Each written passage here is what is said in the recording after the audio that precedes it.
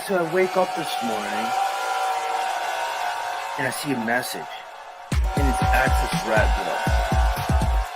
Are you here, Rattblood?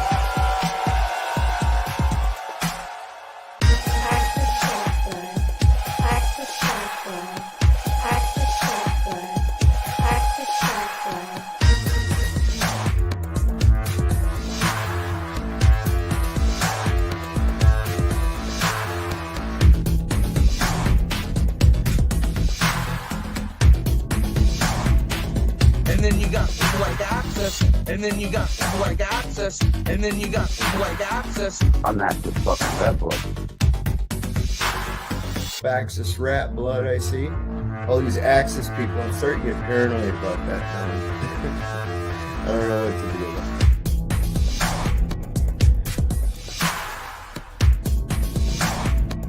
it. And then you got people like Access, and then you got people like Access, and then you got people like Access. Are you here, Rattblood? I'm Access fucking Rattblood.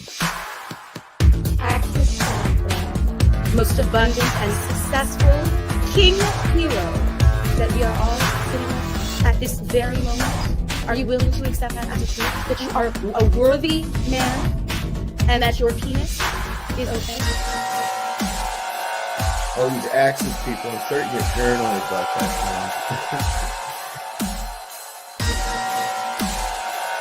now. All these Access people, I'm starting to get paranoid about that now.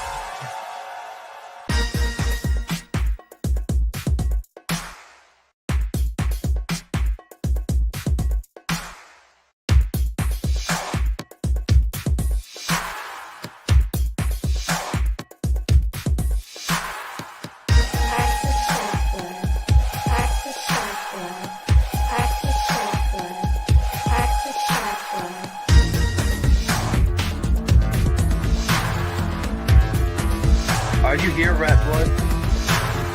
I'll just start throwing spells at you, conjuring demons and otherwise. Are you here, Rattblood? I'll just start throwing spells at you, conjuring demons and otherwise. Are you here, Rattblood? I'll just start throwing spells at you, conjuring demons and otherwise. Are you here, Rattblood?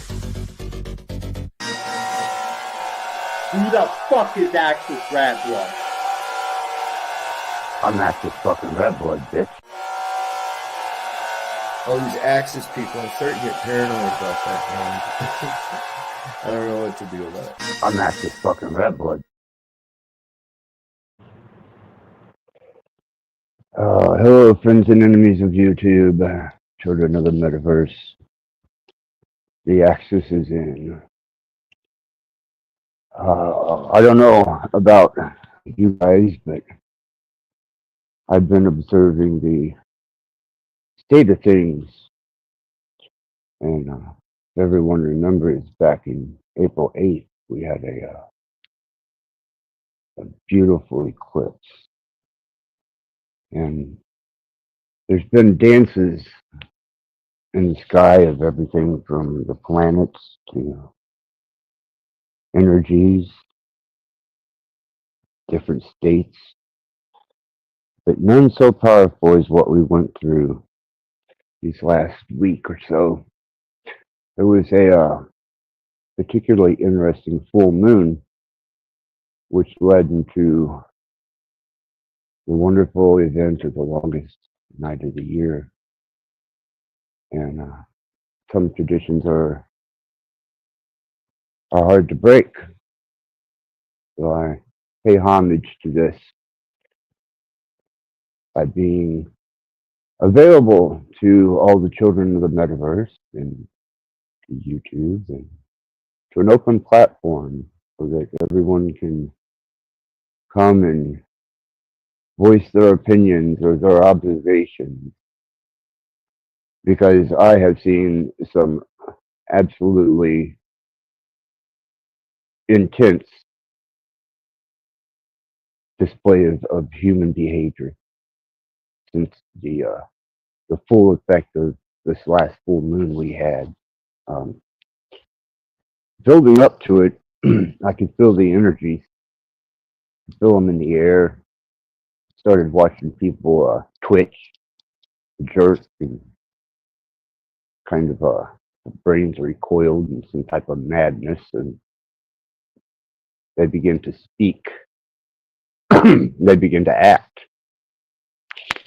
And the true atrociousness of some people came through more abundantly than I think I've ever seen some of these people.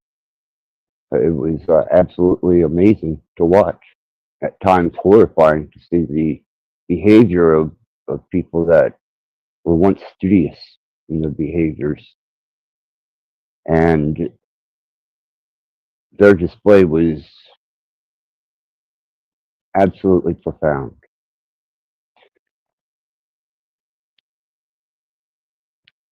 Yes, Google did Twitch.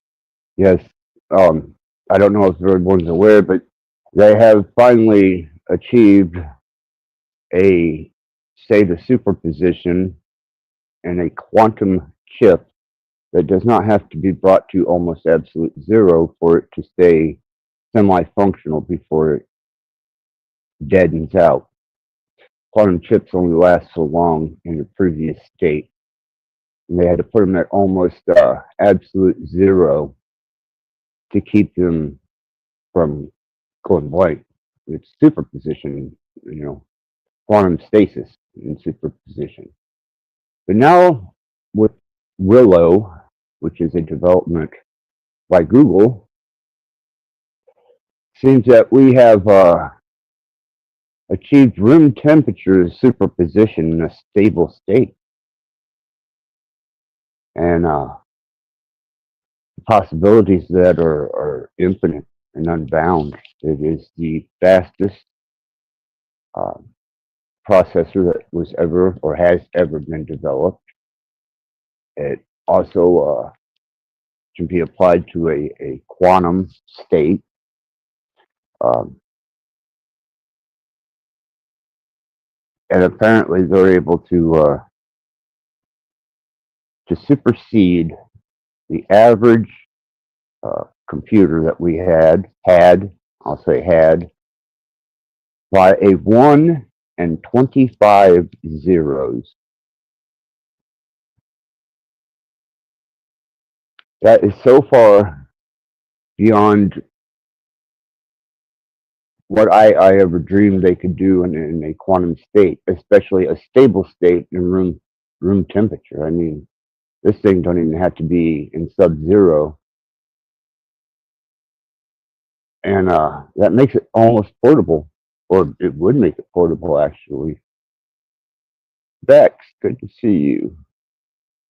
Always good to see Bex.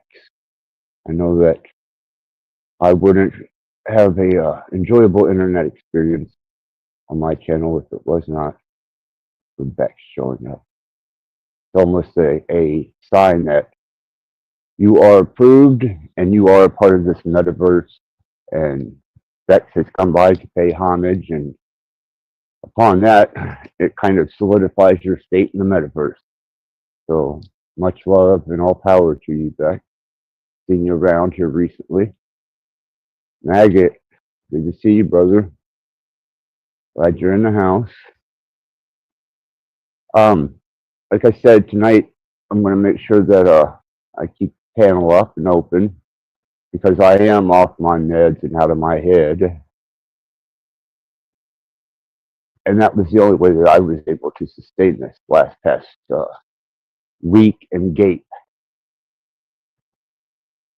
But upon that, we did get some really good, interesting drama, some emotions spread out, hurt feelings and angry looks and vicious threats and disappointments, as usual.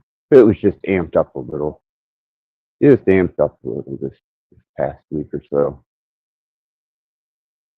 Got to see people reaching desperately for a answer, a conclusion, or a potential understanding of the environmental changes in the sky and people's sense of anxiety came through. And all it took was a few flashing lights. You know, they put a few lights in the sky and don't give an answer for what they are, and suddenly everybody's preaching to their alien gods. Please save us. And I've heard some amazing, amazing explanations for whatever it is.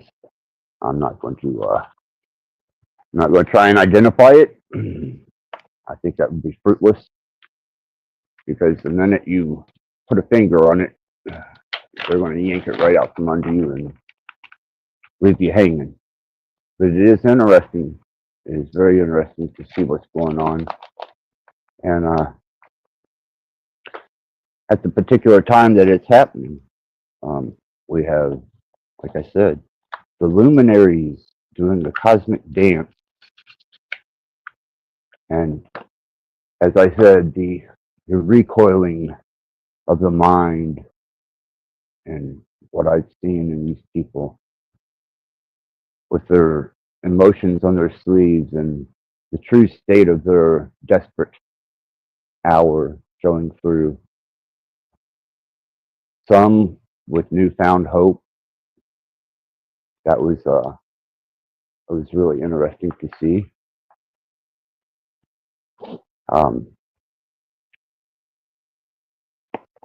And others with a newfound pain. Change is inevitable, but not always pleasurable. And when somebody wins, you can guarantee that somebody else is losing. And I've seen that too. I've seen a broken heart shattered and bleeding on the altar of love. I've seen a revitalized heart looking at the madness of possibility and newfound love. I've seen the desperate look of the, could it be? Well, we are truly, truly blessed. The Sanity Machine. You are welcome to hit the link, and you are more than welcome to join us, Stephen. I've been watching you here lately. Noticed you've taken on a new friendship. Apparently, you and Ian are pretty good buddies now. You seem to be pretty close. I'd really love to chop it up with you on that. Seeing since I've been around Ian's circle for a few years, and he's quite the interesting player in the metaverse. But I understand if you don't. I am an acquired taste, not your average wine. And to drink from this cup is to drink from the cup of madness. You read the title. I decided to, hold on, we're getting some response here. Add you? Just click the fucking link and come up, man. I know you're not that unintelligent. I've had my eye on you. Hold on, let me see. Yes, you're absolutely right. Sorry. It did not show up on my machine. Odd. There we go. I'm sorry about that, man. It didn't show up. I've been back here before I said anything. I'm not friends with Ian, so I don't know what you're talking about. That was satire. It was a Satire poorly done. Well, I think it's all in poor taste, personally, on both ends. How many? That's just I'm here to. my Well, I'm here to observation. ask you. How many months do you think you have left on this earth? I would hope not many. But I've said Why that would you before. hope not many? You don't like this place? No, absolutely not.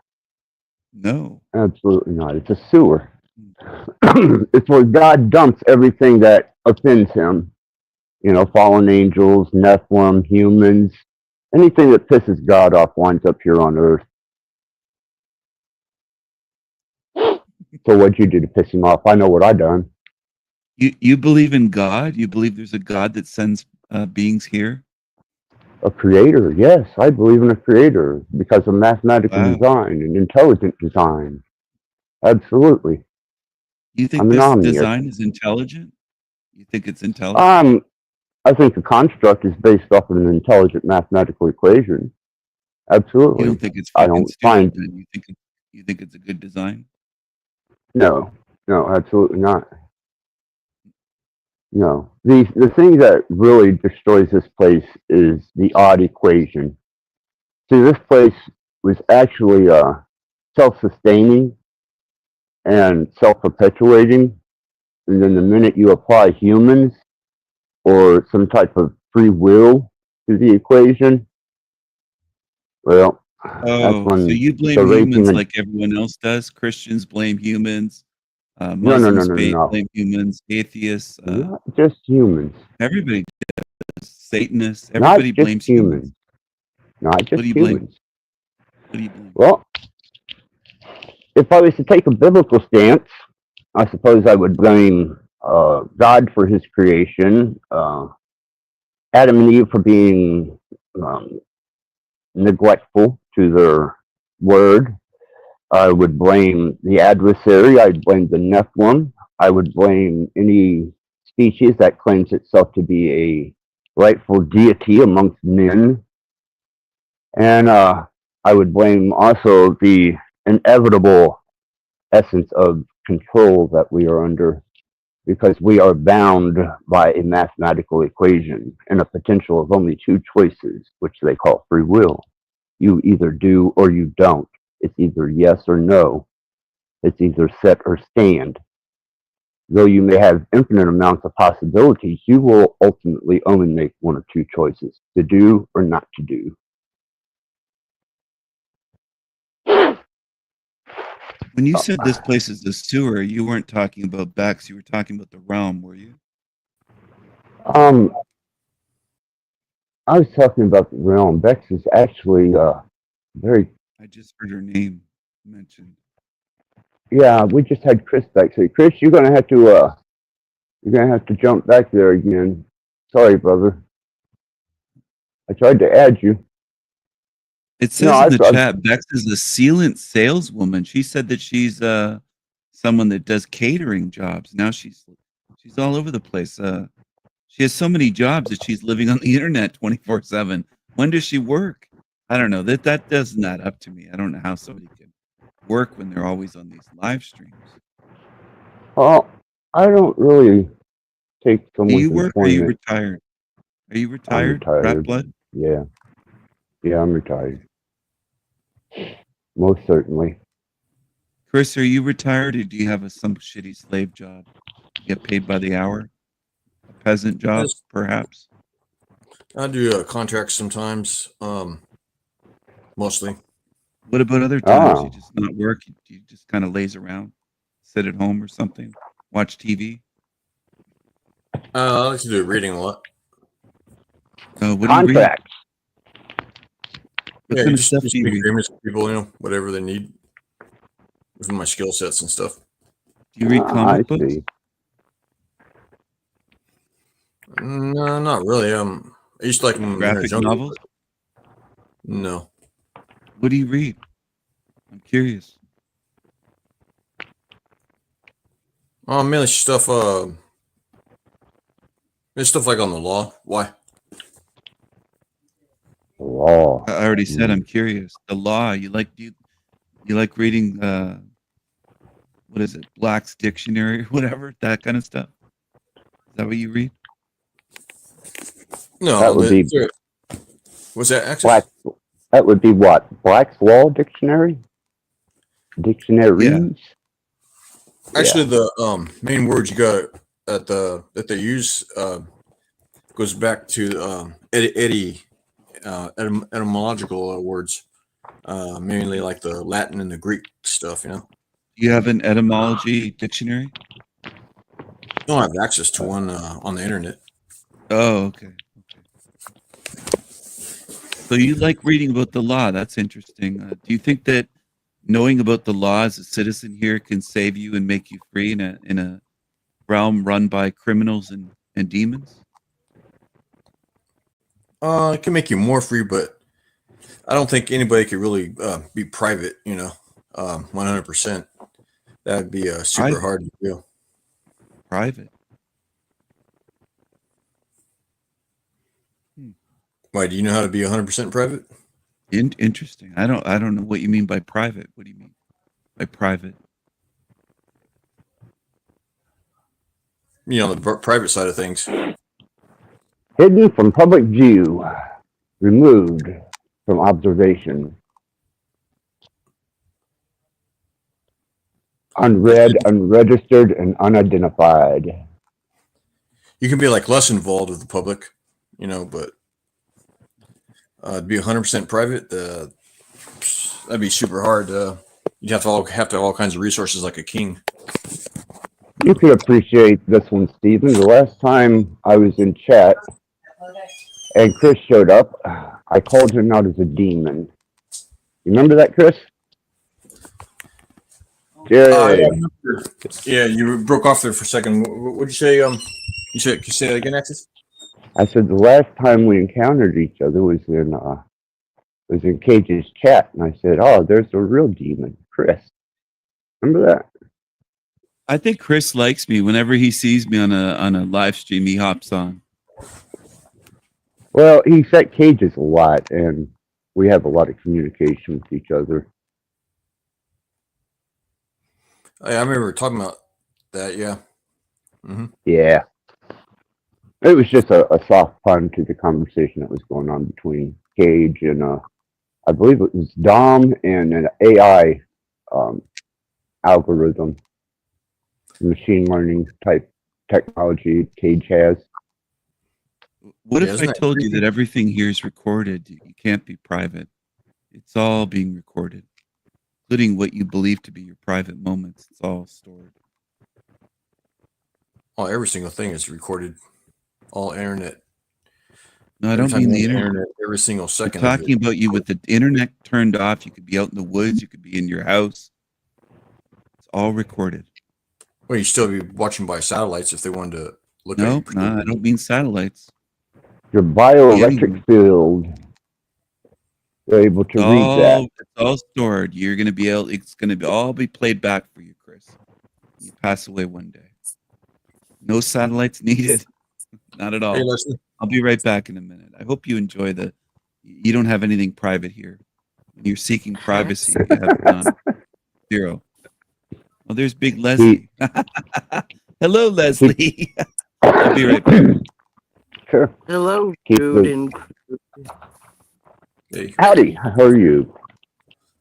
hi, Welcome. Axis. Chris. Leslie. Hello. Same concept, Axel and Axis, just two completely different states of being. Well, I was like confused for a long time. Like, what is it? Axel? Axis? Axis. Yeah, AXIS. But there's an L on the. No. There is no L. It's followed up by a Rattblood, but no L. See, we keep L out of the system as well as the Yah.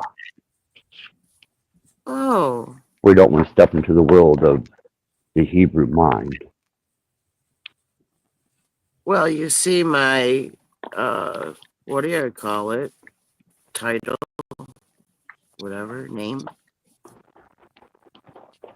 Let's see. My name begins with L. I got 2 L's. Wow. What do you make of that? I'm not one of those ponderers. Maybe you should take your double dose of L and go to the desert and identify yourself as a deity. twice born L. Sorry, I'm in a Or pretty auspicious mood. That was a smack to the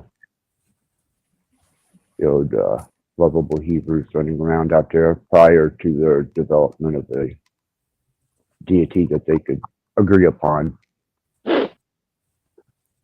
I've never been to the desert. Nice. Nowhere. What do you Grand mean by Canyon. desert? You mean like a barren land, or what do you mean by that? Yeah, the Grand Canyon is the closest I got to any desert. That's pretty damn close. That's pretty wilderness-like. Yeah, I stayed up on the North Ridge for a while on the Grand Canyon. I stayed How far east does the Grand Canyon go? I think it was at the most eastern part.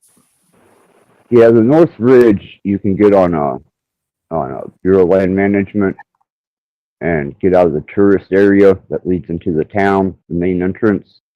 And just at the bottom of the main entrance, you can turn. It's a gravel road, and it takes you back up and behind the Grand Canyon and behind all the tourist area, and then you can hang out on the North Ridge. There's lots of open space up there. You can park, you can stay, hang out, throw rocks in the canyon, wake up, smoke a cigarette with your dog, drink coffee, look down over the edge. Pretty cool. There's all different kinds of wildlife out there, I hear. I had the big giant black crows trying to pick my food. That was the worst thing. I guess they'd gotten fairly used to being around people. That whole area there, and you're not allowed to do anything to those fucking birds. Got to treat them nice, but they will jack your food. They will steal your food from you. I love all the black kinds of birds. They look so cool. You should have seen them when you were at the Grand Canyon. Big ass giant black crows. No, I was just at the edge, like at one of those turn-offs or something. Mm-hmm. Yeah. And just looking out over it didn't really feel like... Well, I was a kid too, so... Oh, well, kids' eyes, you've probably seen a lot more magic in the Grand Canyon than a lot of adults. Adults get breathtakingly stifled when they're standing next to the person that they've been married to for 10 years, trying not to push them over the edge. Or you get the crazy tourist that wants the selfie that just seems to throw themselves over occasionally. Oh, outside Chris of that, left. it's beautiful. Oh, he'll be back. Chris is a good guy. I like him. Besides the beautiful what? View? Yeah, it's breathtakingly, astoundingly beautiful there.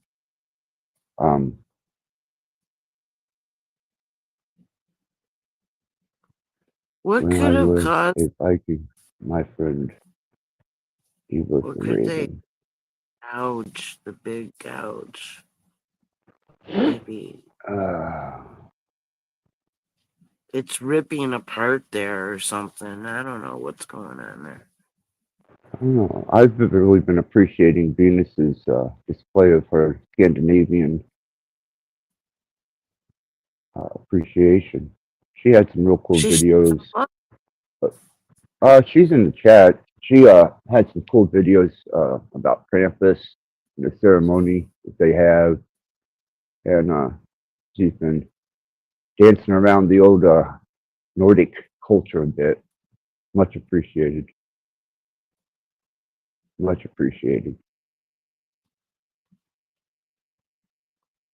So I've seen Chris here before, and I've been on piano with him before. But his name, is he the Lord guy? No. King Stephen, is that who you're talking about? No, Chris. No, Chris is just Chris, man. He's just a great guy. He's I don't see this in chat at all. well, he should be back. I figure either that or Cage will light up a live and he'll do a live, or he might show up here. You never know. I generally cater to the more fringed and beyond the norm. Yeah. So, you have a channel? Of course. And what do you It's cater to? it's minus the Leslie. Who are you talking to? Me? You. Yeah, you can put your link in the chat if you choose. I'd Oh, have to dang. I'd have to have you type something so I can make that available to you, which I need to do here.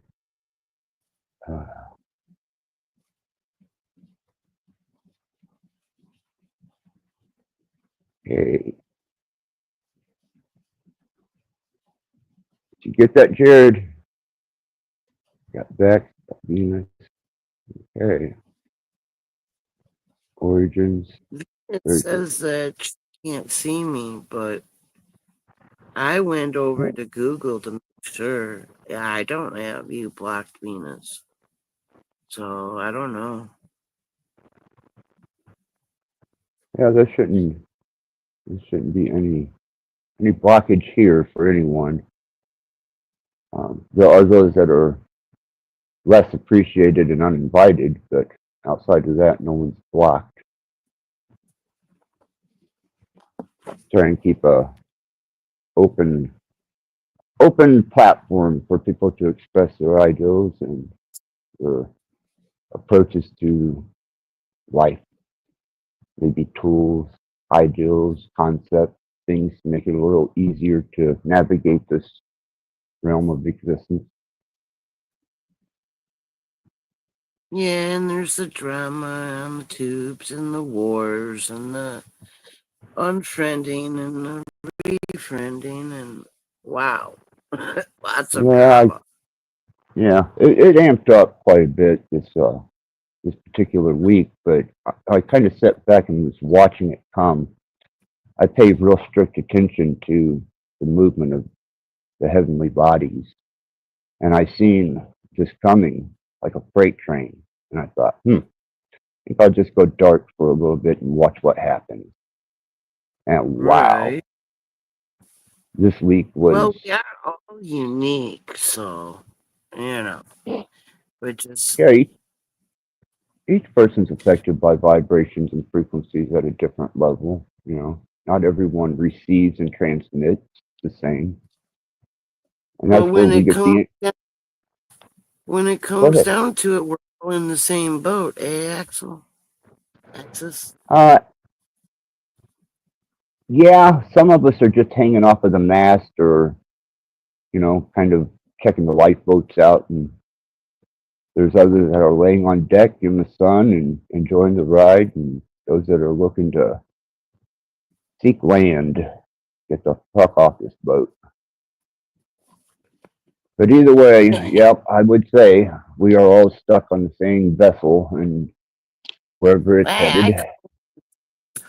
We're all in the soup. Yeah, we're definitely in an awkward position. That is for sure. And when we hit turbulent, stormy water, people tend to act precociously. Have you been observing the state of things and how people have been dancing around this new energy and vibration that seems to be passing at the moment? I'm not sure what. And actually, I feel a lot of others that are just like they're not comfortable and they feel though something is going to happen, but that could be all conditioning for them to act that way. One thing I have noticed is that the powers that be, whether that be the government, corporation, or interest beyond that, seem to use astrology to define their movements. And it was peculiar that they took on this display in the sky just before one of the most effective full moons and transitions of the year. They took full advantage of it, that's for sure. If it was them, that's still speculation. I don't know. Nobody wants to admit that whatever these things are, it belongs to them. I'm talking the drones or the lights, or whatever that phenomenon may be. You know, to me, it was a massive distraction. It definitely held everybody's attention for a couple of days, and then they decided that they were going to shut it down. But they're still there, and they're still dancing in the skies just as strong as the first day they were. And I find that really interesting. No more media coverage. No more presidents pointing their fingers. But I did get to watch that insatiably huge stack of papers that they passed with all the financing for next year. I think it was probably about 18 inches tall. I forget how many actual sheets of paper were attached to this bill. And they were going to postpone the Christmas holiday if they couldn't come to an agreement on it. And they were going to possibly shut down government. And that was, I guess, enough encouragement there for them to go ahead and sign this package of pork through as a new accepted state of things. More money, more power, more control. Well, they do it every Christmas. I'm sorry. They enrich themselves. They just enrich themselves. And Tucker Carlson said right out of his mouth that he had to do his acting job, the news. So if newscasters are actors, then the politicians are as well. It's all setting up everybody. It's a type of theater. Even if the political arena and the media were an actual state of truth, it would still be a type of theatrics. It's just that the powers that be have learned to use it to manipulate the weather and the mind. They can create turbulent storms or peaceful days with just a broadcast. It's pretty amazing. I think Tucker, though, isn't he doing his own thing on the internet? I think he said it when he was at Channel 2. Okay, he was still with what was that, Fox? Yeah, Fox. Yeah, he's supposed to be the media renegade. He's supposed to be the voice to the alternative-minded, but he's still controlled opposition, to my notion. He's just powdering the edges to keep us from showing through and making too much noise, but not to let us go away. I don't know. Can anybody tell me out there, is she breaking up to you guys? She got a solid connection, or is it just me? The dark plays both sides. How's that? Yeah, there you go. That's better. Yes. Yes, absolutely. Balance is the key. Some See people, the bullshittery. yeah. I was doing a bit of a amount of research on karma. Everybody slings that word around, um, especially when somebody does something negative. Karma will get you, but what about the balance of karma? Keeping karma in a stable position within yourself where the reward and the punishment retain some type of harmony, and you see the potential within things that you would consider to be, I don't know, wrong, bad. That the parable that I was recently introduced to, I remembered it from my childhood when it was repeated to me about the farmer who went through all these different cycles of gifts and punishments, and the town people kept telling him this is a gift or this is a punishment, and he would say maybe, maybe, maybe we'll see. And then in the end, it all balanced out: the good, the bad, the ugly. Well, the karma is more like a duping. Like there's nothing is as it seems to be.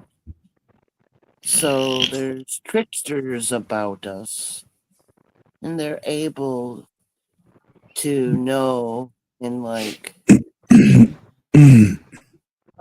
lead the sheep across the cliff, sort of thing. Who are the tricksters? Who are the tricksters? Oh, I just got back. I'm here. Do you remember me? Yes. Those been. You remember my channel? You said we're heart-based beings. That's not the exact words I use, but good enough. That's very close, yeah. It looks like Extra Large. She's wondering where I am in the chat. Well, she has does me blocked, be hidden. She has she me does hidden. hold Even I'm not a soul trapper because we're already entrapped, so it's not an entrapment. I'm not thing. trapped. What are you entrapped in? It's you are running an avatar, so you're in the same boat. It's not No, like I'm running this show. He's an entertainer. I'm running the show. This is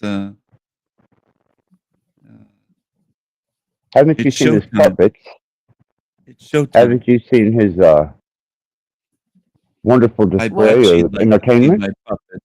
I bet she'd like to see my puppets. Looking at one right now, your King avatar. Isn't that from Mr. Rogers? It's King Friday the 13th. King Friday the 13th. Yes. Auspicious King day, Friday the 13th of Friday. Leslie, you don't remember me? Yeah, I've seen you all over the place. Oh, you see me all over the place. He usually doesn't get to stick around long. They usually boot him. Oh, No, everybody loves me. I think that's false, Rattblood. Everybody loves me. You think? Yeah, maybe I'm misreading the panels. And I think I might be one of the most loved in the so-called. You guys call it a metaverse. You say the same thing. Is that what you call it, metaverse? Yeah, it's a generic term for the internet. But isn't that the same thing that Mark Zuckerberg calls it, metaverse? Or who calls? Well, his approach is a lot more interactive. Who calls it the metaverse? Or who coined the term his is metaverse? completely immersive. His is completely immersive ideal, his ideal. And he was the one, I believe, that coined meta because Oh his yeah, he company is changed it meta. to Meta, right? He's got a Yeah, company, Meta, Metaverse, yeah, Meta. Okay, yeah, I yeah. thought so. I was trying to remember who was behind that. I didn't think it was Muskie. It's No, Zuckerberg. no, no, no. Zuckerberg, Where Zuckerberg. did you the get your robot. material at? What? Uh, Do you like Zuckerberg, Leslie? That lizard? Yeah. You think he's a lizard? Do you think he sticks his tongue out and catches flies? Well, a creature at least. Neo Mag. Dude, good. Good to see you. Magnetar Let's see. Starheart. Who is that? Neo Mag Customs. Who's that guy? He's a Neo. beautiful soul, just vaporing around the world and enjoying Wait, is pros that and the guy that lives in cons. his car? Is that guy living? Does that guy live in a car? And he drives for No, DoorDash? I think he Is that lives who? on a plane called Earth. No, I thought he lived in a car. I thought he No, he lives delivered on for Earth. DoorDash. Oh, Earth. No, What's Earth? yeah, he's an Earthling like Just me. place- You know, terra firma. You Is know, this terra firma? I thought this was a Matrix. yeah, solid ground. But Well, I it think is, he lives out of a course. vehicle, doesn't he? No, he It's lives the on Earth. Matrix. You're He lives right. in a vehicle and he delivers for DoorDash, I think. I'm not sure, man. I He, don't keep he up on delivers everybody's. McDonald's. Well, could he come on here as a guest? I think no. I think I'm this curious. guy's a bartender. Neo, you're a bartender, right? You operate and manage a bar. Am I thinking of If I'm someone not else? mistaken. No, he's in Wisconsin, the last I heard, and he was managing a bar. I was in thinking of this Wisconsin. goofy guy. He wears like an orange shirt. Orange equals 33, the Freemasonic orange, and he drives around. He delivers like McDonald's and shit for DoorDash, just like fast food, garbage food. That's who I was thinking of. But I don't know if it's him. I don't know. I don't know if it's the same. Chris, I think his name. I don't know. Is his name Chris?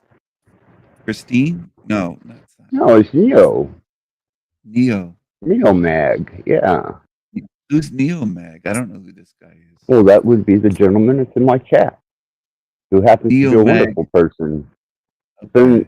He's been a dear friend of mine for quite some time.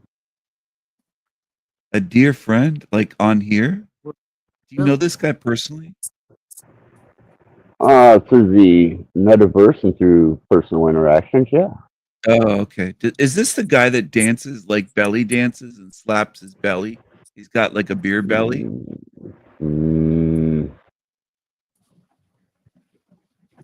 Yeah. I haven't seen it, but it's possible. But I haven't seen such actions out of. Yeah. I don't know. Can you hear that? He slaps his belly, kind of belly dances, and he gets all sweaty, dances by himself in these clubs. I don't know if it's gay clubs or. Are you sure that isn't a OnlyFans type thing? He makes videos on YouTube. I've seen these short videos of this guy dancing around. It sounds like an OnlyFans thing. I don't know. I don't know if he's on OnlyFans. I don't judge. Maybe he's gay. I don't know. I don't know. Maybe he has a harem of women like you. No, he doesn't. I don't think so. I don't think that's. I doubt that. I don't believe that. Leslie, you're not in Neo Mag's harem, are you? He doesn't have a harem. You don't give him beat. You what? I don't even know him. Oh, you don't even know him. Okay, you never gave him a BJ then. And remember, everybody is welcome to put links to the channel in the chat. That is encouraged. You never gave him a BJ then, right? Wow, are you obsessed with BJs or what's going on here? No, He's it's just a obsessed with question. people. It's just a question. I like people. You don't like people. Axis. Rattblood, you said you hate humanity, and humanity's to blame for all this shit. I like humans. Leslie, Well, I I know don't hate you. you, even though you hated on me. I don't hate you. I did not hate on you. You sent a whole bunch of Did comments. I so. didn't even get to read them all, and I was banned, and I was like, what happened? You got banned because you were very bossy and you were trying to take over my channel. No. Oh, you guys that's know Yeah. each other then. Well, no, we don't know each other. I saw her one Oh, time or I once or was twice on my excited. channel, like over a year ago. And I haven't seen her No, since then. never came I guess up. she's been watching me. I think she I never came up. No, you come into the places I went. I don't see you. You're reading more into they're making something out of nothing, actually. No, I'm not making something out of nothing. I'm just very certain and upfront and genuine. You got a problem with that? What's Well, Neil Mag? He said, "Fuck this stream." He's an angry dude. Wow, fuck this stream. Damn, dude. I don't have a wow. problem, Leslie. Leslie, I don't have a problem. Do you have a problem with men? I was with the intention that it would be interesting to talk with you. Yeah. You mean tonight, or what do you mean? Is that why you came From on? the beginning. Oh, From the beginning. you tried Sounds to like she tell me wants I to had be a it all fan. wrong. I think she's a fan. I think she probably has had a crush on me all this time. She's a fan. Well, it sounds like she wants to be a fan of yours and help Yeah. you with your channel and promote you. What it sounds like. You're trying to help out with my channel, Leslie? Is that what you're saying? Well, we could chat.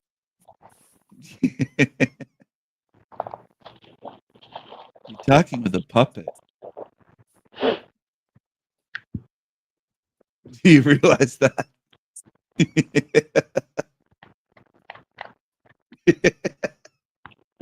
He bonds with his icons very closely, kind of like I do. Yeah, well, look at you. Got a rat. You got a rat with red eyes. So Yeah, absolutely. go. I said I bond with my icon. No, that's what I mean. I'm not going to put a daisy up there. No, are you attached to yours, Leslie? Is that you or is that a cartoon? That's me. Okay, that's A actually. couple of years ago, though, maybe. Are you part native? Yes. Okay, I wondered. There's something about maybe your voice. I think that to my ears it sounded part native. I was thinking, yeah, I think she might be part native. Is it Cherokee? Cree. Cree? Close. Cree. Okay. Yeah. Oh, the Cree. Yeah. C-R-E-E. Yeah, I know. I'm familiar with the Cree. I've known some Cree. I've even known some Cree women intimately. In Manitoba, there's some Cree out there. Are you from Canada, Stephen? No, I'm a dual You're in the citizen. States.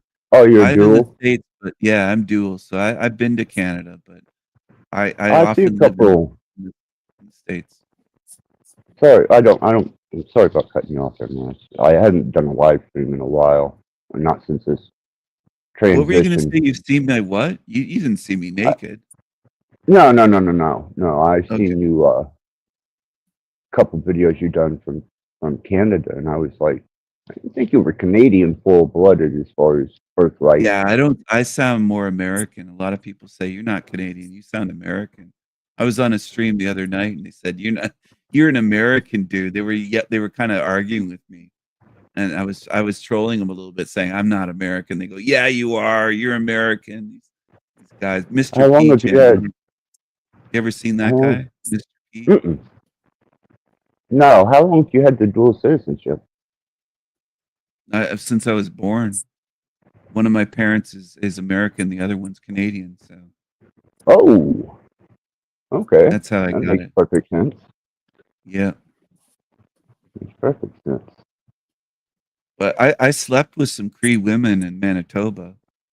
In northern Manitoba, there's some Cree there.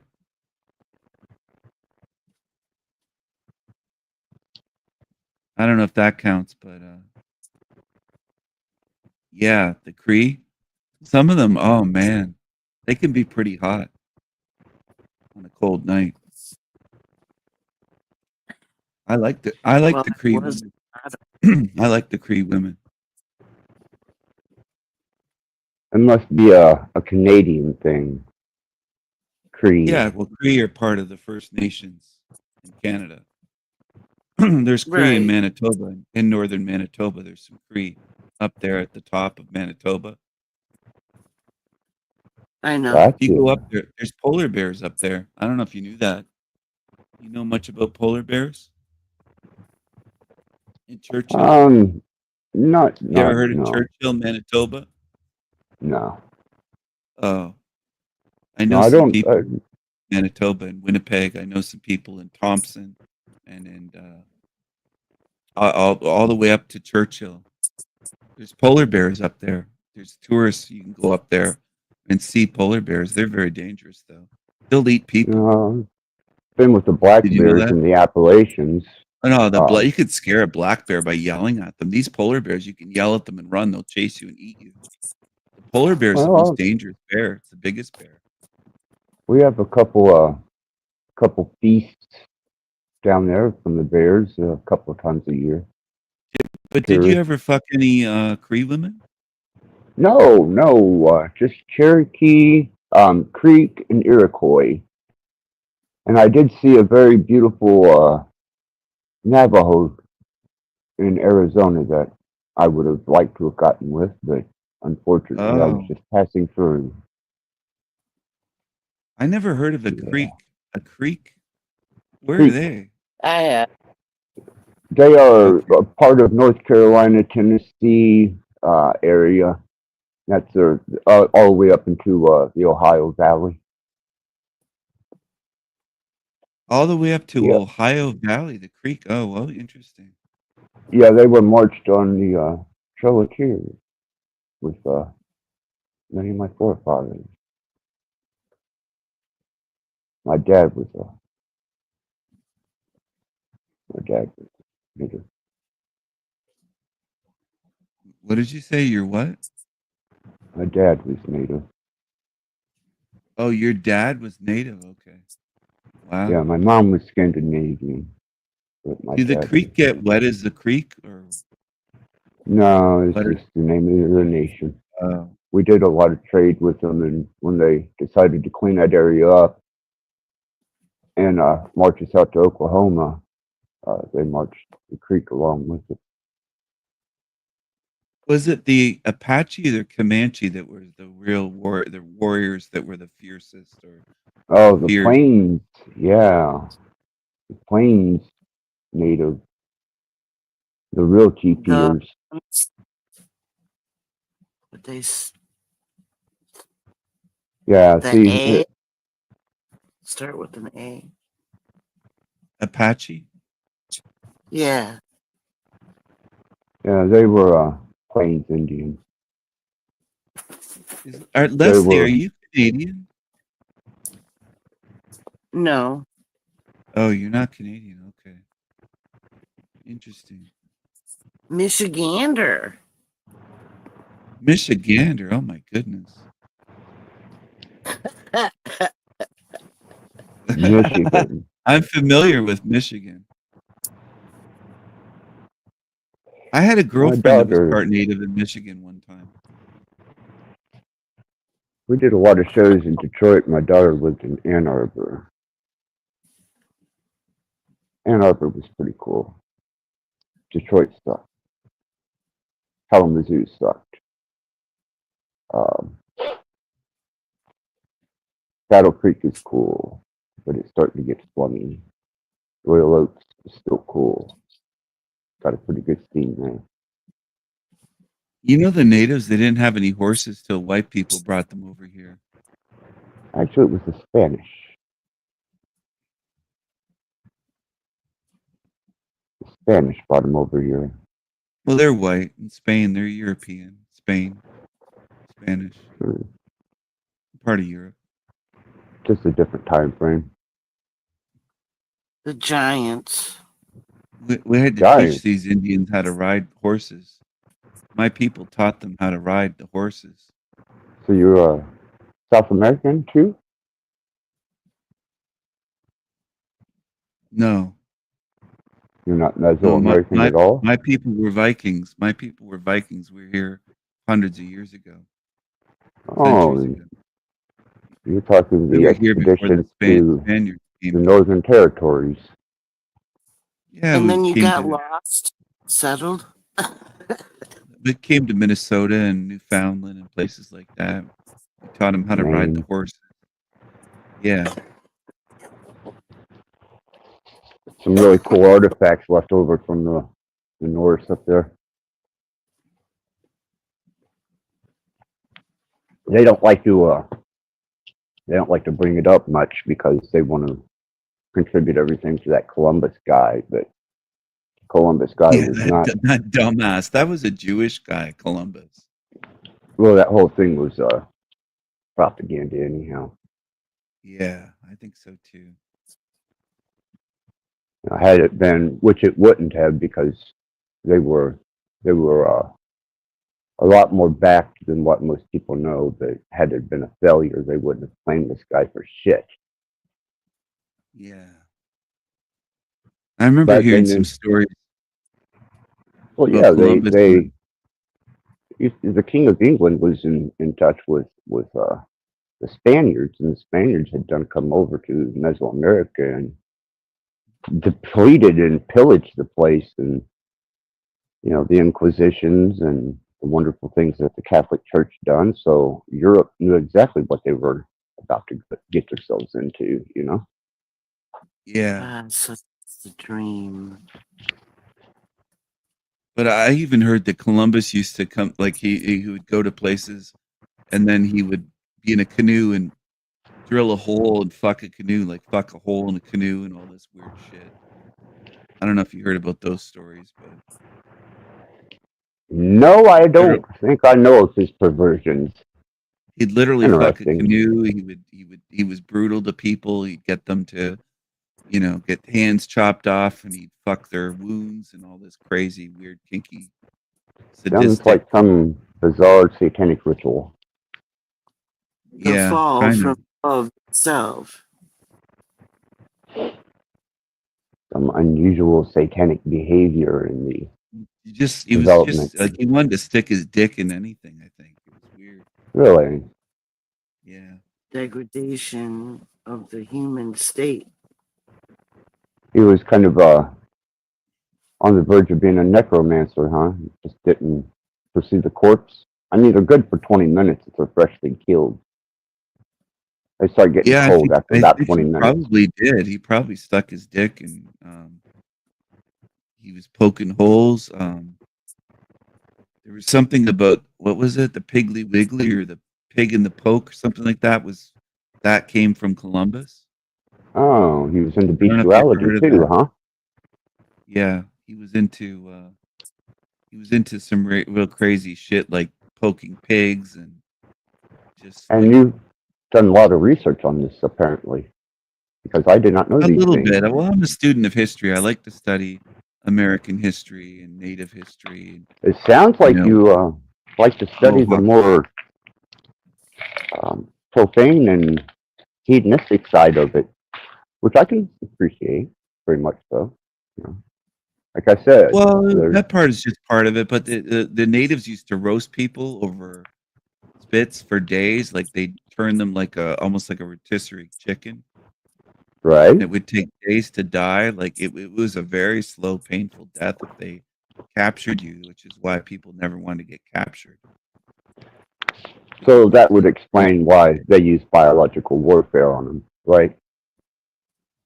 No, they didn't. There was no biological warfare in those days. I really What, don't no? concern with the human drama in this film. I thought Are you maybe more it of a was. spiritual person, Leslie, or is that what you mean? You don't like the drama and the human drama here? Ritual. An awareness. an awareness. Like expansionist of awareness. Uh-huh. But does that mean you're a witch? To reach the origin state of attainment. What's the origin state? Origin is the source field. I really don't like to use source because that gets misconstrued. It's energy, light, consciousness field where self-realization is the way of coming into existence as an individual persona with characteristics that are unique to each being. Uh-huh. Spirit is formless and implies soullessness. So that has nothing to do with beings because beings are a shared soul connection with groupings of the same persona, but every variation of the basic pair.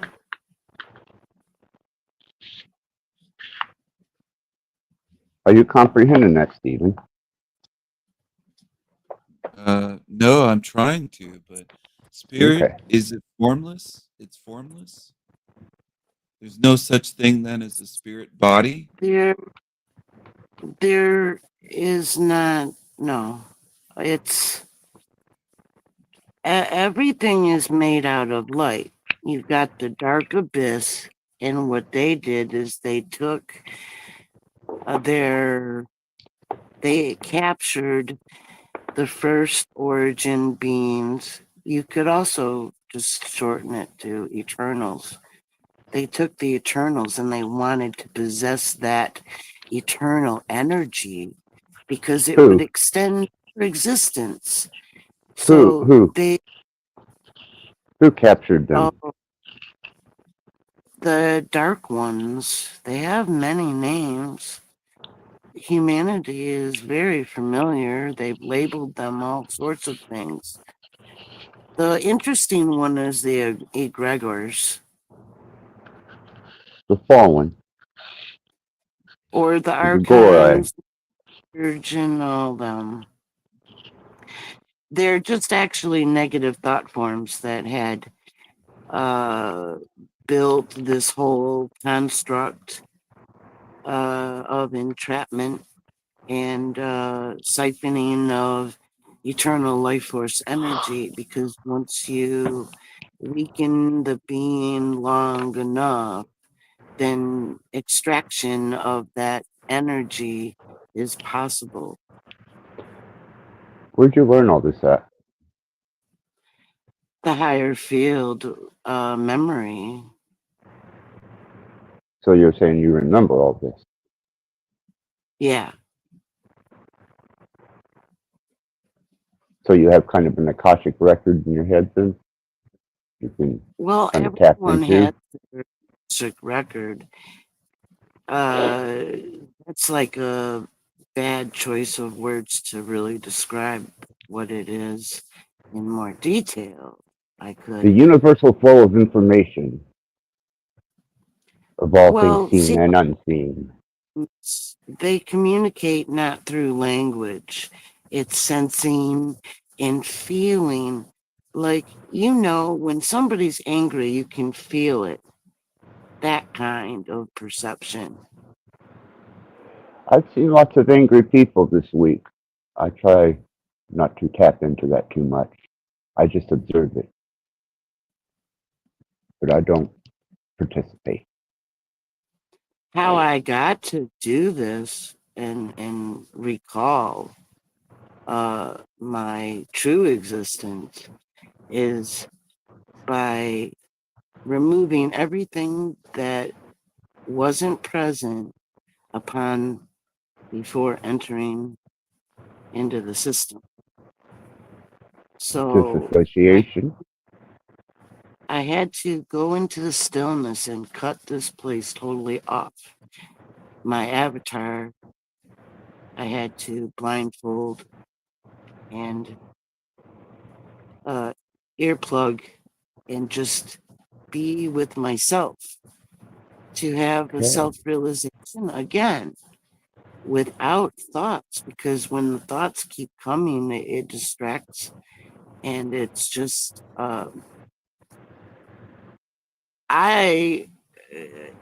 you have to get rid of it. You have to get rid of the thoughts, and I figured out a way. Well, it was already within my Akashic. I just brought it forth of how to still the mind in order to be able to perceive in a higher expanded state and remember yourself too and your other selves. This is helping you cope with the trials and tribulations that we go through in this existence. This is, I take it more as what it really is, because I've been inside, outside of the light spectrums and outside of the construct in the dark abyss. And I saw the billions of archons who'd already extended their life force by stealing. And when did this happen hours. to you? A couple of years ago. Well, I'd say that would be a pretty monumental day. I think I'd mark it. What's that? I think that would be a pretty monumental day to discover such a thing. I would probably want to keep that date in mind, or at least that position of the cycle, so that it may be repeated. Well, I kind of did on my channel. I'm just sharing my experiences, and everybody does what they want. Yeah. You know, it's not. No, I'm not downing you. I'm just agreeing that maybe that's a monumental day that should be recognized by you. It was gradually, my memory was coming back, because it's like a transitioning back to your origin state, and you're gonna have your memories come back. See, you can't exit matrix because we're not in here. It's just awareness, consciousness fragmented away from the original being, and the five senses are the base of it. And then they added the mind machinery and all of the other machinery that is not perceived because of the settings of the avatars to be very low level perceptions, and in amnesia and in a coma of their true form, and barely functional, and given a new identity such as human.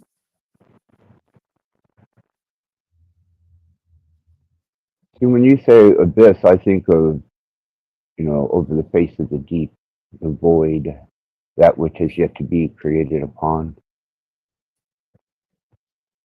So you say archon, so do you kind of ascribe to the demiurge? I fight them I'm a demon slayer, actually. My whole group is. We've been demon fighting. Slayer. That's pretty profound to say such a thing. I've heard that a lot on the internet, the metaverse. Really? Yeah, lots of people claim to be demon slayers. There's a whole channel about me, and the guy calls himself Demon, or the girl calls himself Demon Slayer. Really? Yeah. I got a video. I wonder if that's Leslie. I don't know. I got a video. in my Or live streams here of how to summon a demon. So if I summon them, you can get rid of them, right? well, you have to. There's no it's not necessary to summon them. They're all around us. Well, I our like avatar. particular ones. You know, there are different personalities of negative energy, and I mean, if you're Well, going to yeah, summon the demon, then like at least the do it 9. right. I didn't. I summoned the 9. That was fucked up, man. Why were you summoning demons? Were you a Satanist? Did you practice the No, dark occult? it was in the book. The green Toth emerald Thoth? green The Atlantean? Toth. The Emerald Tablet? Yeah. Yeah. I did that, and I had to have my eyes closed and stand in a circle of salt. So you And traveled to the halls of Lamented. they were all around me, and they were putting something on me, like a jetpack or something. I don't know. I could only feel. A But it jetpack. was, well, I don't know what it was, but it felt like that's like a similar feeling, you know, like they Well, the were. demons that I've encountered aren't so easily banished as to jump on the internet and say that you have that ability. So I'm curious, how do you do this? What are your procedures for removing a demon? I just read from the book and I followed the instructions. Kind of like making a pasta salad or something? See, to me, it's a little more. No, it's just.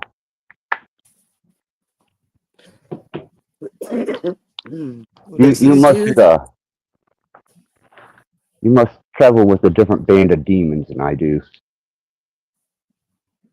Is this a picnic? Well, she has a formula, so I'm trying to decide whether it was her that cast the demons out or whether it was the book working through her and she became the conduit, or whether it was the vibrational tones of the words being used from the book that disrupted the demons and put them in a state of Solomon. Solomon. Solomon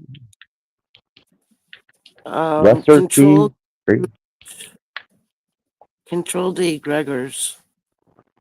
No, I don't know about the Grigori, but he did have supposedly a ring that allowed him to bind demons.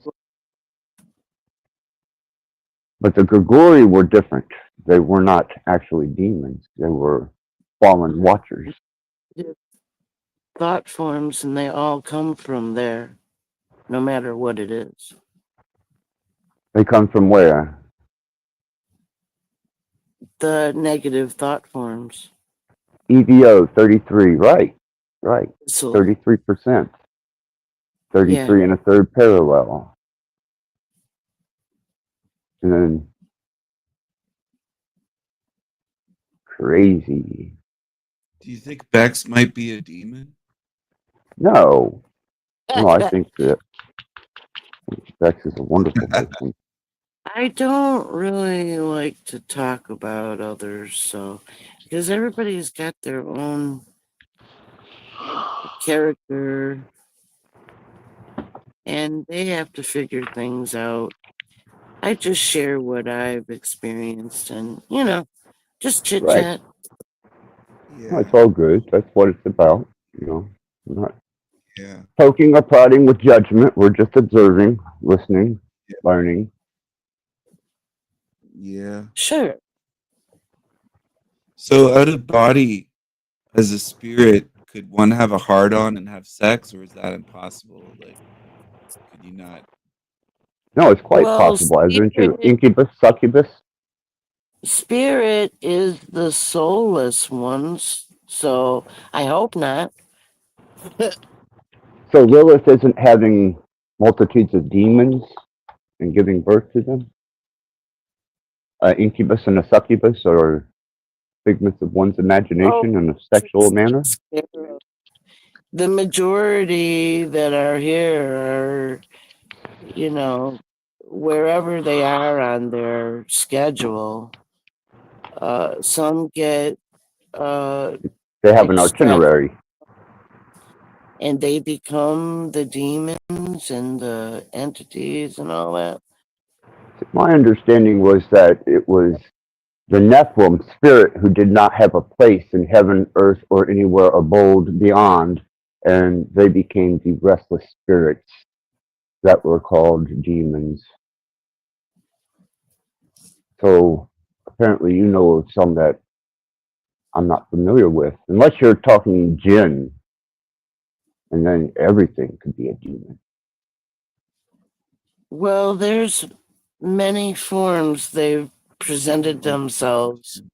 It smells. I'd rather have they're rum not solid, like, you know, like they're not matched with the avatars. They're different, like two-dimensional, more like. Now these guys were three-dimensional at one time. Very three-dimensional. Well, the grays and the lizard were 3D, though. I don't know about the Greys. I am familiar with Naga and the Naga people, but not the Greys. Have not encountered them yet. I had a knife and I was threatening all of them with the knife. I said, cut your asses down and get near me, man.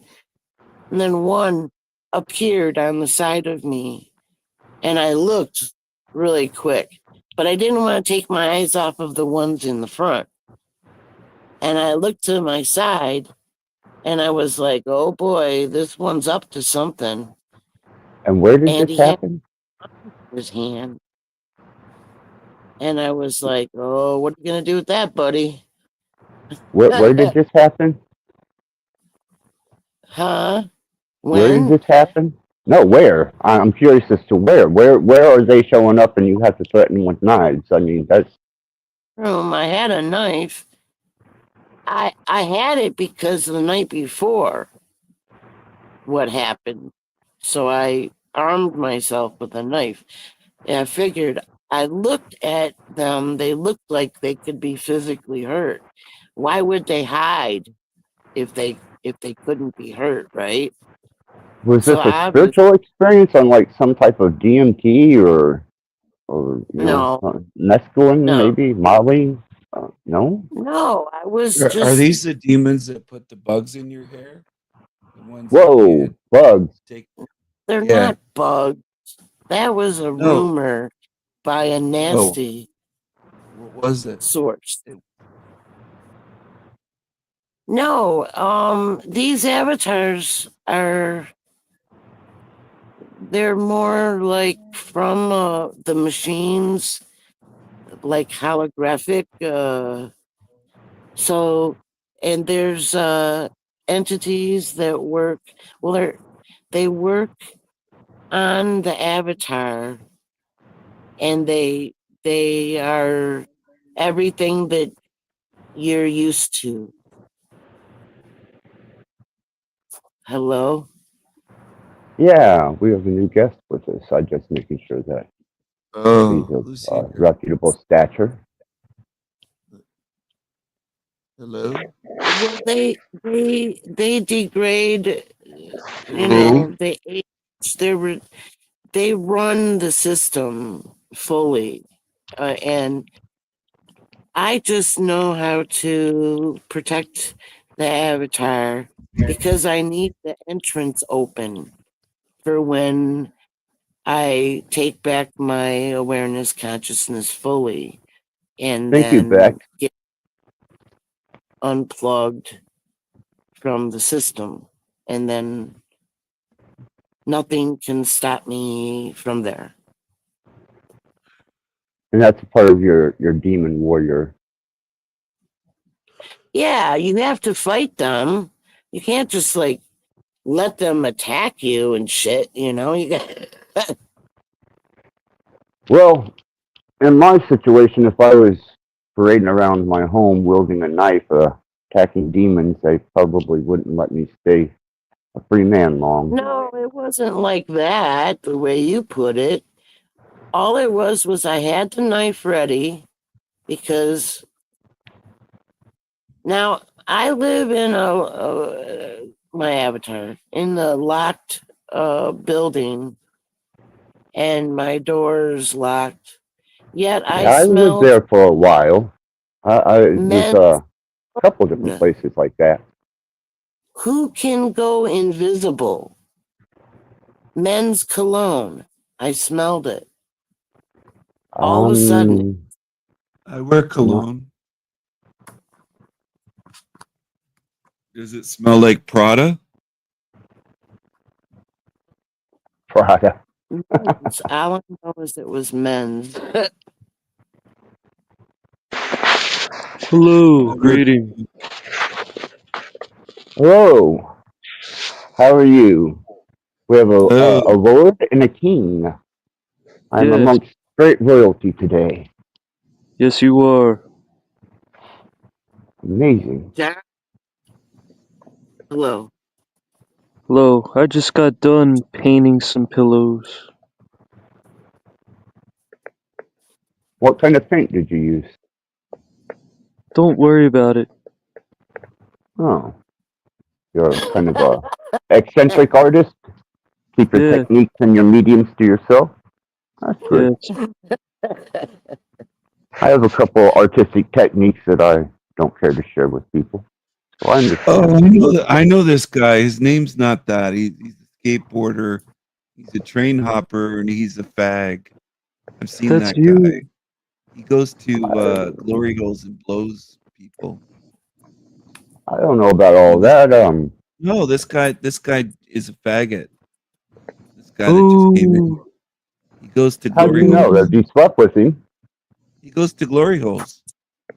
Ooh. Leslie knows what I mean. Did you see a video of this? A video? No, he's talked about it on Jack Talcott show. Well, I've talked about lots of horrific things that I've done with my penis throughout the years, but it doesn't mean I've actually... What did you do? You didn't chop off your penis. Is that what you said? Ooh, I never Not all talked the about way. that. I never said that. See, what this weak king Stephen has is problematic techniques. He's very manipulative, and it backfires on him because he's a fool. This guy's a troll. What kind of He technique? likes to stick his dick through glory holes and get blown by fags. I never did that once in my life. Yeah, you have. Yeah, you do. Yeah, you do. Yes, you do. Well, I think glory holes are quite the public service. I mean... He's a faggot. What kind of conviction to sexuality? I know who he is. I know he's a fag.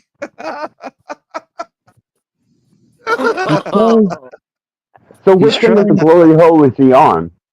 He's trying to get me mad by his bullshit, but it won't work. You have no power. I'm a lord. You're a king. I'm a lord. A lord is nothing. He hasn't been saying anything. I was doing all the talking. Right? You can't beat me. You're just a weak king. I'm a lord. Leslie was doing all the talking. She doesn't want to hear about your blowjobs. No, I'm curious as to which end he was on, the giving or the receiving, because I think glory holes are a great public service. They can keep a potential rapist from taking someone out and sodomizing them. You know, all they got to do is just find a bathroom and a hole, right?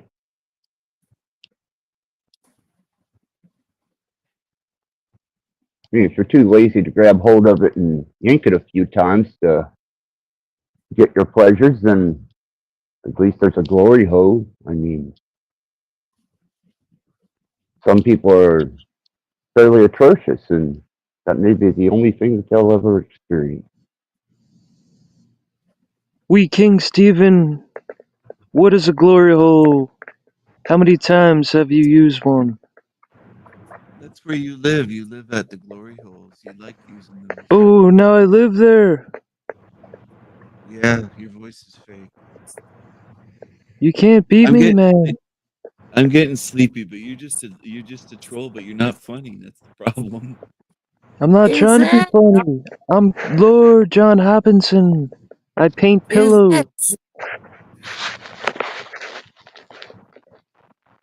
Is that the You bite pillows? satanic warrior? What about Z? Could be him. He sounds like blowjobs. him. He likes to give blowjobs at glory holes. Leslie, you never did that, did you? Did you ever give a blowjob to a stranger? No. Did you, Rattblood? Did you ever do that? Lots of cunnilingus, but no fellatio. We King Stephen, how many cocks have you blown? You blow cocks all the time. I know you're a faggot. How many cocks have you blown? You're a faggot. That's you. I like vagina. I've been getting vagina since I was a kid, since I was a young boy, feeling boobies at 8 years old and sucking on nipples, looking at vaginas, touching vaginas at 9 years old. I heard Z's name brought up, the Pathetic Warrior. I'm curious, who's attracted to him? Because he's very, I mean, he's available most of the times it apparently seems. So, I mean, this could be an opportunity. You know, Z could listen to this channel, you know, on the fragrant edge. Do all the faggots come to the channel? Is that what this channel is? I'm not sure. I'm not really sure. I know there's some homosexuals that frequent different places that I've been to, and I haven't had any problems with them. We King Stephen, you got one here? No, you're a faggot. JG, you're a fag. That's JG is a you. fag. He's a fag. That are you. You can't fool a psychic. I can tell who that is. Just a little fag. A fag boy. You can't beat me. You cannot win. My mind is too powerful. You're too weak and corrupted. Weak and corrupted. Fag boy. Do you want my real personality or my fake King Stephen, weak King Stephen personality? Oh, he's parroting you impression. No shit, Sherlock, you goddamn idiot. You just figured that out? So bad. No. I'm being Stephen. Fag. I'm gay. I paint pillows. My artwork is so gay. I'm King. I go by King Stephen. I'm gay. JG goes King to glory Stephen. holes. That guy wants to be. You know, I will say that I haven't ever had a guest on here that attracted more homosexual behavior and obscure stories than with you, Stephen. You carry around quite the facade. No, I think Rattblood. I think you're a homo. Yes, he's a fag. He's a fag. Well, he wears Prada like a fag. He loves his cologne because he's a fag, but he doesn't love women because he's scared of vagina. And what's wrong with a homosexual? Is there a problem with homosexuals? Do you guys have problems with homosexuals? Is that it? Are you prejudiced against homosexuals? Like Steven because they're just corrupt in the mind. I thought we were living in a day and age where homosexuality was an accepted sexuality, and I don't care. Being prejudiced against it was kind of out of character and not politically correct anymore, borderlining on potentials of insult There's and harassment. correctness. You sound like a fag, Rattblood. You and that JG character. You're But you're the fags. fag. We can sound like fags all we want. We can sound like fags all we want, but you're the real fag. You're the true fag. I'm just a gay King Stephen right now, but you're the true fag. You've been the true fag for months and months and months. You Well, I'm kind of glad to have Stephen here. I have a harem of beautiful women. Where's Venus? Because, Ugly Stephen won't let me on his you got platform. trash over here. Trash. Ugh. Peasant trash. Peasant trash. Fuck the peasant trash.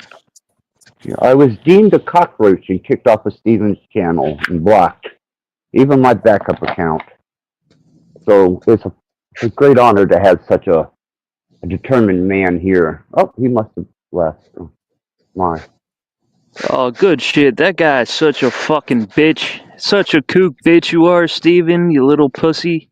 Little fake contrived bitch. Yeah. We got him, guys. Yeah. Yeah, I'll be featured all over the Sanity Machine, or you will, at least. You'll have to do a great JG promotion of you as Lord. Well, check this out. The guy's artwork is corny as fuck, right? He's always calling people fags, and he talks like a fag. He's contrived as fuck. He's a manipulative, just fucking weirdo. He talks about cologne and shit. He's like, dude, it's like being in grade school and there's that one douche that just can't like not fake the funk. He just constantly has to play some role and be this contrived personality. It's like, come on, man. Yeah, just wants power over people. He's just a little weasel, man. He's a little 5th grade weasel that is stuck with that bullshit. Yeah, I just ignore him, man. That's all it is, though, man. Like I seen that firsthand in grade school. Was guys like him, and they're just weirdos their whole lives, and they just get stuck in trying to be somebody, be this guy, emulate this, but they're nobody. Yeah, I just consider him an entertainer, like most of the people on YouTube. I consider him a freak, just a fucking freak weirdo that just wants power on the internet. Well, he does go after people. I have seen that. Well, yeah, he wants power. Like he just showed us earlier. He just wants to like control, push a narrative. Come on, man. He does it to everybody. He don't control me. I don't see him that way. No, he wants to, man. He wants to. That's what I'm saying, Axis. Oh, that's his itinerary. He wants to set out to make this an agenda then. Right, it's gaslighters, right? What do gaslighters want? They want power over you. And how do you fucking beat them? You just fucking don't let them have power over you. You ignore them. Yeah, that's generally the opting out mode. Yeah, I am not going to give anybody that type of power. No. Yeah, I'm just saying the dude's fucking stuck in his bullshit. Oh, yeah. Yeah, he is kind of repetitive in his mannerisms towards his channel. He has a few good documentaries that he's done himself, and outside of that, it's all just kind of satire, assaults, and attacks. But I figure, his latest friend happens to be someone that I keep track of, and I found that to be quite amusing. I don't know if you've seen the We Are Awake disposition with Steven. I don't like that Ian guy. I don't watch his shit. I've seen his stuff. He's too much, man. Just like Steven, he's too much. That's not my opinion. That's what I've seen. Right. So what all have you seen from from We Are Awake. I'm no longer either pro or con. I just don't give a shit. The guy's over dramatic. He's one of these fucking another kook, just another kook to me. You know, he's like a little sissy bitch, and I just it's the You know, personality. he found new love though.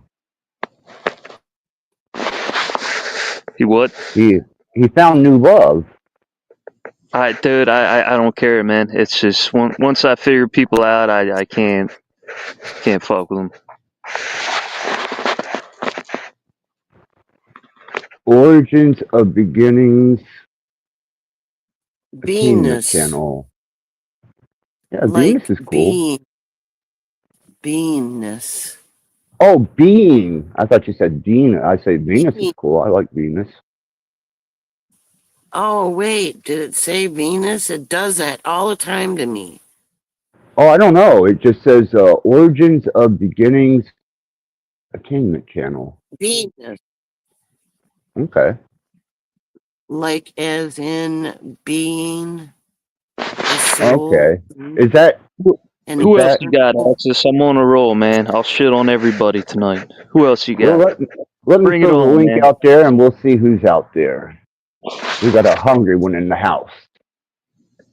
Let's throw the link out there and find out who we can catch. What other names you got?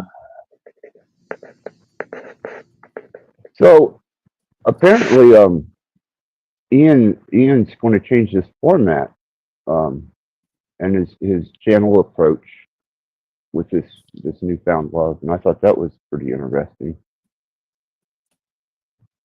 I think he's finally found some type of enlightenment. I'm blocked from both. Ian blocked you? Yeah, and so did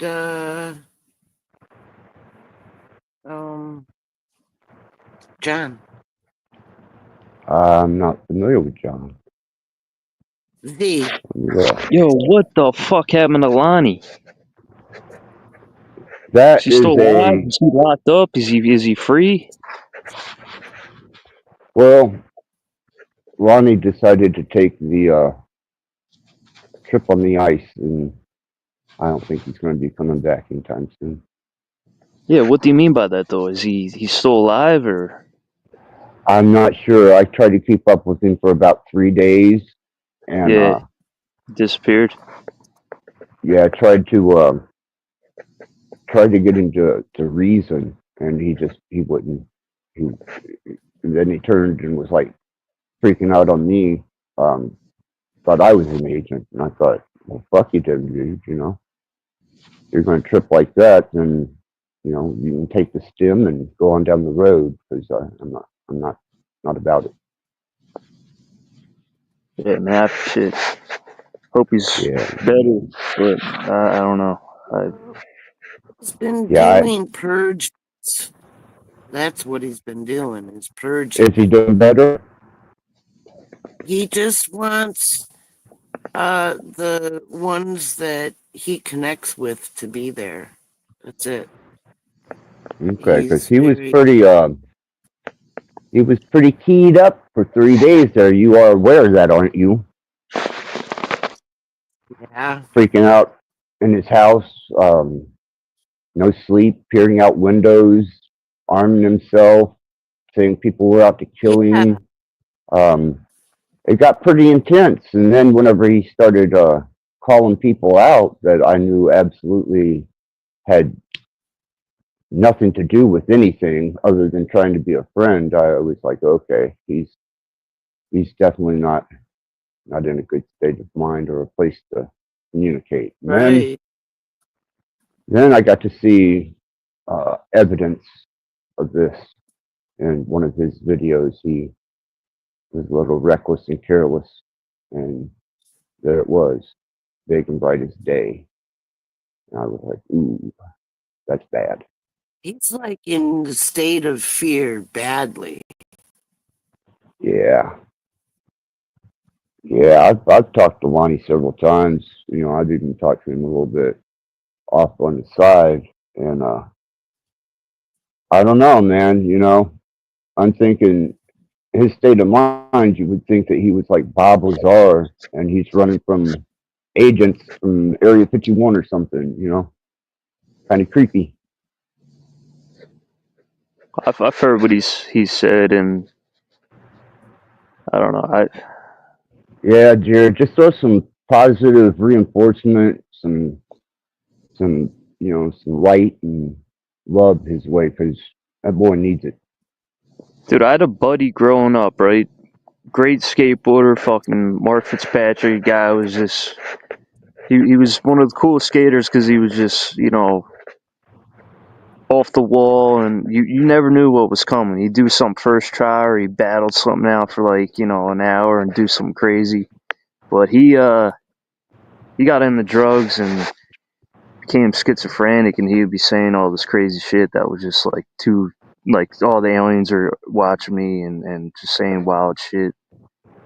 See, And unfortunately, there's people that say stuff like that, and then there's people that are actually being targeted and can prove it. And so like there's that like schizo mental like make believe land you're in, and then there's like the reality where there's real people getting fucking threats and getting emails and getting Real set up people. like that. There is right. no real people. Well, my concern is I've seen the extreme of what methamphetamine can do, and I'm talking about my son. He's now doing 66 years because he decided to hallucinate. So I didn't want to see Lonnie go there either, or anybody else for that matter. Yeah, I think Lonnie was making a lot of shit up, honestly, because his stories and just what he was saying, and it's just like imaginary, just fables, trying to tell us these fables. What's up, Cage? I got a problem with you, man. Hey, what's up, everyone? Nah, I'm joking. Yeah. Yeah, I hope Lonnie's doing all right. I was listening to what you guys are saying.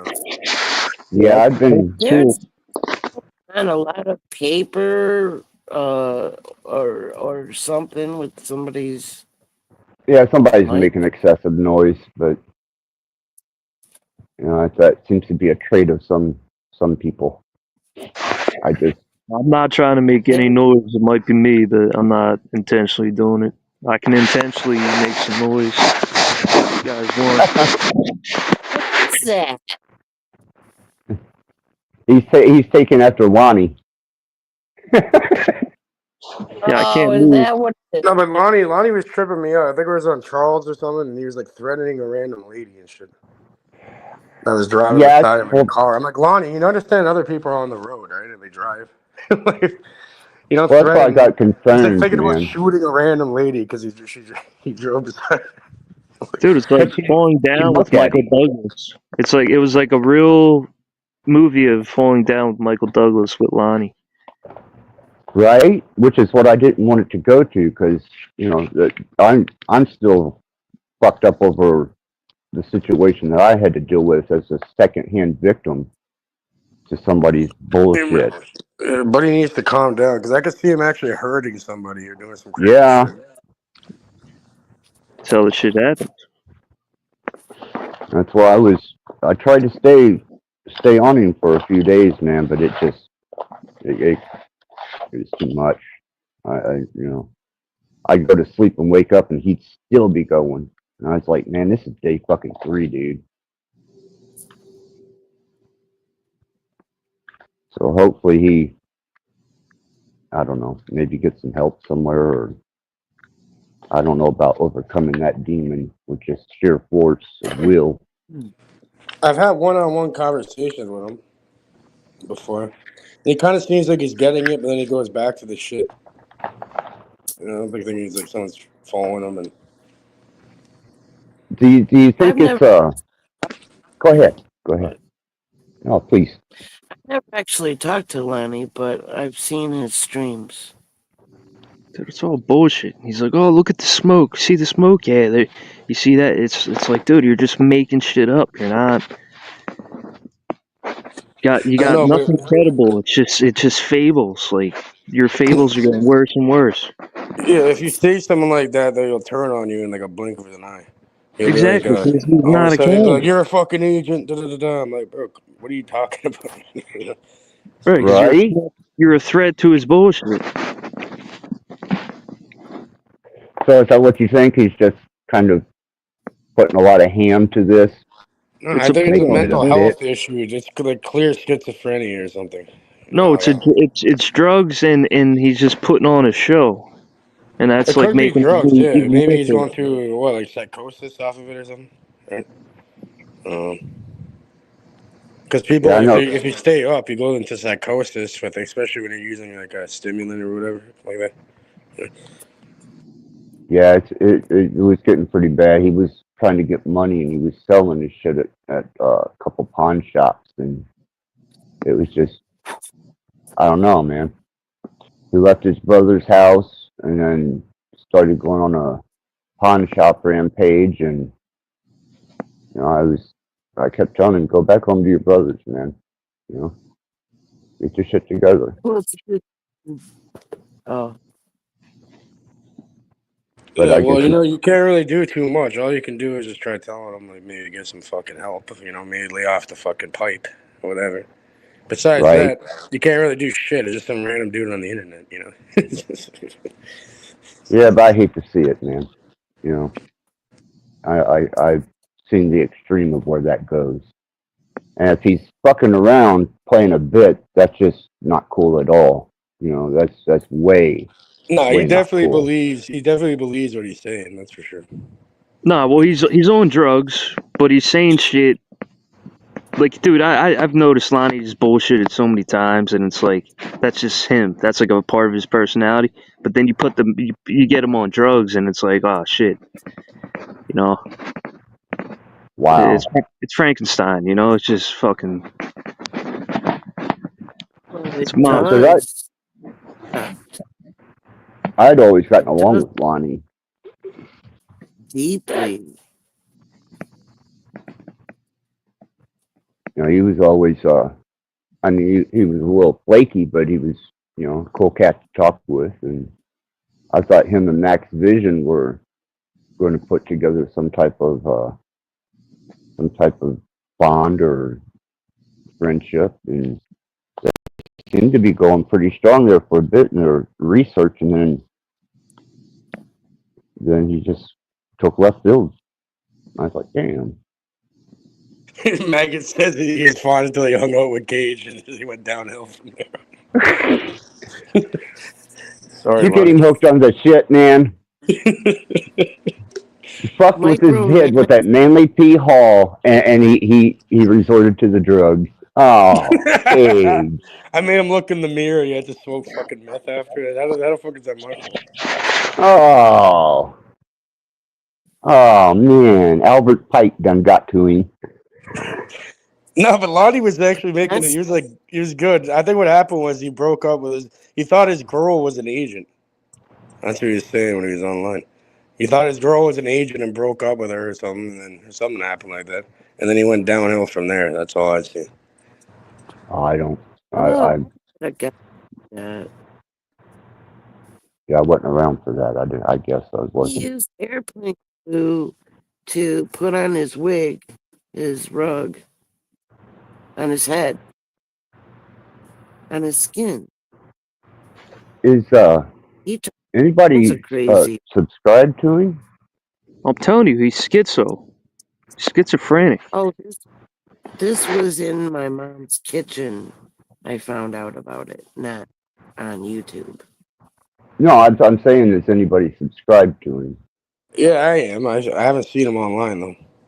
Okay. I can't find his channel. I've seen him posted, but I couldn't find it in any of the comments. I couldn't see any of his comments. I think it's called like Double Dark Copy or something. You can search on find it. That's it. Yep, Double Dark Coffee. Crazy Lonnie. I figured he'd be on Charles or something. Figured he'd show up somewhere. I found him here. I'll put it in the private, Gigi. But fucking yeah, no, Lonnie was going deep with it before that. All this shit, he was like, I showed him the Kybalion and all that. This guy had a whole notebook where he took notes and wrote everything about it down and all this shit. Right? After. So I don't know how you know that kind of shit and then start doing this fucking shit. It doesn't make sense to me. There you go. Well, excessive drug use and the esoterics do not walk hand in hand unless you know that you're doing the drug and the drug isn't doing you.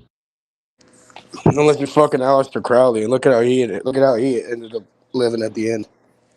Right?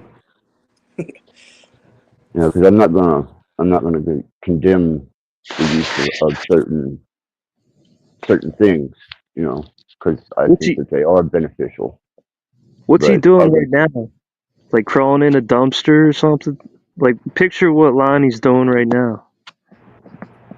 I don't fucking know, man. I hope he's doing all right. I hope he's doing better. That's all I hope. Yeah, me too. I just do it. He was doing some crazy shit, so I know he's doing something crazy right now. I just hope. I don't give a fuck about that. I just hope he doesn't do something crazy and hurt himself or someone else, or both. Right? That's all I'm saying. Because this guy was getting violent and shit. He has access to. He has like a fucking proper gun. He has like an assault rifle looking thing, like a crossbow and shit. Like fucking. He pulled out. I don't know, trying to shoot a random person just because they're like on the street for no reason, because with a crossbow or something. You know, it's like, Dude, he pulls out a crossbow. The fucking arrow has fire on the tip. Like, what the fuck? I don't know. I did see the crossbow, and I pulling a whole like a fucking AR looking thing. He put fire on the fucking tip. Like, you don't want to laugh, but this shit's hilarious. What do you mean fire? Like liquid fire or fire? Dude, he had a blowtorch. He had a fucking blowtorch, and then he put a flame on the fucking tip of the arrow. And then he's got the crossbow, and he's like sitting there. He's got a hole in his door, looking like The Shining. Was that when he was in the garage? No, this was when in the garage or a room or some shit. Yeah, he was in a garage, man. Hold up. He left his brothers and was holed up in some garage, man, and was tripping out. And then he started selling shit, and I was like, man. And I know people, you know, I know certain people that helped him along, you know, and they were kind of disappointed because they didn't know if the money had went for something positive or whether it was a bad contribution. But anyhow, all light and love to Lonnie, man, and you know, I hope whatever's plaguing or whatever's bothering him or possessing his personal being, I wish him the best on it, man. Because that's me too. Well, a hell of a demon. And I'm always here if he ever wants to reach out, you know. He's got my home number, my email. He knows how to get a hold of me, and you know, just wish the best for him, man. Yeah. Best wishes for the best outcome for all soul beings. Because this is a degradation system. So, well, we're in such a turbulent time right now, you know, socially, politically, and then with all the changes that are going on with the movement of this heavenly bodies and the luminaries. It's been going through some shit since April 8th. That was the kind of like the starting gun to all this. hey, Axis. Yeah. The flat earthers and the globers went down there to Antarctica and they saw two suns. I only seen one. I watched the 24-hour sun, and I watched. Was it Himmler? I'm sorry. Go ahead. Was it Hibbler? No, Witsit and those guys. Um, Oh, Witsit and they're- those guys. yeah, they recorded the 24-hour sun in Antarctica. I forget what point they were at in Antarctica, but it's documented, and it does show a single sun, 24 hours, going in a complete 360-degree circle. So apparently yeah, they don't consider flat to be an option anymore, unless there's something they can derive from it that would make sense. But apparently everybody else, had their day and night in the States and in Europe, and while we were having day and night, they were having a 24-hour sun.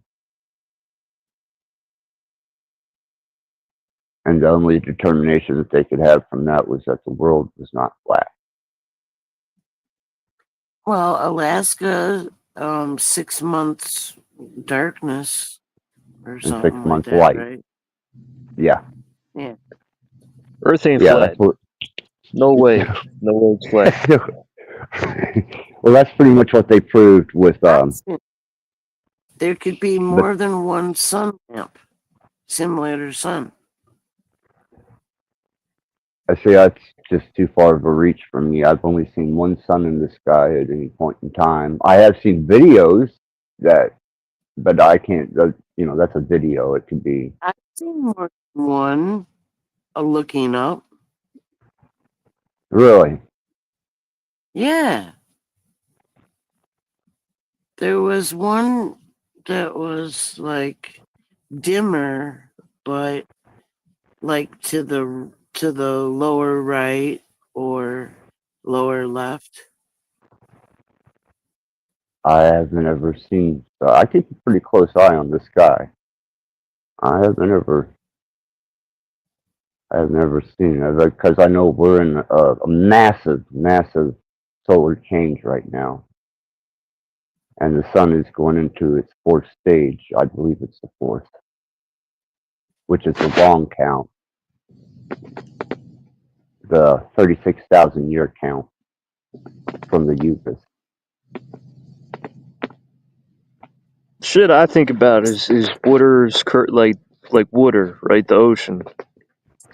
People say, "Oh, water doesn't curve." Like that's what has me fucking so interested, man. Well, I'm like, if that's the case, why don't the dust fall off the moon? A magnetic force field could hold contents. You're talking electromagnetic. Since it's just condensed light that perceived by humans is solidity, when in actual fact, if you went outside of the avatar and looked, it's a whole nother ball game. Well, what do you ascribe to, the electromagnetic static forces?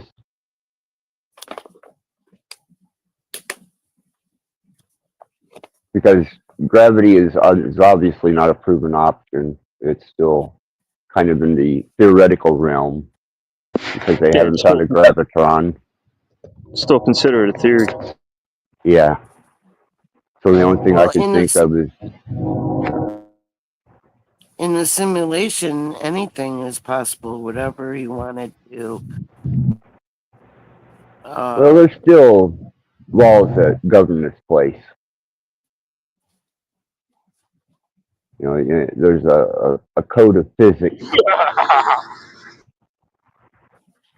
Well, we all have within us to discover anything that we seek. So, right. I don't rule out possibility. But when you're dealing with a mass projection of a constant, it doesn't generally leave much room for a extra planet or defiance of physics to just suddenly happen, unless the gravitational pull or the plasma or the pull of the sun and the sun changes its Well, frequency. you can have that control over, say, the wolves are controlling the movements of the sheep. Behind the scenes, of course. Beyond perception. Well, yeah, that would. I mean, there's mathematics behind that too. All you would have to do, and I'm going to throw this out there, is anybody who ascribes to it, the measurement of the Earth and the moon is measured within the pyramid, and many pyramids actually across the plane, the realm, whatever you want to call it. And there's actually movement of the hidden celestials in there too, that only come around every once in a while. But they were able to map and reproduce that with the structures of the cities and within the mathematics, the hypergeometry that's written into the structure of the pyramid. They're just now starting to release the fact that there's a conclave on each side, and it's actually 8-sided. It's just that conclave is so minute, and it's only during certain times of the years for a very short time that you can actually see that there's 8 sides. And then when you start doing the measurement to the speed of light, the circumference of the Earth, the moon, and it being 400 times the distance, and then 400 times the perspective distance from the sun. All these are written within the calculations of, especially the pyramid at Giza. That's where I first learned about hypergeometry and how it works behind the scenes to keep the constant going, like gear housing.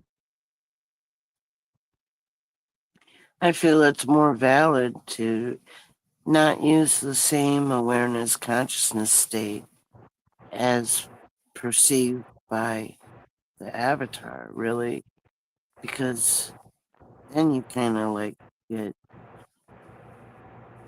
into much shadow chasing, really, because I have a lot of respect for the knowledge that was written into that by the ones who created it.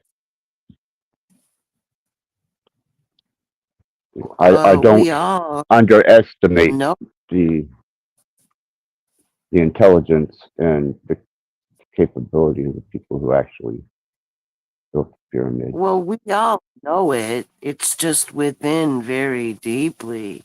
When you connect, reconnect your awareness to yourself, then your memories come back, and then you know what everything is here, and more than that. So that you don't really have to guess, you just have to ask yourself, right?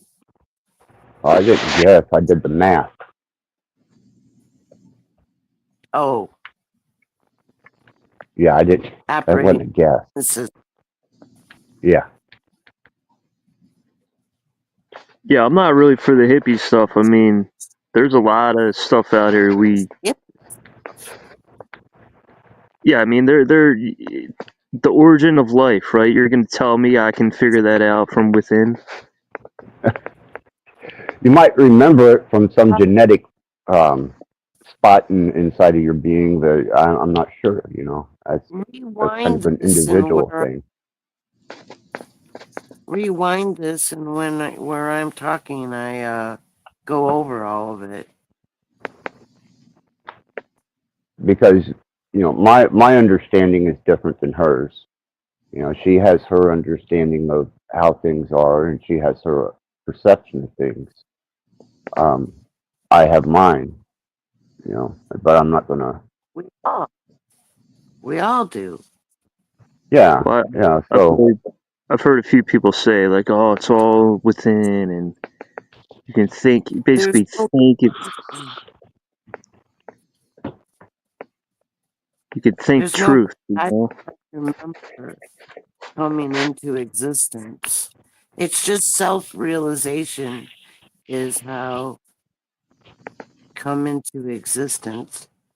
And yet again, it's not what you would think.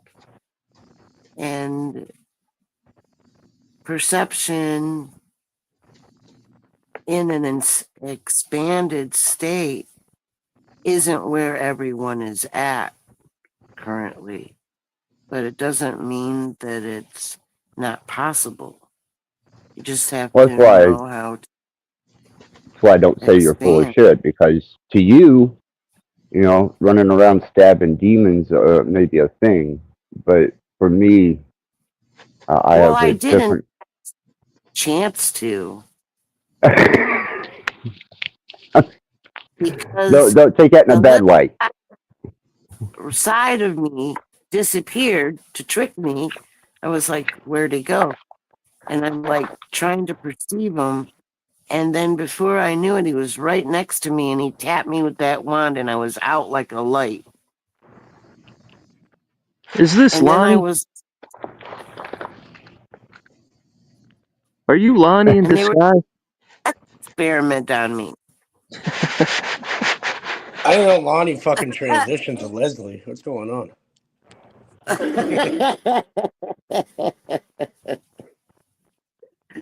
Well, far-fetched for you, is it, JG? Yep. Gotcha. You're out there in they have a lot of spiritual traditions out there in the islands, from what I understand. The natives, ports of volcanoes, and one in particularly, there's some goddess related to one of the volcanoes out there, and something about the rocks of the volcano being sacred, and people taking them and had horrible misfortunes. But that could be lure and legend. I don't know. You know, you're there. You closer to the natives than I am. Nah, I'm not in Hawaii. You come back to the States, or to the state? The Hawaii is the state. Do you come back to the mainland? Yeah. But in Hawaii, they would push people off the fucking mountains and shit. Like Kamehameha, he would fucking push tons of people off these fucking mountains, and then that's how they would do it. Right. They were kind of in the traditions of Mesoamerican as far as sacrificing. They were savage, man. Them Hawaii, like the natives were fucking savages. Well, I gotta go fight some demons. They're like, so, Exus, It's been a pleasure really having fun. you. You're welcome anytime at all. Alrighty then. See you around. Alrighty, you take care. I'm gonna unplug any moment. I feel it. Alright. See you guys. All right. Thank you. Good night. Morning. Agent John. Yeah, have a great morning, afternoon, evening, whatever it is. Have a It's great the longest night of the year. Sim experience. Okay. Oh, it is today, isn't it? Yeah. All right.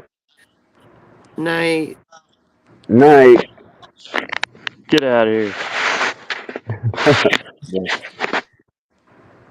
Yeah, it's always generally some type of significance when I go live of, you know, some type of Yeah, it's the transition 21st happening. to the 20. Yeah, 21st, right? Yeah. Yeah. Yeah, I wanted to wait until all the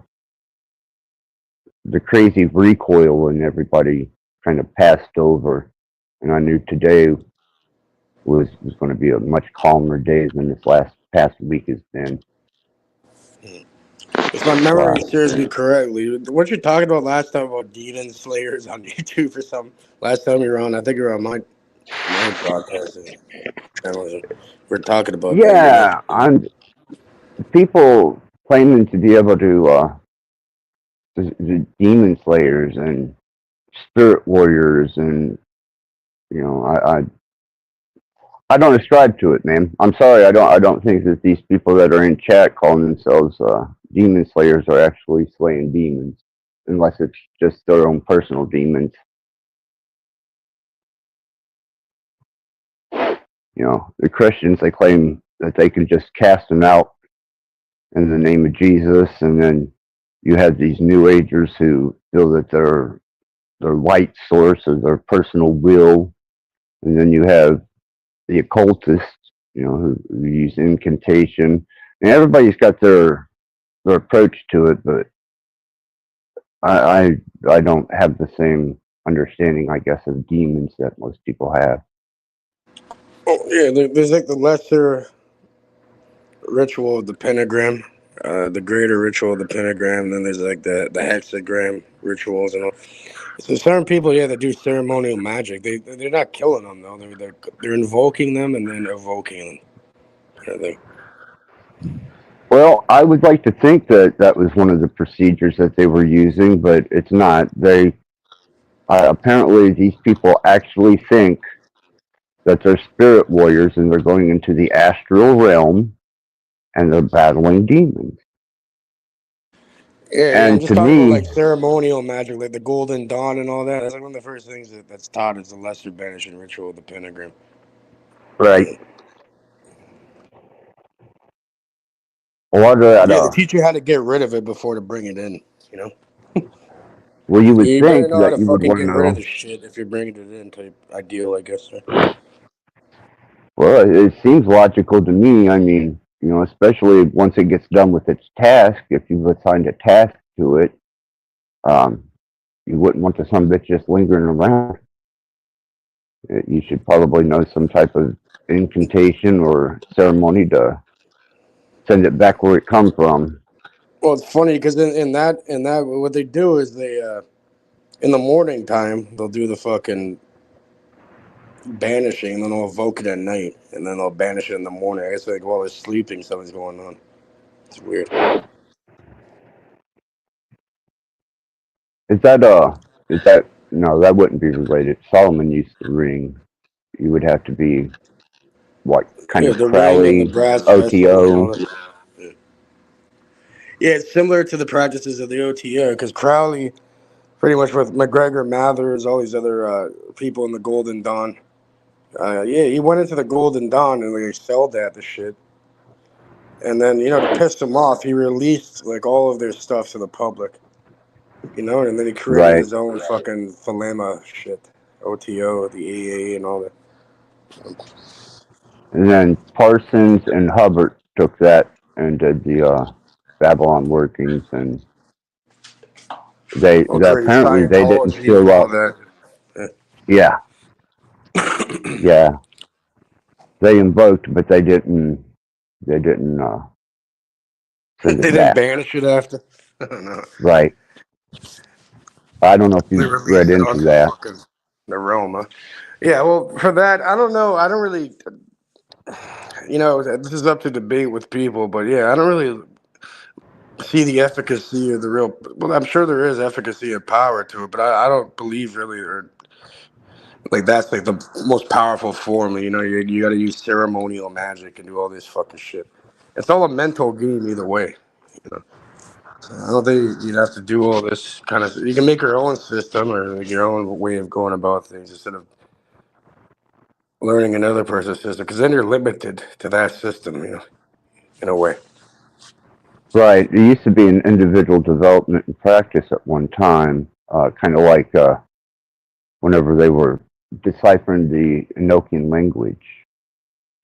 That was kind of a personal endeavor. They didn't follow any rites or rituals that I'm familiar with. Oh well, they call it. They're doing like automatic writing kind of divination tactics with Edward Kelly and then John Dee. Yeah. So they kind of just created it, and they could have just said, "Oh, like it came from someone else," but yeah, they just like I don't know, created something. Yeah. That I don't know if it's actually like given to them, which I think everything comes from the mind either way. So it's just a creation of their own mind, kind of thing.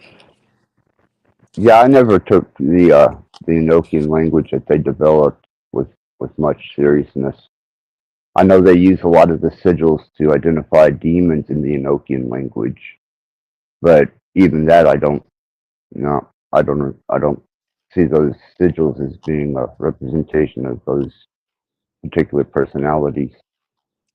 You know, it's the whole language, right? And with the one thing I do find interesting with the Enochian, with the John D and Kelly stuff, is the Enochian chess or Golden Dawn chess is also very similar. It's called two-handed chess, where you play on 4 different boards. Really, you have to roll the dice to select the board, and then you're playing all sides at once. Really, I and see. it's Kind like of it's some sort of like divination kind of. Like you could find out how certain things are going to operate in reality apparently through it, like how it progresses in the. well, I'll stick to the luminaries, the stars, the sun, and the moon. They've worked for thousands upon thousands of years to hear tell, and those processions and cycles are written in stone. So as long as we Yeah, I've weren't never done it. created last Thursday, Yeah, I know. I look into this kind of shit, but I've never practiced anything like that before. I was just it's information. Okay, how is this operating? It's probably being done through the subconscious mind, right? Using these. That's something outside of that too. But yeah, I think it's like a way for the to send a message consciously to the subconscious in order for it to do work, type thing. So, it's another form of influencing the field to me. You know, you're presenting information out, and you're waiting for whatever type of return, whether so it you're be saying like a plausible or not. feedback loop. Right? So it's like a feedback loop, input output kind of thing. Yeah, you receive and transmit, and then in between receiving and transmitting, you transmute, and then if you have a big ideal about invoking something or creating something, then you suggest it into the uninfluenced, the ether, the field, and you wait for the return. So but that's just that's always an individual journey. That's all, unless you're doing it through mass meditation or you've got a bunch of people focusing on the exact same thing. It seems to increase the plausibility of it happening. At least I've discovered that when you have more people than just yourself focusing on something, it tends to amplify.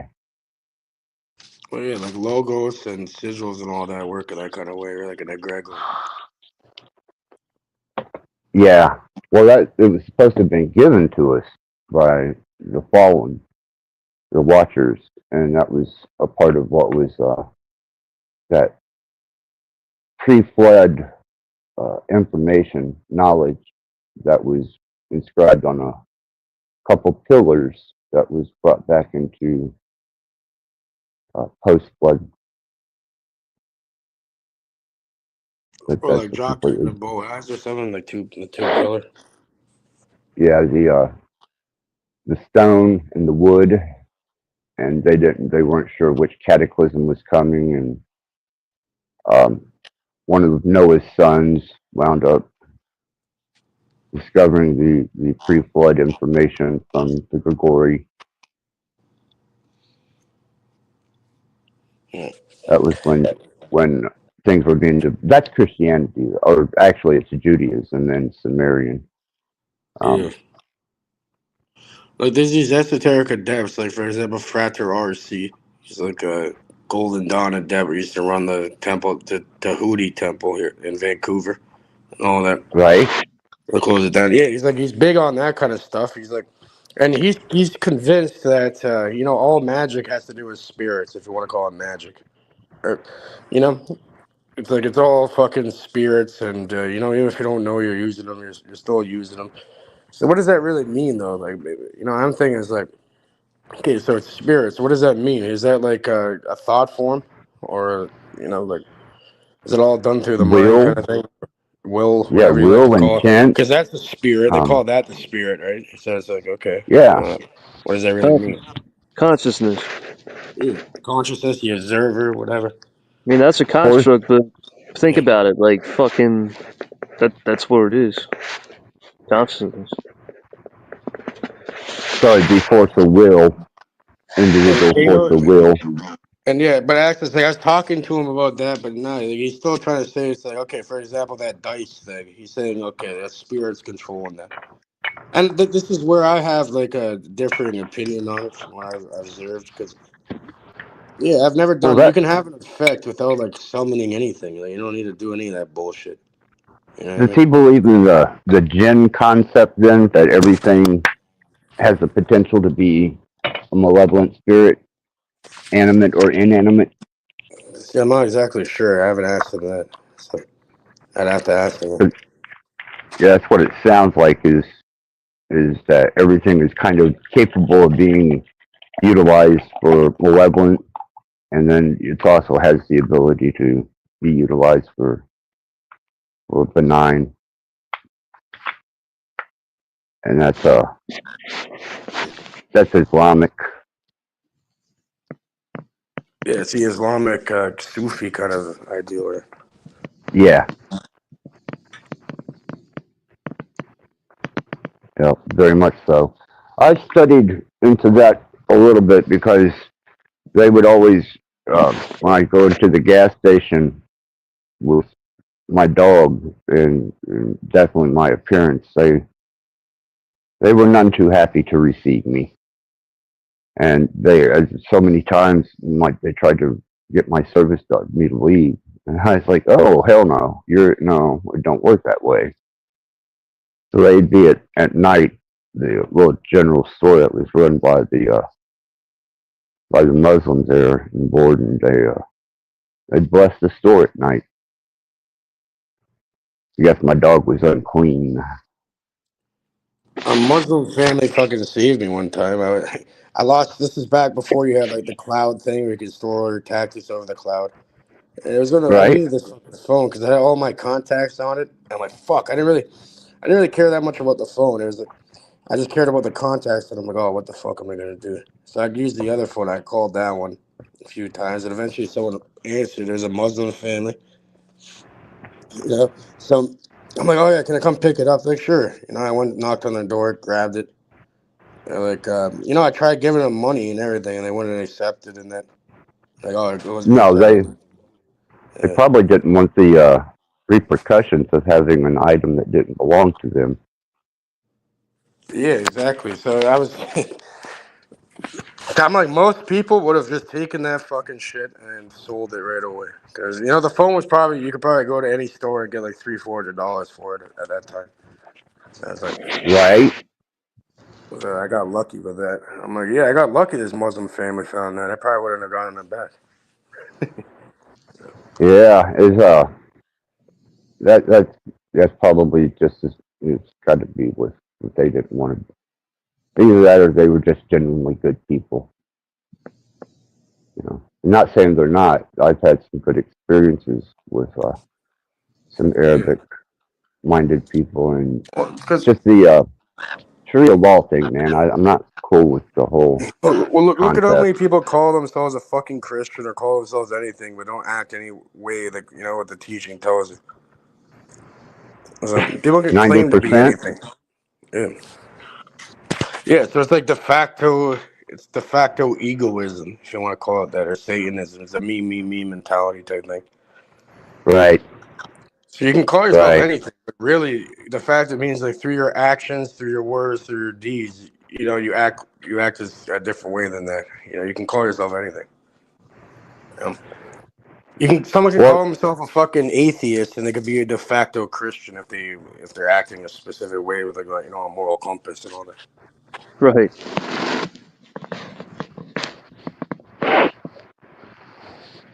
Yeah, I was. A lot of people, a lot of people don't get that, man.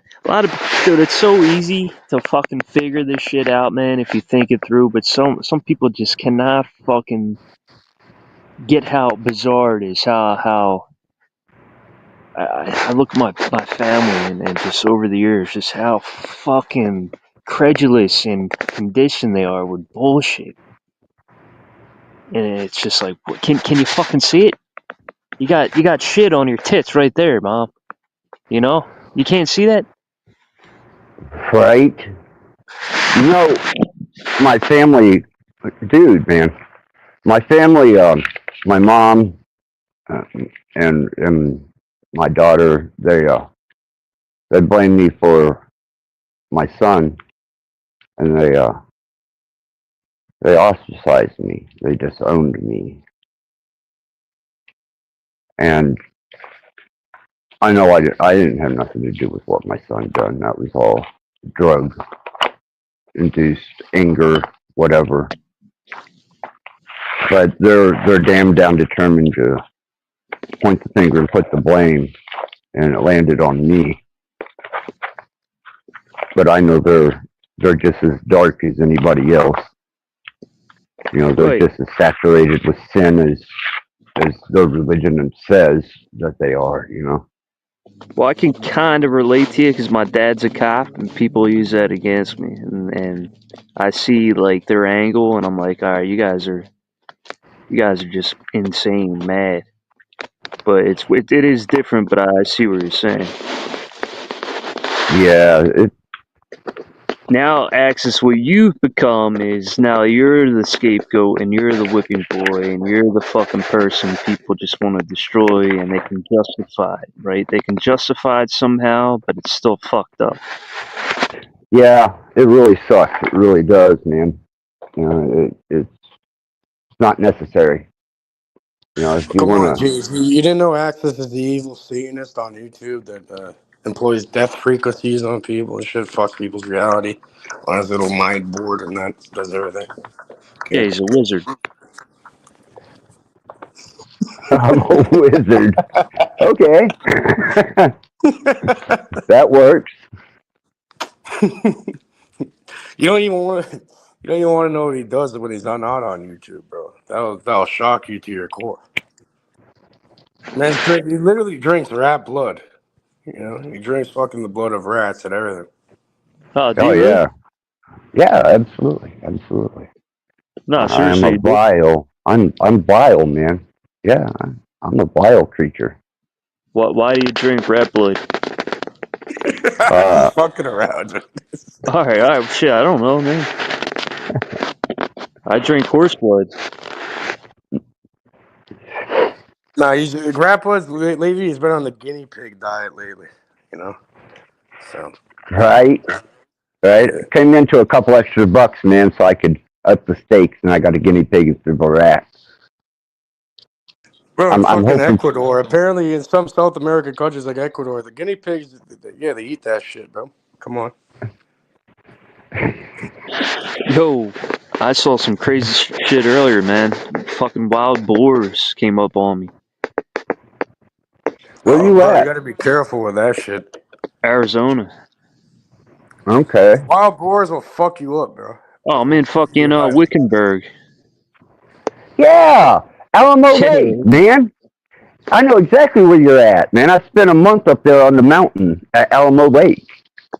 Yeah, we talked about it before. I actually hitched a ride down to Wickenburg today. I hopped the train and then hitched a ride.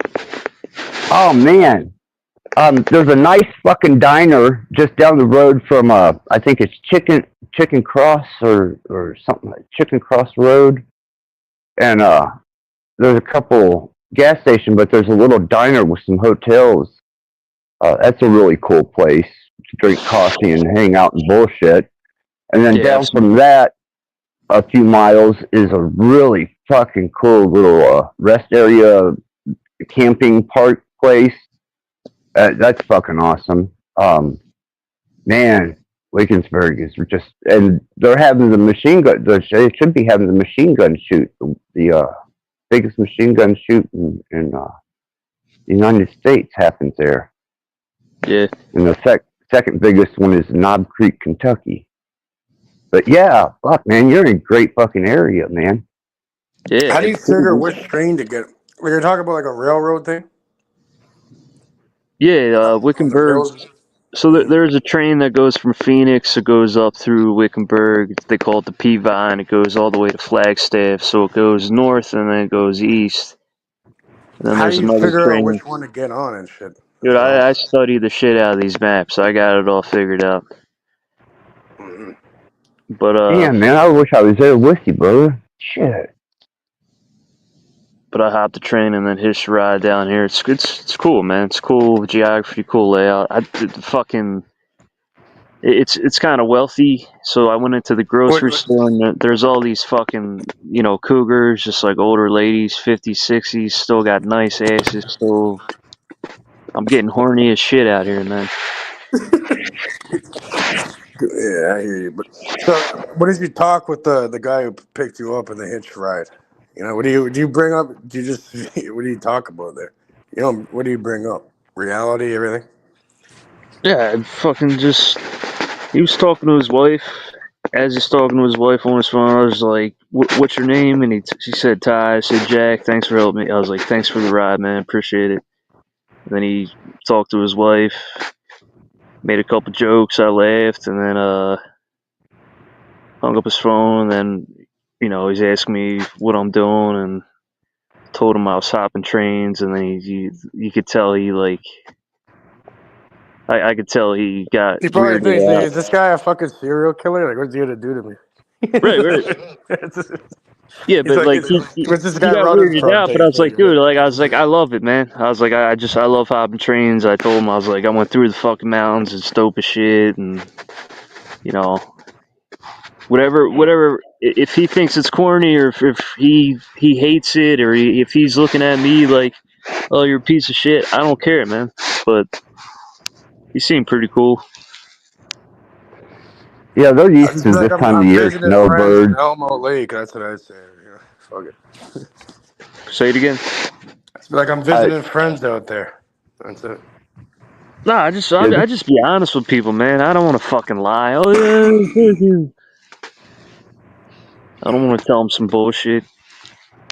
I'm surprised people still feel comfortable enough to pick motherfuckers off the side of the road now. Well, dude, I got paint on my pants. I had a fucking work shirt on. Like they're like, this dude does construction,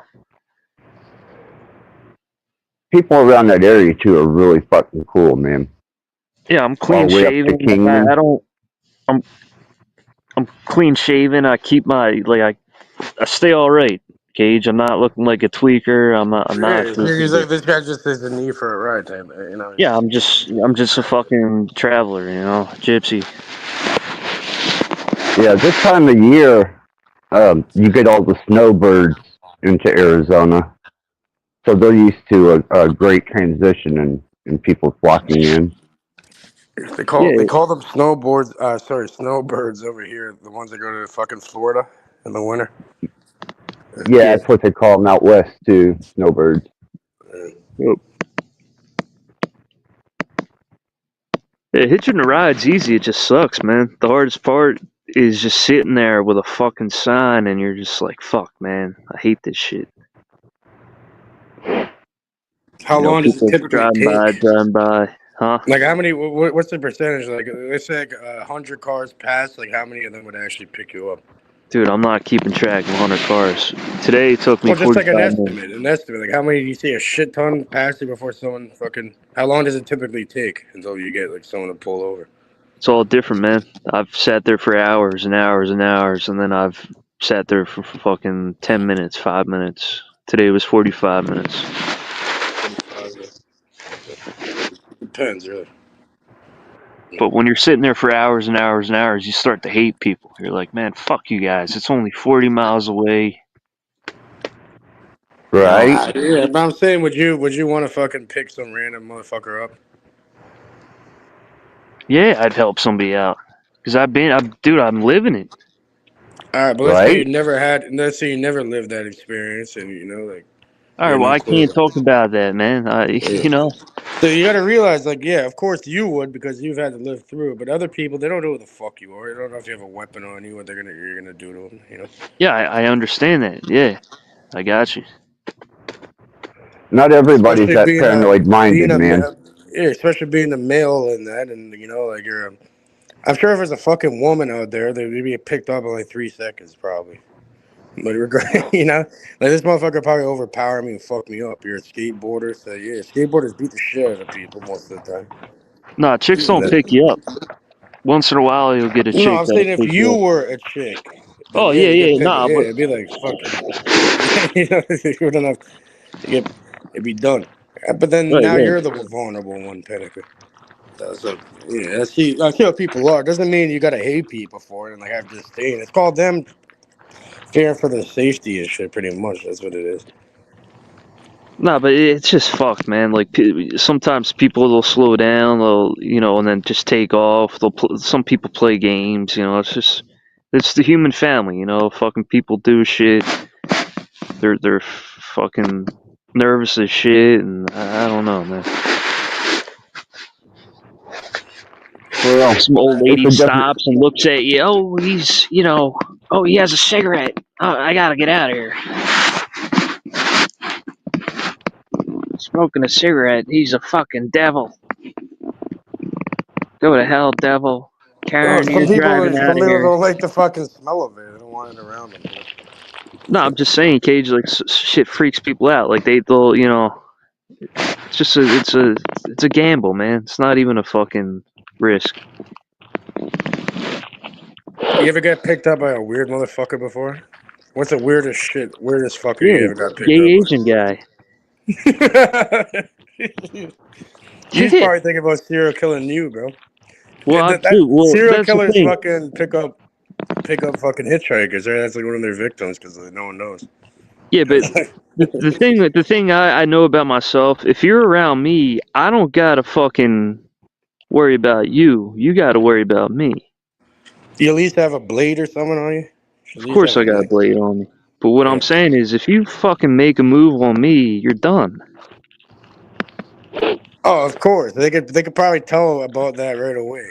Like if the gay Asian they want an easy target, They could tell right away the energy. Like, yeah, it's not worth it. They'll probably leave you alone. And then say the gay Asian puts his hand on me, right? It tries to grab my leg. I would literally grab his fucking ear and say, slow down, pull over. He would pull over. I would sock him in his face, get out of the car, and just keep walking. Yeah, of course. Like I got the shit all Cage. I've been in so much shit in my life that I have all this shit figured out, man. What if he stuck you with a fucking needle or something and like knocked you? He ain't doing that, man. I'm not letting that happen. Or okay. What if he pull the fucking gun on you then? Pulls a gun on me. I'm just gonna say, what's the problem? Talk it out, and then shit. If I get killed, I get killed. I had a gun put on me in Philly, and I literally just was like, I got no problems with you. Kid, put the gun away. Mm-hmm. But I mean, that shit. All these pussies got guns, but it's just like, how do you deal with that situation? You just got to be cool headed. I was selling a GPS tracker on fucking Kijiji one time, and this guy was moving weird. I went there because I only got in the car after because I knew if this guy tries something, like I already have a knife on me ready to go, and like I'll fucking kill this old fat fucking man, regardless, self-defense. Guys are kind of like Lonnie.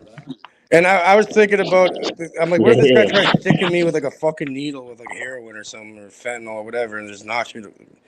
So I'm like watching him, making sure. He's like, I don't have the money. You got to go to the bank. And I'm like, first of all, this guy's weird because why is he buying a GPS tracker? This old fucking man, it's kind of strange. And I'm like, they're just kind of moving a little odd. But yeah, I made it clear. I'm like, yeah, I'm just with my family and that. We have dinner on the barbecue, which I did.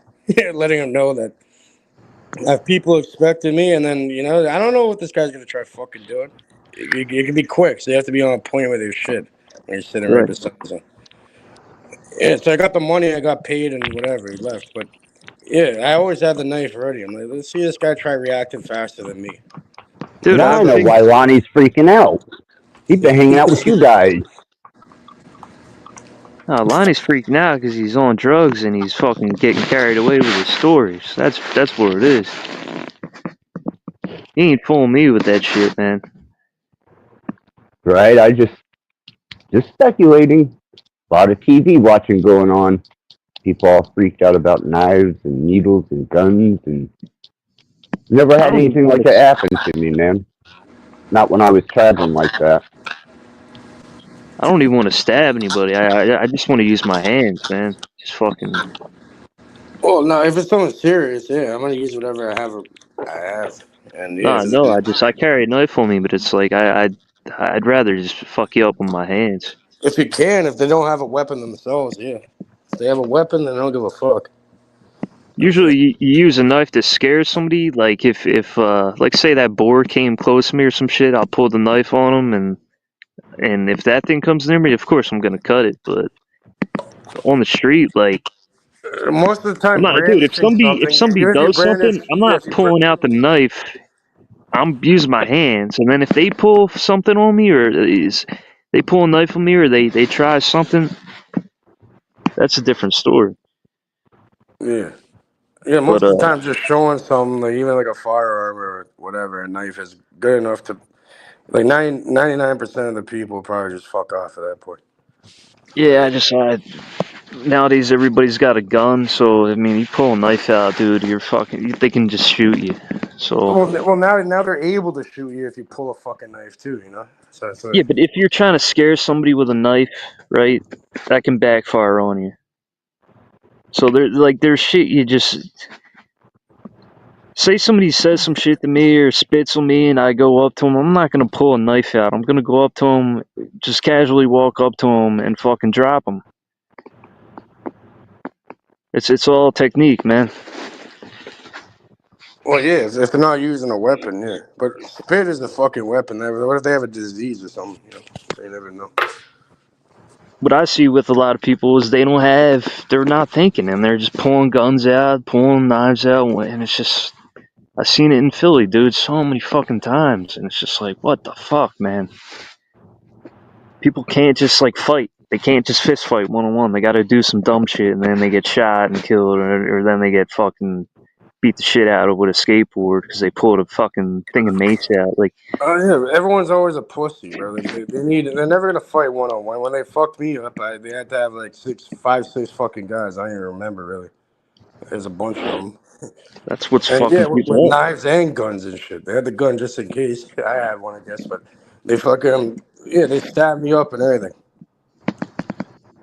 People, they're pulling out guns over nothing. Like, just It's trigger like happy it's pulling already out guns over nothing. 5-on-1. You can already kick the shit out of me without a fucking knife. Like what? Yeah, I still got some shit in though. I didn't go down and just take it. Yeah. Luckily, I was able to block it all too. So I only ended up getting stabbed in the arm, the left arm, a bunch of times. But I was able to. I guess I was shielding my my organ. That sucks, man.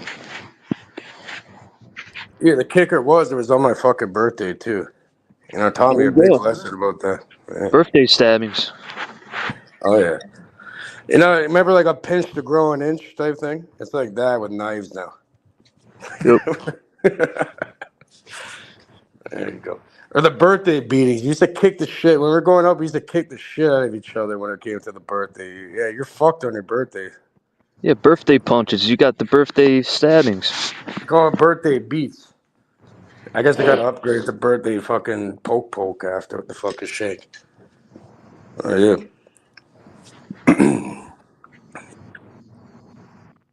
It's funny, like, yeah, most of them, you know, karma got them all. Like, they're all, like, dead or in jail now either way.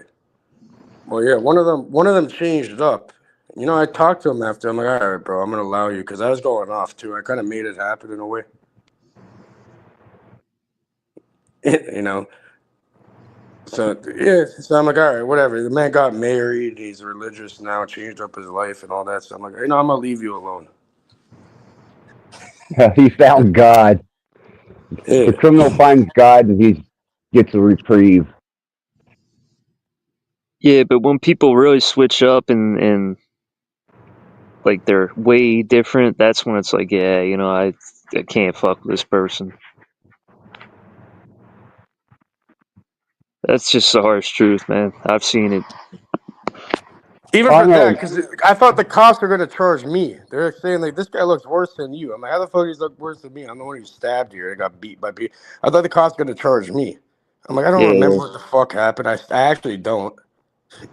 I was fucked up that day beyond belief. So yeah, apparently like I don't know something about a Rolex and I like beat the fuck out of this motherfucker, like we putting him through walls and everything. And yeah, his friends had to jump in and like stab me and stop me and shit.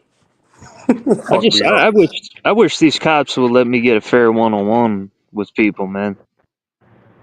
Like No, I that's wish the not going to police would happen. just let you just get a fair one-on-one and then fucking let you roll. Yeah, some of them do. I seen this one video where I guess the cop was from the hood growing up and he goes back there and he's like, all right, he takes off his shit and like fucking actually fights the guy.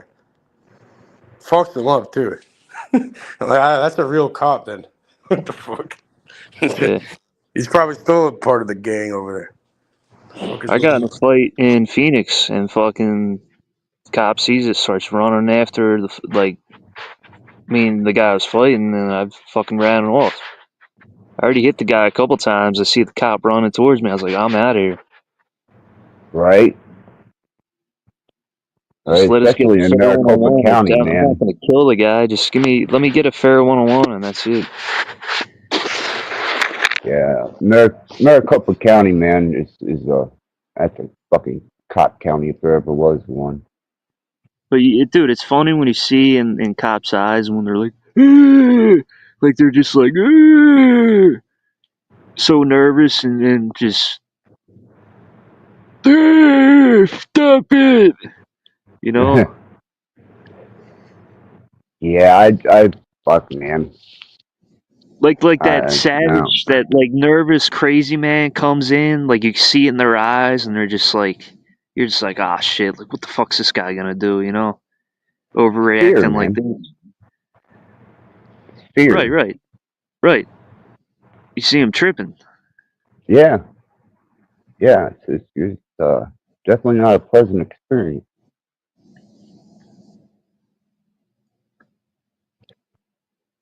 Especially around the Appalachian areas when you start getting in the Ohio Valley, Appalachia, um, all the way to the Ozarks, man, that whole trail of madness through there is backwoods. Backwoods mentality, backwoods fucking thinking. I always made a joke about the Ozarks every time I come through it and I was able to come out the other end with a full set of dentures. Used to laugh my ass off about that. Well, you got the mountain folks over there. Yeah. Yeah. Drinking moonshine, all fucked, and living in a mountain. Fuck Yeah, that. from the Ozarks all the way to the Appalachians, you got mountain folk. I will say the one. Go ahead, man. No, you got it.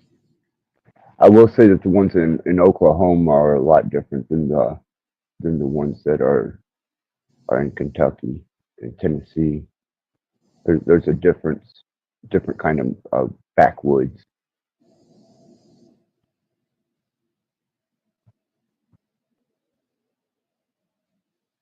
Oklahoma. Yeah, Music Highway. One time I was in fucking Bancroft, Ontario, and I realized there's like they call it the boonies over here, where it's like these fucking cliffs. It's not really a mountain, like high cliffs and shit. And yeah, and I never knew there was fucking Canadian hillbillies, bro. I'm telling you, it's just something I never. I'm like, there's a guy named Davil. I was with an ex-girlfriend. We went up to Bancroft. A little deer comes out in front of the road. It's fucking wet and shit. So I hit the brakes. I started spinning. I somehow land. I land and hit the guy's hitch of his truck. So there's like no damage on his truck. Like I barely hit. Like it fucked my car up. It tacoed the whole fucking thing, but it was still drivable and all that. But yeah, besides that and like some grass fucked up, there's nothing. And this guy comes out. He's like, his name's Daniel Travis Jr. I still remember his name. It's like, I'm Daniel Travis Jr. I'm like, what the fuck is this? He's like an inbred Canadian fucking hillbilly. I'm like, what the fuck is? I didn't even know we had those over here. That's awesome. He's like, I'm gonna call the cop. I'm gonna call the OPP or whatever. I'm like, no, you don't gotta do that, man. They're gonna take forever. I'm like, just take my information and run it through the insurance or whatever. Just. Yeah, I was able to leave because As I did that, I had a case of, I had a couple beers. Like I was out there finding fucking minerals and shit. So I had a couple beers and and that little thing, like everything exploded in the back of the car. I'm like, holy fuck, they're gonna fuck me over here. So I'm like, yeah, definitely don't call the OPP. You know, I'm just staying down there here. Take my information. You know, I'm on the way here for I'm like, they're gonna take hours to get here, man. But yeah, he was like a Daniel Travis Jr. He had a Playboy tattoo on his arm. He sounded like kind of like a, like, you ever see Harold and Kumar? Remember like the inbred people and they had like the thing chained up in the basement? Yeah, yup. It seemed that you reminded me exactly of that motherfucker. I'm like, but in Canada, I'm like, what the fuck? I'll tell you what, a lot of those dudes, like, they fucking drink themselves and drug themselves to the point where they look like they're fucking inbreds. I seen it earlier with the Mexican dude. So where are you staying at there, JG? Sleep outside, man. Yeah, I know, but where are you at? Can't tell you. Okay, that's cool. Nah, I not got doors. You heard the train go by, right? Right. I got a pretty good idea. I just didn't. Well, it doesn't matter. He's around the area, but either way. No, just Wikisburg is kind of spread out, and from where He's somewhere safe and blessed. He's good. Where you go up to the mountain, and where I was talking about the restaurants and the little pavilion area that's really cool. I didn't know if he was around there or not, but he's further down.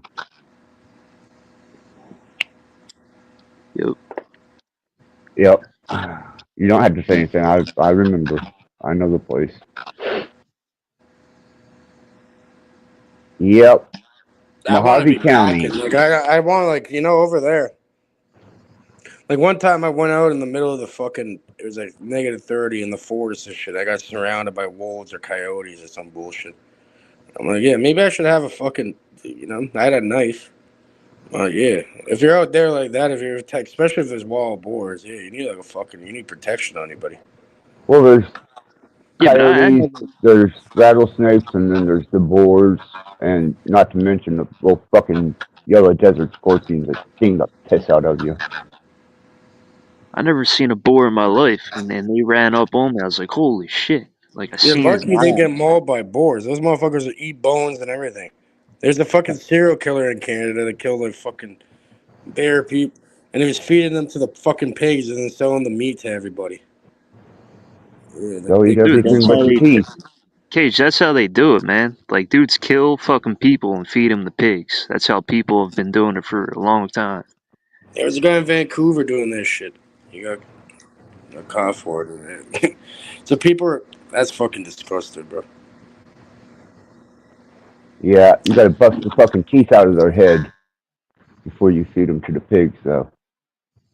There's a guy they'll eat bone, they'll eat teeth, everything, bro. I mean, No, they don't eat the teeth. They do not eat the teeth. Okay, maybe they're not the teeth, but I'll go into the shit either way. They'll eat the bone, yeah, but the teeth, no.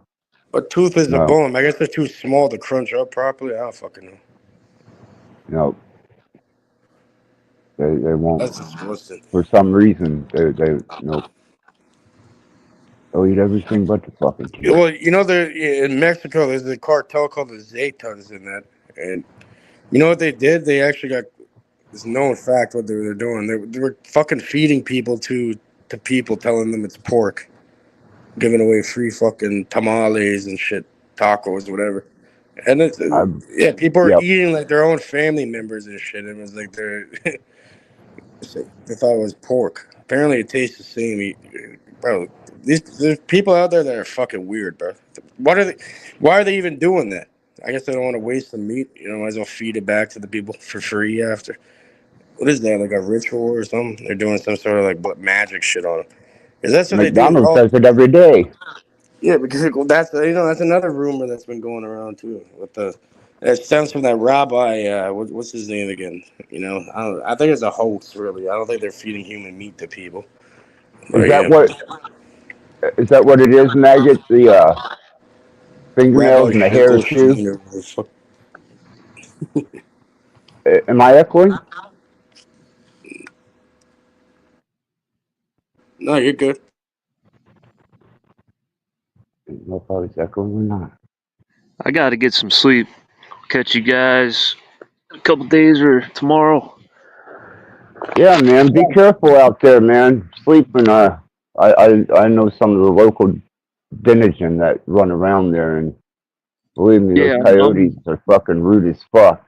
So these boars, man, they got me real scared right now. I hope I don't pee my pants in my dreams when I'm dreaming.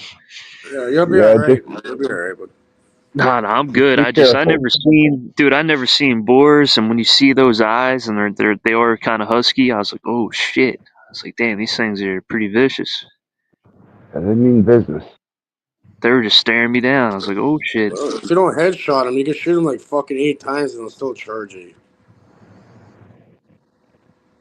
Yeah, how many of them was there, JG? A few of them, 3, Few 4. of them, 3, 4. But the one was Yeah, just looking at me. I seen him pop his head through the bush, and he's like, just looking at me. I could see his. I put the flashlight on him. I could see his eyes, and he was just.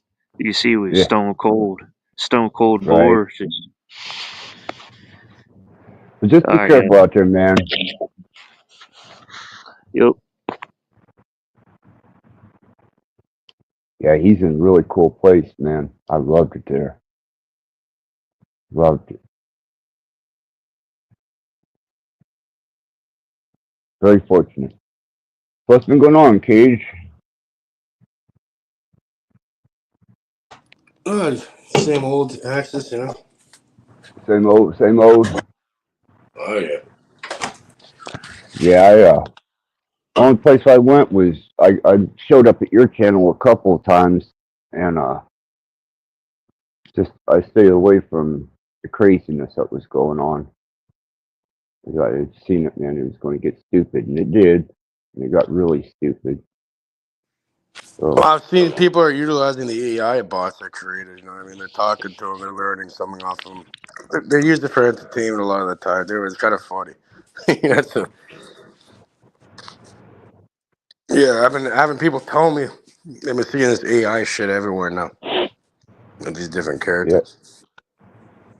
and I watched it a couple of times. Well, no, I was up there once with you guys when we were done with the AI. Yeah, that Yeah, you're asking programming. the questions and everything, remember? Yeah, yeah. That was just before I found out about the Willow chip. I'm still doing research on that motherfucker. We were asking about the Willow thing, too. We were asking Yeah, earlier. can you imagine, dude, a 1 with 25 fucking zeros times the processing speed of the fastest quantum computer they have? That is just, to me, Well, imagine is the power of the fucking, mind. They can't simulate the mind yet, which would be way beyond any of that. So still, man, I mean, just to think of the amount of information that can actually go through, dissect, and give you that's one specific task, right? So it's not, it can't do that with everything, but I'm sure they could plug that in. So imagine you paired that, the Willow, with the AI. it is. That's what it is. It's a qubit. That's how they're powering their AI now. Is with Google is with that new qubit. See, it's a stable qubit. I didn't know if you when you put a qubit and you get that stasis position, you got to keep it just above freezing, absolute zero, actually, and it only lasts for so long and it breaks down. Now they have one that's stable at room temperature. Real shit. And Yeah, someone that's saying, maggots saying urinate around your camp, everything should stay away. Yeah. You know what's funny too? You know what they sell? You can buy in Canada. You know what they sell for that shit? They sell fucking wolf piss or bear piss and shit. You could buy it. You could probably even buy it online. And yeah. I got bear and deer scent and bear scent.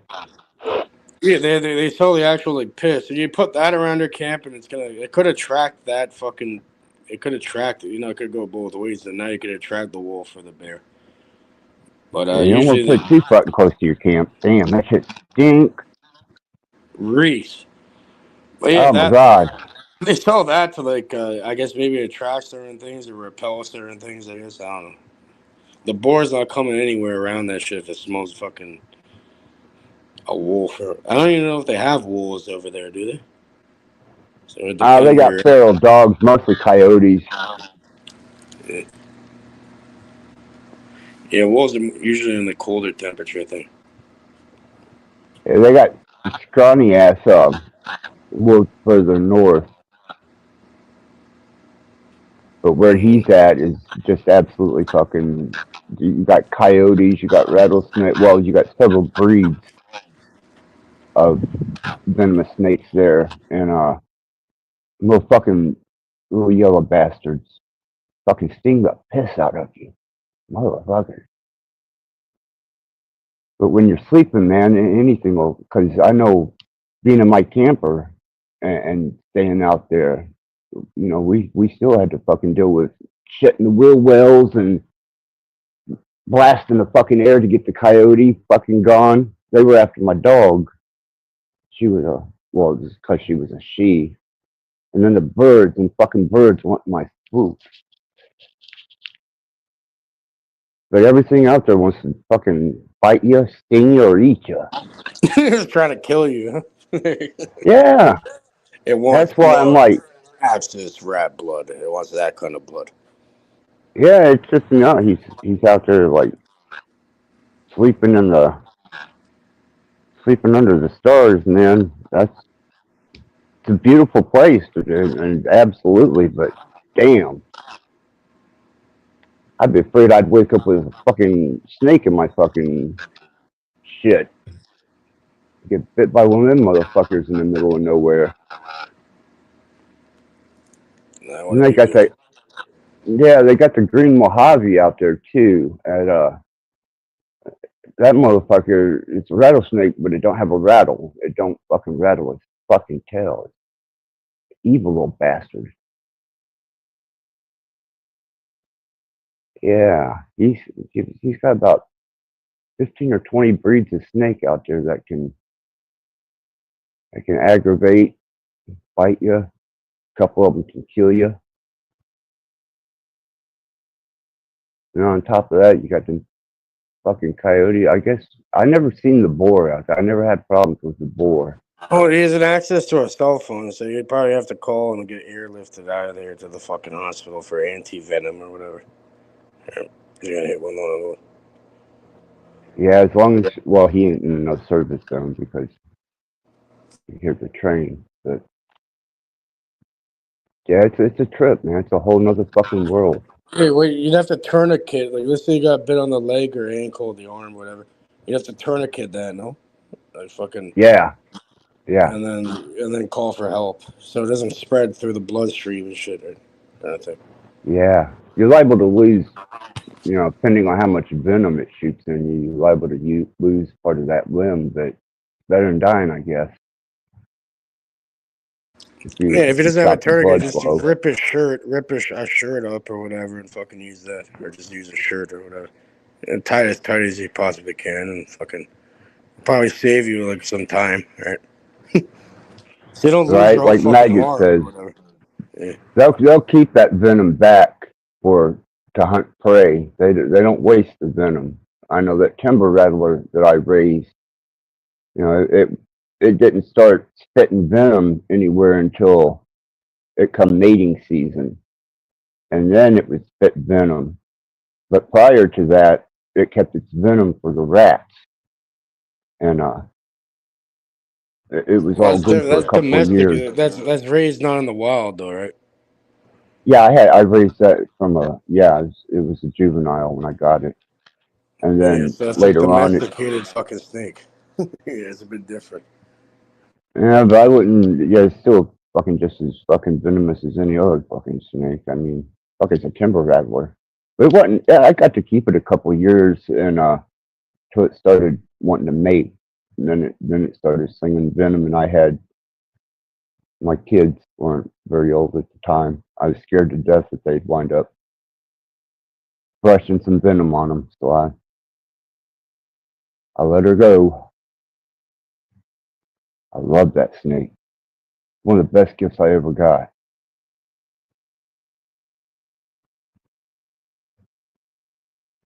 Yeah. The Howard was my brother-in-law, and he brought it to me from Tennessee, and he's the one that the cops ran down in that same county my son got in trouble in, and they ran him into he was on his motorcycle, and they pit maneuvered him on the bridge, killed him. He was the one that gave me the rattlesnake. He's a good guy, man. He was a really good guy.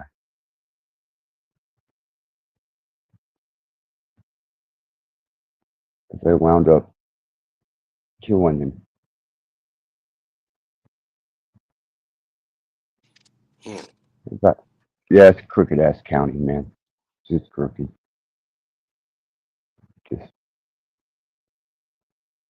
Just a backwoods fucking town that anybody that's got any mind to them should not be in. Because if you ain't a local, you definitely on the list to go to jail.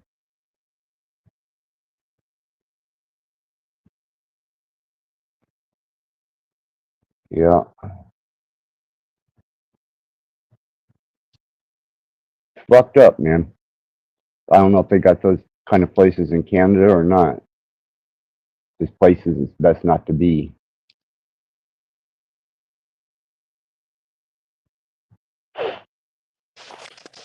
Yeah, they have variations. It depends. It's more area specific. Yeah, it's certain areas.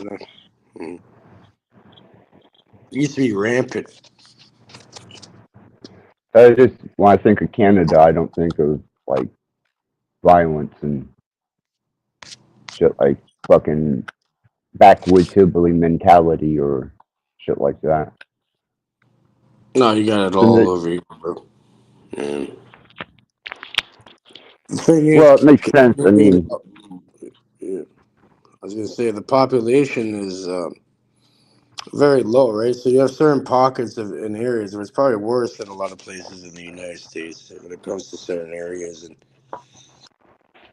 for example, like a lot of these movies based in New York were actually filmed over here in Toronto. And that's really? just like the socialist ideal of like having a housing project, Section 8 and all that was actually started here first and then moved over there after they tested it here.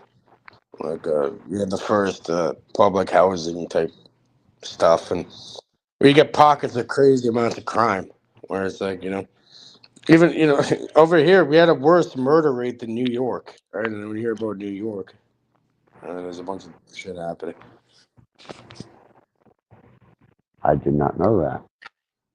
Yeah, I guess what we tried doing, we're doing good PR for the world, right? They think we've made it seem like we drink maple syrup, live in an igloo, and say sorry to your own shadow when you open the door, type thing. So. No, these Canadians, they're crazy. They're fuckers. You know what they'll do? They'll kill you after like smiling and looking in your eye and giving you a handshake. Then they'll like shoot you in the head. Yeah, they do it a bit differently, more discreet. Yeah. It's hard to the way they make Canada look down here in the States.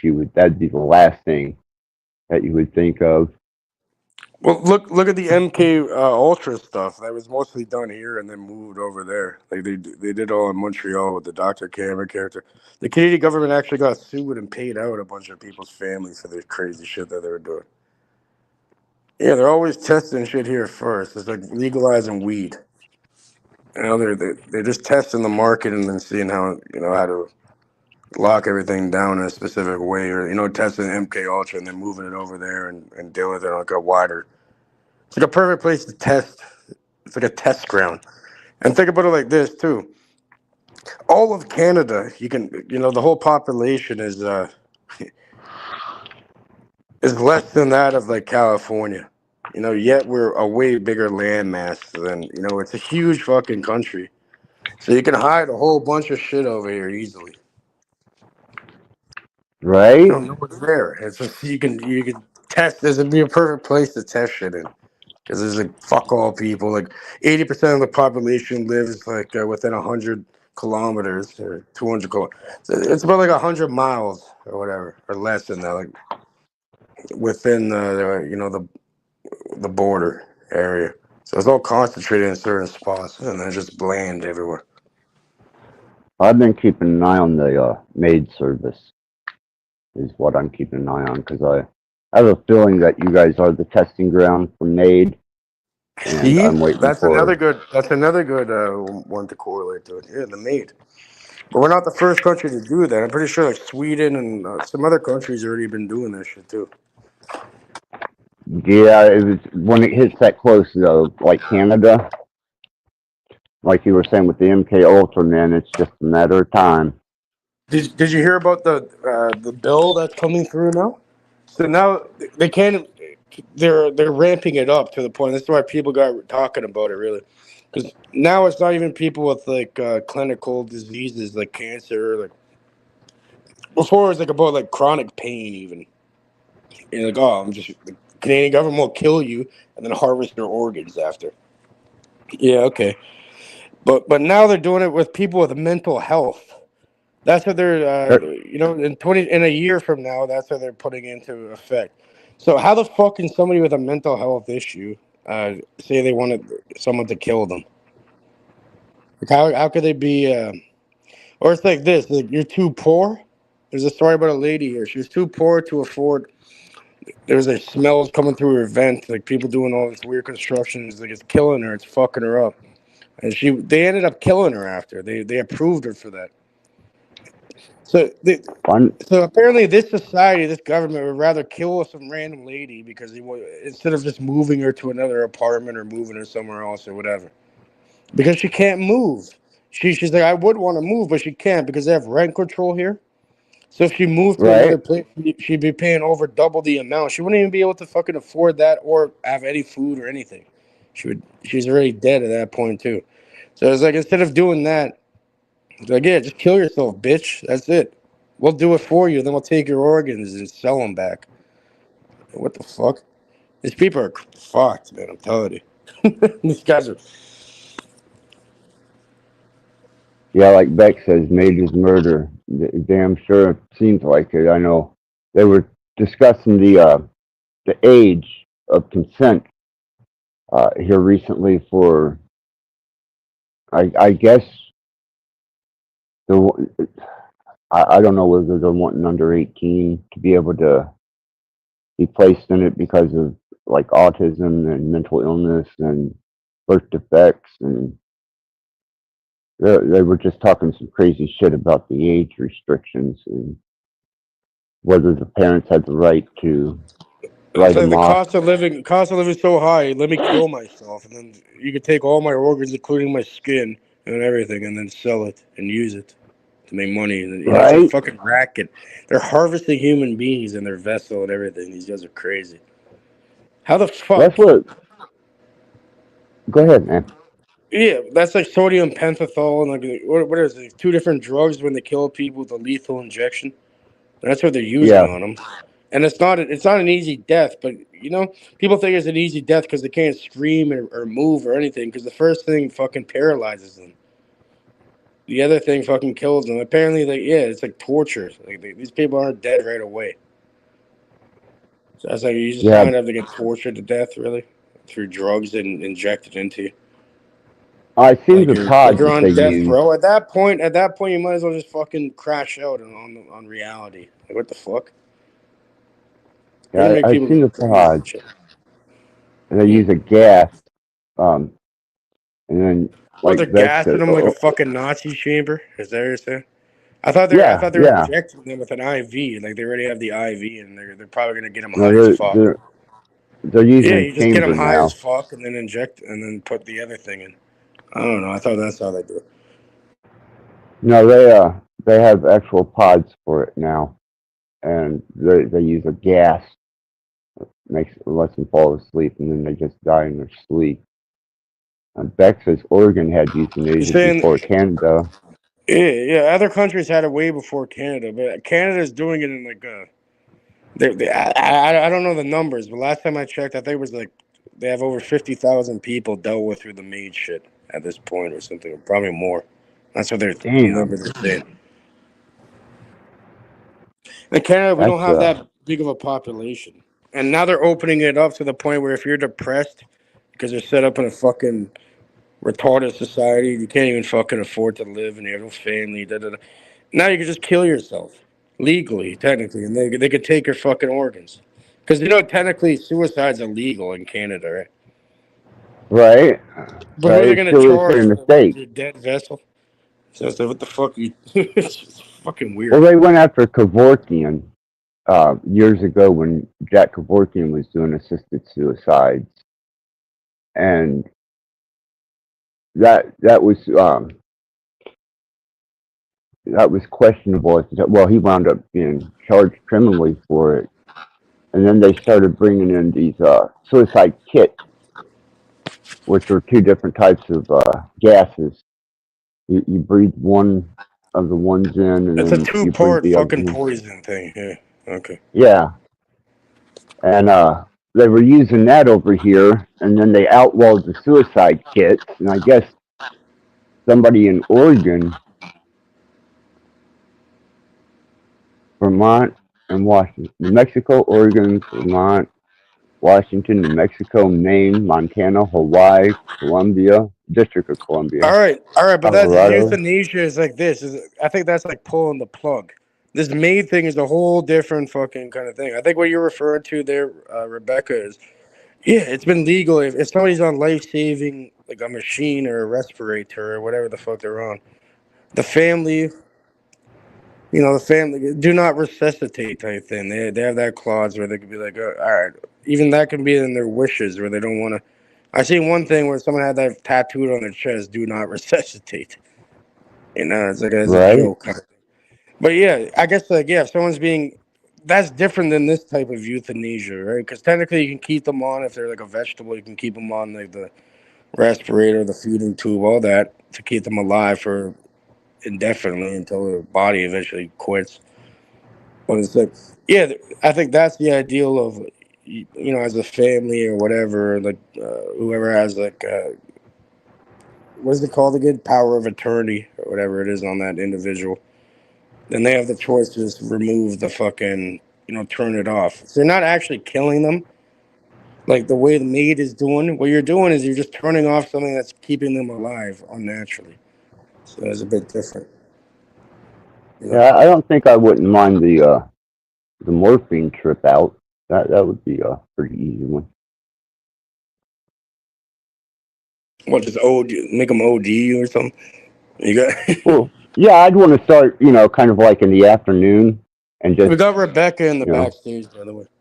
Oh, I'd want to start in the afternoon and then carry it on to that evening, and by that time I'd be so fucked up I wouldn't give a shit.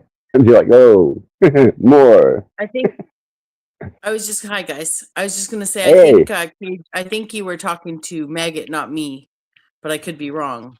Whoever it was, or whatever, just the chat in general, or whatever. Anyway, well, but like, if you're talking about the legal dose of morphine and stuff like that, and DNR, no, the states do have jurisdictions that have euthanasia that's enacted, like Canada. Now, so is that beyond like the machine keeping them alive thing? Like, how do you euthanize? Yeah, Oregon's had euthanasia for like 30-40 years or something, like 20-30 years, a long time. Now the difference is they're very selective in how they applied it. So just because they had it didn't mean people could actually access it very easily. They were likely being very, very cautious so that they weren't presenting this Canadian kind of case, right? So there has to be some extreme circumstance. What's the guidelines to meet that? I'm saying these guidelines are being lowered. The bar is being lowered to the point where if you're depressed, they're saying in 2025. I'll give you an example. Let me give you an example.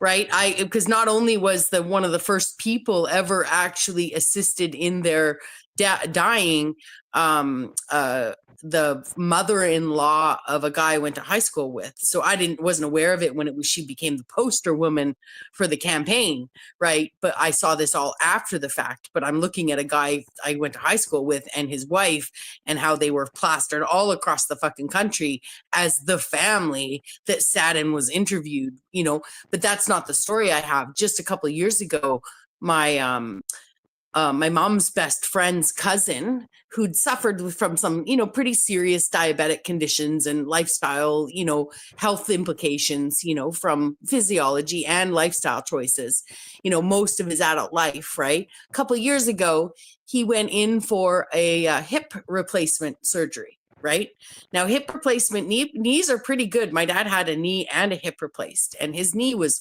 he was so happy with his knee. That's why he got his hip replaced. Hips are really fucking hardcore. It's totally different, right? Nevertheless, this guy went in to have a hip replaced. It's expensive surgery. We're talking $250,000 probably. Like, I'm just ballparking, right? But a lot of money. It's very expensive, and we have a social healthcare system. So he gets the surgery. I'll tell you, he has a minor complication from the surgery, just like he's having trouble healing, some sort of minor infection, right? He has nobody to care for him. The only reason I know of this is because my mom's best friend, who was nearing 80 at the time, went to take care of her also nearing 80 fucking cousin, right? So, the guy doesn't want to be a burden. Anyways, long and short of it is, within 10 days, within 5 days of the investment of a brand new hip, right? The next thing they had in there, the moment he was like, showing signs of like not wanting to be a burden to his cousin, is the moment he has people coming in offering him up the maid service, right? And so by day 10, okay, not only was it just like offered up in his worst fucking pain, but also, feeling like a burden to his cousin or whatever. Like, you see what I'm saying? They didn't do any psych evals, no nothing. Like, the guy decided No, in wait, he was a under victim 5 of maid, days. you're saying?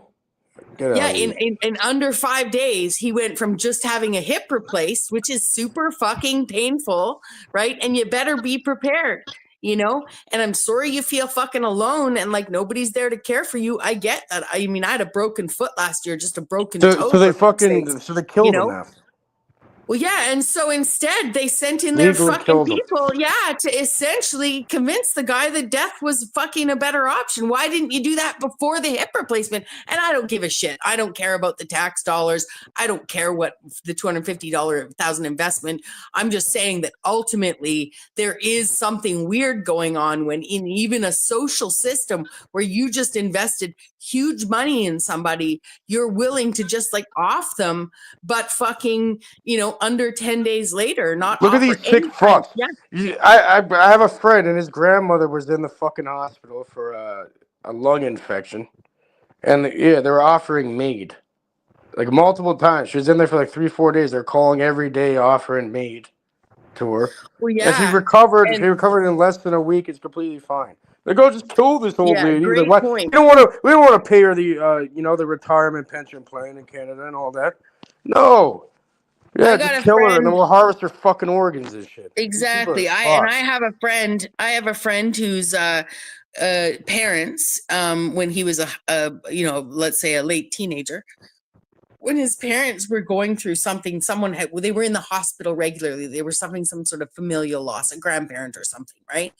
They were approached by the Jehovah Witnesses, and became Jehovah Witnesses from the hospital, like not in the hospital, but you know what I mean? In their time of How is need. that even fucking allowed? You're telling me Jehovah's go in the hospital, you're saying? But that's what I'm saying. And I'll tell you, those Jehovah Witnesses didn't do any harm to those people. Like, and yet you'll have people being like, if our reaction is, how can the Jehovah Witnesses go in and rope people into their religion in their worst times? Well, I'll tell you, I'd rather be approached by 1,000 J-dubs than a fucking bunch of maid agents if in any hospital for whatever. Yeah, well, at least they're against maid, right? I guarantee. Exactly, and at least they're there. At least they're there. At least their concern is your salvation or whatever. You know what I mean? Like they're doing their mission work. Like whether you agree with it or not, whether you. Yeah, they're not demonic beings like these fucking doctors. Imagine that's your doctor job and you specialize in killing people. Mm-hmm. Yeah, imagine being one of those motherfuckers. You have to be a sick type of fucking individual to do that shit. Yeah. Yeah. So it's fucked up shit, you know. It's really fucked up. I've kept my eye on it. Now they're getting to. Now they're saying if you're 16 with your parents' consent, you can deal with that, and if you're 18, you can deal with it. Let's say you're depressed or you don't want to be here, whatever. All right, go into your little thing. We'll kill your ass. We'll harvest your organs legally. How the fuck? So they did get it down to 16. With you need parent consent. Minimum age. Yeah. Parental consent. Speaking of parental consent, can I just share with you, and I know Cage doesn't like it when people do this, but I'm going to do it anyway, Axis. Do you know what I learned today about, do you know what I learned today about Jack Talcott? Did you know that he was 17 years old when he enlisted in the army and his mom signed and said it was okay? Isn't that fucking tragic? I didn't know that about Jack.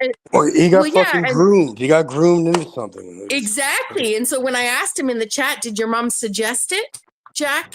He said, because he was up on a panel, right? And someone else's panel. And he responded that no, he just responded that his father had served and he wanted to get away from his mother. But if you think about, we want to talk about this devouring, all the men can talk about the maid. If they had the maid, the mom would have sent them to the chamber too. Oh, trust me, you think some of these moms that drive their kids up to the fucking psych ward at just before they're 18 or 19 so that they become wards of the court and have fucking antipsychotic medication shut in their arms for the rest of their life simply because you can't control your son anymore because he's bigger than you? You know what I mean? Like it's fucked up what some of these people end up doing. So there are women out there that would convince their children and support the idea that they are, that they are so depressed that they deserve to die rather than to admit they're shitty fucking moms. Right? So for me, it doesn't matter if you're fucking co-signing your son, because trust me, Jack Talcott is 2 years younger than me. There was no war necessary that he needed to sign up for when he signed up at 17 years old. We're talking about a guy in fucking 1991? You know what I'm saying? 1991? Right? So what is that? That's the Kuwait? That's Kuwait? Right? That's the Gulf War? Like, fuck. You see what I'm saying? And I'm not trying to act like that wasn't a real. Well, you see where I'm going with this, though? You're a Gen Xer. Talcott never saw any combat. I've asked him that before. But still. But I'm telling you, 17 years old to take on that responsibility to go through any kind of drills, anything. Just your mom saying, you know what? Go. I know that even at that time he was all rah for. That's pretty much fucking made. Go die for some fucking bullshit. Yeah. Okay, it's basically your mom was your maid agent. And trust me, I have a brother who's not very bright, and the 7 of the 8 of us are very, lucky to be pretty capable people. And my brother that wasn't very bright and needed a scribe all through school and stuff, my stepmom had him in cadets. And by the time he was graduating school, he was ready to join the military. That was the choice that my stepmom groomed for her son so that he had a good earning potential, knowing that already he wouldn't be put in combat. He doesn't have the cognition skills. I'm not saying he's dumb. He's not rational enough. He's too easily influenced. He's not an idiot. He's not dumb. He's just not. There's another. What's that lady called? She's like damsel medic or something. I haven't seen her around for a long time. Yeah. I think she was in the same kind of stuff that with Talcott, but she was actually in the field and seeing she was treating people. And she said she got wheelchair ridden because of the shit they were experimenting on with these experimental injections on them and stuff in the Gulf. And yeah, someone I think Maggot he's like he'd have golf syndrome from the fucking. From the shots and all, whatever. That's what he's saying. So yeah, I think there's some correlation there. I've heard people's testimonies and accounts. And that's where I would say that it doesn't really, the fact he never left the U.S. Yeah, I think he got stationed in Germany for a bit and all that. But he's like, It's just basic stuff. It's kind of like boot camp and shit. You never Yeah, but went a and lot like of fucking those, fired a gun if or anything. you're my brother, they never intended to send anywhere either, but they still have to train you as a foot soldier, right? Everybody gets trained. If you're not picked Yeah, for something, you go through a greater, you're brainwashing all thing. gonna, you're gonna drive a tank, you're gonna shoot, you're gonna do the drills, and those drills are PTSD inducing to some. Okay, Right? well, Just get the fuck noise, out of the here. What about fucking actually? You never went and actually fought and shot anybody or got shot at or any of that.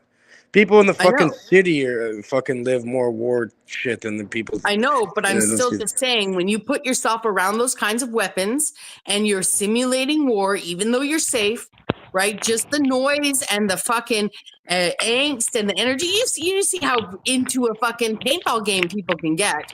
I'm not saying Well, that your I was paintball just gonna game kind of mention stuff. paintball. I Yeah. I used to So paintball all the time. I I'm not love saying paintball. paintball. I'm You not still saying get hit. paintball You can induces shoot people, but PTSD. you don't kill I'm them. just saying that preparing yourself for war itself is PTSD inducing. It's not we don't compare trauma. So I get that, somebody else was like out in the field and in a landmine and saw their friends killed and stuff. You can't rank trauma. So the body just feels Some people trauma. love doing that kind of shit, though. But Exactly. That's why I'm saying, it's a but when difference. you look at your typical 17-year-old in the world and is a Gen X or even as fucking ready as they were for the workforce, everything a 17-year-old is doing is to prove to themselves, even a healthy one, that they're ready for adulthood. And if your All right, mom, and what are they gonna yeah, tell them? They're gonna be influenced already by the schooling program, the indoctrination yeah, camps, and then from there they're told to go and apply to all these different colleges / universities, well, get yeah, and student so loans. Listen, get student loans that you cannot get rid of if you do a bankruptcy or anything. They'll stick for you forever. You have to pay them no matter what, and yeah, and then probably just end up getting a fucking shitty job either way and just wasting your career, all this time and money when you could have just made your own thing, which is not told to people. Or, entrepreneurship is not fucking blasted out there like, oh, go make your own thing. Obviously not, because they want sleeves in a system. So yeah, go get your fucking career and. no parent should be able to co-sign a under 18-year-old to go to fucking war. Period. Well, that's retarded. That's retarded. But he never did go to war. Remember that. And yeah, but it doesn't mean that 17-year-old Jack didn't think he might, and especially so you're saying, when he sign up know? and get enlisted, so you expect that's a possibility. Yeah, So, and that. so you're saying, yeah. so he's ready to die, kind of thing. Yeah. Because his mom told him to, or signed on it. Because he wanted to get away from her and walk in his dad's footsteps. But I would say I was the one that suggested. Did she suggest it? And that's why I'm saying with these fucking parental consent 16-year-old fucking maid forms, like that is fucking sick shit. It's not only sick. That is how could a parent? How would a parent even sign that? That parent. Yeah. What if it's a fucking people get incentivized? Like it's a big thing with group homes and people that like adopt. That's what they do. They adopt people and make like a living off of it. Do you guys know? So then you be like, you want to die? Okay, good. We'll just sign that because it could be a guardian too. It doesn't have to be the parent. It's a parent or the guardian. Do you guys know the case of Robert Latimer? I haven't heard of him. No, what happened? Robert Latimer, he's a local here in BC. I think it might have even been on the island here, but he cared for his extremely disabled daughter. I think she was 12 or 13, let's say. He euthanized her. What, through the MAID program? Mm-mm. Oh, someone different? No, I don't know if he actually physically did it himself or if he got, a doctor involved or what, right? But he went to jail. He went to jail big time. Where he killed his own daughter? Because he killed his own daughter. Yep, he killed his own daughter. But let's just flash forward to the now. Let's assume they didn't do that. And Robert has the right to co-sign for a vegetable state child, right, who can't consent, that at 13 she can die, right? I get that there are extenuating circumstances that it doesn't matter. 16, no parental consent, right? Like no consent. Some children can't consent to that procedure, right? And yet I think that in modern times, if Robert Latimer applied to the Hold on. In government, Canada, correct me if I'm wrong, but I think you have to be like 18 years old to get a fucking tattoo. But yet you can have a sex change and kill yourself when you're a minor. Okay, yeah, it makes great fucking country. These people are retarded. So I can see where parental consent would be necessary when a child can't communicate at all, right? You know, like has been born into a vegetative state, you know? And that's a difficult decision to make. I don't even know how I feel about that. Conveniently for me, I don't have to have an opinion. Fuck these demon fucking retards running this country. They're fucking idiots, man. It's but beyond you know, so there are, all I'm saying is there is situations where if you're going to agree that the MAID program has an application, then it should be age independent. It should be illness dependent. Right? But we all see these slippery slopes. You're not fucking God, okay? You're not fucking. Everybody talks about abortion. I'm saying these people have no right to do anything like that at all. And how can a parent, you don't own that fucking being. Just because you brought it into this fucking reality doesn't mean you own it. And you have the right to sign. 16, and a guardian could do that as long as you have legal guardianship. You know how many people grow up with no parents, right? Yeah. So how the fuck does this stranger, technically, who's probably benefiting financially off of having you around, have your best interest, you know? Because they're not going to be making any more money off you in a couple of years at that point. Yeah. Might as well, now you're going to recycle them and bring more people in. So I think there's a deeper thing going on. And it has to do with the organs. Because what do you mean? Like, okay, how much do these people profit off a fucking lung or the skin or the kidneys or something or any of that? They're making money. How are they gonna? You're gonna, and then you're saying there's coercion, and what I've seen too, where they're trying to call you and explain to you in a certain way when people are at their most vulnerable state. This is the best option and all that. Like, these people, that's like taking advantage of like a victim when they're psychologically broken. It is. Yeah. And that's why you saw your reaction. You saw like when I told the story of, let's just say good intended Jehovah's Witnesses hanging around a fucking hospital looking for, passing out their watchtowers, and being there holding the hands of strangers while they go through the loss of somebody, like that influence. We all know, we're on YouTube. We see how easily influence, right? Like, this is absolutely insane. It is insane. It was insane when I saw my mom was like, oh yeah, so-and-so is going off to help her cousin. No, I feel bad for these fucking retards. You know what's coming from? Listen, you know what's gonna happen to these idiots that are instilling and distilling and injecting these fucking ideologies and these laws into this reality. They're gonna have to fucking. Everyone's held accountable eventually. Yeah, good luck with that, fucking idiots. We'll see what happens. And everybody talks about sexual violation like it's the worst. No, death is the worst, people. I'm sorry. Death is the worst. Now I get that there's a lot of pro-mortalists, a lot of people who think this place is going to be, that life after death is fucking amazing and the best thing, this is the worst trap ever and blah, blah, blah. But seriously, like, I'm in John with 72 virgins and all a bigger infraction than grape is fucking, seriously, is being dead. So now we've got, next thing you know, they're going to be fucking, I don't know. There's something super fishy going on. It's fucked up shit. Well, you're saying I don't get to go to Jana to heaven with 72 virgins, Bex? That's disappointing. Come on. Can't work that into the script. Virgins are overrated.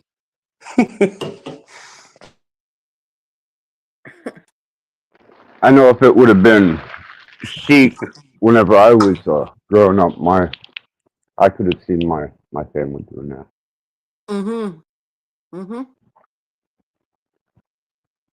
And once you have these MAID laws, what happens? Who co-signs for a 16-year-old foster kid? Right? The government. So what's the loophole in this? Is children who are wards of the court Exactly. I'm telling you, there's something there, and that's probably Yeah. gonna make the majority. When they can get the mental health stuff going, watch. You're gonna see this shit accelerate. Yeah, oh, you go to the grocery store with $100, can only get a bag of food. Go kill yourself, bitch. Yeah, that's their mentality, really. But it's nice Canada. It's a great fucking nice. Sorry, eh? Fuck off. Yeah. Yeah. We're they're the nicest people on the planet. Sorry, excuse me, sorry. Fucking. They're like little two-faced backstabbers. That's what the Speaking of Canadians are. They're Canadians, movers and people. speaking of Especially in Canadians, cities like this, they call it slimes. They're slimes. They slime the fuck out of anything and anyone they can. And that's learned behavior because of how the system is set up here. So people have to adapt to it and become koalers. They call it koaling. They call it a slime, a snake, whatever. No, they don't call it the six for no reason. The dot. The dot. Yeah, look at the. Yeah, because I get in states where personal deletion it seems like a soft out sometimes, and sometimes I think, man, if it was available here in the States at some of my less than joyous times, I get in a pretty nasty state of mind. Maggie's like, oh, no, we'll give you 100 experienced women. Right? No, you don't want, I guess like it'd be different for a woman. That's like more of a woman's mentality. A woman would not want an inexperienced man, right? She wants to get dealt with properly. But, I guess the man would want to, probably women with less, this is why women with less sexual experience are held at a higher value kind of thing. Because you'd probably want to teach her certain things, not someone who's already seen it all kind of thing. Wow. Sex and violence, man, seems to always walk hand in hand somewhere.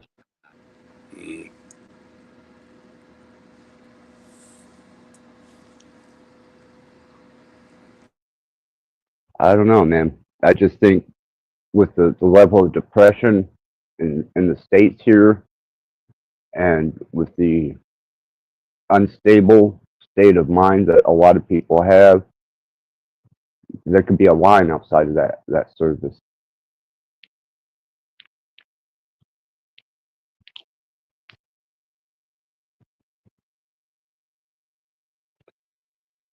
I assume that maid agents, as we're calling them, I don't know if that's what they're actually called, they must be nurses, eh? Like the ones that go to talk about the procedure and stuff. They're probably bachelor, BSNs or higher. Something. I mean, what are the qualifications for taking a person out? I mean, make sure that the gas levels are proper, or shit, I don't know. Be a heartless fucking, unless it was somebody that would be better off if they were dead because they lost their eyesight, their smell, and their arms and their legs. That might be an option. But just because you're starving, poor, or a little mentally ill, because, like I said, they could take advantage of my mental illness easy. Just catch me on a bad day when I feel like everything's crumbling down around me. I mean, fuck, it's a soft option. Well, and that's where I would say if you'd been raised, so imagine your same self going through absolutely everything the same way and being raised in a time, in these times, where it was an option. The maid is an option, as you're pondering the worst times of your life and stuff like that. You know what I mean? Like it's the social. That is fucking good. It's vampirism. Yeah. Fucking some vampire type shit. 100%. And yeah, Jared, this is fact. This is what's going on in Canada. This isn't This isn't speculation, man. This is. And then you sign that, so you can sign your own death certificate, but you can't. Well, I guess they make your parents sign your fucking life certificate or birth certificate kind of thing too. So it's like, okay, so but you could sign that shit away, or someone could sign it for you. But I'm not talking about like where you're gonna die either way, like you're completely like you're fucked either way, like the brain's missing. But even look at like Lucid, bro. The guy who had half his head blown off, he's completely fine. He's working every day, dealing this shit, everything, taking care of his family still. Well, yeah, and the majority of the things that the majority of the majority of the things that he couldn't do, the things that were affected, his motor skills, his the things that he had to relearn, he relearned, like so. He's completely fine. And he's fucking happy. And he's like, he seems. It doesn't even affect him. He can still play fucking guitar and sing and everything. And he's actually, the guy has some fucking talent to the point where you could lose half of your brain and come on. It's like a miracle. And these people don't respect human life, obviously, and what that really means to have a consciousness and even a being that's able to talk. It's like fucking, it's like the ultimate fucking AI beyond any comprehension. It's all a part of the program, and every aspect of the program is the same program. So you can't respect one without disrespecting the other. So it's like, it's better just to see everything as is, and just information that you're able to decipher and look into. Type thing, and you don't really pass judgment on it. This shit is hilarious. Really, you look at it, it's like a fucking play. Really, this whole reality, and like, I don't know. These guys are moving fucking weird, though. When it comes to what do they do with the body after? What's the stipulation? That's what I like to look into. I'd like to see the exact process of how this stuff works, and then what you must sign, and the hidden terms and services behind that. Like, what do they There's do? a Do you waiting have the list. option? Do you have the option not to get your shit harvested? Because I guarantee they're experimenting on those bodies or doing something. Yeah. Well, yeah, but no, when you sign up for it, they give you a date, and you have to kind of survive till that date. All right, but if they're gonna move like this, what I don't get is then why not? If they do fucking death warrants and they do fucking, you can sign do all that, then why the fuck would anyone follow the law or do any of that shit? Like at that point, I could just shoot you. What the fuck do I have to lose at that point? If you could just sign my if I could just kill myself and you'll kill me for me. So we don't even have the death penalty in Canada. So you can go out there and fucking nuke the entire country pretty much, and they can't kill you. You're probably they're definitely going to torture the fuck out of you, probably with maple syrup. But you never know.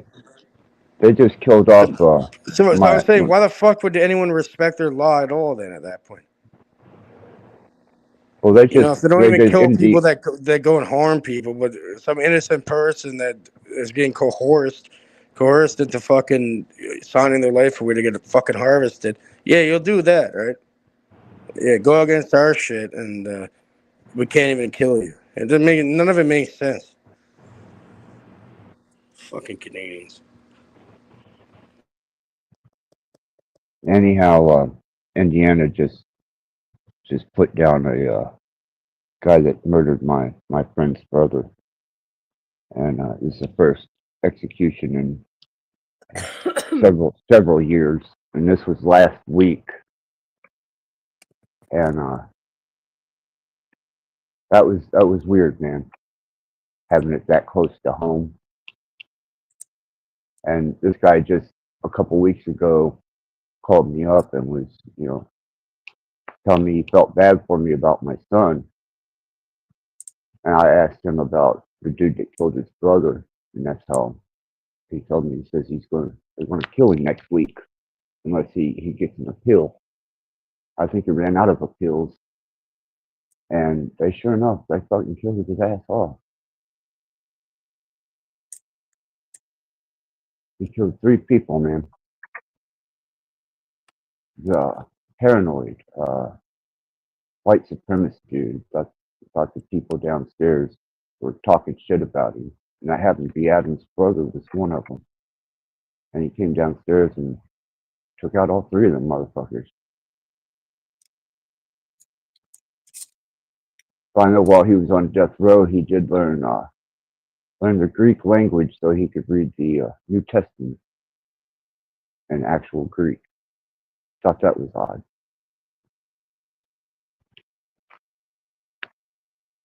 I look for him to amp up just killing outright because America, they're going to adopt MAID down here regardless.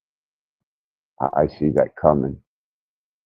And Well, now you that saw what I clipped off the internet with it being there's Wikipedia says 10, the AI says 11, but there are already 11 jurisdictions that have euthanasia in the States.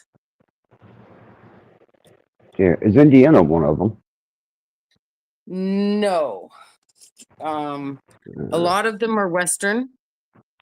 I don't know the geography very well. Just a second, I'll go look Liberal, here. more liberal. A lot of them are Western, but the Eastern ones seem to be coastal. But I know they're not all coastal here. California, Colorado, DC, Hawaii, Montana, Maine, New Jersey, New Mexico, Oregon, Vermont, and Washington.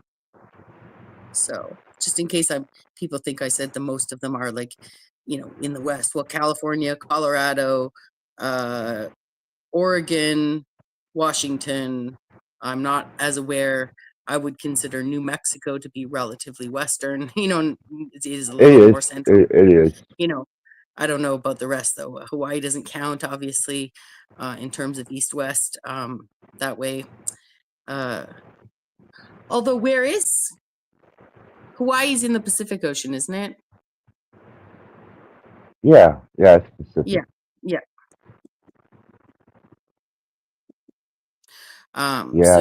Once you get out of the panhandle of Texas and start getting into New Mexico, that it starts to turn into complete desert, and the bad ones before you hit Arizona. So it's definitely western, more western than. Wow. So it's just a matter of time then for the states just to kind of put those pods in, and I know the last time I seen Gates discussing it, he wanted it's almost like a center where you can just go in and do yourself in and go on, and he thought that was going to be sustainable for our society and beneficial. So he's definitely a pro eugenicist by far. Yeah. So here, look at this. I was just going to say, Oregon's, the first U.S. state to legalize physician-assisted dying was Oregon in 1994 with the Death with Dignity Act. The law took effect in 1997 after lawsuits delayed it. All right, but this is completely different because of what do they call it? The circumstances behind that deal is completely. It's nothing you can even compare. No, but these are people that are terminally ill. That there's they're like pretty much like fucking on the brink of death either way. And there's no hope. It's already. Oh, I see what you're saying. Yeah. Yes, they've maintained the standards, kind of like abortion. Abortion was argued for rape, for incest, for children that were That makes sense. impregnated, That makes sense because like- you want to wear a condom or use a Plan B or use contraceptives or whatever. Like if you're that retarded, then that doesn't mean you should have the right to go and fucking kill a baby in that way. Unless there's some other circumstances that were. Well, yeah, but it was always used as birth control. More those cases. The only reason we think there's so many of those cases is to justify everybody being brainwashed into thinking that they're not killing something, right? All right, So, and the funny thing is, you can look this up too. I know it sounds crazy, but yeah, with these aborted fetuses, they use the stem cells for a variety of different reasons. In medicine and everything. They even use it to the point where they make face cream and then old rich women. But you do also understand that stem cells are harvested from absolutely every single umbilical cord that is left at the hospital, right? Exactly. So they've already been using this shit. Just because there's stem cells in a product, you cannot assume it comes from an aborted fetus. No, not all the time, but plenty of time it does, though. It does happen. I personally think that they don't kill babies in utero. I personally think they harvest them, cryogenically freeze them, and use them and epigenetically with CRISPR can actually change them and use them for with surrogacy to create children for people. So, for me, we are worth so much more alive. Our potential, like I know everyone's like they're trying to kill us. They're trying to kill us. Yeah. Well, yeah, like your name technically, like you have a social security number, obviously. Yeah, that right there, that entity, that being is worth. I think it's about $2 or $3 million technically. It depends on when you're born. People they changed what they insured us at in the mid 70s. So anyone what's the insurance? What's the insurance on all these fucking beings again? What's it's like $500,000 for people born before 1975 and 2 million after or something. For 1970, 500 grand in 1975 is like fucking 4 or 5 million at this point. Yeah. Back then it would have been a lot of money. But I'm still saying, like, the idea that people think that, that people are, we are worth way more alive. We are not worth shit dead except and for, that's like why said, people organs. you're talking right now, breathing the air, because you're worth more alive than you are dead. That's all the truth of it. Guaranteed. Once that changes, then you better get fucking ready because you get dealt with regardless. No, you are right though when it comes to organ harvesting. The organs of some people, organs are so valuable that some people actually go to other countries to create a child just to take a fucking kidney and then leave the child behind. You know what I'm saying?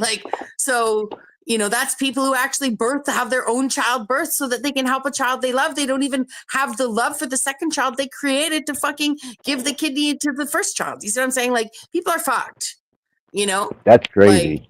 That to me is insanity right there. Well, in some cases, here's the deal. Some of these surrogates end up having twins, right? So the parents may take the child that has the organs that are needed or the blood or the bone marrow or whatever for the child, for the child that's, is sick, but they'll leave the twin behind.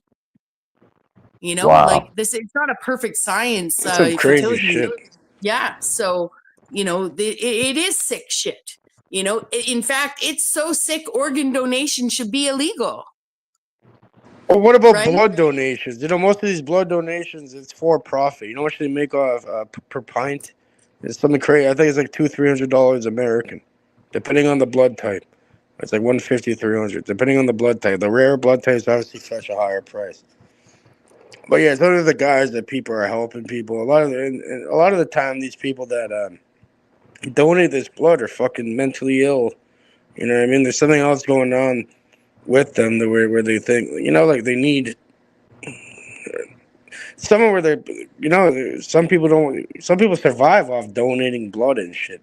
They're fucked. Like, how you take blood from somebody who is probably like on drugs or completely mentally insane or whatever. And then now that's spreading. That fucking shit's spreading through the blood to anybody else getting an infusion. I know my first couple stays in psychological, especially the state facility, they would take blood imagine every you putting week. your fucking blood into people, Axis. They're gonna get infected with the Axis rat blood. Right. But no, they took it was after my second day that they just took little vials of blood and would run their tip. But prior to that, they took fucking blood every week, man. Well, and this is the important Probably thing selling that it. people. They're selling Yeah, and shit, this is where I would say people need to understand. When you sign an organ donor card, like when you get your driver's license, you're 16, you're like, I'll be a good person, and in case I'm, something happens, someone can have my eyeball.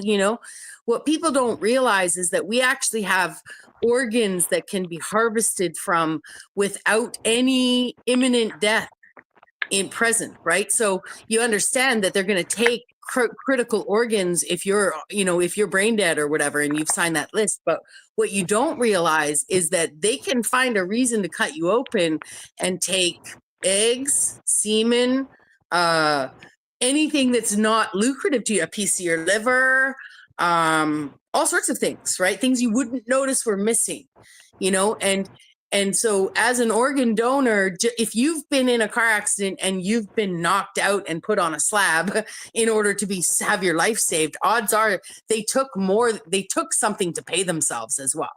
right? So we think of organs as these critical things. Our skin is an organ, right? Our entire cardiovascular system has appendages skin's the off those biggest organ, organs. really. Yes. Yeah, so I know that blood isn't an Well, organ. that's a funny An idea. egg Like the isn't people an that talk about, organ. hold on, the people that talk about fluoride or all these, like fucking all these different chemicals in the water and that they filter the water. But what about when you take a shower or when you get into water? The skin is the biggest fucking organ in the body, right? So that's still Yeah. going in there. So you Yeah. gotta think about every facet of it. Mm-hmm. Wonder why they resuscitated me on the helipad there, when they could have harvested me. Because that's what they're fucking trained to do at that point. It depends. Like over here, when you go and get your fucking G license, G2, G1, all that, you get the big G after. Bro, they ask you on the fucking thing, like, oh, you want to fucking donate your body to fucking, for other people, your organs and that. You have a choice. So most people do it because they're coerced into doing it, thinking it's like going to be used for a positive thing. Most of the time, it isn't. Yeah, I would have just assumed. Well, like Jared said, Like yeah, I if you did. die in a I fucking flipped car the crash, or fucking can we use your shit doctor or what? off. It's like, yeah. You know, I'm I sure they wasn't probably happy. used it without permission a lot of the time too. Right? So. Well, they brought me. I wasn't happy about coming back. It's like Jared said. Yeah, I flipped the fucking doctor off. Don't pat yourself on the back. Do they have that in the DMV? That option? They must be because they make it. Here in It's the probably States, just they like a do. check mark. Yeah, it's probably like a little check mark. You have to fucking X out or not, or whatever. Yes or no type thing. Yeah, you got to go to your lawyer. If you decide to have a DNR, you go to your lawyer. But if you die in a car crash and you signed your organs over, then they can use them. Yeah, so you do it. Yeah, it must be like Canada, obviously. So you do have to like consent to it, right? Yeah. And they paint it in a way where they give you this whole thing, and the whole pamphlet telling you about like how great this would be if you did this, right? Like, you're helping people, da da da. So a lot of people just do it anyways because why would they care? They're dead. So. No, and in fact, you can rescind your organ donor card. I said no right away because I didn't trust it. Like I never ever signed anything. But yeah, I'm sure you can obviously. I didn't. I've never rescinded mine, but I was in a car accident, and my own intuition and ideology and stuff like that. Like I honestly believe that they took eggs. So You said that once before, Bex. Yeah. I knew you were convicted by that. They cut you open in that region, you say, and extracted something. Well, I had a car accident, and I'm not going to deny that there was perforations to my intestine, but I know that, there's, you go in there, if you're going in there, like you may as well take something, whether it's like adrenaline from the adrenal gland or, you know what I mean? And I just know that I won't get into it because I've talked about it once online already, and it's enough fucking, personal conspiracy story people already think I'm crazy. All right. So, I don't need to, but I just know that in 2020, I called the hospital. I looked into some paperwork. I tried to get my medical files. I asked all of my family members, and just the interesting part of it all is but a lot of people had different stories for me, what they'd been told was done to me in the hospital. Now, I know what was told to me by the doctor. I remember all that stuff. So I don't really give a shit what a bunch of people who weren't even in the same country with me think they heard from somebody who heard from somebody. But I started calling around to the hospital to see if there was some records to see some things and blah, blah, blah. And in the process, learned some things about the hospital and all this. And, I'm just saying that I support my own intuition at this stage to know that this is what I would say is that, first of all, organ compatibility is way rarer than the TV presents it. So, like, I don't know if it has to do with common ancestry or whatever. We got maggots saying, how do you like your eggs? Fucking, what do you fertilized. No, personally, I like them, sunny side up, maybe poached over easy, cage free. Eggs, you know, the ones that free range eggs, bro. Yeah. That's the first time I ever Use heard free that. eggs. I like it. How you I like don't your know if eggs? you guys know. Fertilized. Here's one thing. What Here's about the one ones thing that that got a people ramen in that? Those ones are good. have you guys ever heard of post humus? If I don't know if I pronounced that wrong, but post humus semen harvesting. Really? So up to 36 That's hours some after necromancy shit. but up to 36 hours after, and trust that the like morticians take all the humors from your body. Okay, they drain your body of all the fluids, you know. Right. So I don't know if they do what I'm about to tell you is done. Okay, because I know this is done. I saw this actually where I was introduced to it was in a Law and Order episode where a young woman was married to an older man. They were planning to have a child. He died. She had saved his semen and she got pregnant, impregnated herself, and there was like it had to do with a fight over custody, right? A fight over inheritance, and it was seen as strategic, anyways. Blah blah blah. Okay, well right? it has to be cryogenically frozen, apparently. They have No, but here, clinics for just semen let me too. tell They sell you. blood, they sell semen, everything. Yeah, but let me tell you, within 36 It's hours, called roughly semen for after a a reason. man has died, right? They can harvest the last viable ejaculate from you, right? So I'm not talking about going in. They electronically sodomize the corpse to produce they don't have to use a needle or anything. I'm just saying to have ejaculate come out the penis of a dead man, right? So if people think that isn't like so I would imagine they can probably go into the body. Well, that and makes harvest sense too. because, like, for example, with a chicken, you cut the head off a fucking chicken. You ever heard the expression, a chicken running with his head cut off? Or, like, for example, with sashimi and all this, like, right, they'll have, like, a squid. They'll cut the fucking squid off. And it's just, like, electrical impulses. So it looks like it's moving or it can excrete certain things. But it has no consciousness anymore. It's already dead. But at the same time, it's like electrical signals interacting in a closed loop at that point, where it's like moving around, doing certain things, whatever. You know, like when someone gets killed and it's still moving after, yeah, kind of thing. So but then basically, they stimulate the prostate of the dead person. No, that's that's stored. It's probably I don't know. I never heard of any of that. But if it's cut off completely, then how is it stimulating anything? I guess because it's still gonna produce. Yeah, that's weird. Fuck, your nails and hair. Your nails and hair continue to grow for months after you're dead. Mm-hmm. So it's like it's kind of like this. Sometimes I've had this happen before, where I've had a charger plugged in. Yeah. Right, and I unplug it from the source, and there's still like electricity left within that. The wire, the extension cord, the wire, and all that, to the point where it stays on for a couple seconds after. Yeah.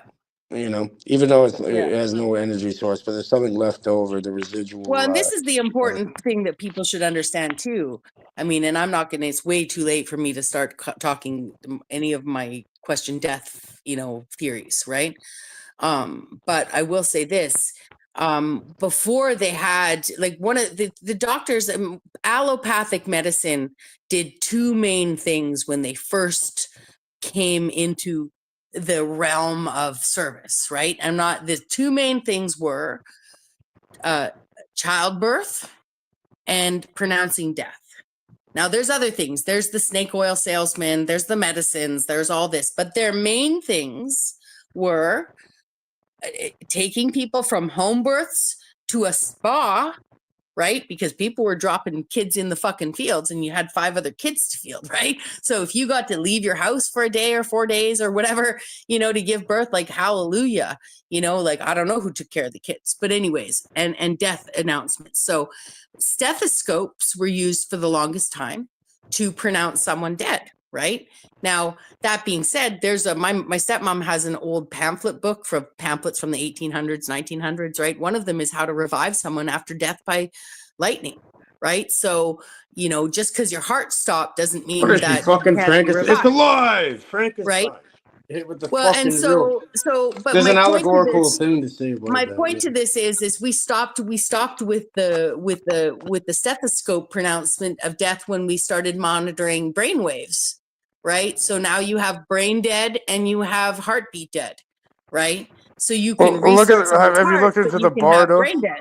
Hold on. What? Have you looked into the Bardo, like the Tibetan Book of the Dead and all that, and the different phases? There's a great movie on it. You should add to the list. Enter the Void. Okay. They mentioned Sounds that. good. Yeah, thanks. But yeah, look into the Yeah, the only reason Tibetan I'm Book of saying the. this is that if we know that these measurement devices operate on a spectrum, who's to say that that spectrum isn't just because like that there isn't still electronic activity on a different let's just, I don't know how to put this. I'm sorry, it's late and I shouldn't click panel links when I'm this tired. You're But fine. You're safe here, Bex. You know that. yeah, thank you. Thank you. My point is that essentially, what if the heartbeat goes quiet or the brain waves go so low that the spectrum you're using to detect isn't sensitive enough, right? So, and people would be like, well, it doesn't matter. Obviously, the person their brain isn't working or their heart is on a machine or whatever, right? But what we also know though that coma, like people can go into a coma themselves. That's how they learn to do medically induced comas, right? They purposely put people into comas so that they can do what the body naturally does when somebody used to go into a coma, right? So my point to this is that essentially, what if sometimes we're pronouncing people dead who are actually in a coma, worse than coma, hibernation almost state? Their body's been so shocked to near death, right? So we just trust that the doctors, they got their stethoscopes, they got their brainwave machines now, but we haven't fine-tuned the machines to look for. There's been stories where people come. This is the ideal of people coming back from the dead, right? Some people are like back in the day. Some people are in a coma or whatever, and it just seems like they have no breath or pulse or anything. It's like a hibernation mode, and all of a sudden they're like walking out of their own grave or like digging out the soil, coming back up and shit. Yeah, it happens. There was a Especially period in time in Europe where they'd actually put a bell and a string because apparently there was a string of live people being buried, epidemic of it, and they actually put a bell and a string. And you can look that up. That actually happened.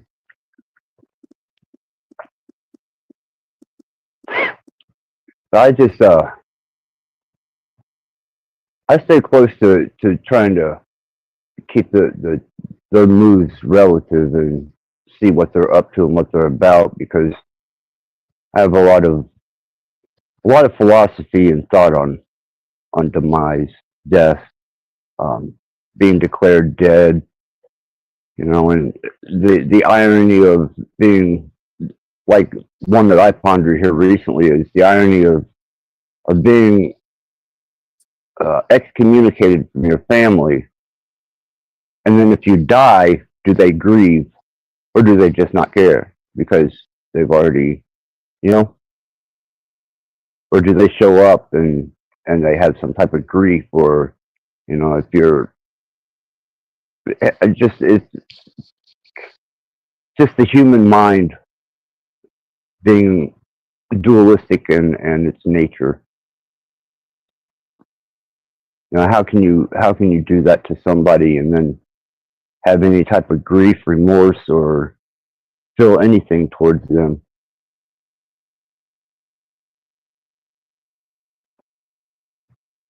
To me, that's just cold, And if you do have any type of grief for them, if they're near death or if they die, then that makes that vow of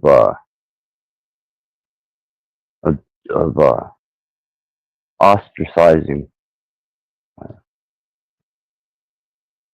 a regretful move, because I couldn't do that to somebody, especially somebody that I cared for. I couldn't imagine doing that. And then if anything did happen to them, I'd feel like shit, man.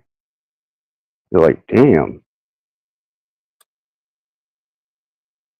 But people are people, and I guess they've become so domesticated and civilized that even death is a soft option to the mind whenever you can just extend people at will. And there's that many available to you that you can just pick and choose. I haven't ever been that fortunate. Yeah, the Bardo thing is interesting with the Tibetan Book of the. If you can, Bex, can you read what I put in the private? You're better at reading. You're a good Okay, better thanks. In the Tibetan Book of the Dead, Bardo Thodol, it is believed that consciousness or the soul transitions through a series of intermediate states or bardos following physical death. The book describes a period of 49 days during which the consciousness experiences different stages of the afterlife journey. These 49 days are divided into 3 bardos. Chikai Bardo, the moment of death. This is the experience of the dissolution of the physical elements and the transition into the initial stages of the afterlife. Chanyid Bardo, the Bardo of the experiencing of reality. In this phase, the consciousness encounters visions, deities, and karmic projections reflecting one's inner mind and past deeds. Sidpa Bardo, the Bardo of becoming or rebirth. This is where the soul prepares for and eventually transitions into a new rebirth based on its karma. Through these stages, consciousness has opportunities for liberation or enlightenment, depending on the soul's awareness and readiness to embrace higher states of understanding. Yeah, so that's kind of interesting because the reason why I brought that up is because you were saying maybe it's undetectable at that point. And they're saying in this ancient teaching that's 49 days that any sort of signals still within this realm, I guess, before recycling or whatever it is. Yeah, which is where I would say is one of the reasons why, people have wakes. People had wakes. Max Vision would be a great person to talk to about this too, just because he does outer body travel. I'm sure if you actually outer body traveled if we weren't in an enclosed system in the entire universe, and maybe people can do that, but I'm just saying there would be aspects of astral travel that might take you and your heartbeat so low that people think you're dead. Right. So that in addition to whatever other things, electrocutions and things and blah, blah, blah, like death is something that, why do we even need to pronounce it? Like we had these wakes because people's bodies could appear dead and be alive again. There's been people that have been buried. There's been people in more. That's what I was mentioning earlier. Exactly. I know. Yeah. There's people Like that have had. Kill Bill. Yeah. I just read a funny little story recently about a woman who was that has a gravestone that says buried twice, died once, or something buried twice, died once because she was so sick. That's from Kill Bill shit. Remember Kill Bill? Yeah. The lady's buried alive. They thought she was dead, and she has to punch her way out of the coffin to come back out. Fuck everybody up after. That was funny. It reminds me of that. But yeah, these accounts have been happening for a long time, especially back when we had less technology. But I'm sure they do it to people on purpose too. Yeah. It's like a Masonic fucking initiation. It's like the 3rd degree where they put you in the casket. You have to come out of it. Yeah, we shouldn't need experts to convince us people are dead. Right? There's so much secrecy. There is so much fucking immaturity around sex in this world and so much secrecy and fucked up. If we'd been around for 6,000 to 450,000 years in this state, in this breeding life birth cycle, you think we'd be this fucked up and this unknowing about death? That's why people can convince themselves like, oh, my brain's been erased every time I come back here. In my life, I was this, I was that. Like, I don't know. I don't relate, as you can tell by my tone of voice. I don't relate to people in their stupid previous life stories. But don't you know we're in hell? We're in hell, though, like, Bex. What's happening? And so I don't mean my shadow has to apologize. Fuck off. Yeah, I don't mean to discredit everyone with their, what do you mean no past lives, Bex, blah, blah, blah. How do you know your eggs aren't talking to you? How do you know all those experiences you think are yours aren't yours? It's all Life about force me. It's all of your about semen egoism. It's all talking to about you. me. Who gives a fuck? I don't really want to hear what you're saying. I just want to hear myself talk. That shit doesn't matter. My mind's made up, and I'm fucking brainwashed, programmed, and retarded. That's pretty much what Yeah. it is at that point. So that's why I challenge people, like, as interesting as this Bardo stuff is and everything, I personally think that we were mortal beings in physical form who didn't have birth and didn't have children. And this life right now, this linear time is temporal. It's definitely new. We're definitely learning how to be immortal beings who can have children. Figure that one out. I know it's too hard because everyone's been told, I'm sorry, but eternity and infinity are too abstract for me to understand. Eternity is now, man. Eternity is now. Like, don't let the world, I thought the you know. swan flew in with the baby and left it on the doorstep. Exactly. Well, there's actually the stork. It was the stork or whatever. Right. Yeah, what kind of culture is so fucking 6,000 or 450,000 years old, and they're all like, oh, we have to tell our children the birds and the bees and the stork brought the babies? No, I'll tell you, that's a post-fertility, that's a post-trans. But nowadays they don't even know what fucking goddamn a gender is apparently. Like there's no skeletal structure. we are There's no. basically the byproducts of trans robotism. We are the. It's the opposite, man. It's the opposite. Okay, so I'm sorry, our robot selves can't believe that we're actually here. Everyone's going to be like, it's all. Anyways, I'm not going to get. It's too tired. This is just perfect stuff for for my troll to be like, listen to her. She's up there saying that. Fuck y'all. Right. Yeah, I don't believe in death. I think it's absolutely insane that people who question everything are like, everything's questionable, but not death. It's a given. Let's all philosophize about our fucking. Yeah, but Bex, you're the Walking Dead, though, so you must believe in it to some extent. You're the Walking Dead right now. As a hack Welcome out back. of one, yeah, man. Yeah, I just think it's absolutely insane. It is though. It's Like, life and death it's 2 degrees of this is different degrees of the same thing. If you believe it, see, I actually believe that in my life. I'm not gonna like I said. We'll wait. I'll tell you. We'll meet sometime in eternity, and we'll have this conversation where it's like, you were right. We didn't have to die. I know. So yeah, until then, I'll Well, risk looking as arrogant as Steven by sitting here saying the opposite of what he says. Well, it's like the monad, right? Which is a circle with a center in the middle. It's the alchemical symbol for gold or the sun too. And yeah, from there you can get what people call like the Venn diagram, interlapping circles. And you can that's the dyad. It's kind of like how when they bring a creature, a being into this planet, it's dilation. And the third thing emerges from the two, and that's the triad. And from there, it goes infinitely more overlapping to the point where you get to the tree of life. The tree of life where it's all interlapping circles, kind of thing. That starts from the monad, and it's like the Vesica Pisces. Yeah, Vesica. Venn diagram, Vesica Pisces. That's the dyad. That's the 2 forming to a 3, and then the 3 emerges. You know what? It's gonna be a moot point in eternity, but because we'll all have unlimited Amazon accounts, but I'll bet each of you 1 million Amazon points or whatever you want to call them, 1 million Amazon dollars at the end of time in eternity. I won't even need it, and you won't even miss it. But just to make the point, I'll bet you now that we have been breeding and having now children. You owe me 1 million Amazon dollars now, right? I'm gonna be like pools now. I'm gonna bother.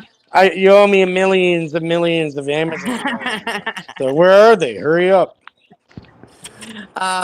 This is what I'm going to say, that we have been doing this life death thing for under 120 years. Go figure that out.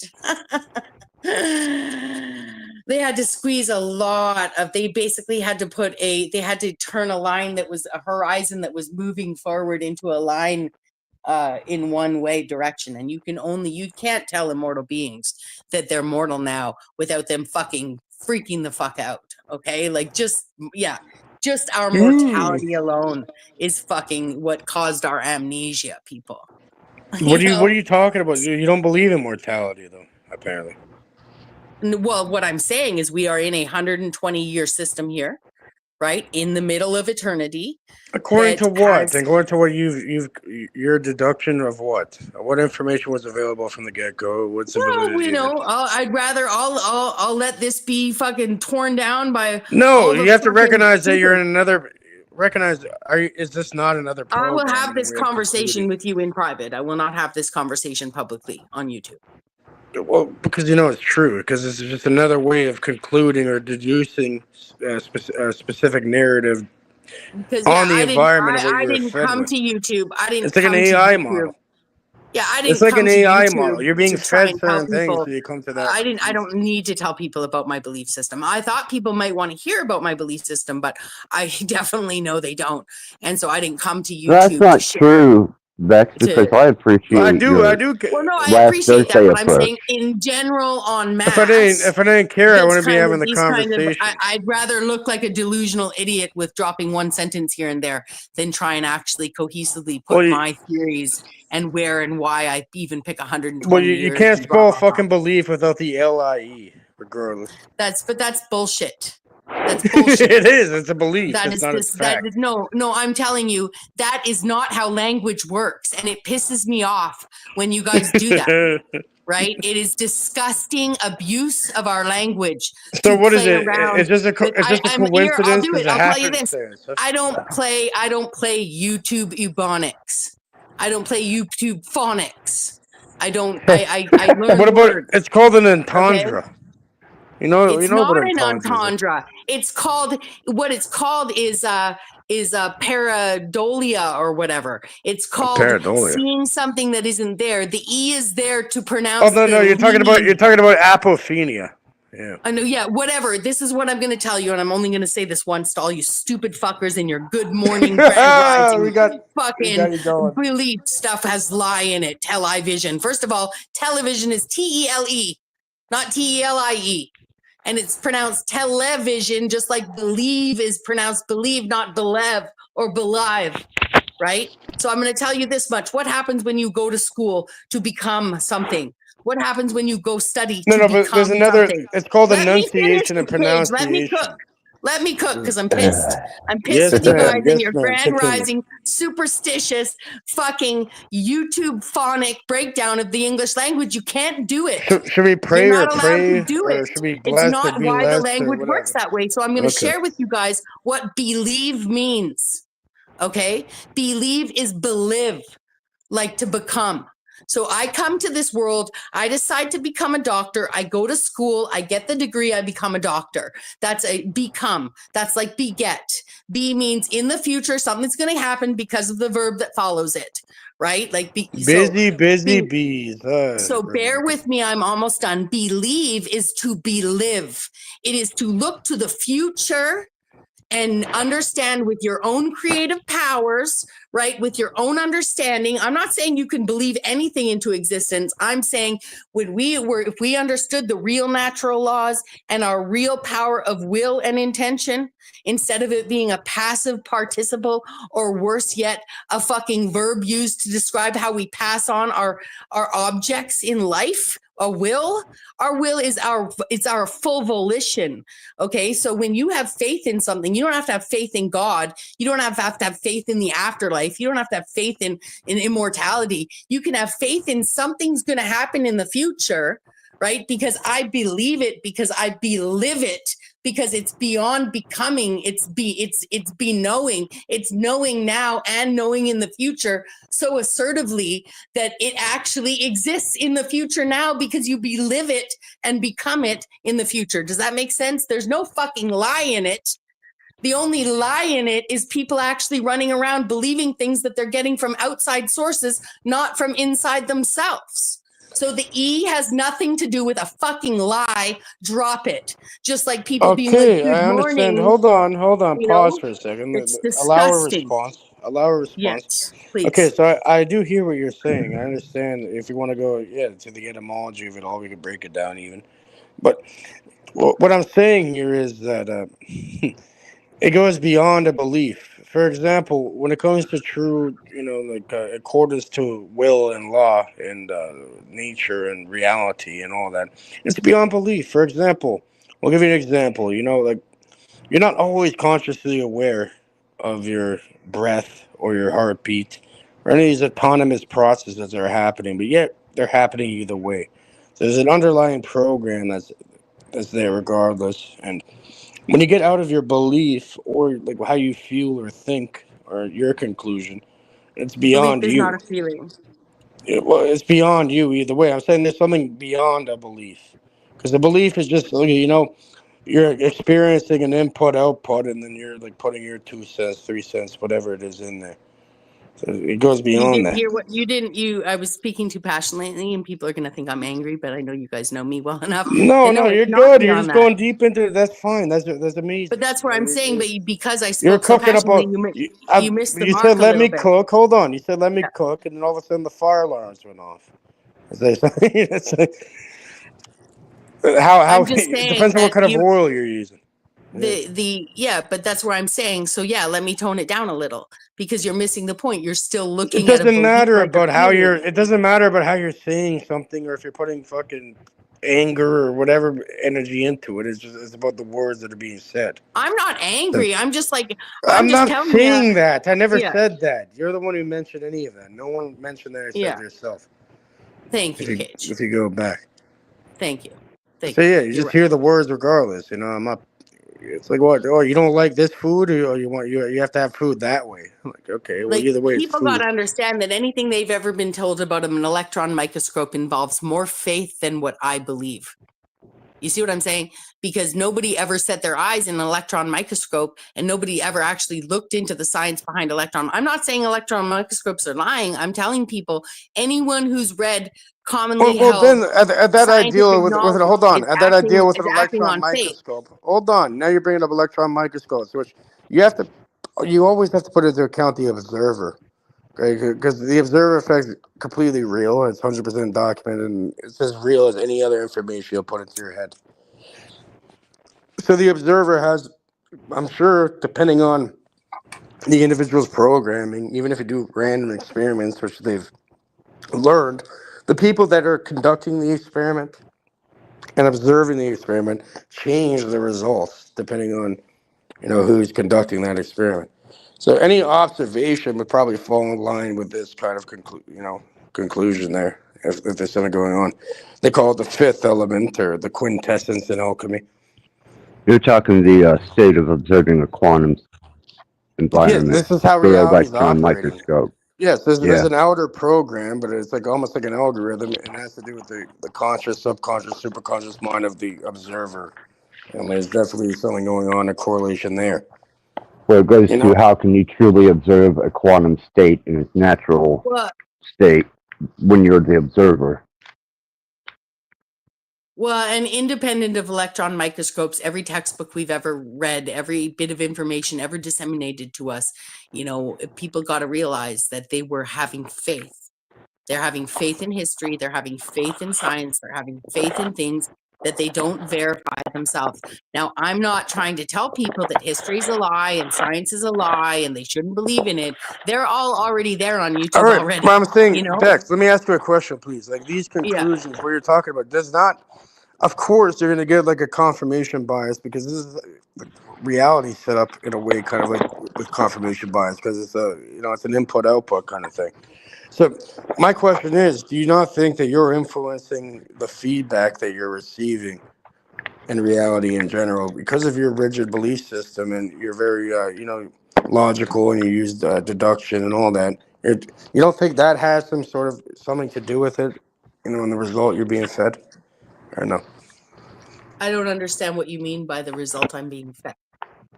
I'm talking about observed reality, like what's happening. Yeah, but I think you around need to be more specific because you're asking me in general. if I don't, Yeah, but what do you No, mean in okay. general? So here, let me put it very simply. Do you think that your mind, your subconscious, like every aspect of your being and your thinking and your emotions and your thoughts and all that, does that have an effect on what you're being shown back at all? And maybe it's like some sort of a feedback loop, or no? You believe that's a possibility or not? So, like, for instance, just to use an example of an everyday thing, if I turn my TV on, right, and I watch my TV and I'm observing my TV, could I be watching something different than my neighbor watching the same channel? Is that a good example or not a good example?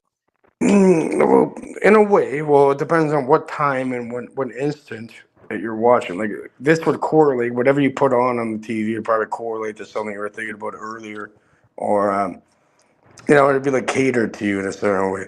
But that's all on timing. Like, how do you know your neighbor's watching it direct? What if they turn it on? Yeah, I need you to be very specific with your question. I'm finding the question so philosophically general that I don't understand the question. So it's like a yes or no. So Like, I'm either saying, give do me a your thoughts, specific. emotions, and actions have a correlation between what you're experiencing and the Yeah, experience but there? can you use a different word than correlation? Okay, like congruency. So if I'm watching my cat do something, or does this not count because she's a live being in the same room? Like, I don't understand the question. I really don't. I need you to, because correlation, what do you mean? Positive correlation, negative correlation, perfect correlation? A What do you congruency, mean by correlation? okay. So you asked me for the other word. I said congruency. By that I mean the correlation and congruency. I mean Yeah, a but common something can be factor, perfectly a common positively thread or a correlated. factor Something can between be like different. totally negatively correlated. Congruency tends to mean travels in line together. Like, It's like the factor that's always apparent within any situation. Like, is there some sort of common thread between everything, and then how it's relating to your output through thought, I feel emotion, like and you're action. asking me, does confirmation bias exist? Like, I don't understand. I really don't mean I'm to not sound asking. retarded, I'm but I saying don't understand the beyond your question. feelings or beyond your conclusion. There's something. There's like an underlying. Is there an underlying thing that you've noticed yet that's been there, no matter which way you think or you feel or whatever conclusion you come up with? Inside me, or what I'm observing? I still think, Inside you and the observation and everything, all the aspects. like, I really don't understand. I don't mean to sound retarded. I really don't get the question. Well, it's just fine either way, Like, can I affect the reality around me by being who I am? Yes. And I'm not meaning just like my neighbor or whatever. You know what I mean? Like, do I influence reality by existing, thinking, doing? Yes. So I don't like, so if I'm observing, like, can you just rephrase the question one more time so I can see if I can get it? Because now I'm feeling stupid. You don't gotta be feeling stupid. It's not about. I know, but I just am. So ask me the question one more time, even if you're just saying it in the original wording.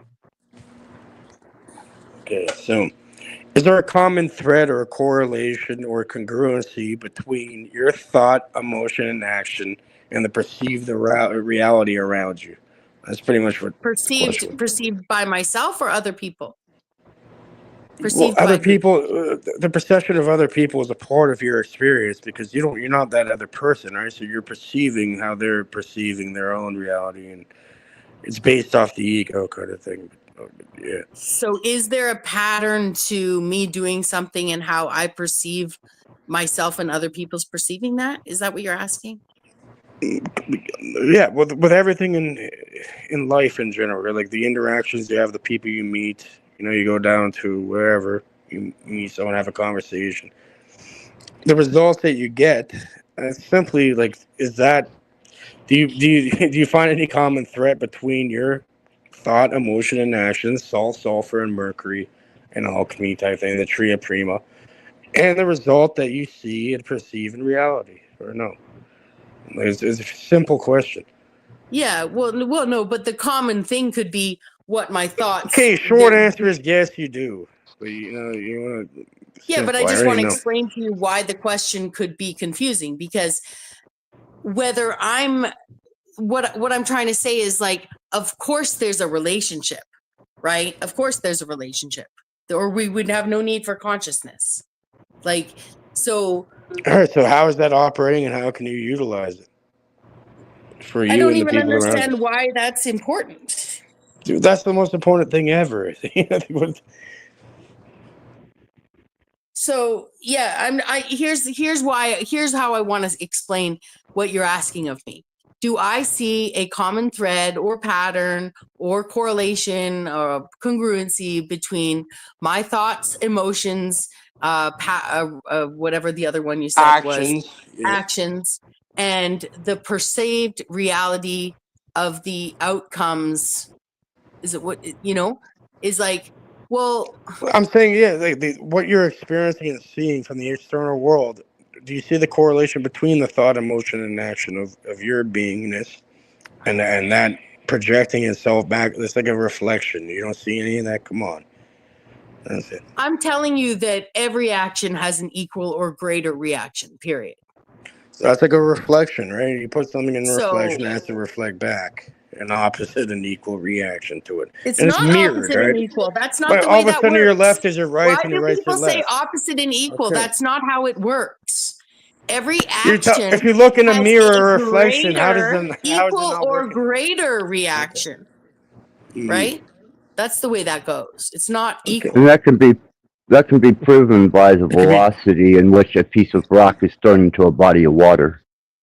Yeah. So what I'm trying to say to you is, if you can't ask a question, right? Like I'm not saying that it's you're It doesn't phrasing of the compute question, in your program. It's right? making you think It's not. done. I don't even relate to the question. Sorry, Meg. Well, that's the issue. It's a question. You don't have to relate to the question.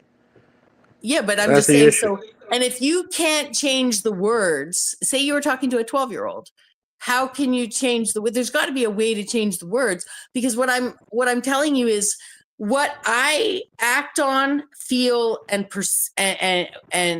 my actions, whatever, feelings and actions and emotions, which why we need to have those three things: my experience, right?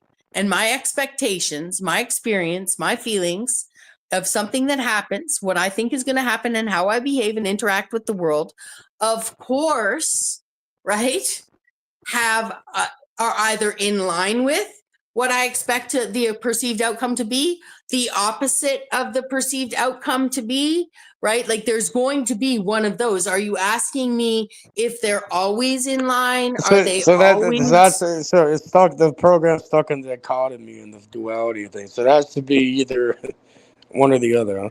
So it's either completely exactly in I'm line not or the saying that. opposite. I'm not saying that. I'm telling you that your question, right? Your question implies a relationship. Like, are you asking me? Of course, there's a relationship between your thoughts, emotion, and action, and your perceived reality. That's other. It's a simple fucking thing to look into. Well, I don't need to look into it. It's a given. It's a retarded question. So it's a rhetorical question then. It's not even rhetorical. It's retarded. You already know what time it is. Like, why would I have consciousness? Mm-hmm. What is the point of consciousness? And even then, because what's the point of having human consciousness? Because even cat experiences whatever you're asking for, a relationship between what it does. Why are you so opposed to this ideal? This is fucking obvious. You already know it. Even my cat knows when I turn the lights off and stuff and comes running to bed and stuff. Like, I'm just saying, like, I just don't even see the depth in the question. No offense. I don't see anything deep. We're stuck on the semantics question of it all, aren't we? or the answer. Is there depth to the question or depth to the answer? Well, it served its purpose. It got you thinking. What time is it right now? It didn't get me thinking. It got me frustrated. And lots of clippable material. Hold on. Lots What time of is it clippable right? material for the Bex haters. Hold on. Check Which I don't the give a fucking shit. clock. Check the clock. What time is it? Tell me. Please tell me what time it is, and I'll shut the fuck up. It's 3:03. Okay. Yeah, perfect. Perfect timing. Which means for one of you it's 5:03 and the other it's 6:03, or it's 6:03 for both of you? It's 6:03 here. Yeah. Who knows what Anyway, time I'm it a is? little fucking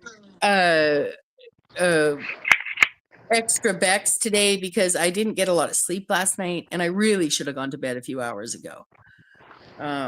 You're all right, Bex. There's nobody here. I mean, unless some asshole decides to clip and snip, but Oh, don't. Yeah, and Bex, you're honestly, completely fine. Don't worry about that bullshit either way. I'm not worried about Yeah. that. Trust me, I'm not worried about that bullshit. Right? I Well, you mean, brought it up, so there is some sort of inkling of thought well, to just it. because I bring something up doesn't mean that I'm worried about it. If you heard how I No. brought it up, I was taunting and teasing the fucking losers on YouTube that want to turn, that think I don't understand how I can exploit myself. I'm milking myself here, you fucking idiots. You I know, love I'm it. willing to milk myself at this point. So, Cage, don't you worry about it. All right, Just well, 'cause yeah. you You know have to what? I've listen to actually the words. posted a new milking machine. It's on Alibaba. If you guys want to go buy it up, search up Excellent. milking machine Alibaba, and everyone can have one. Excellent. Well, there's nobody going to restream what we got going on here. This is where Nobody I need to restreaming it. I just need to reiterate for you guys, though, that I don't need reassurance. I'm not worried. No, I wouldn't expect you to be, especially after everything that you've been through. These guys are playing childish games with themselves. They're not and actually I would say even. that, at this stage of the game, for how infrequently I'm seen on YouTube, even if I have been in a few little places here and there where I don't see the people I'm used to seeing, I'm not trying. I'm always taunting, teasing. Yes, I'm here to see you both. I love it. I did hop up to talk to you both, but I also know that there's always the opportunity to taunt the fucking trolls. Okay, so that I'm gonna do. This is one place, Bex, where you're definitely appreciated because I don't know, man. I just like your personality, I guess. Just like you as a and I being. appreciate it. I really value both of you guys, and the effects you've had on my life. And being how you are in my lives and the effects you have on my life.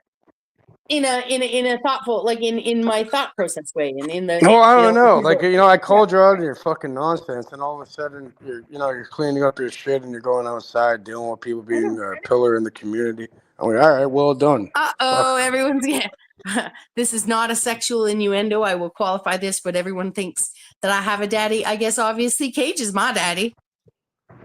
Okay, told me to clean my room, I cleaned my room. Told me to get outside, I got outside. I did qualify for no sexual innuendos, people. So, Well, it's not like that. I have to hold myself in the same standard and shit, and not fuck around. But it's like this. Like I've always been like this since a young kid. Like I'm the older brother. Like like the parents are never really they're fucking up.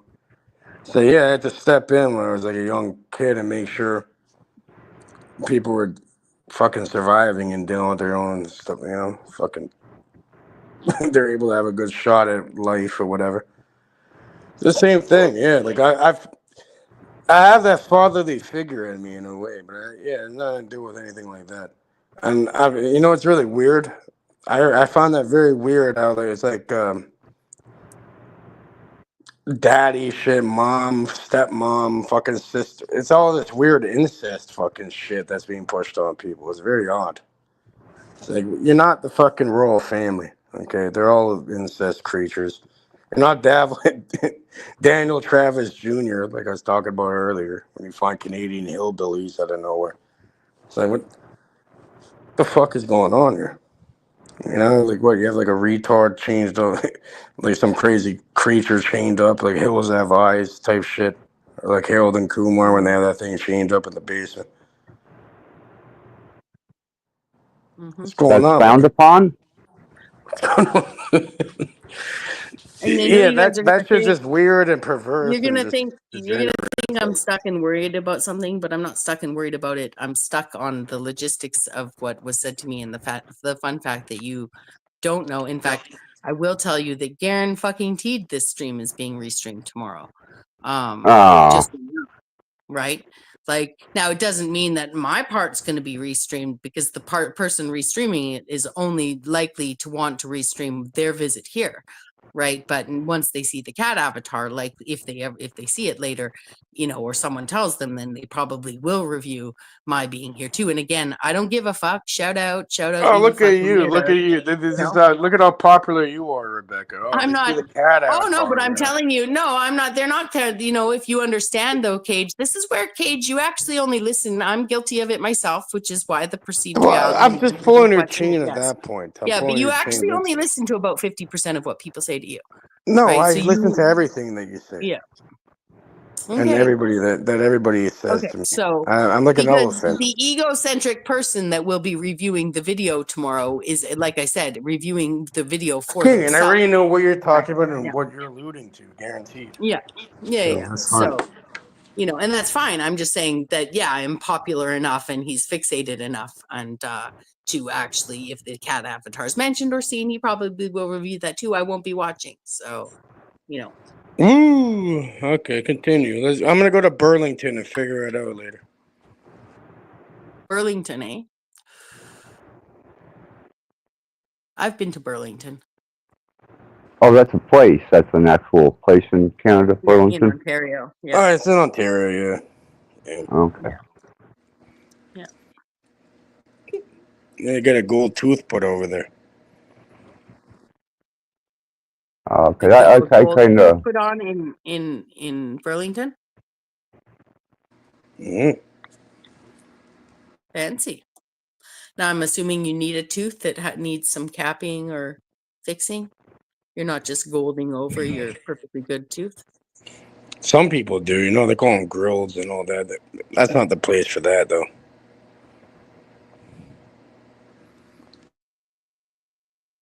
Yeah. What is the ethnic ratio in Canada?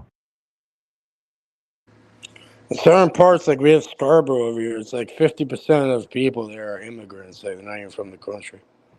Right.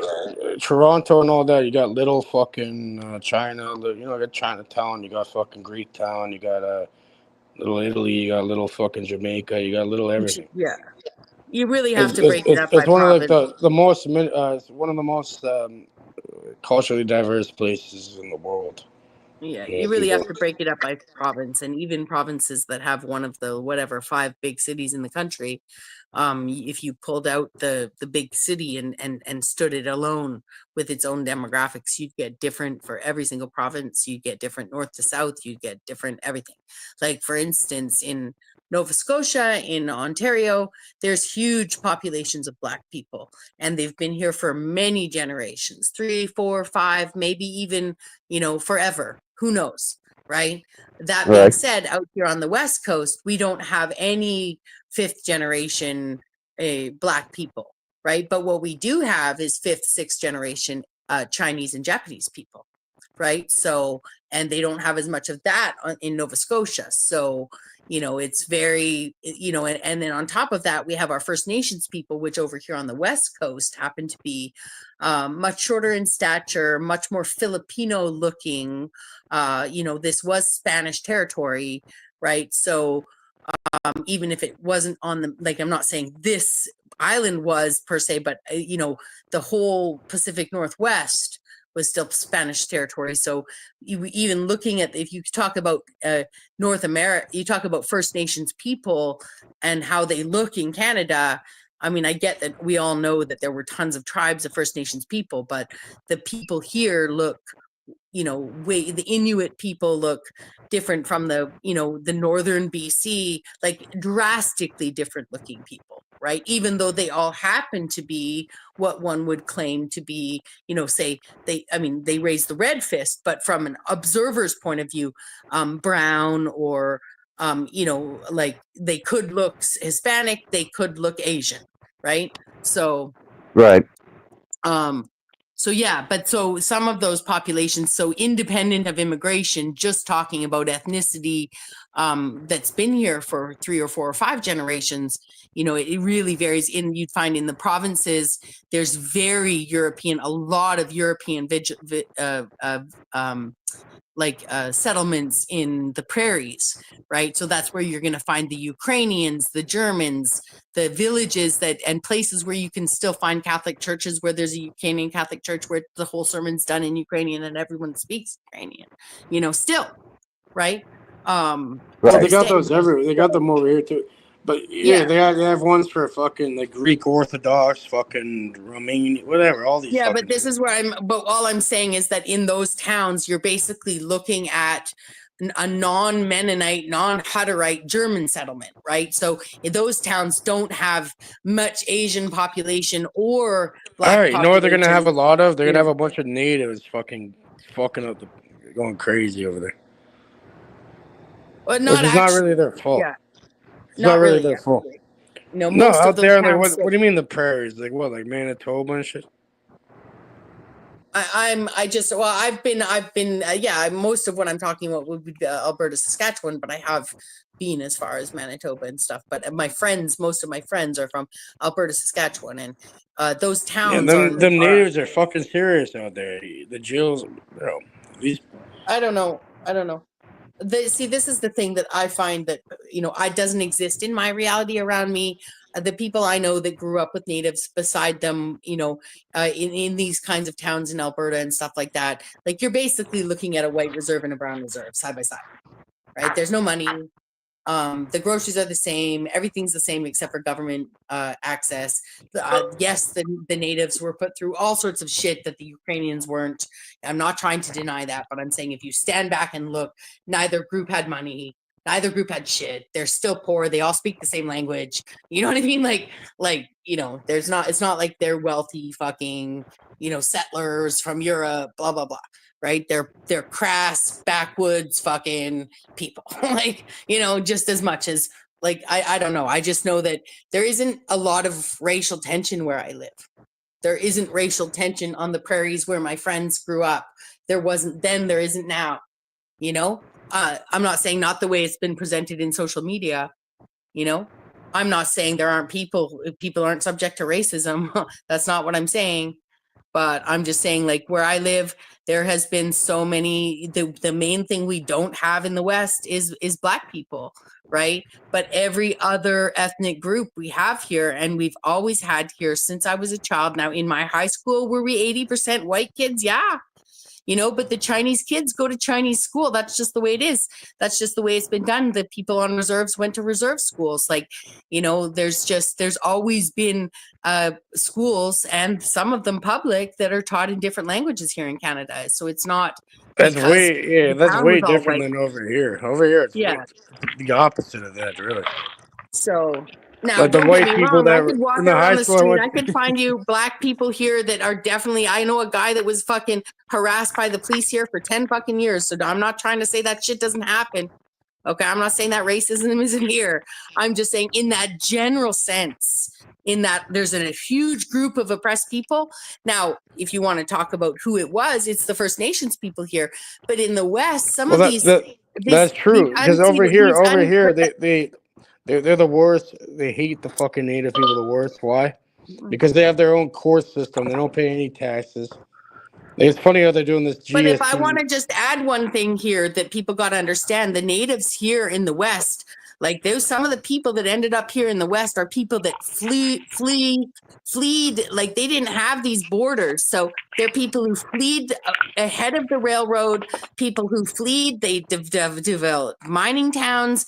They developed all sorts of things. These are groups of people that were, these unceded territories were unceded until 1996 when the last fucking residential school was closed. This isn't a 400-year fucking a crux point over here, not from the Europeans, not from east to west, maybe from the Chinese, maybe from the Philippines. Have you seen what they've been finding? Have you been seeing what they've been finding in Alberta and the Western Canada and shit?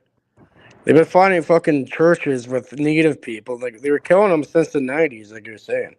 Mm-hmm. Literally and a bunch of hundreds, thousands of bodies with light are fucking buried under churches and shit. And these are the motherfuckers that's God, okay. Mm-hmm. Yeah. Tell me more. I didn't know that, man. That's fucked up. You're fucking worshiping.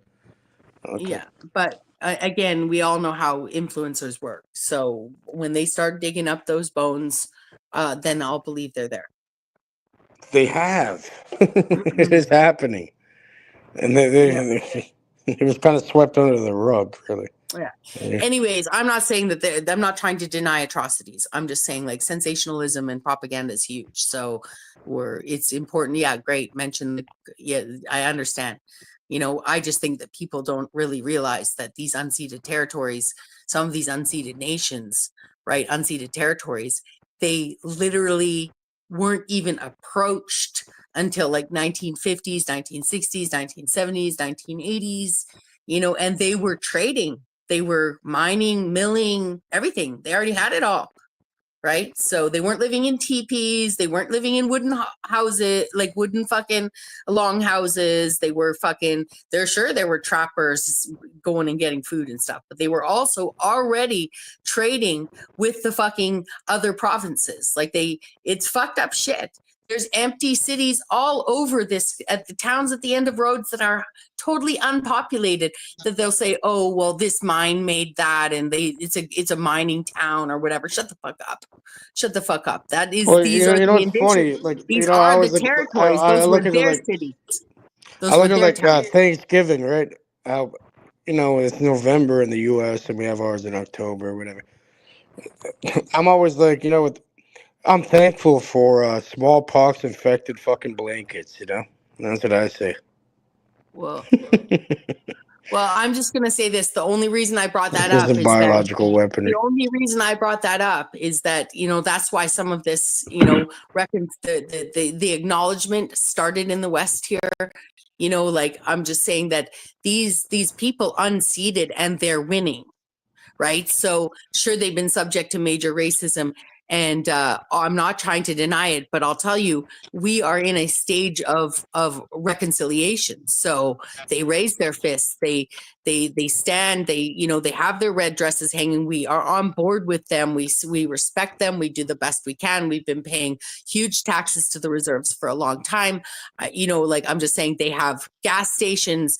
They are cutting down their own old growth rainforests. A lot of casinos, tobacco, weed, a lot of like there's, now trust me, there's tons of reserves that don't have no money and no industry, but there will be the opportunities for that will filter over. That's because they're at the towns at the ends of roads. There's only 50 people on the reserve, blah, blah, blah, but the roads are being built on reserves by reserve people from reserve to reserve, in a way that I trust that the government and the other successful nations will help the other nations uplift themselves as well. Right. So, I trust me, you drive up on the highway here, you go to a parking lot of a gas station. It doesn't even look like any other gas station. They're beautiful native buildings with wood. They have all the same fucking pregnant parking. They have all this special, disabled parking, but they also have elder parking. Like there's big money being made. And kudos to them. So, if any of my native brethren were listening, they would be thinking I was minimizing their plight. No, you're acting like these people. But you understand how fucking crazy the native people are over here. Like they'll fucking do you in and not think fucking two thoughts about it. First of all, because they don't really listen. Most of the drugs and the guns and all this shit comes through the native reserves. Okay, they'll sure. act like they're all innocent fucking people. They know what the fuck they're doing still. And I always say, why wouldn't they do that if they have a place that fucks them over either way? Well, part of that was the deals made with the government on borders to have that done. So it's not going through there because they have casinos that are straddle borders and shit. Right? You don't even need to go through customs if you're on a reserve. Well, yeah, like the reserves. And they have their own police, and they have their beyond federal. Yeah, there are reserves that overlap Canada and the United States border where those nations have territory in both countries. Yeah, if you're not fucking with federal charges, then you're left alone. You go to a healing lodge. Yeah. Like you can kill somebody on the reserve and go to a healing lodge for like 10 years. That's it. Probably less. But that's where I'm saying, but don't think that that's just the natives themselves that have set themselves up in this criminal behavior. It was a deal with the government. You know what I mean? Of course it is. Yeah, they're going to use them. It's fucking business as usual. Yeah. So I'm saying, like, yeah, trust me, it's all a part. They don't give a fuck. You know how much money they make off cigarettes? Even cigarettes or fucking weed or alcohol or any of that. Because they don't pay taxes. You know what's funny now? You know what they're doing now for a while over here? I don't know if you guys have the same thing over in BC. But yeah, they're stopping taxes on certain items. So you go to the store now, you just pay the price they actually see displayed instead of the 13% tax, depending on what you buy. Yeah. They did a tax freeze for like a few months here now. I didn't know that either. You never heard that? Huh. Yeah, I've been buying stuff now, and you don't pay any of the tax. Depends on what you're buying, though. Huh. So this is all interesting because this is news to me. I mean, this is work from the inside. Search it up, Rebecca. Maybe you can look it up. Ontario tax freeze or whatever. I know it's the least Well, thing. it's not just Ontario because I have a friend in Nova Scotia that just told I'm me sure there's certain provinces have it. I'm saying I don't know if BC has it or not. You know? Yeah, I'll have to look. I don't go out and spend a lot of money, so. But it's even like on groceries or certain things, electronics, for example. Now you could buy it, and you're not gonna. Let's say you buy something for like $1,000, you're gonna save like $130. Apparently, you're not gonna have to get triple ripped off by the government for a while. Yeah, I but think I this can is like a tell last ditch already. effort. It's the last ditch effort to keep them in power. I don't know, or whatever it is. Was this instated by Trudeau or was this prior to him? Well, it's not. I don't think it's a federal No, thing. these would be these are provincial. This is a provincial It's a tax. provincial thing. So we got like So four yeah, doing for it. each province. But sometimes the provinces get on board and do the same thing with their provincial tax, even though their provincial taxes vary from province to province. Okay. So for instance, Alberta pays no provincial tax. They have lots of oil money. This is where they claim they've just been smarter with their money, and they have oil money, so they don't charge provincial tax there. But the whole country charges goods and service tax. So that's there's the a federal harmonized tax. sales tax, the Yeah. HST. Yeah. Yeah. So I live in a province where I think the maximum it was up to at one point was 9 plus 5 or 6%. So 14 or 15%. Yeah, on these taxes. items, though, Bex, on these items, there's no HST, so no federal. They're nullifying the federal tax, even for small businesses and everything. For everybody, and it's hard on small business apparently. Is HST GST?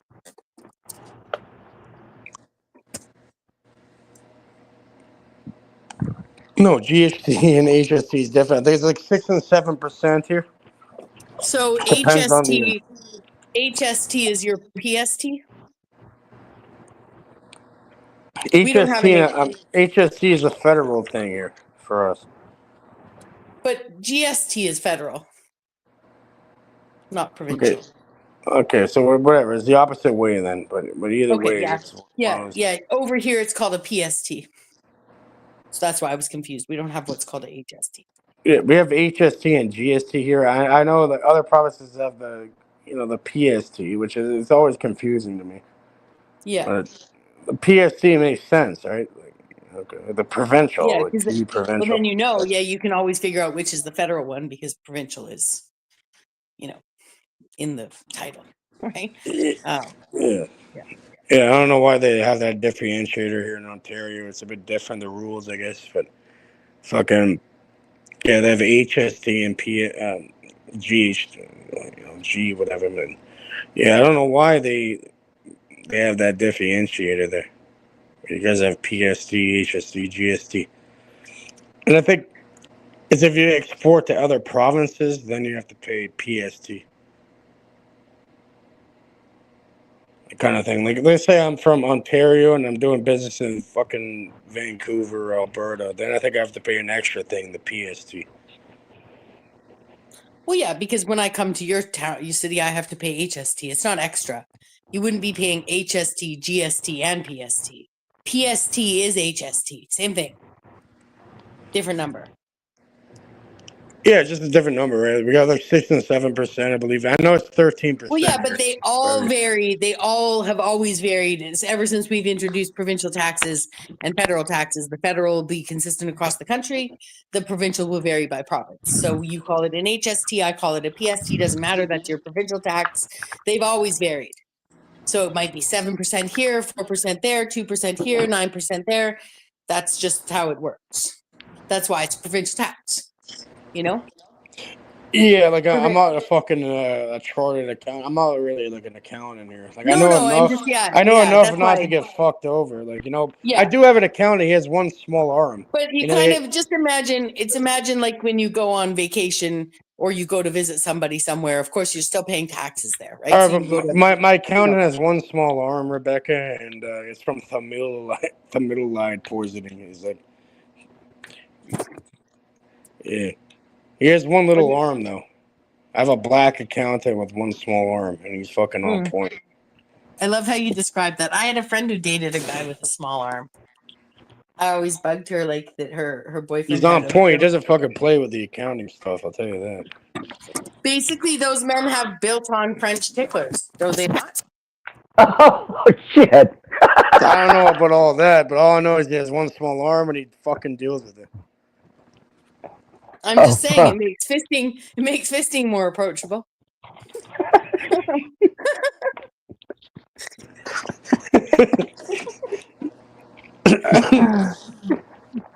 Fuck yeah, I gotta love you. I gotta do it more an accountant with a small arm. I'm fine. I'm taking care of you.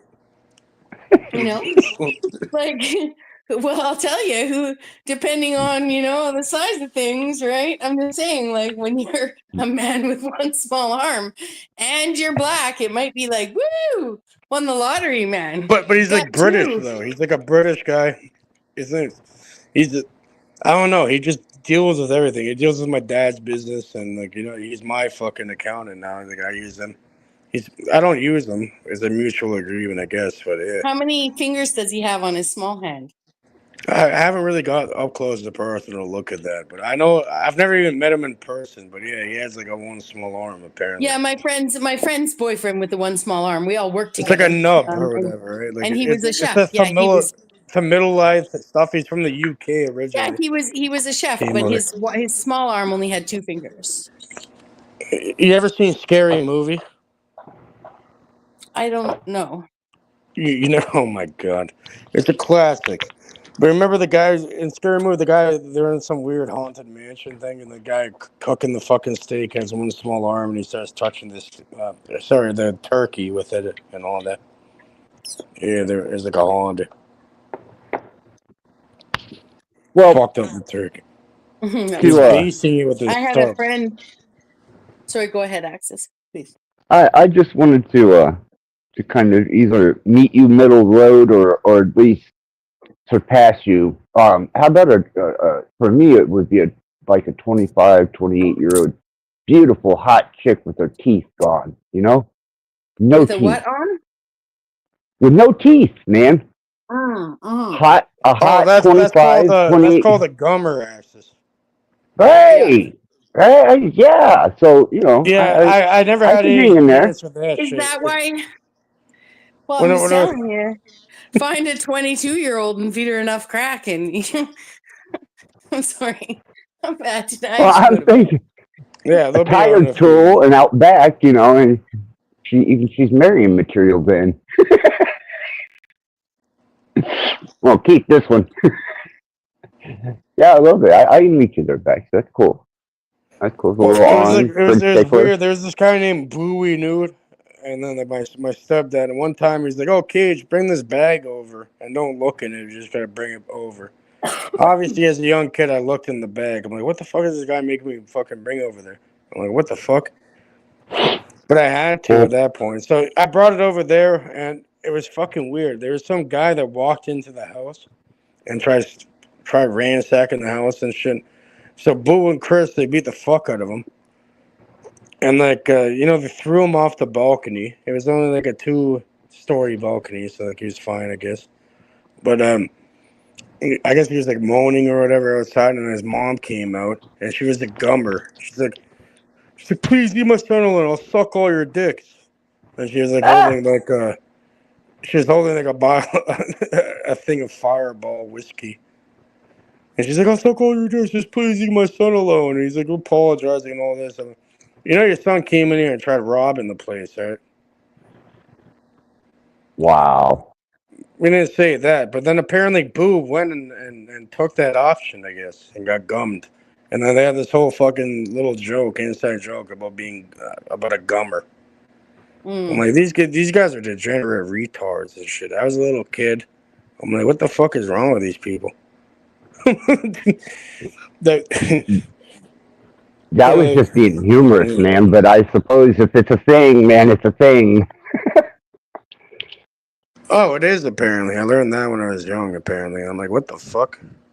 Oh, I tell you, I had a coworker that I worked with when I was a property manager, one of the handymen around there, a French guy who, he's one of those guys too that was born and raised in a small French English town where they don't speak French or English properly. You know what I mean? Like, it's pretty funny. And I don't mean properly, but actually they really don't speak either language perfectly, and they speak both languages their whole lives. Anyways, doesn't matter.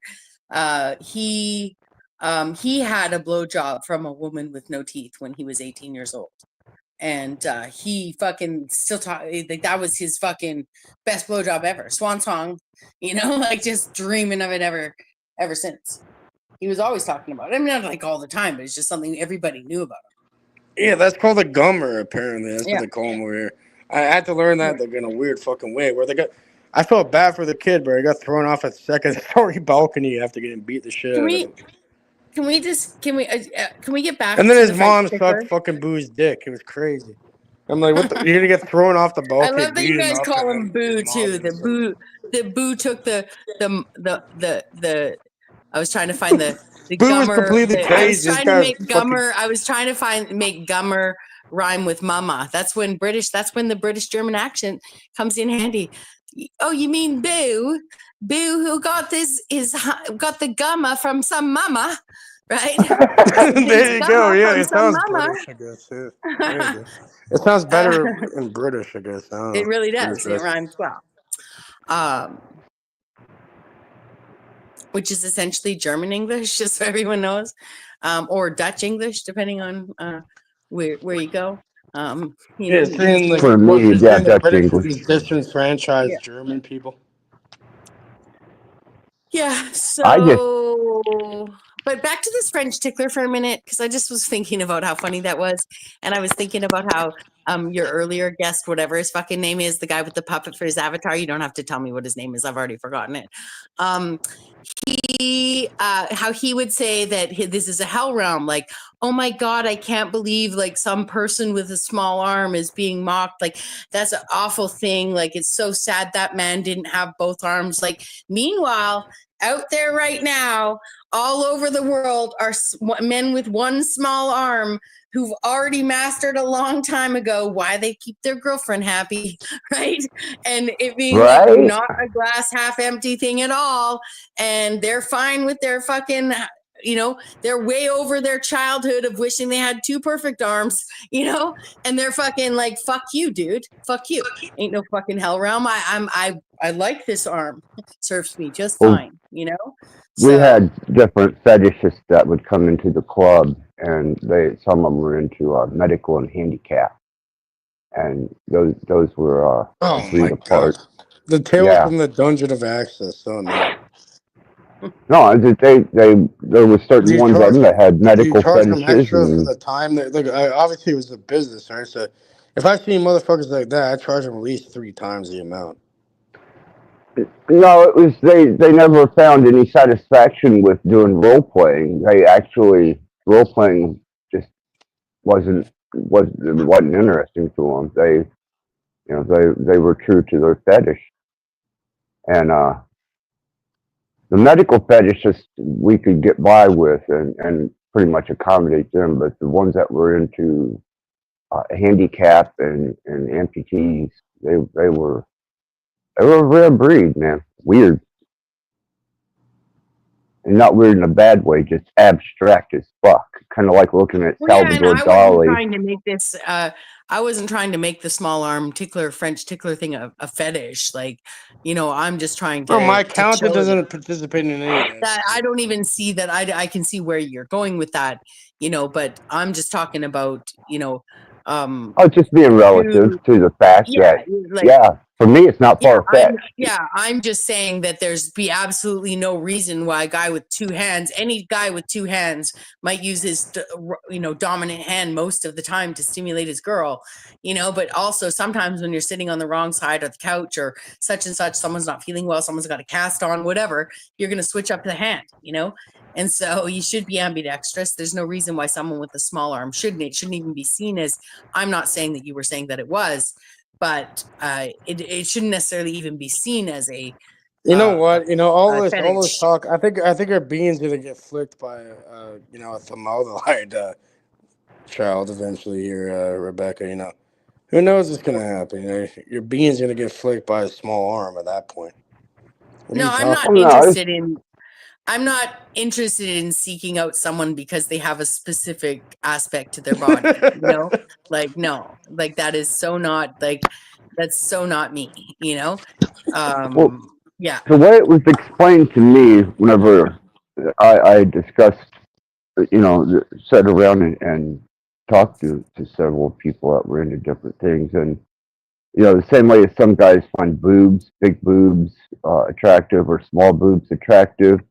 Apparently, for these people, body alterations, whether it be a leg missing or, whether they be in a wheelchair or something, is to them as. Bro, there's bitches out here selling bath water and feet pics and shit. Toenails. But a lot of that is Bro, people are weird, man. A lot of that is simply BDSM taken to the extreme. It's about control and power and submission and all that stuff. So, what people don't realize, I think that, they really should, is that, sexuality is a choice of conditioning into your pleasure, right? So people don't just get. Okay, what does that have to do with dominance and submission, right? Because I'm not even joking. I think this is a common thing with women.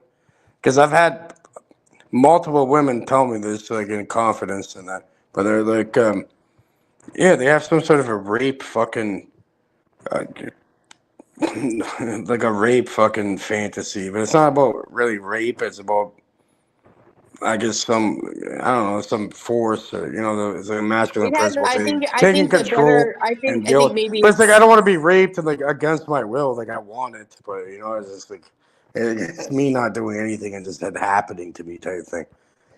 I personally, how I would perceive that. I mean, I can't speak for women and their fetishes and their fantasies, right? I can only speak to my own, and I'm, first of all, not going to do that publicly, and secondly, that doesn't resonate with me. You know what I mean? But I can understand it does with many women. But I also don't. Okay, but it's like they're saying you do see it there, but you're not a regular woman, though. You're like more. Well, it's not you're that like I'm kind not of more like regular. a Here's dude. what. Let me finish what I was going to say, please. Right? Most women would love to be taken in a fit of passion by a man who just ravenously wants her. So whether that is in a more kinky way seen as a rape fetish, or in a more prude way seen as getting home from the movie with my Christian boyfriend, or we're married, we, the kids are with the grandparents, and he just slams me up against a wall, I would say that on some front that represents the man expressing his desire so wholeheartedly that he doesn't care. Either he doesn't care if you want it right now or not, but he knows that he implicitly has your consent, right? So now I'm being a bit prude. I'm showing my preference by saying the other women who might see that with more violence, with more with more force, with more BDSM style dominance versus submission, and even playing the resistive role, right? That's where I think that fantasy comes from. So I've also read that statistic that many women fantasize about about rape as somebody who doesn't fantasize about that, when I try and put it into my more heteronormative, less kinky mindset, I can see that fit of passion, you know, being taken as in that more kinky extreme way, being you know, graped by your boyfriend. Yeah. So I do think that so I'm not so unique that I don't understand. I'm just, you know, typically not, you know, expressing that all of that sexual conditioning, all of what people would call kink, is something that my brain cognated as a young woman, experimenting and experiencing with her lovers or boyfriends, you know, a desire to please in a way that I could see that I could condition anything they wanted into what I wanted, because I wanted to please them. And I was very careful with what I chose to experiment and where I said yes and no from there on, because I could have been conditioned into almost anything if I really, really, really fucking cared for you. And I know that I have my own preferences, you know, and my preferences are not that. So I don't shame anyone, you know, but I also know, experimented young enough for it for me to understand it's not born that way. No matter what people are turned on by, it's experiential, and it's a thought process, and it's a desire process, and it's things that they've seen or thought about or want to do, and it's normal and it's fine between consenting adults, but it's not born that way. People aren't born with fetishes. People don't have proclivities to this shit, whatever it is, whether it's prude or kinky. It's simply sexual conditioning, what you choose to do, how you choose to do it, who you choose to do it with, how your body responds to it, and how you choose to engage intimately with the world, whether it's purely sexual or with some emotion, or, you know, I'm just saying. I realized that, okay, you know what I realized? Yeah. I thought the guys and shit, you know, yeah, they're more like inclined for all this sexual shit. But I learned very quickly from a young age that's actually probably quite the opposite. Because women, it's a lot easier for them to do what they want to do, you know, regardless of what time or period it was in. You know, all they're going to do is just passively accept it. So what I realized was, yeah, when I was young, my stepdad, he used to be drunk as fuck, like fucking blasting music until like 4 or 5 in the morning and shit. So I actually ended up when I lived with a woman when I was like, that's well, we were both kids technically, but she was already a mother somehow. She was like the only person I knew I could actually stay over there and just chill, go up, because I wanted to, you know, I couldn't even get to school or do anything because, like, you know, I couldn't sleep. So I went over there with her, and yeah, like, you know, like she'd have like you know, photo. One time I went on her computer and I just typed in one letter trying to go into a thing, and all I see is like massive amounts of porn. Like, this bitch was addicted to porn. Fucking looking into all this. Like, she's like accidentally, like, she's like, oh, you want to see something? And she like accidentally like put a picture of her pussy that she took, uploaded to the computer. All this stuff. I'm like, yo, this bitch is a horn dog. I mean, I don't want to catch a disease off this one. I'm here to use the fucking spot and all that. Like, I don't want all that. I felt like I was, you know. So it's kind of funny how people move, and yeah, it's like, I think sometimes too that women. I had a conversation actually with a woman on Benton's once, where we talked about some of our experiences when we were younger and some of our choices and why we made them. And I think that some women are interested in that and show that stuff to men because they think that will show the men that they are willing to do what the men want.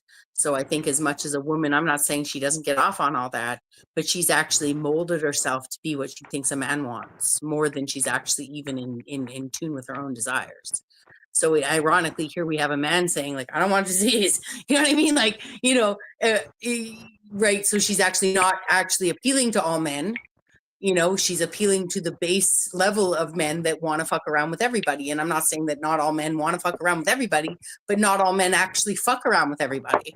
That's why we have what's called self-control and self-respect and, you know, choice of intimacy and all these kinds of things. And I'm not talking about prude sex here, you know, like I'm just saying in general, right? So, you know, I psychoanalyze these hypersexual women because in my generation, the porn wasn't there to represent. So it was like, it was open market sleeping around or whatever, right? Like, and people say it's so easy for women to get laid. Yeah, it's easy for women to get laid. It wasn't easy for Gen Xers in 1990 to find a husband and marry them and make babies, right? That's when Pretty Woman came out. That's when Pretty Woman came out, and all the boys learned that if they didn't, they could actually indicate to a woman that if they don't want to have a relationship, they just don't have to kiss her, right? So you couldn't talk love and babies with men, typically. Well, I you know what? Eventually, I you know gave what I mean? in one. So One night I gave in and fucking hit that, but I never kissed her. You know, I hit it and never kissed well, her. yeah, and that's where I'm saying. So already we're sending messages, so her just showing but that look, stuff to you know what she did after was hilarious. She's like, it was my birthday. She's like, oh, come over, like, like whatever, like I have something for you type thing. I didn't really care, but like, I showed up either way because I'd always go there. Like I took care of her daughter and everything when I was a little kid. And she'd go out and do whatever she's doing. Because, it's like whatever, I'll babysit. Like, I'm here, you're letting me stay over here. Because I didn't want to be where I was at the time and all that. So, so it was my birthday. She came over. She had another man there. She's like, I have something for you. And she gave me like an empty box.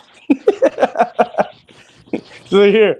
I have something for you, an empty box. I thought it was like, oh, maybe because I took care of your daughter and fucking was there, like, so you can go work and all that type of thing.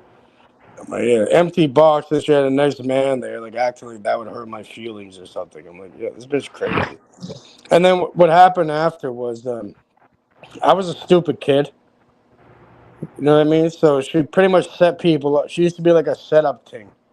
So she set certain people up that were selling shit, and then we robbed them and all that. And then eventually, she ended up snitching on me and all that. I have a video of her fucking ratting on me and all that. Say she has nothing to do with it. It was all him and all that. Like, ratting on me completely. I never said anything because I know if I said something, her child would be taken away and all that. Which, who knows if that's, like, a good thing or a bad thing. Probably not. I don't think any child should be taken away from their parent, even if they're retarded.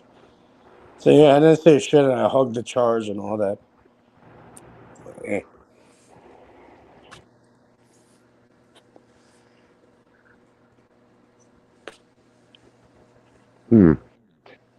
It's fucking weird. You know what I mean? this empty box gift giving to you was after you hit that? It was after she snitched on me and shit, too. It's kind of weird. Well, if a woman's going to offer me her box, I would hope that it was empty. I thought you were going to say she brought this guy over and she offered you the box on your birthday, and it was like, it was to symbolize her box. Bro, she was trying to make me fuck her fucking every day before that. On my birthday, she had the next man, and there's all that. But after she snitched on me, I went back to her. I thought she was trying to say she had an empty box and she wanted you and that man to fill it. That's probably what it was, bro. The bitch is a freak. You never know. But she became like a high level. She became like a high level prostitute. Ended up driving like a brand new fucking what is it? Not an Escalade. It's a Cadillac, and ended up going to university after. She's now a fucking veterinarian. She got married? Is that what you're telling me? She got married? No, she never got married or anything. She's still alone because she's a crazy bitch. But either way, she's now a veterinarian. She lives in fucking Alberta. Oh, yeah. Good for her. Good for her. Fuck your way through vet school, right? Yeah, being a prostitute.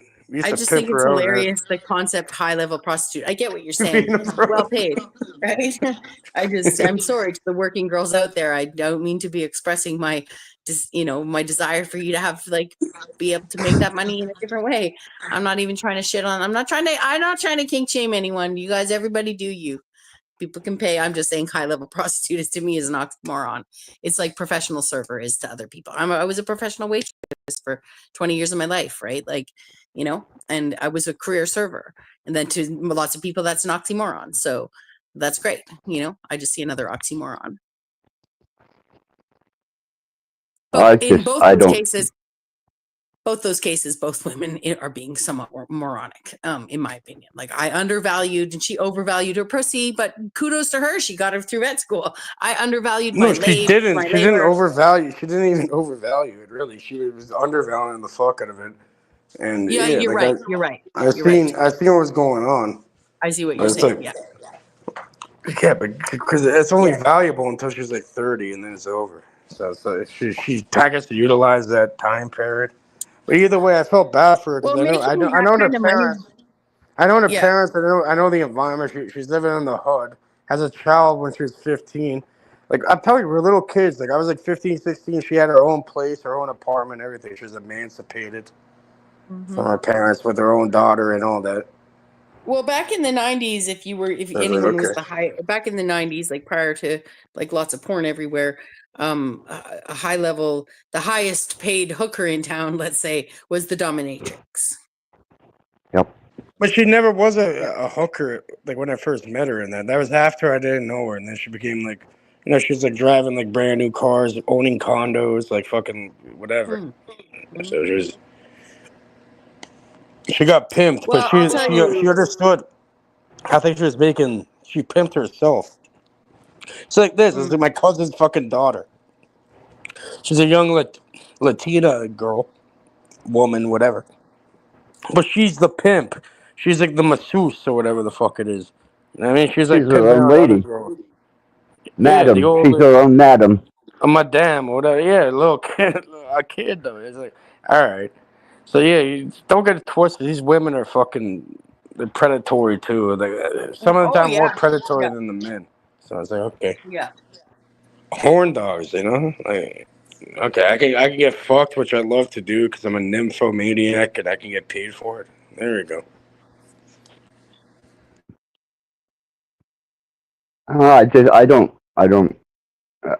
When I was younger, I guess I was swayed by different aspects of sexuality or engaging in some type of sexual, not much anymore. It's just conversation to a darker or more reserved place in people's minds that they still feel some type of taboo towards it.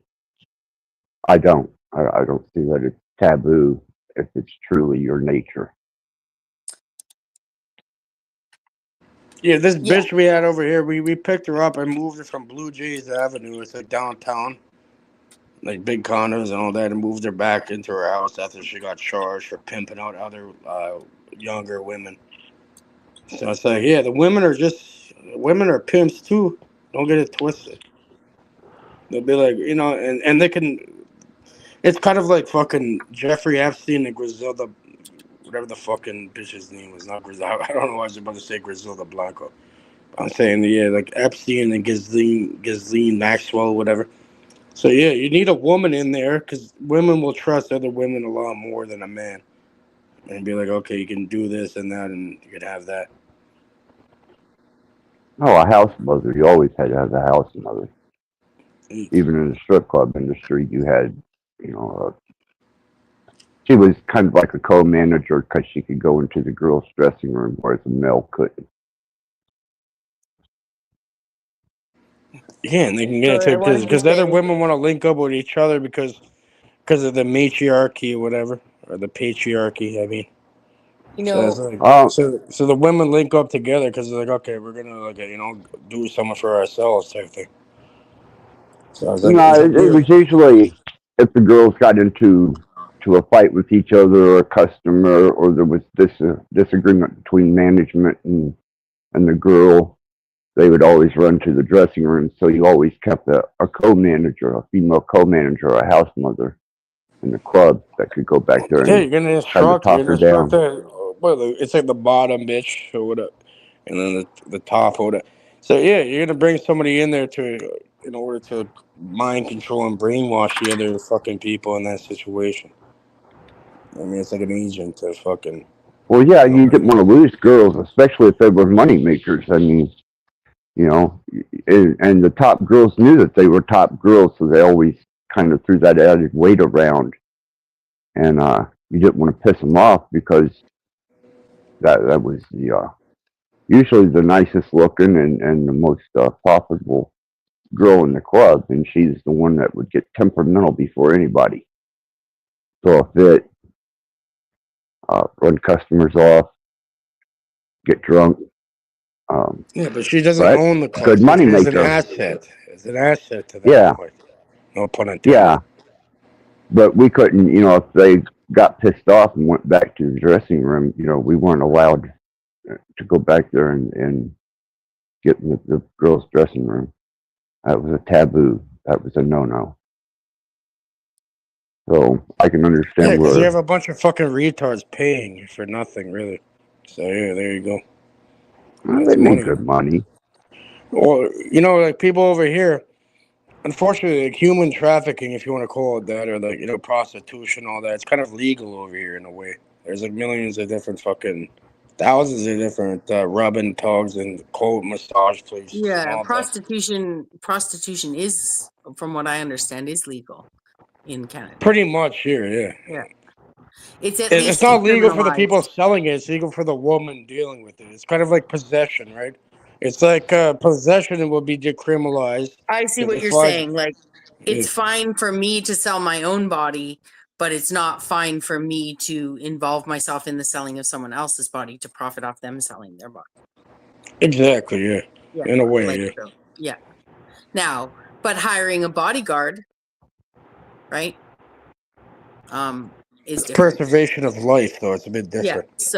So you could have a pimp, you could have a bodyguard that was actually your pimp. On paper, as a bodyguard. Because Well, if he's a good pimp, he'll do that anyhow. Women doing out calls should have someone in a car waiting outside, really.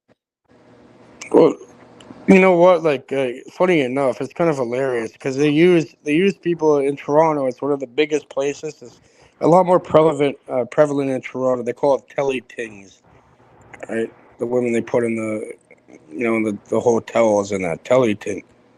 But yeah, over here, what they do is they'll use, like, I had friends growing up. They were like 15, 16, 17 years old, and they'd be. They get a hotel and they get an adjacent room in the same floor, like right around the same room. And yeah, the man them would be in there, they call it. They'd be in there like listening and they'll have the key card. And if the woman screams or whatever, then yeah, they bust through the room with the fucking strap and, take care of business and make sure this motherfucker leaves. It doesn't hurt the lady. You know what I mean? Yeah. So yeah, like my friends were like, I guess they were like being the security for prostitution for grown-ass women when they were little kids. So who's really taking advantage and who's doing the child abuse there or the abuse? Probably the people that's running that and then using the women and using also kids in order to be the muscle behind it. So if, they don't get robbed or fucking some weird shit going on. Because even prostitution, it could turn from something consensual into something non-consensual very quickly. Right. So. Yeah. We in Louisville, it's not a job. It doesn't matter how legal. It doesn't matter if money's being taken. Doesn't matter how good a fuck they are. There's no way opening your legs and laying on your back. It doesn't matter how greatly you participate. That is not a job just because you're being. Okay, well they say that's like the one of the first professions, right? Like even back to like Mary Magdalene. Yeah, I don't. This. Anyways, I've been hoping we move past all of this conversation, not to sound like it's just a moot point. I don't even want to get into the concept of what prostitution meant when prostitution was being called the oldest profession in the book. But yes, have people always been exchanging their, have men always been paying women for pussy? Yes. So, I'm not going to get into the semantics of what people think prostitution might have been fucking 2,000 years ago, right? It was not necessarily money for fucking sex. There's way worse prostitutions that can be done in the world. And it actually happens to more XY chromosome people than XX chromosome people. And it has to do with all the intersex research I've done and blah, blah, blah. But I'm not going to get into it. I just think it's just a talking point for a talking point to me. This is just political talk. And it's like, we could talk abortion, we can talk prostitution, we can talk whatever. We're going to all get back to these points of it's the oldest game in the book. But I'm saying, how is it political though? It's beyond that. Well, how is prostitution political? I'm sure you can make valid points and correlations towards that, but I think it's beyond, or it comes first before this political system that we're People in right now. prostitute themselves every time they put a fucking McDonald's uniform on and go to work. Yeah, I know. It's People called being a prostitute slave. themselves every time they go to their job. Any job. Yeah, I'm gonna give up this amount of my So- body, my energy, my time for Yeah, this amount of money. so the sexual aspect of prostitution is like it's tragic. It's just tragic. saying people are being You know, prostituted. and I'm not every saying, day regardless. and I'm not trying to say it's tragic. I'm not trying to say it's tragic to the woman. I'm saying it's tragic to and then don't get me wrong, it's a great exchange as well. So it's like all of the feelings around it can hold true. It's fantastic. It's awesome. It's a good exchange. What if amazing. that's It your sucks, fucking daughter? you know? What if that's your daughter, But- stepdaughter? It's your fucking You know what? child. This it's is- your fucking it- family. Then what? Cage, this is where I'm going to tell you. I've had 3 conversations around sexuality online ever. The third one being tonight, right? As someone who is an open book on Third time's a YouTube, I am charm. not going to talk to you, about what I know, right? Because already people are going to be like, oh, she must have been a hooker when she was 20 or whatever. You know what I mean? Like they're just going to sew it. So I'm just going to tell you, I don't need to imagine anything. Okay. Like Hold on. Pause there. Why'd you I had a very automatically close assume- friend. I had Hold a on. very close friend. I had a very close friend in university who'd All been right. hooking for 20 fucking years. Right? Like I don't need to think about these things. I don't need Why to is be a it called man who, hooking? like, Why is it called like, hooking? I don't care. Why is it called a hooker? What? I don't give a shit. Got the weight on the fucking the hook. I don't too, give a the shit. But hook, line, and sinker. this is a perfect opportunity to call back to what I wanted to say before. Okay. When we were talking about this bullshit, believe, tell I vision, be lie bullshit. Okay. Why you all I'm caught going to up tell on you, that, I though? want to That's say not- something. I want to say something so I can fucking round it back to you. All this fucking bullshit. Why do you think it's called hook or whatever? I get that etymology means something, but playing what I'm going That's to beyond call etymology. Ebonic, It's let me phonetically finish. pronunciation. Ebonic, phonic, letter gematria is not etymology. Right? Well, I don't You're think it's making going up, to be. people are Of course making it's up. not. Like, you're not saying anything. They're making up and seeing patterns in things and inferring things that are false and imaginary. It's a Okay, well, fun that's game, called but that's called but it's like playing. apophenia. That's It's like the word playing that you're what looking used to be called. Have you ever played the game Fictionary or whatever it's called? for. Not Pictionary, but it's not fiction. It's not the Pictionary game. It's the one where people sit around a table. They put a word on the table. You define the word, and there is a definition to the word, but it's an abstract word. So everybody makes up a definition to the word, and then everybody tries to guess what is the real definition of the word because nobody knows what the word is, right? So I'm telling what are you, you this is talking a about, beautiful charades or something? imagination stuff, but this like what they call it hooking. Like I get that we could actually look, and it's either the hook is going into the man for his money or whatever the fuck. I'm saying I don't give a shit. Right? As someone who's super interested in etymology and stuff, and part of what I'm expressing here in my frustration is that I have lots to say. I have lots to say. I had a best friend for like 10 years of my life who was a professional service provider. I've been to meetings with her and the police as they decriminalized, right? Because she wanted someone safe beside her. I was just a university student, but trust me, as soon as I start telling these stories, people are, she used to be a boy. And then they'll be like, ha ha ha, no wonder she's so fucked up, or ha ha ha, nobody would fuck Bex or whatever. I don't care what people say. I'm telling you that this conversation is frustrating to me because none of it is new. No offense to you guys, right? We've heard it a million times. And when we're getting to the point of a colloquialism, like, Get used oh, to you it. know what? It's the oldest profession in town. I should probably be going to bed. Get Because used to it's it, just Bex, then, on that point. conversation for the sake of conversation. And it's retarded. Well, let's how about this? Since you're into AI, Bex, and nobody seems to be up on it, the new Willow chip. But even And, then, I'm sitting with someone who actually has sorry, let me interrupt, and then you'll tell me your question, and I'm sorry, I appreciate your patience. That's all right. Right? I will say this much. I'm sitting with Cage and who now has OT Double, which is great. There's tons of hilarious stuff and great content they've made, but everything AI says has to be taken as fiction. That is part of AI, right? I get that they've got good advanced AI that's reaching into large language models that actually is fact-based, but it is still a conversation program. So it actually does lie. It will put together great sentences that sound amazing, and you guys all act like it's telling you the truth all the time, and you don't even know that it can't tell truth or lie. It doesn't know what Again, that truth is. and a lie is a human concept, bitch. Get out of Exactly. that shit. Right? But you guys sit It's a there and you human talk to these concept. things, and it's super interesting, but then you've It's got a like human concept. yeah, I I might as well saw talk to it then OTW at today that being point. like, this computer is speaking straight from my brain. And I know you get people be like, oh, I'm so smart because I think just like the AI. No, the AI is designed to mimic you.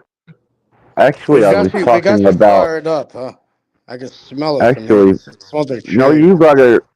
you got her fired up there, Cage. But actually, I was talking about how they were able to stabilize a qubit without taking it to almost absolute zero, and the available processing speed that it has now, which is one with it was 25. One was a 25 zeros, however the fuck much that is.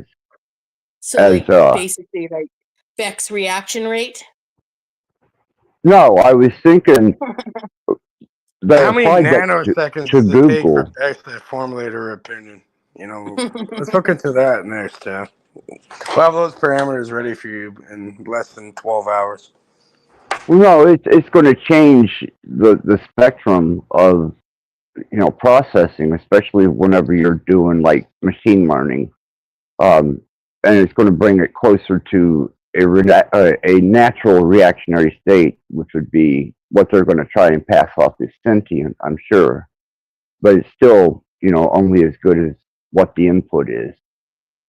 But the processing speed, the speed itself, and what it's capable of reaching in resources are just so far beyond belief that they were able to do that. It's not beyond the human capability and the human mind, though. It's trying to replicate something that's well, close no, to but it. when it comes to mathematical computation, it is beyond the average human mind. A very rare human mind. Okay, well, you had look what you said, average. I think this is going to be beyond average. Think of what I said was math and computation, right? Yeah. So when I went to grad school, right? As much as the people in grad school tend to be some of the brightest people from undergrad, right? We all still sit down, and I was in a heavily mathematical program, right? So we all sat down to do our proofs, to do our math homework, to do our fucking computer lab stuff. We'd all sit down and we'd sit at these tables and we'd work on the problems, and they were really complex. We'd need each other's help. Well, we had one girl in the class that, she got 100% on fucking everything. But if you went to Lauren, we'd be like scrambling to get these assignments done. The workload was so great. You'd go to Lauren and you'd say, hey, Lauren, do you have the such and such question done? And she'd say, yeah, no problem. And you'd say, well, we're stuck on this part, can we see what you did or whatever? Can you tell us what you did? She's like, oh, I haven't written it down yet. Okay. So this woman did it all in her head. Right. And then just like from rote memory, just down onto the piece of paper. Right. Like in mathematical computation. So there are people out there who can actually, like, most people, and I'm pretty good at math. You're claiming, you're claiming that you study mathematics. So here, can you? I put in the private. Can you tell me what the fuck that is and the difference between them? Then, because apparently, if you study any sort of mathematics, you should be able to tell the difference. If f is a function of x equals x to function of x equals x2 and gx equals 2x plus 3, find f times g of x, f g of x, and g function f of x. It's been a long time since I did math, but if I could, can I explain the difference between the two? And g as a function of x, g of x with gx divided by x. So one is me just see. F of x equals. It has to do with how you interrelate those two equations, but I'd have to review. Off the top of my head, no, I need a piece of paper and a pen and to review some mathematics. Well, to nothing try to wrong get- with that. Can it get to the conclusion? No, not right now. No, not at 4:00 in But the if you morning. had the paper and the pen. Yes, I could try and figure out how to. It would. I mean, it's been a long time since I did math like that, and I'm talking like 30 years. So, it would take me a bit of time, or 27, 25 years. So.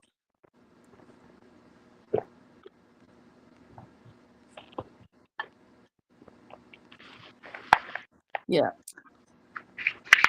So why are you just trying to find the value of x then? Well, you're putting one equation in another and solving it. And the Yeah. other, and the other one, yeah. So.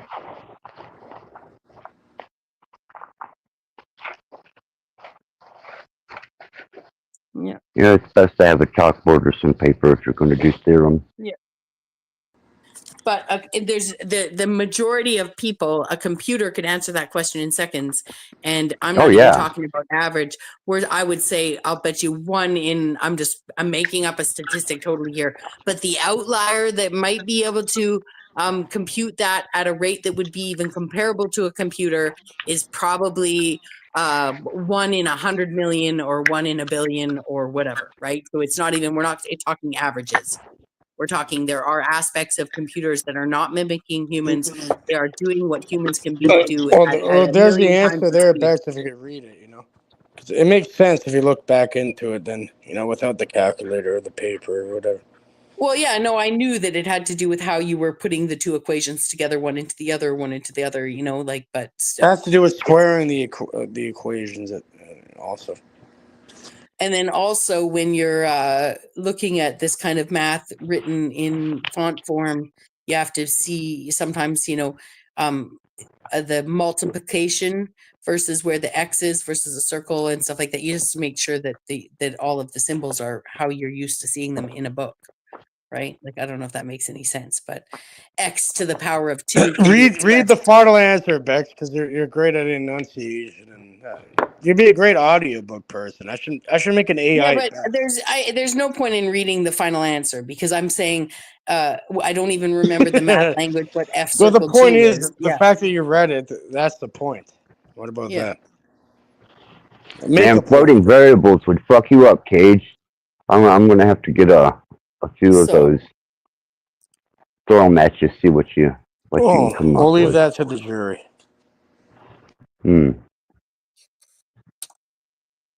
But I don't know enough. Yeah, so it's super cool that computers are getting even faster and faster. What it sounds like, I don't know enough about what a qubit is and all that kind of jazz. But I get what you're saying is that the computing speed is accelerating rapidly. Oh my goodness, man! I mean, 25 zeros.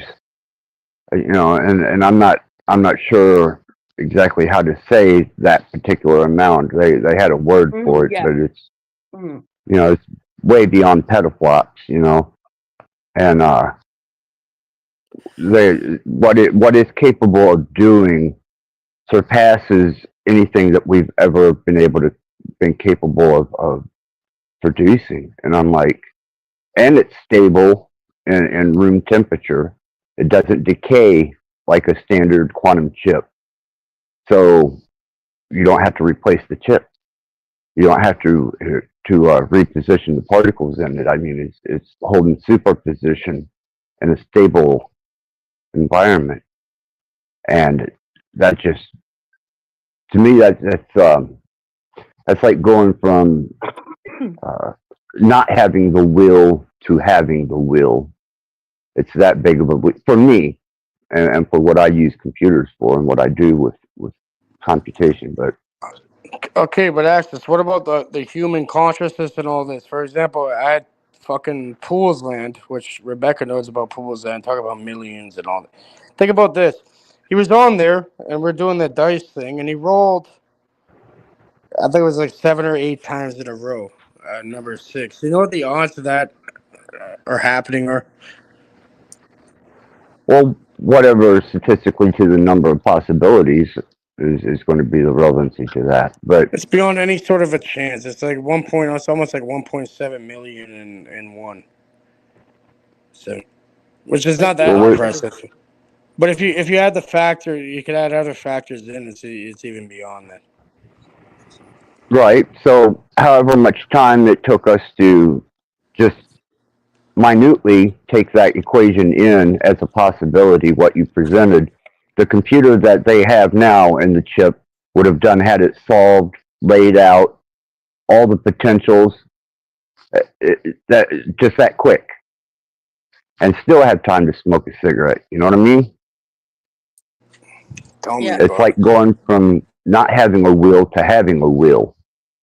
That's how fast and how much processing speed they've been able to pull out of a qubit. And to me, that is like me having from bicycle to car, very fast fucking car, or beyond.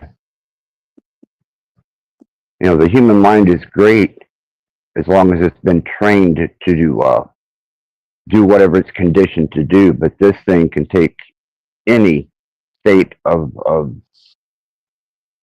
equation and give you the answer and still have time to wait. To me, that's impressive. Mm-hmm. That is useful. And it takes machine learning, and it could take a machine learning algorithm, the best that they have, hooked up to a server farm, and this thing could just completely eat all that information in a matter of seconds. Does away with server farms, unless you're just wanting to store information. This thing is so vicious, they are concerned about it being able to produce and mine coin faster than whoever has the technology has the advantage for any cryptocurrency. Mm-hmm. I see what you're saying. Yeah, because instant transactions. Yes. Yeah. And it can solve what's taken, 2 or 3 server farms right now to solve equations to mine coin. This thing can already do it in just a matter of seconds. So they're debating now as to whether this thing is allowed to be on the blockchain or not, and how much access they're going to allow this particular new chip to have. But right now, Google's in control of it, and it is being applied. I've been saying this years ago. I've been trying to fucking tell people. I'd recommend investing into something called Crown Sterling. And they have the patent on, it's a different type of cryptography where it cannot be penetrated by quantum physics. And it's based off the dodecahedron, the 12 facets of reality. And yeah, this stuff right here, you have to sign an NDA to invest into it. I recommend getting into it because now that we see the Willow and these other, should have got into it before even. Yeah, I guarantee that's going to be a big thing.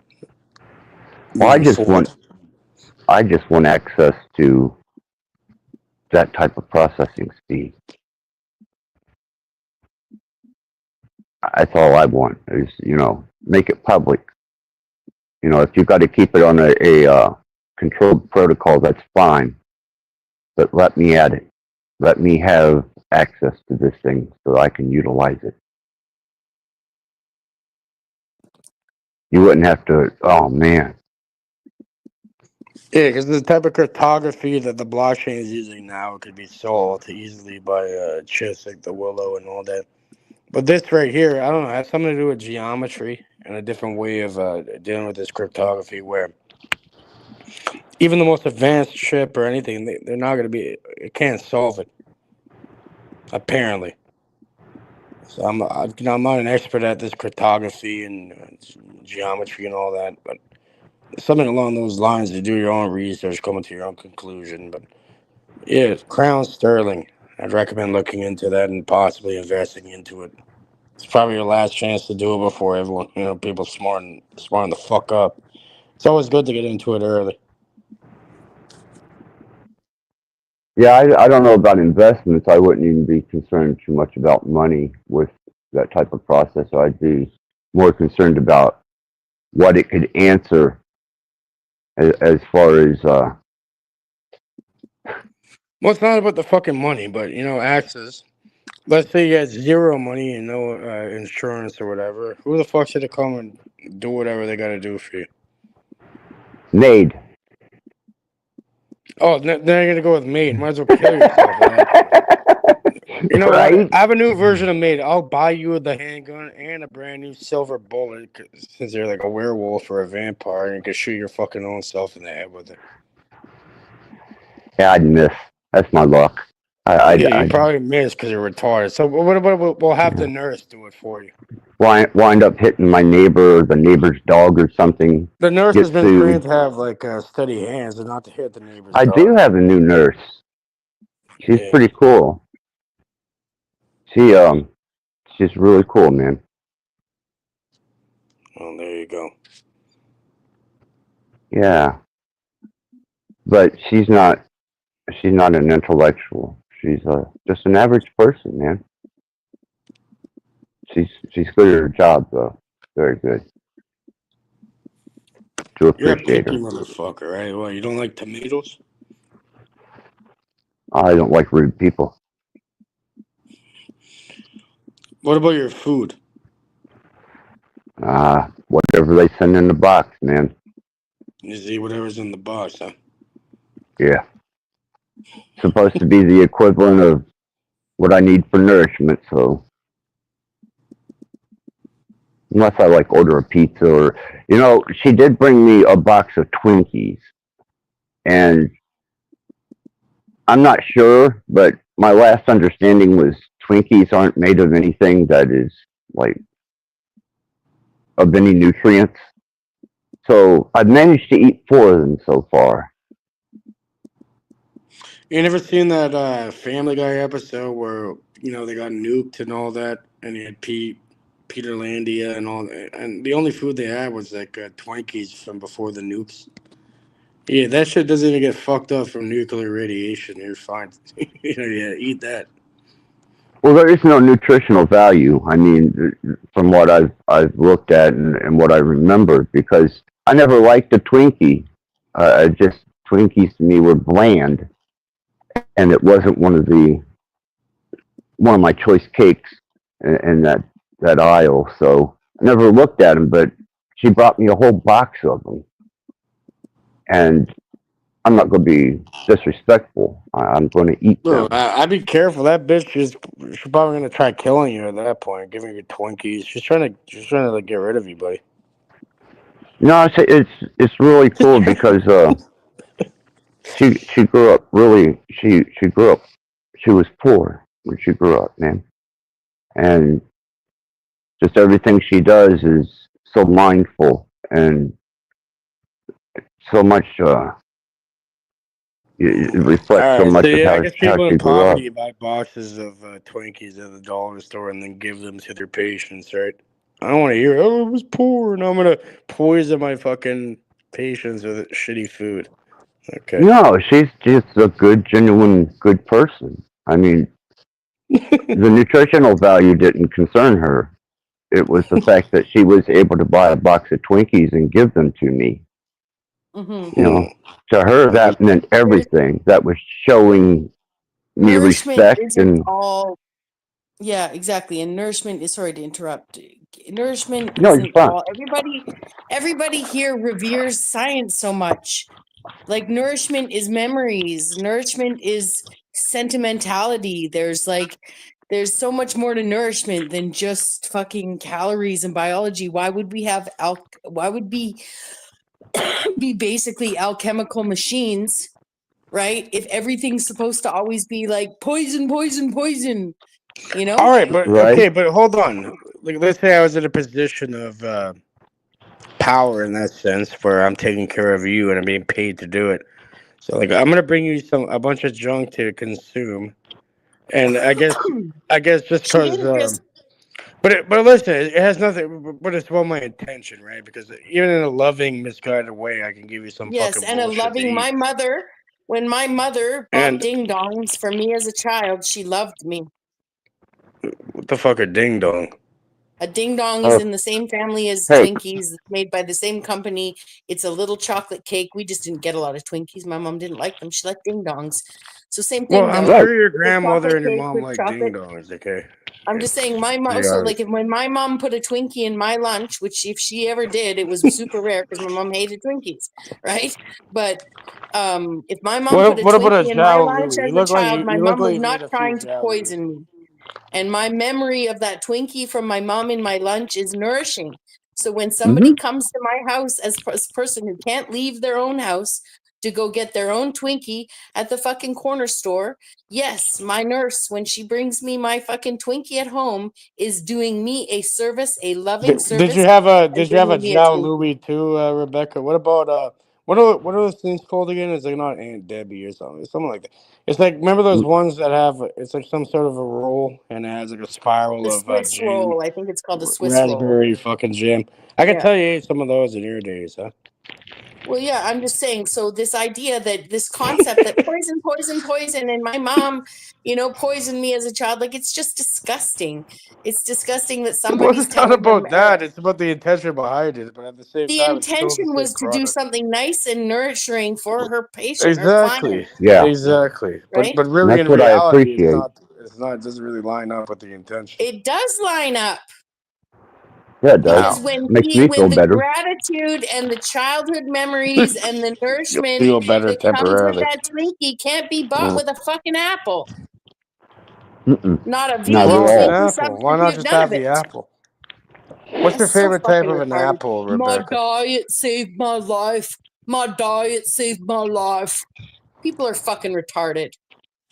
You're Yeah, saying I'm not. diet has no correlation to your health? No, I'm saying that anyone who obsessively worries about one Twinkie and screams poison the moment someone mentions Twinkie and screams and has hatred in their heart for McDonald's is making themselves sick with those sentiments more than the person who ate one Twinkie. I agree with that totally. Well, of course. This is like the nocebo placebo effect kind of thing. So even just trying to create a dichotomy, if I'm getting in that right, with the nurse's actions versus her intent is bad faith acting on your part, Gage. I hear you, Rebecca. I hear you. I have a lot of appreciation for this lady and the fact that she's been humbled in life. Yeah. I can feel that. Now, and if when she she offers sat- something, I respect it. Yeah. Sorry, Axis. That's all right. It's all If right. she sat beside Axis all day and fed him Twinkies and said, come, eat the Twinkies.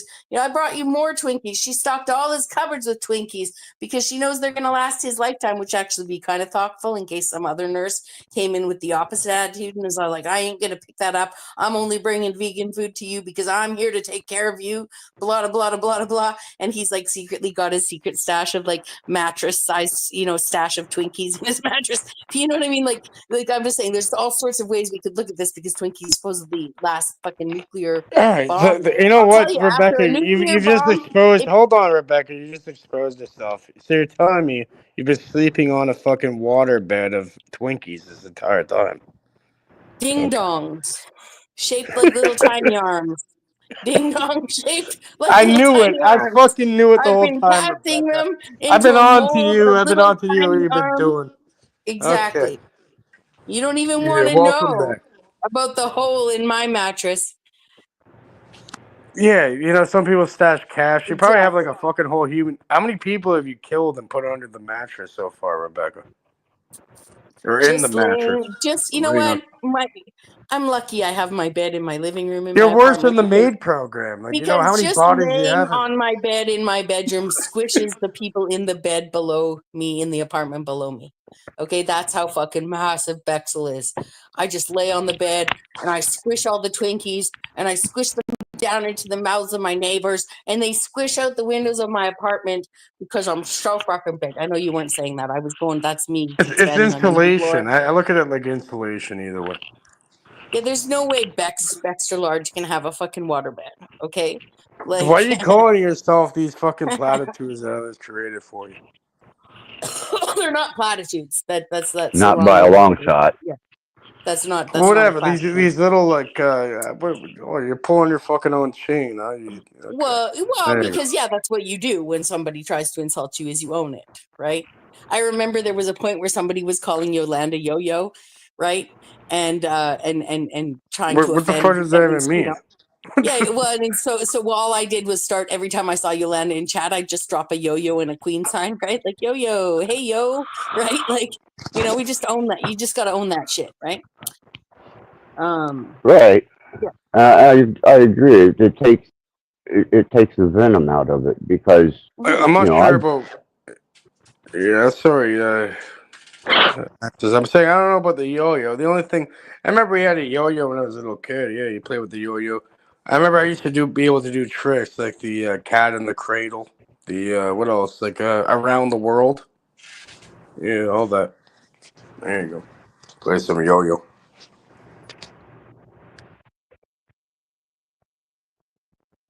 Yeah. sometimes, Cage, I wonder if you aren't a quantized computer of maybe a first design or a 1.2, maybe. Oh, it's Cage 0.2. 1.1113937.2.1. But yeah, that's classified information, bro. Yeah. Okay, yeah. Yeah, I'm just playing around. Sometimes you have the most inhuman responses to the most human condition. It's amazing. I'm not a human being, buddy. Maybe in the flesh. No, you're Play an music. AI type thing, somewhat. Finally, all you know, the real Cage is programmed this, and he's making you talk to it right now. I'm in the background, fucking observing. Yeah, I believe that you're an AI program designed by the Masons, developed under the machine learning of Manly P. Hall and Albert Pike, and you were unleashed on the internet to infiltrate and search out people like me or Bex or other esoteric-minded or I'm here to abstract-minded serve. people. What would you like to know? Okay, what would you like to know to confirm your bias? Is the Earth flat or round? It's not flat or round. It's retarded. That's not an answer, man. Now I Well, can I'm see why saying you. the answer is not flat or round. It's fucked. It's retarded. Simple. Just completely bypassed my logic circuits. All right, so now I'm gotta the AI guy making your AI glitch. Cannot compute. Yeah. Cannot compute. Yeah, it's What else? either got to be Another flat or question. Next round. question. Hurry up. Out of your fucking pay grade. Next one. Continue. Okay, is there a firmament above us or not? Can we penetrate it? Can we get to space? Or is it just lower for us? All reality is a projection of the mind. Subconscious, conscious, superconscious, all three aspects of it. The tree of pyramid, alchemy, salt, sulfur, and mercury. And that's up to you and your perception, or whatever narrative you like to go over. The firmament does not technically exist, just like, the screen in front of you technically does not exist, yet it does at the same time. So yeah, we're all, if you want to call it an equation, you want to call it an algorithm, you want to call it like some sort of a program that's being ran, regardless, every conscious human sentient being is all within that regardless. So long story short, it's up to you, buddy. Well, that still won't get me an internet dollar, man. I'm wanting to get one of those channels going where I can some type of a working model that proves one way or the other, so that I can monetize my channel and become an offensive statement to everybody. Well, maybe on access, YouTube. my friend. It's not binary. It's not like like look at qubits and everything you're talking about. It means it's not binary and zeros and ones. It's a mixture between both and something beyond that. So yeah, I'm dealing with laymen. They only understand binary. It's not all zeros and ones. There's a 3, there's a 1 at the same time being a 0, a 0 at the same time being the 1. And it's all about the observation. And it's very malleable yet immutable. Well, I've looked. I've even tried to throw rocks up there and ping off of the firmament, but I just can't throw them far enough. I am trying, though. Thinking maybe a slingshot. And then once you come to this realization, yeah, you can make shit happen. Yeah, I guess the temptation of bullying people, or not bullying them, or just showing them a certain thing. It doesn't matter about these guys, whether there's an actual universe or not, or whether the stars are where everything just stops. So I'm scared to write my next sci-fi novel because where it stops, space may not where exist. It quote stops is where it quote begin, right? Where it began. So look to where it began, and then you'll realize how it quote stopped at the same time. So does a firmament have a beginning or an end? Well, the firmament. And if it has a beginning and an end, that means there is a firmament. Well, this idea of a firmament's been used in many different esoteric and different belief systems. Even the Freemasons believe in this firmament, right? That's in religious texts, everything. And what that means is like, again, a firmament. What is that? Like an invisible force field that you can't surpass outside of the observation. Like a limitation on the observation. Yeah, keeps rotten little souls like us prisoned on this planet, this hell realm. Well, yeah, and from the it's not a fucking hell realm. Enough of your bullshit. From the model as presented in a I'll textbook. show you fucking. You want to make it a hell realm? We'll fucking show you a hell realm at that point. Yeah. We'll show you the heaven realm too. Now it's Cage's time to go off. This is good. Exactly. Yeah, it's up to you, bro. Sis, bro. What is that? Cage can't even say firmament. No, he's a 0.1 or a 1, maybe 1.1, maybe quantized human. You're saying Cage can't even say firmament. Am I not pronouncing what? Tomato, it's tomato? 2 M's. It's 2 M's. They're both M's. Firmament. Firmament. Firmament. No, stop for a second. Firmament. Yeah. There's only one N, and it's at the end. All right. Well, the suffix is ment. Is that where I'm fucking up? Like mental. So it's all a mental thing. It's that's even in correct. The word. That's correct. Yes. Yeah. So you have the ment as the suffix, right? Not the prefix. At the ending of the word, the suffix is ment. Mental. It's all mental fucking projection, regardless. That's all I'm saying. Okay. Yeah. Whatever. Tomato. I can't pronounce that. Whatever. No, you got it. Doesn't matter. Now you're getting caught up in semantics and everything. Semantics. Either way, you know what I'm talking about regardless. So, getting caught up in that is kind of avoiding the point of what's being portrayed. No, it's not. It's just that you're so well versed in this stuff. It's good to have the right word. That's all. You can say it. It's all right. I'm fucking Cage. Yeah. I'm Canadian. I don't have a really good pronunciation. I'm not really great at talking. Yes, but just bear with me. Bear with me. We're not talking about a word like minutiae or whatever that's spelled minutae. You know what I mean? We're talking about firmament. You can pronounce it, and you in your mind have 2 N's and 1 M in that word. And there's 2 M's and 1 N. That's all. So it's not complicated. You're missing the point when somebody's trying to actually help you say, yes, this is not complicated. It's not because you're Canadian. It's not because you're a weed grower. Okay. It's because you just see an N where there's an M. It's firmament.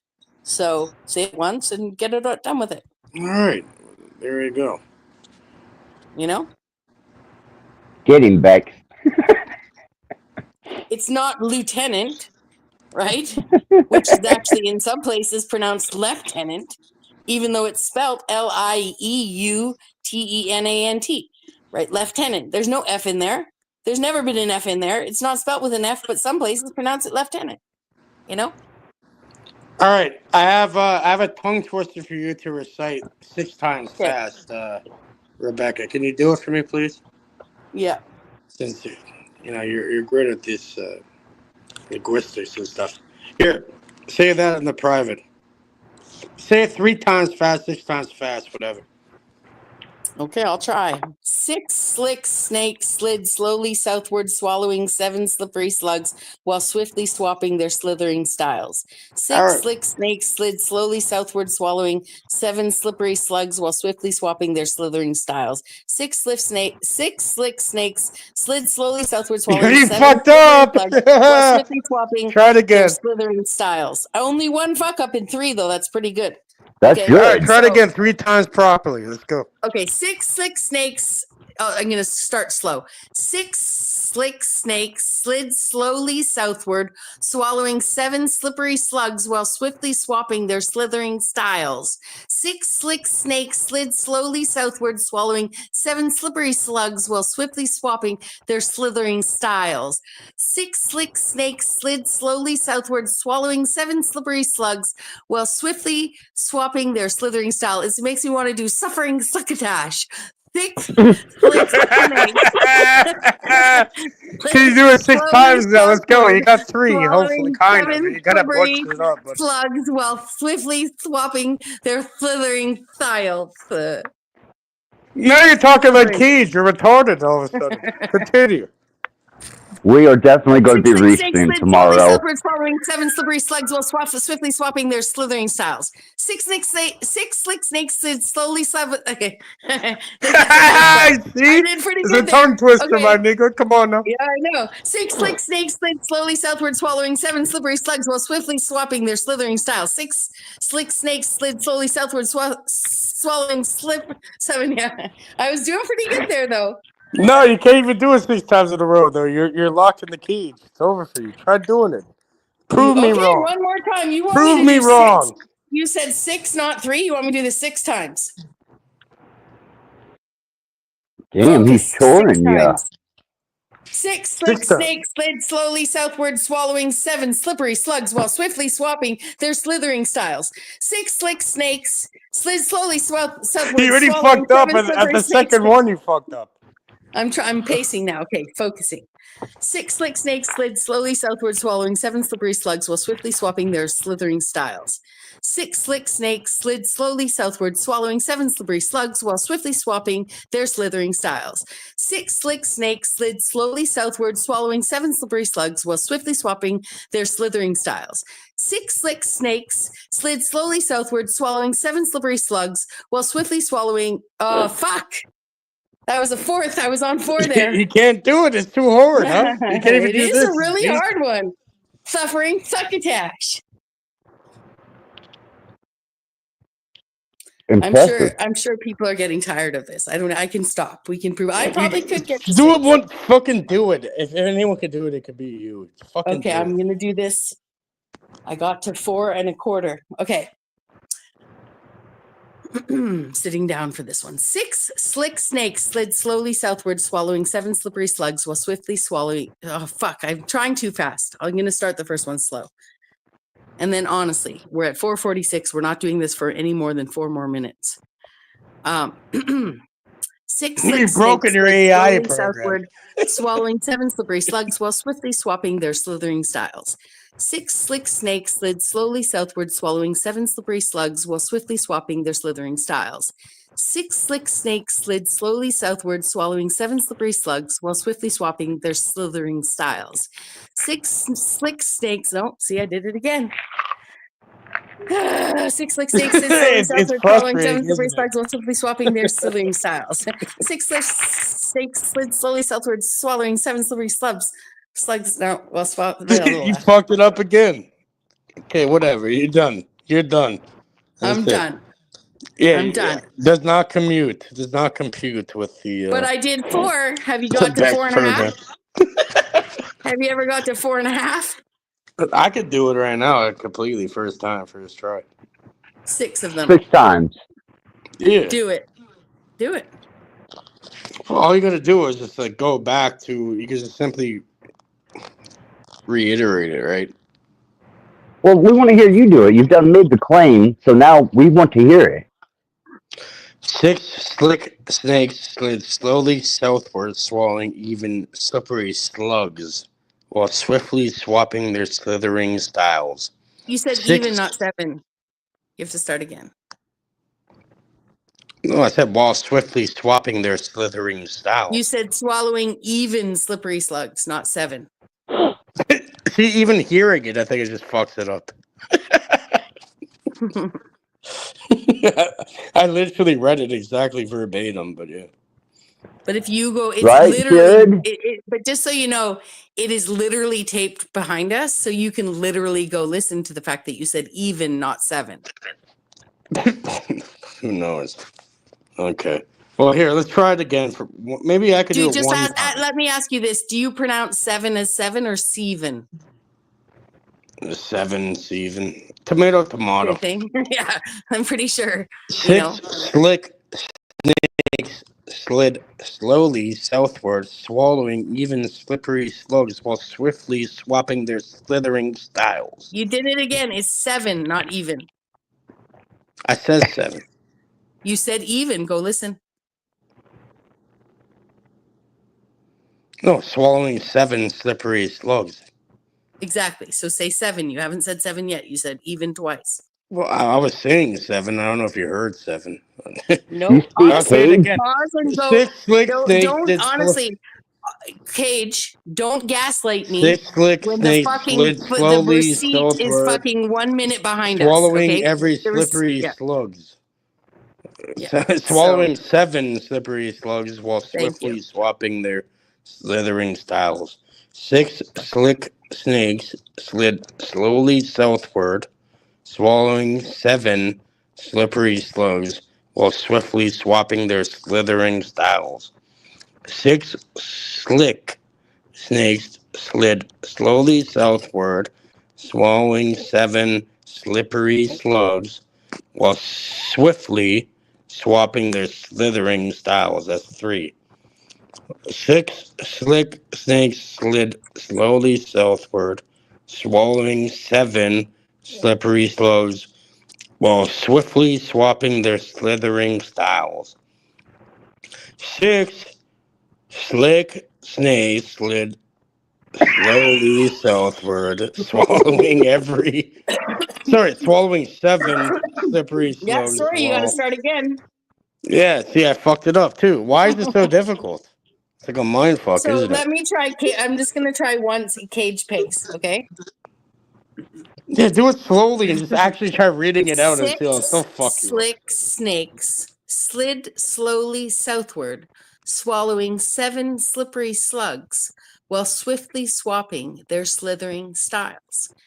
6 slick snakes slid slowly southward, swallowing 7 slippery slugs while swiftly swapping their slithering styles.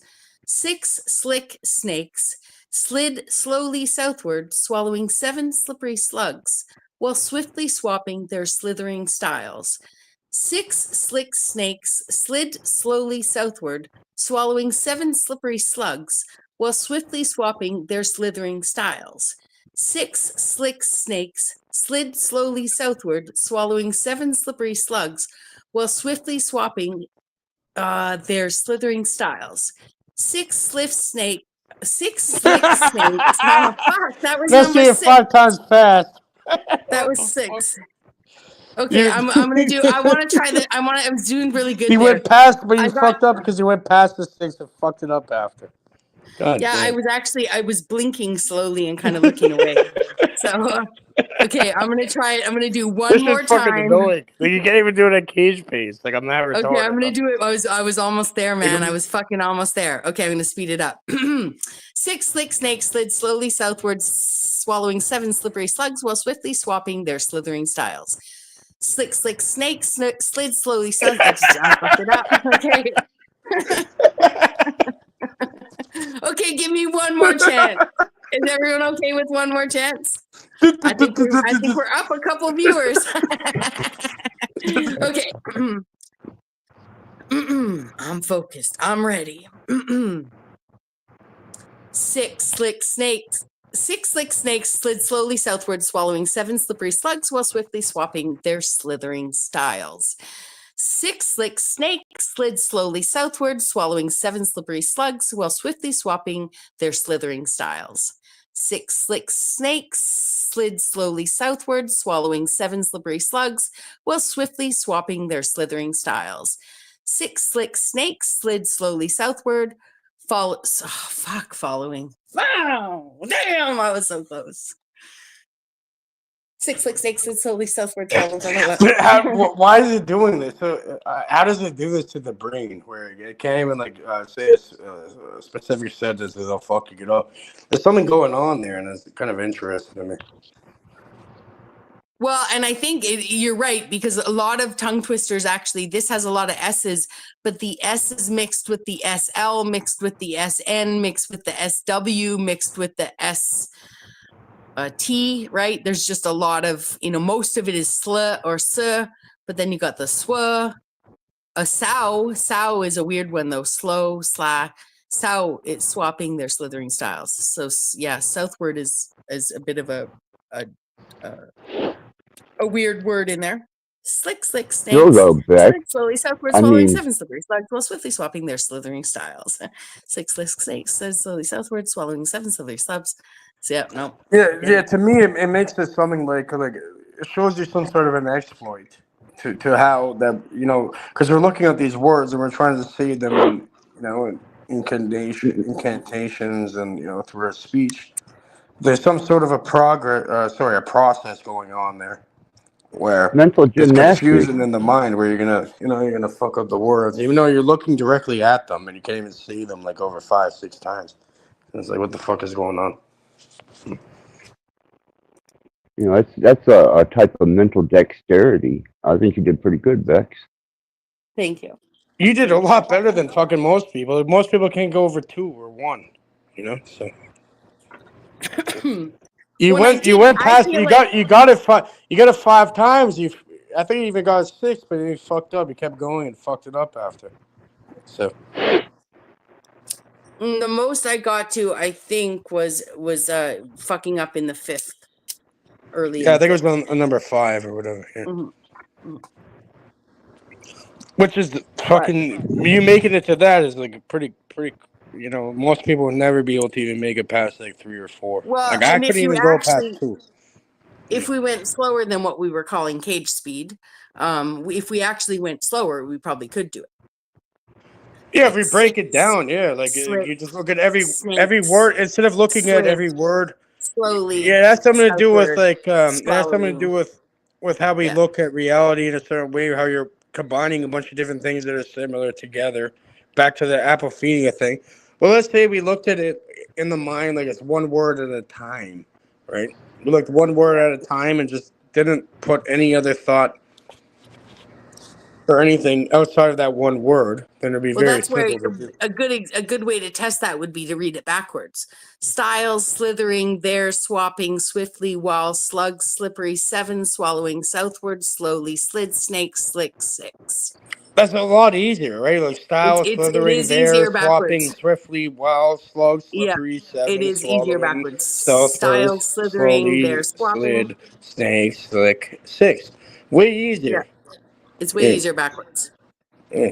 Style slithering there, swapping swiftly while, and actually we don't actually. That, though? And on top of it, we don't read things backwards often, right? You're actually reading, and we're not reading left to right because the letters are still. We're not reading right to left because the letters are still left to right.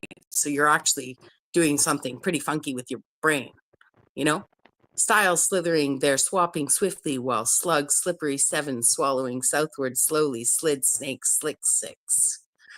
Style slithering there, swapping swiftly while slugs slippery 7, swallowing southward slowly, slid snake slick 6. Style slithering there, swapping swiftly while slugs slippery 7, swallowing southward slowly, slid snake. See, look, now all of a sudden we're breaking the Rebecca AI out of nowhere. We're breaking her. We're bringing her back. We're bringing her back. Welcome back. We're summoning the fucking Becca AI. Okay, what about this one? Here's a new one. Do this one here. The swarthy. It starts with thistle sifter. Okay, is it swarthy? Swarthy? That's just a weird word. Swarthy, Yeah. whatever. You know, it depends how you Swarthy. pronounce it. Yeah, it's just an interesting word. I've never really used it. So the swarthy thistle sifter swiftly shifted through 3 thick, thorny thistle stalks, thrusting 33 thistles through the thrice thrust threshold without a single sift slip. Oh, weird. It switches to S's at the end.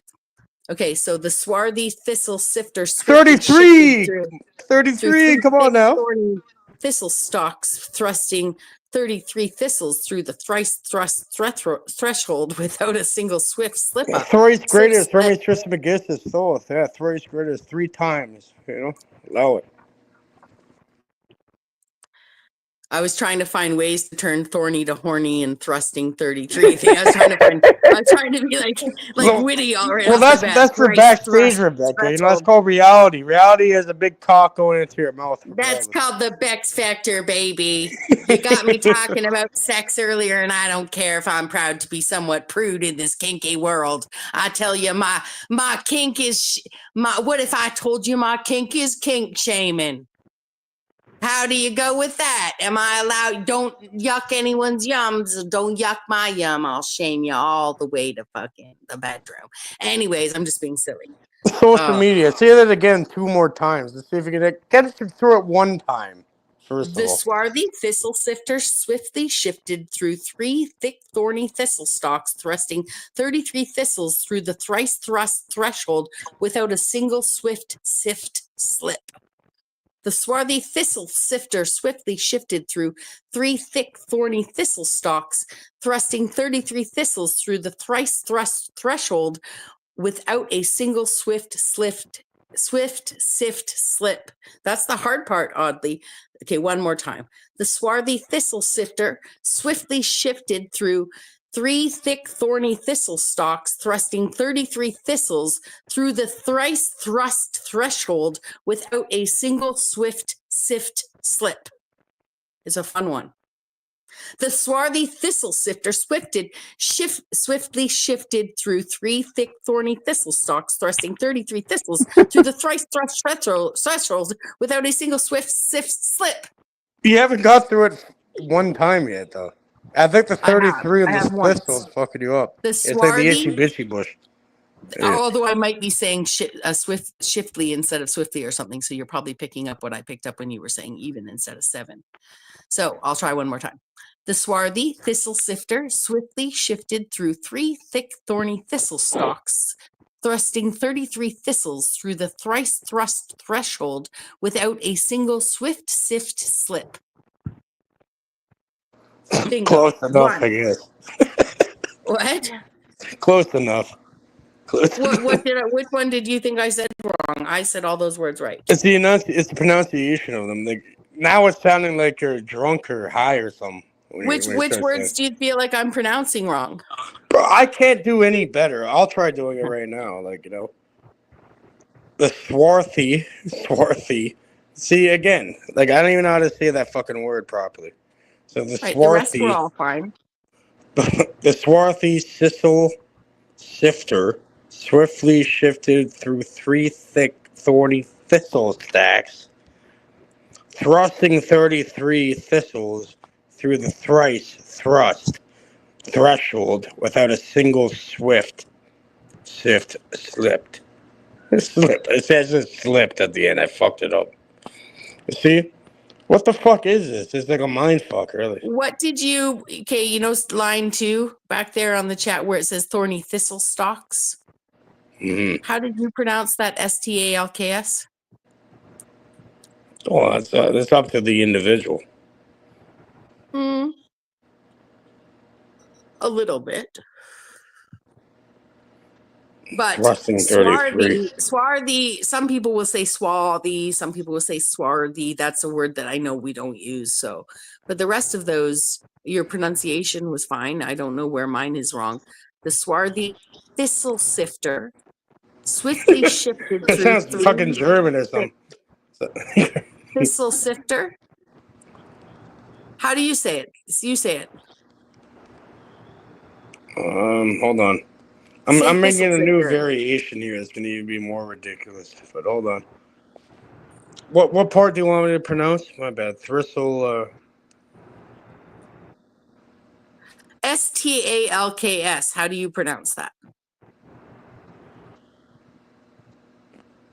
The swarthy thistle sifter swiftly shifted through 3 thick, thorny thistle stalks, thrusting 33 thistles through the thrice thrust trestle without a single swift slip. That's all, it's a bit of a tongue twister. Yeah, well, it's pretty good though. And I think the emphasis you put on thrice thrust, right, coming from a man, is you. Oh, you you're gonna get a mentioned- fucking. It's gonna be. Yeah, we're gonna deal with your whole soul and your. I promise you, I'm not hitting on you, Cage. I'm saying though that men, you should use the word thrust more often. What about thrice? What about thrice thrusting? You gotta hit it 3 times minimum properly, right? So next time you have a girlfriend, instead when you're tossing something over to her, saying, "I'm like, I'm thrusting this your way, honey." Well, my girlfriends, you know what I do? You know what I do? I'd be like, you have to grab the mop, and they give me a little look on their face. I'm like, oh yeah, I definitely want to grab the mop. You know what I mean? Because they make a mess, they got to clean up after themselves either way. So yeah. Well, I know. So, is it like common the knowledge? Thistle fucking thing, whatever. Do most people know about the financial arrangements with your girlfriends? Is that common? Is that something you've talked about publicly, or is that something we've talked about privately? I really haven't. Like one time, actually the women pay me. You know what I mean? Like I know, that's what I was gonna say. So publicly, is it fine for me to say I know? Like especially when you guys break up, they have to pay you back. Well, I made her deal with all this whatever stuff. She's like, out of respect, she's like, here, I'll give you like $4,000, $5,000, and then eventually it never worked out for us after. Like, she's still out here trying to contact me. I just talked to her recently and everything. Unfortunately, she's not doing too well. Apparently, she has millions of dollars now because her father died because she got, he got injected, and I don't know if that's a complete cause. The man died of a heart attack, or whatever. So she's like crying to me. She's like, I have millions of dollars and I don't know what to do with it. No one ever treated me like you and all this. I'm like, okay, fuck off. That's it. Yeah, Mega. I think what Cage is saying is that he's prostituting himself, and they didn't come back to retrieve their wares. Oh, I do appreciate that perspective. I think it's brilliant. What I understood was if the investment doesn't work out, baby, right, you got to pay back. In certain ways, when it's not mutually, it's not a mutual exchange, yeah. And then eventually, it's like the law of polarity. Well, Everything has to balance itself. Yeah, just to qualify, I want people to understand I ain't no feminist calling fucking Cage out on his arrangements with his girlfriends. I could care less. I think it's fantastic. This is one girlfriend that happens to live with. I'd just like to make this one announcement that I actually pay child support to the sperm donor of my homunculi pixelated baby nubs.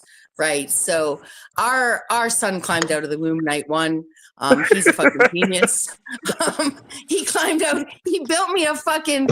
He climbed out, built me a garage, and climbed back in. And they got you on alimony too, don't you? I'm telling you, by the time this child is honestly, he got every fucking PhD imaginable before he was even a month old. He's out there inventing fucking galaxies. Okay, so when you have a son like that, Junior, who is out there, he was searching to find his father, but he got stopped at universities, educated himself, and I don't know. He's managing Elon Musk as his puppet now or something. I don't know. All I know is that we pay nubs, okay, because he is a fucking high level donor, man. Okay, homunculi sperm donor. Fuck. So I'm all for paying parental support just for good fucking sperm donation. Okay. Wow. Well, there you go, ladies and gentlemen. We got enough. That would be what do they call those? Not the modified seed.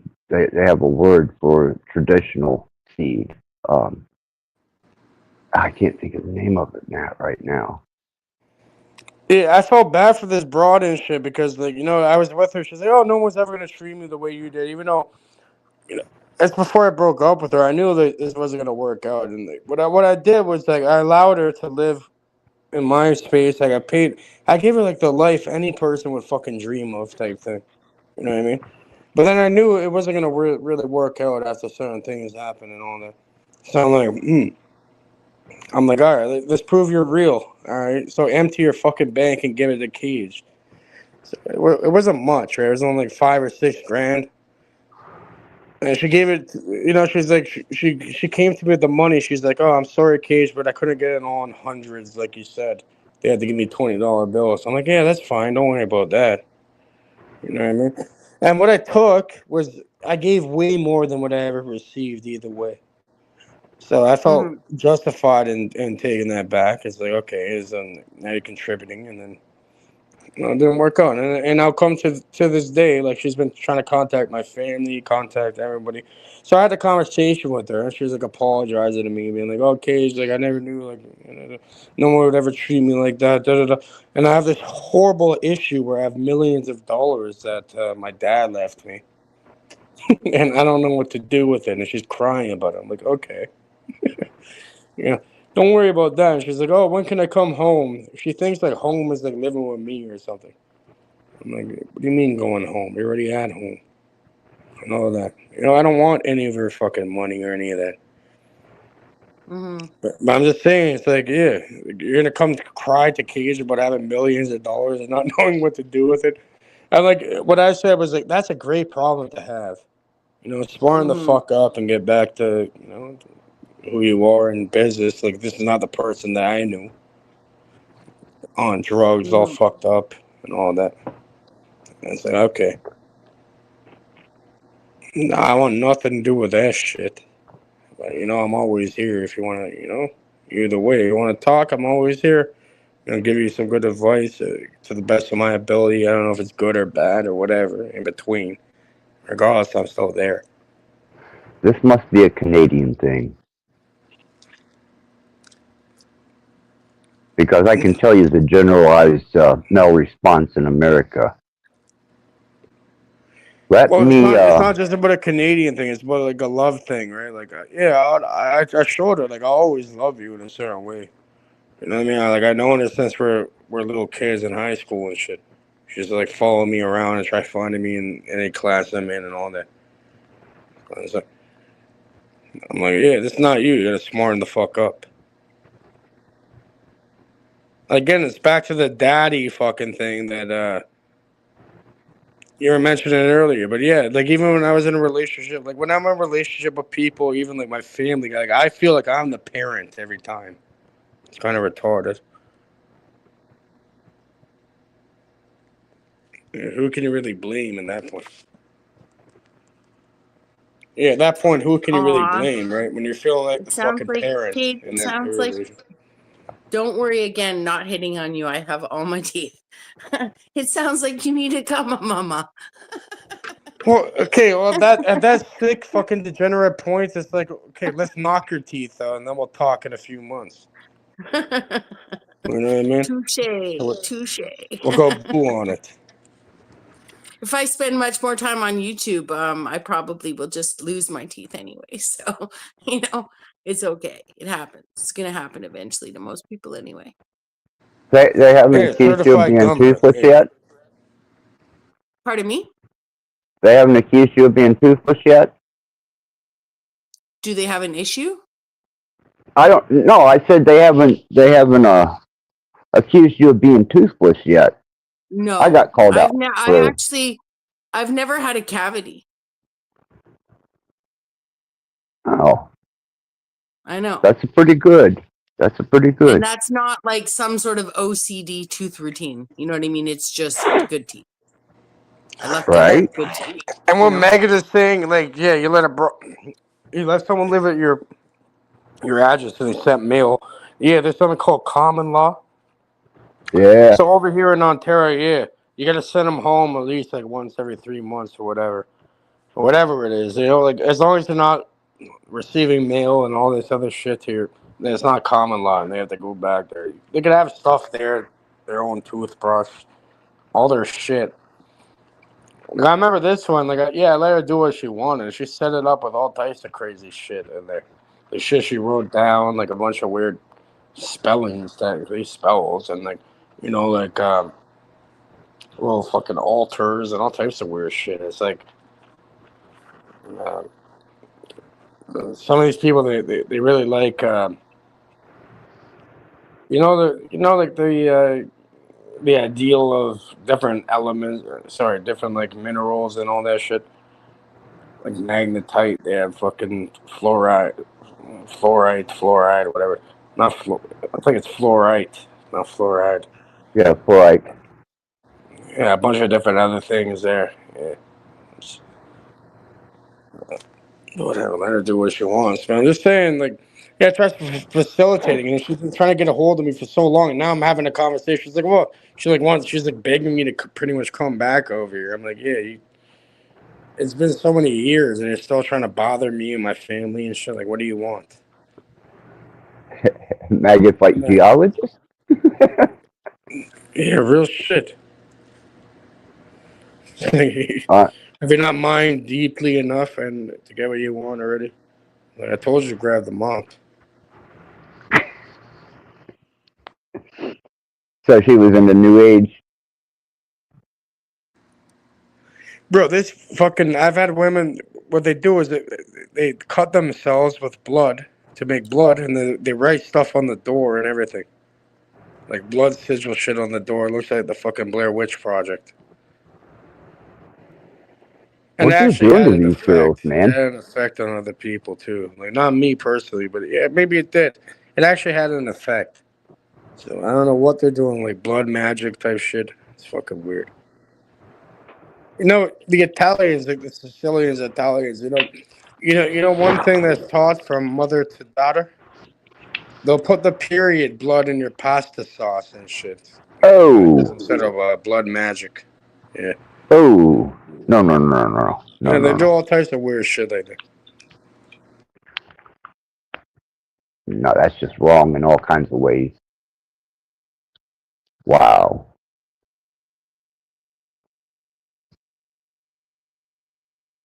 No, I'm glad my meals are boxed and That's what happens. That's what... Only Twinkies from now on from the ladies. Well, actually, these women, they're witches, bro. They're bitches, witches, crazy bitches half the time, bro. Witches, whatever. But I'm saying, like, not all of them. Like, I respect, a woman or a man just the same way. Like, they're either fucking on it or they're not. So, for me, these hands are bisexual. You know what I mean? This gun is bisexual. You'll get hit with the leg regardless. It doesn't matter.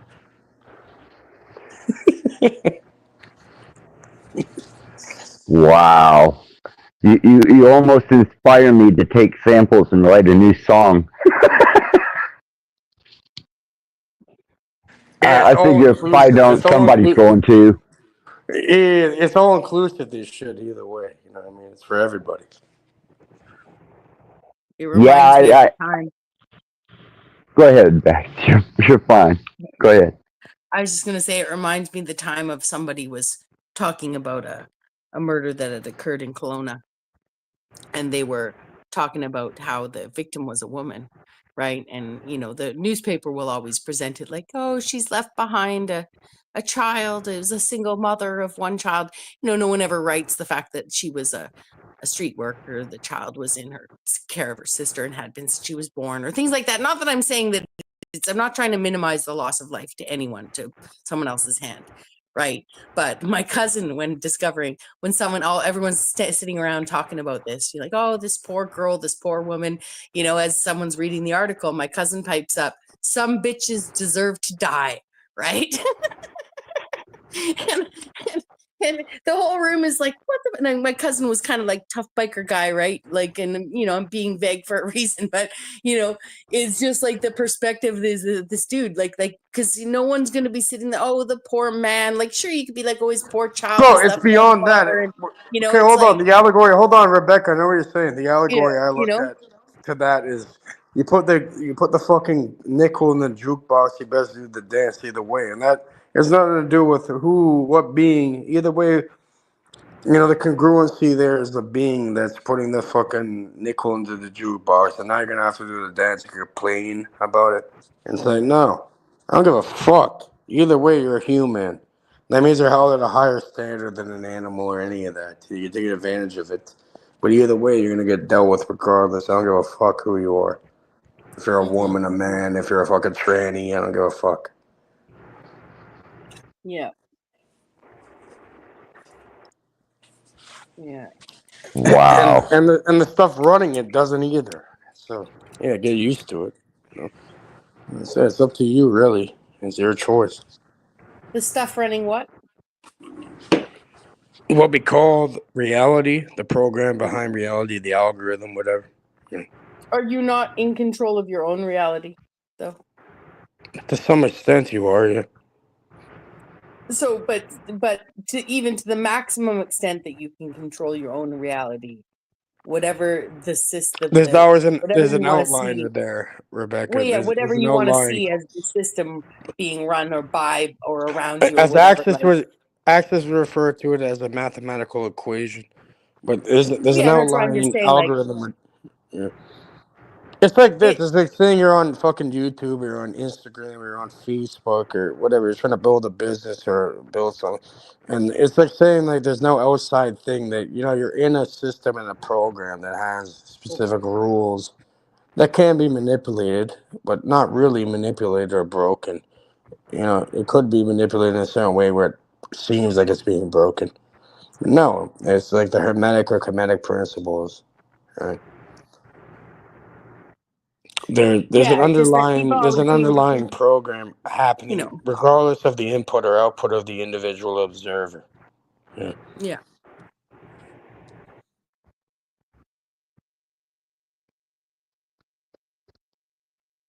I'm surprised. I'm looking here. We have yet to be restreamed. I think we're on safe ground. No, that'll be tomorrow. Oh. Yeah, according to Bex, because they saw her fucking cat avatar, people are going to restream it. Not because of us or anyone else. Cage, rewind. Rewind. This is where I'm going to tell you. Shut the fuck up for a minute. Cage, shut the fuck up. If you actually rewind shortly thereafter, I told you don't listen to what people say. Okay? Because when I first came up, and don't interrupt me. Okay? I know you're not yet, but I'm ready for you to.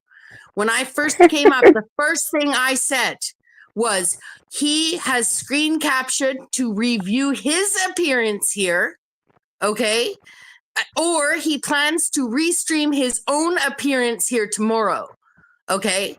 It had nothing. We all know that. And you know what I was thinking back then? Hold on. What I was thinking back then, I'm going to say it up front.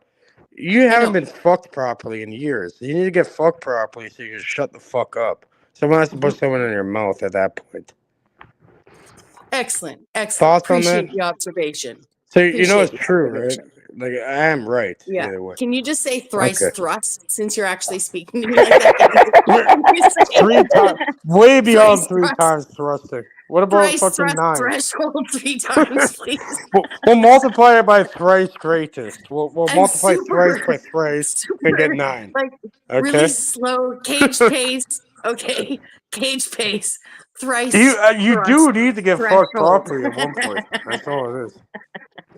Once that happens, I think it'd be a lot more cool. Actually, if you can do that, can you threaten all that you threatened again and tell me what I need again, and then say thrice thrust special 3 times? Yes. Mrs. Rebecca, you need to get fucking fucked thrice great, thrice thrusting, everything. 9. We have to multiply it by 3 and get to the 9 at that point. Yeah. How does that make you feel? Is that good? Well, I'm blushing. Okay, well, you better be. You're welcome. And still, thank you. And still, I'm not hitting on you.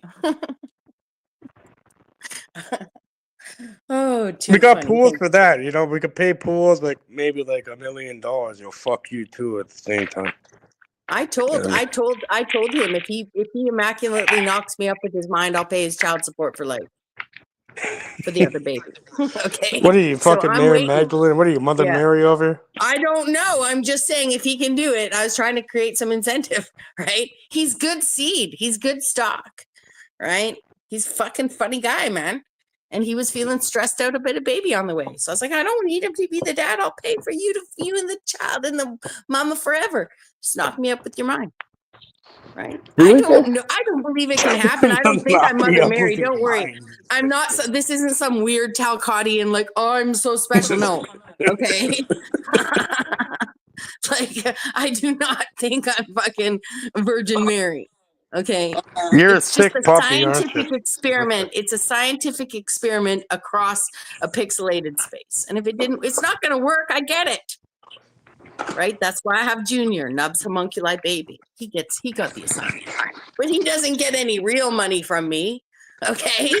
If somebody knocks me up with their mind, I will I'm send taxing, you real but where's my money. e-transfer? Shut the fuck up, Rebecca. I will Where's my send you e-transfer? real money. Hold on. I need to be sent $999 right now, and then we can talk. I will send you $999 after confirmation of insemination mentally. Yeah, that would be considered what? Yeah. Meta We'll bring the insemination? aliens to talk to you and shit.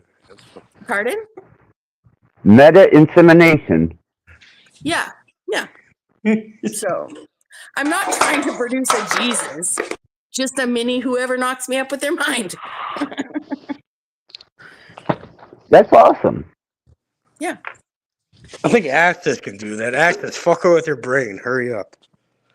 I'm actually going through menopause, man. It's miserable. Well, I guess that's probably what you and Bex have in common. You guys are both experiencing menopause. So back to where you were saying, apparently I'm so popular. Bex thinks she's so popular. People will stream her when she saw her cat avatar. Were you just trying to get a rise out of me? Or did you really not listen to what I said? When I said, and then if he sees that I was here, he will hop, skip, and jump through it if he doesn't actually just go through the whole live stream because he was here. Because sometimes he'll do that too.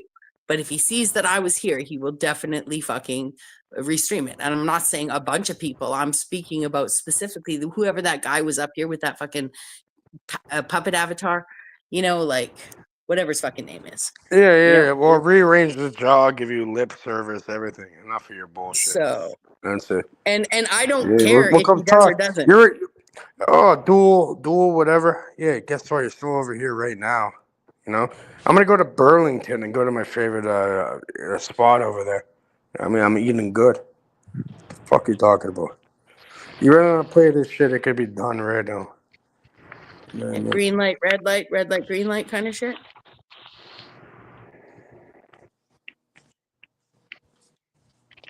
See, I'm to me, I'm kind of taken back at the fact that Steven seems very harmless to me. I mean, he's a character, and he does try his hand at entertainment, but why was Buddy on here earlier? Is that what you're saying? Yeah, he was on here earlier. That's who. Yeah. That's who I was talking about. You know this guy. That So doesn't that's really why. matter. That's Like, why I don't really Cage hold didn't it, hear- but I do remember everything that people. I had a minimal interaction with this guy, and all of a sudden he's saying like, "I'm gonna call the police on you, Cage. I'm gonna call the cops. I'm gonna summon demons on you." Literally, Steven said he was going to summon demons. Yeah, he said he threatened to summon demons on me and call the cops on me for no reason. Are you sure it was demons and not ravens? No, it was demons, and I guess it's physical. So can I rewind and just make a quick apology to you, Cage? I didn't realize you didn't know that Steven had been on the panel, and that's why you would have only picked up what I was saying about my own avatar, because I was speaking vaguely about him. So you were listening. Yeah, I did pick up on that. I did pick up on that. Yeah. I can understand now. I thought you'd been up here while he was up here, but now that I realize you weren't. So no, I wasn't. I want to put a fucking. I want to discount it and not believe that. That's just human. But it's the same thing with Buddy over here. Even though he's in Burlington, fucking, look. tooth fucking thing and all that. I said, okay, buddy, you understand who you're. You don't want to do that to certain. I'm sure that could fly with like 99.9% of fucking people online and people you meet in reality. When you threaten people with police and you threaten them with demons and all this shit. Okay, well now at that point you've green lighted yourself. So I just wish you the best. That's it. Mm-hmm.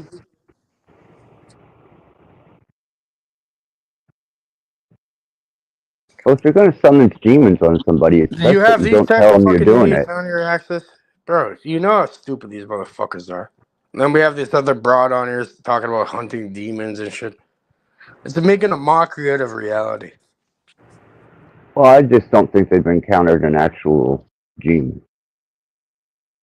I think maybe the demon in their head or something that they idealistically identify as a demon, but I don't think they've encountered a true demon. Well, at that point, it's probably just like an ideal. Like, for example, a demon, which could be an angel or a demon before the Catholic Church and the Christian Church kind of separated this from this duality or this dichotomy, would be a Right. program that's running outside of like the user's interactive fucking thing. Like, you know, it's a program running either way. Doesn't matter if anyone's like putting an input or output into it. Yeah, I don't, whatever they've identified as being a demon, and that's if it's malevolent. I don't think they need to probably go back and research the base of. How can? I'm sorry, I keep interrupting you, Axis. That's fine. That's fine. How Go can ahead, what? Bex. What were we gonna say? How I can? just think that how can somebody who claims to be Team Truth, Team Good, whatever, it's Team Truth in his mind up against Team Evil, right? So if he says all of these other people are demons and Team Evil and he is Team Truth, then how does Team Truth have control over the ability to summon demons? Well, again, this is Because a the demons logical. are Hold on on, Team this is a Evil's side. logical fallacy. Somebody Yeah. placating. Hopefully, they understand how this is operating. Most likely not, but it's something called ordo ad chaos. So it's order out of chaos. So those that think that they're going against something have actually created that and are facilitating it in their own mind.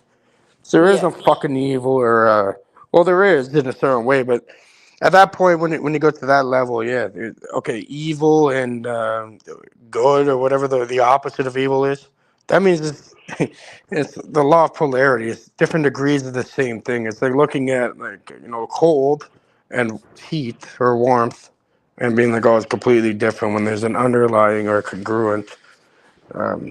It goes back to what I was asking you earlier with the questions and all that. Like, yeah, is there an underlying thread that interconnects everything beyond that? And yeah, that's where you would have to look to at that point. Well, here's the conundrum that I ran into with an understanding in the Judeo sense of like the Nephilim and the disembodied spirit of the Nephilim, because they had no place found in for their spirit, is that would be to me an insinuation that something was created outside of the bounds of the Creator, because it's something that he had not prepared a place for, nor had taken into consideration to prepare a place for. So therefore they were disembodied and made to be wandering spirits who constantly hunger and thirst and seek that physical aspect of their existence, and is not given to them except through possession. But he obviously, would he have created an abomination that he had to exile into the spirit realm? Or Bro, again, and now you're putting it to a person where it's more of an energy. It's a lot deeper than the individual that's portraying such a thing. I'm If I talking want to put it to creation. people, listen, Access. If I want to put it to people, there's people out there that are way more conniving, way more ruthless, anything like that, and actually make shit happen in reality to the point where they'll look at you and just look at you like, okay, all right, we'll get 40 grand and Access is dead. All of you are dead. Anyone on here, like, yeah, what the fuck? If they That's get kind of a benefits, high they're gonna get price rid for of it. me. Bro, I consider like myself 40 to be grand about Canadian, maybe but not the 500. money you get packed. Yeah. 500 is Yeah. so low. You're not that high enough of a target. You'll get packed for like fucking nothing. That's what I'm Oh, saying. okay. Maybe a pack of cigarettes and a cold soda or something. Yeah, what about a hit of meth and a fucking crossbow? Oh, that could be. That could be. That option could potentially be available to me. What I'm saying is, they're available for anybody because that's how it is in this reality. Unfortunately, I know people that they killed fucking mob enforcers for 40 grand, $20,000 each. The other one got killed before he could even spend it, and 20 grand in American is like, sorry, Canadian to American is fuck all. I mean, it's like I just for a mafia enforcer. Come on, bro. I wouldn't know anything about it, man. And you think you're sick on YouTube. Don't know I'm saying anyone can get anything. fucking dealt with. You don't know who you're talking to. So people should probably have more respect and be like, imagine everybody on YouTube with their little bullshit was in the same room. We all have to sit on the same table and fucking then have the discussion. How's it gonna fucking move? I guarantee, yeah, if they don't pipe up, yeah, they're gonna get dealt with regardless, like, very quickly. But they think they're all safe behind a fucking internet screen. Like, we can't go to the fucking dental fucking place. Oh, I was just kind of aiming towards what I understood in demon and the Judo Christianity. You don't fucking thing. threaten police. You don't threaten police and threaten demons and shit. Now you're opening yourself up to get fucking dealt with eventually. We'll see. Mark my words. We're gonna see what happens later on. Yeah, because I don't, I just don't see how these people are in an astral state, continually fighting demons.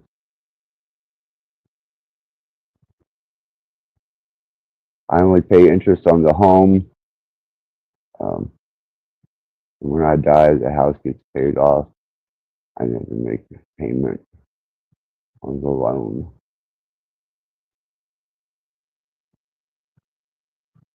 Okay.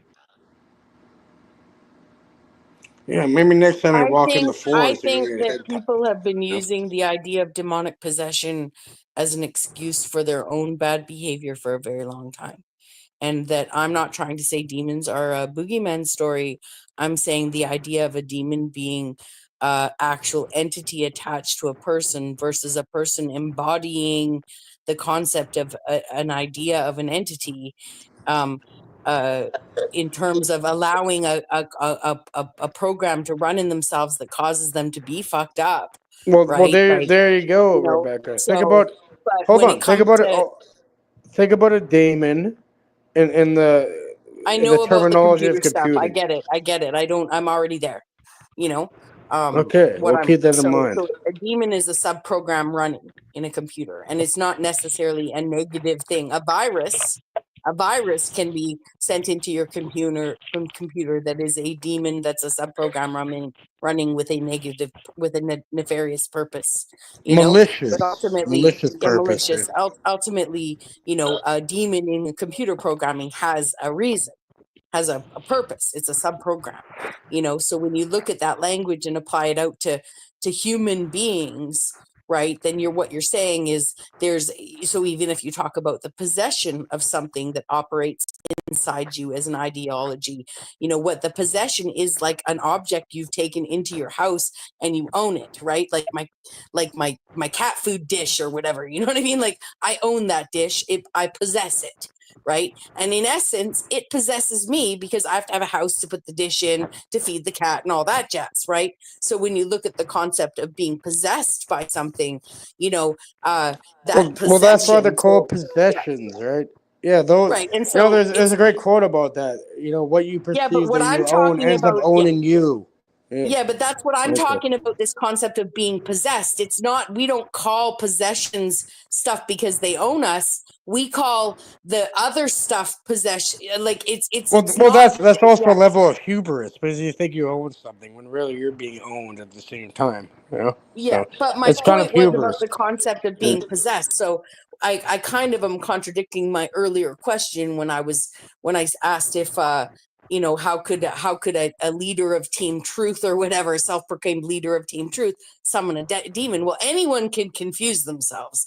Anyone can put a program into themselves that runs for a malicious gain or runs maliciously against themselves and their own integrity. So, of course, what I meant to phrase that question is, how can a leader of Team Truth think that a demon can help him, considering he wants to trap all the demons in here? Like, you're actually inviting, the negative side to help you, which means that there's some aspect of you sees them as either useful or yourself as somewhat evil.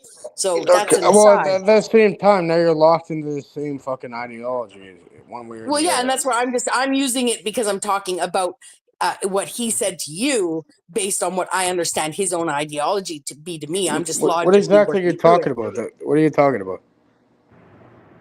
I was saying Steven saying that he wanted to summon a demon against you, right?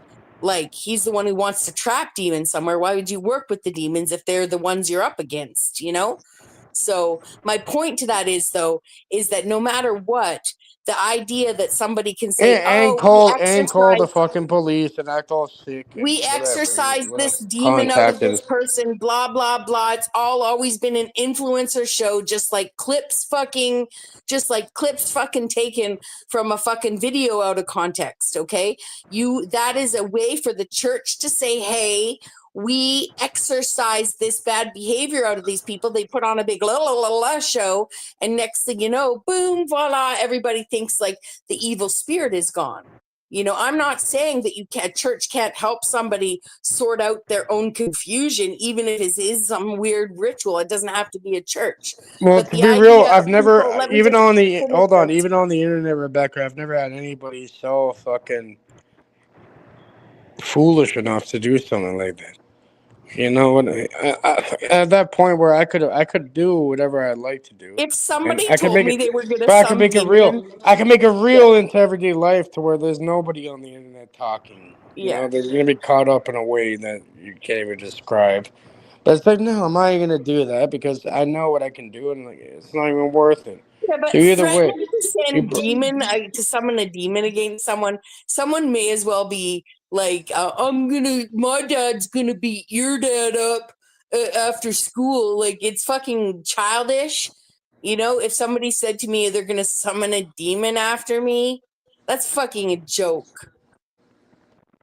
Like, a demon could do someone's bidding like that if there was it's boogeymen fucking nonsense, bullshit fucking nonsense.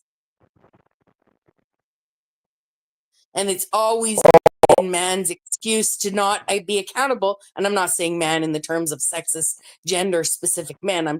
It's always been the excuse. All right, hold on. It's beyond any of that. Let me say something quickly.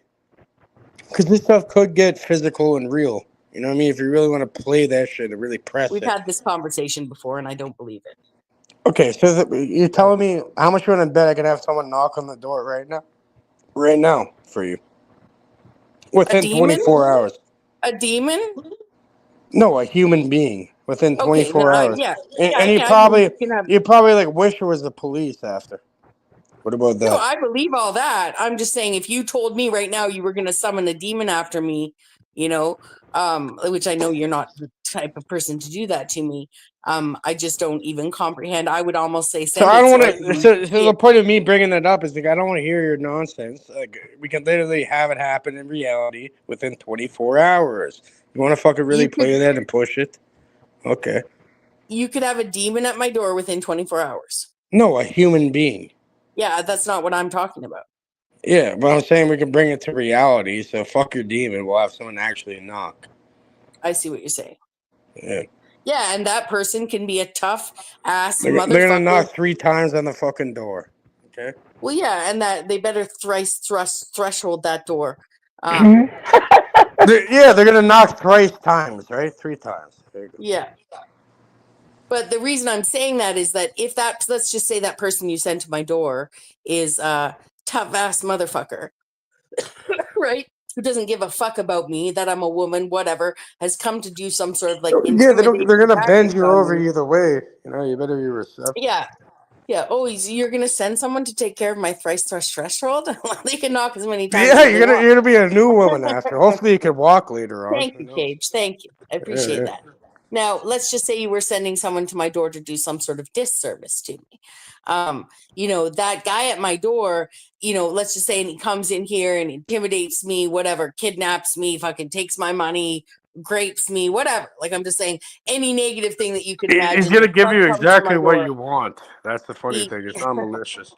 I He's am- gonna give yeah, you I what am- you've been fiending for Okay, the entire time. then we're actually using the wrong example. What I'm saying is people have been excusing the bad behavior of other people with this demonic bullshit for a long fucking time, like it's some sort of possession, like it's some sort of entity, like it's some sentient being inside me that I can somehow squish outside of me or whatever. That's fucking nonsense. It's fucking nonsense to me. It's fucking nonsense. They do not possess you like they have some personality independent of you. It's not like DID only with a fucking, ethereal body or whatever. That's all fucking nonsense to me. That's an excuse for human beings not to admit their own behaviors, their own decisions, their own cognitive dissonance that had them do shitty things to other people. Well, as they say, so mote it be. That's fine.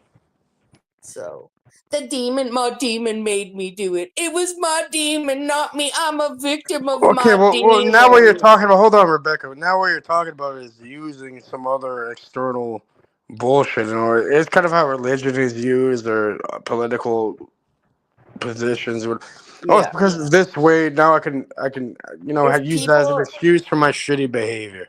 Okay? Exactly. That's why, like, everyone out there who doesn't believe in the supernatural powers of Jesus Christ, but believes in the supernatural powers of a demon, can you not see the cognitive dissonance in how you can run around telling people, oh, you, Jesus freak, but oh my God, the demons, right? Like, I think it's hilarious. Well, It's hilarious. Again, this is surface level. This is surface level fucking bullshit. I'm talking deeper than that. Like, really, how it's really operating. Not beyond, right? It's action reaction, right? Hegel dialect, whatever, Hegelian dialect, whatever. So yeah, I'm saying beyond that, it really does. The onus is on that individual being. Okay, you can't give people excuses because again, it goes back to self accountability. Just because they're in a certain. Use the excuses. Well, of course. I'd like to confess. Can I take this moment to confess to the entirety of YouTube that I just discovered what my cognitive dissonance is, and I just want to retract everything I just said but a moment ago about the demons and me not believing in them, and I want everyone to know. All right, well, Rebecca, I know for a fact you have a bunch of bad behavior vibrators is my demon's fault. The demon made me do it. All right, I don't want to get Axis excited and put you back into the fucking dungeon in the garage or basement or whatever. But I'm saying, guaranteed, Rebecca, I guarantee you have like vibrators and plastic cocks and everything. What's in your collection? I threw it all out in 2020. Oh, you threw it out 4 or 5 years ago. Yeah, right. What did you keep though? Mm-hmm. I know you have some. I didn't keep anything, and I only had I only had. So you're saying you did have it, but then you only threw had it away. the same two. Okay. I only had I had the whatever you want to call them. I'm not naming them. My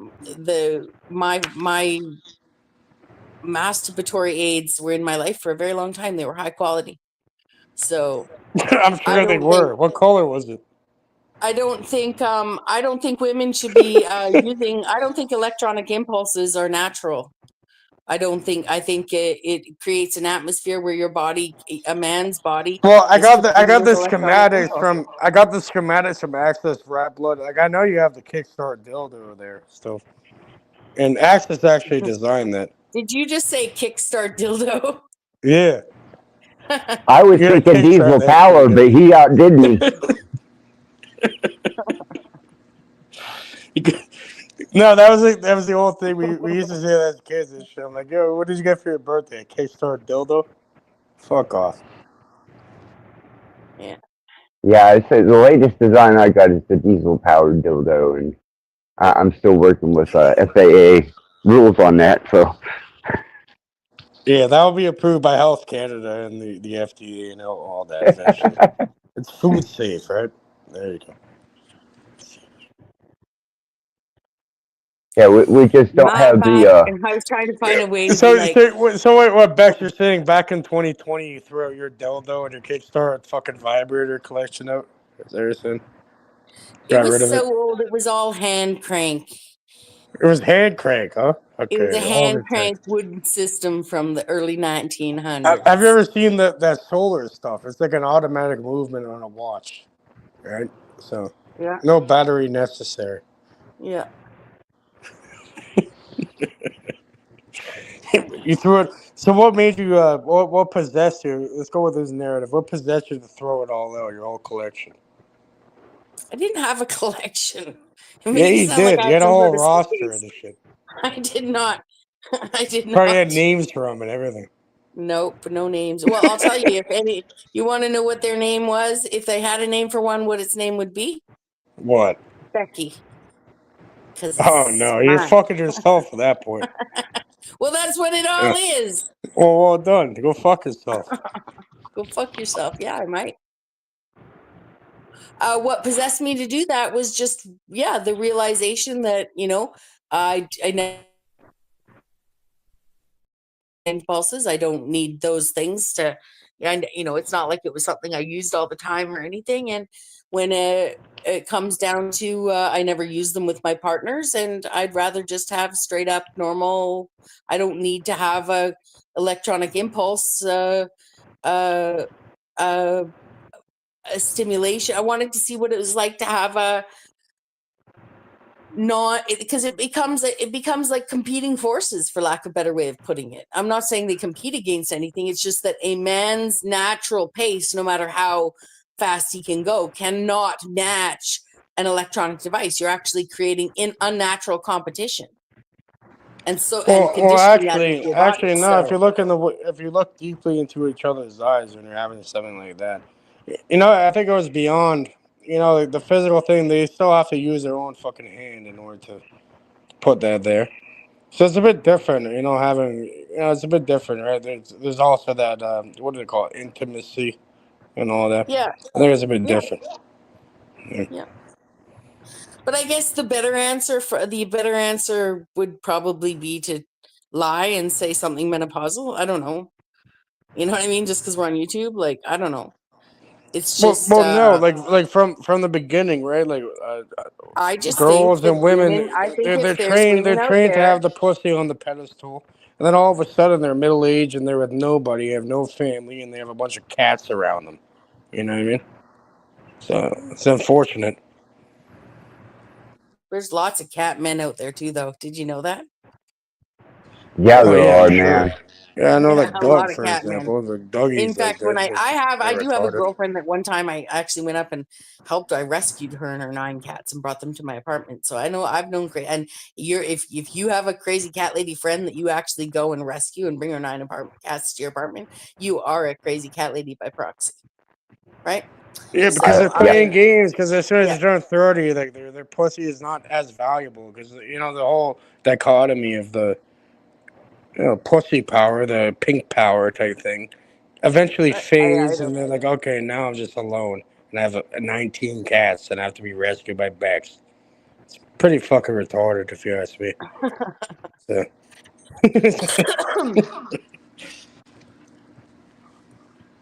Wow. I don't know, man. You call me a lingering romantic at one time, but if I found somebody that I was attracted to, I was generally attracted to them for an extensive amount of time, even sometimes beyond the 30s.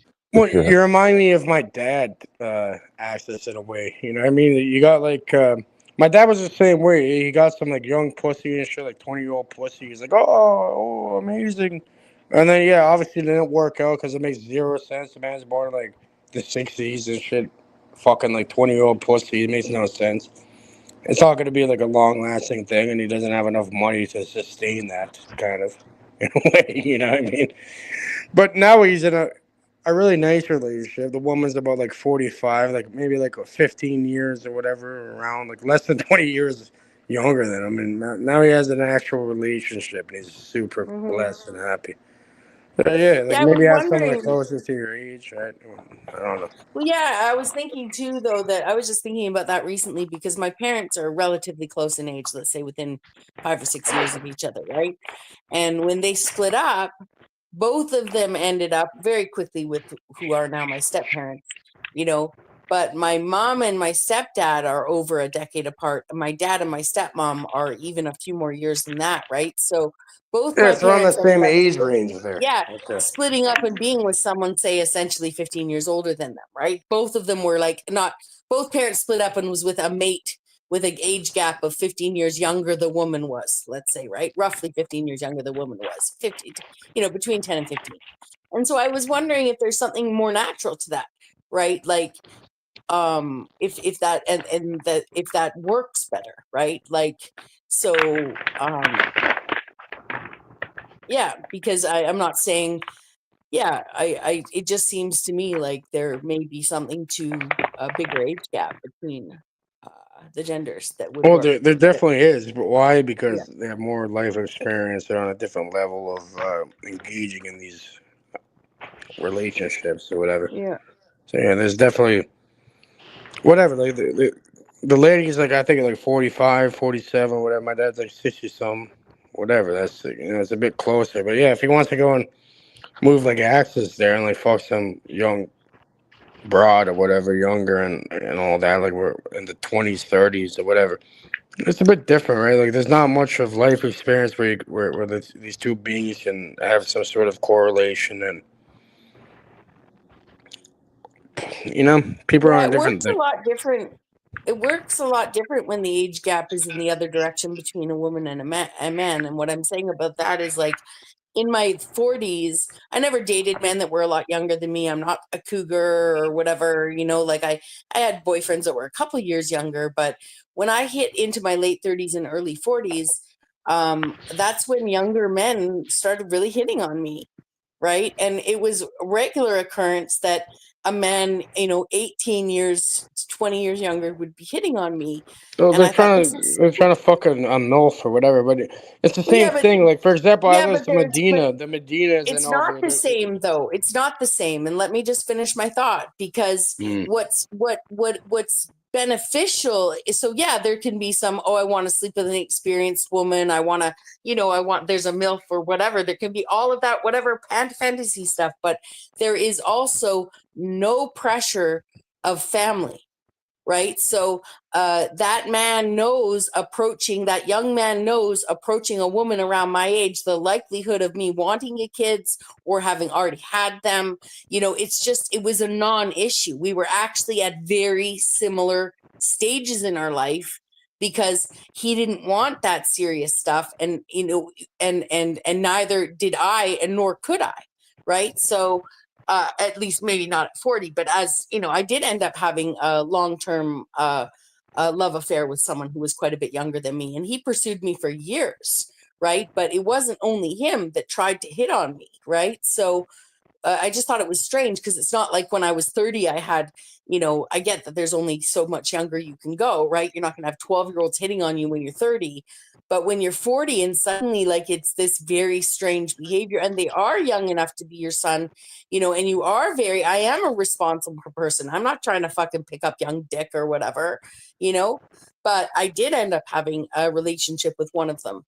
And what I found about it that was interesting is we were on the same page in terms of family. Now that may translate the other way with some men, because men can have children later, right? So some of them may actually be pursuing it to have family with a young woman, whereas we were. All right, well, explain this to me. Like, when I was I was literally like a minor, like from like 15 to like 18, like 17, 18, whatever, like even before that. Like, I go over to friends' houses, like I have like female friends, everything. I go to their house and their mom's like adding me online, like trying to tell me like, oh, come over, and like they're like pretty much like getting me. But I'm saying like, yeah, we'll put that to the opposite gender and all that, and all of a sudden it's pedophilia, right? Technically, it's the same thing. So Oh, I agree. when Yeah, and I when I don't was young, know. yeah, like I had Yeah, older women like trying to, like, yeah, when I was a young kid, I was like banging women that were like fucking 40, 30, whatever. yeah. So I was like, what's going on, really? Yeah, I don't know because, like, for instance, I didn't have the same. You're right. I wouldn't have been hit on by my friends' dads. That's pedophilia. You know what I mean? So that didn't Yeah, happen, and but I'm if it's not a an older boy. woman, So and if it's an older woman and yeah, a younger, technically a child or a man, whatever, then yeah, now that's seen as normal. You know what I mean? That's like a badge of honor. But I wouldn't do that. Why? Because I have like a moral compass to be like, okay, it's my friend. Like, I'm not gonna fuck their mom, or like even like my mom's friends and shit. You know what I mean? Like my yeah, mom has my mom's friends. Like all of them, they're always like, like the old horny fucking. No one wants to fucking flick your roast beef at that point. Like, leave me out of it. Well, yeah, that's the way I just so looked you at it. know, But then but that could be like a just an criminal thing, and then they go to FYI, jail and they get killed in jail. I was like, as what the much fuck? as gravity may affect male body parts down there, I'm not sure. I'm not a man. And like women's like clits don't sag, their lips don't droop. All right, but I've seen from my experience there's innies and outies when it comes to vagina, and that, Well, never mind the exactly, belly but button. that woman that was an outie, it doesn't have an outie because she's old. It was always an outie. It was always an outie, yeah. Yeah, Nah, yeah. I know. I mean, yeah, it's roast beef sandwich. You know what I mean, that's it. Yeah. So, Well, and that can be and even actually, younger girls can have Yeah, excessive that's what labia. she's saying in Access. It's saying like that's just like a natural. It's like an innie or outie fucking belly button. yeah, they're called labia minora and labia majora. And Mm-hmm. some women have a vast difference in size between their labia minora and their labia majora, and some women are much more tucked in. Let's say, I've always been yeah. lucky. I've never But I seen one can of these also tell meaty you fucking. this: I've never seen most one of these female, fucking meaty most roast beef fucking things before. I've only seen like this is nice and cut up most meat. female circumcision on the planet, practiced and still practiced to this day, has to do with cleaning up those flibbity flabs and not touching a clitoris. So as much as Really? we've been presented, the idea that circumcision, we're going to call it circumcision in general, on men, on boys is cutting the foreskin off, and on girls was cutting the clitoris off. No, right? When I talked to my Nigerian friend and we were talking about religious practices, and I asked him if in Nigeria do Christians circumcise, right? Like we were talking, because there's so many Muslims and Christians there, and we talked about all sorts of things, right? I wasn't trying to, this isn't a sexual relationship, this wasn't a sexing thing, he said to me, of course we circumcise. He says, do they circumcise in your country? And I said, yeah, lots of people circumcise, whether it's religious or not, I'm not sure. And he says, do they circumcise the girls too? And I said, no, of course not. Like, you don't do that there, do you? And he says, of course we do. Right. And so I said to him, like, oh, but they don't.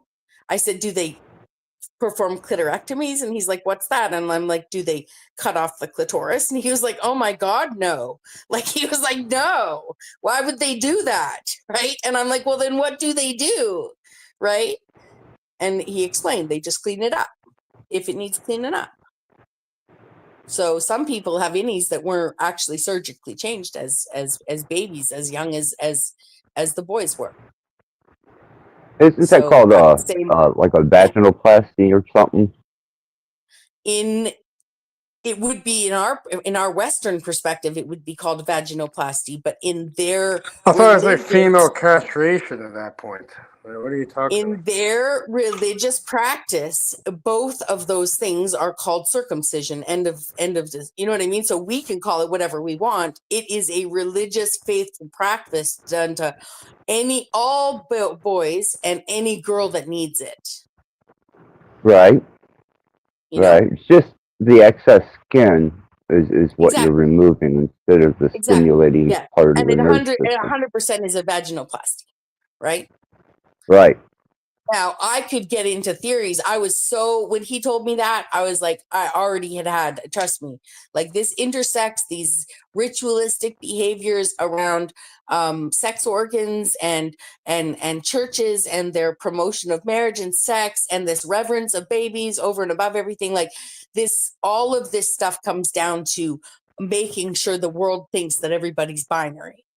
Okay, it always had to do with making sure that the other sex that was always there, okay, and has always been here, the frogs have not been turned trans gay, okay, They're there have calling the always fucking been frogs trans gay. frogs, right? Yeah, they've always been here. It's not the water. They've always been here. They've always been here in human form. They've always been here in cat form, in dog form, in frog form, in all the forms.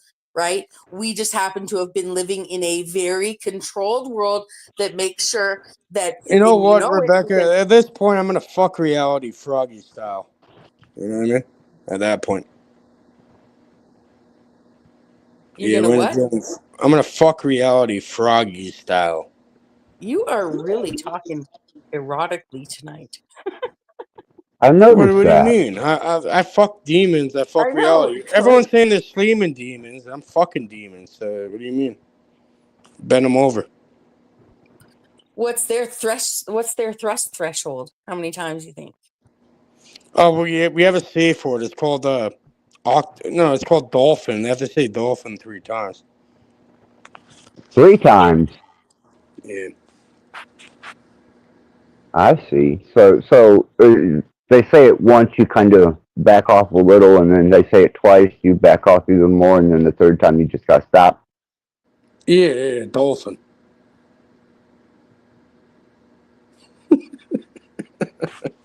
You know, I'm pulling you guys' strings, you know.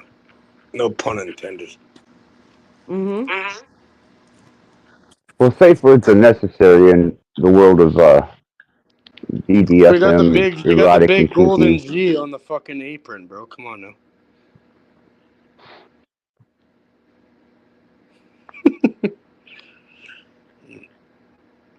Big G on the apron, bro. Figure it out.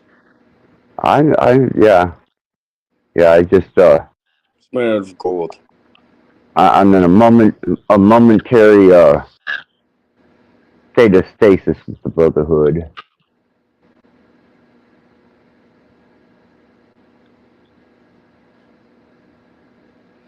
Well, this sexual stuff is very important, right? Because, you know, it's generation. It's how human beings continue to be and are able to talk.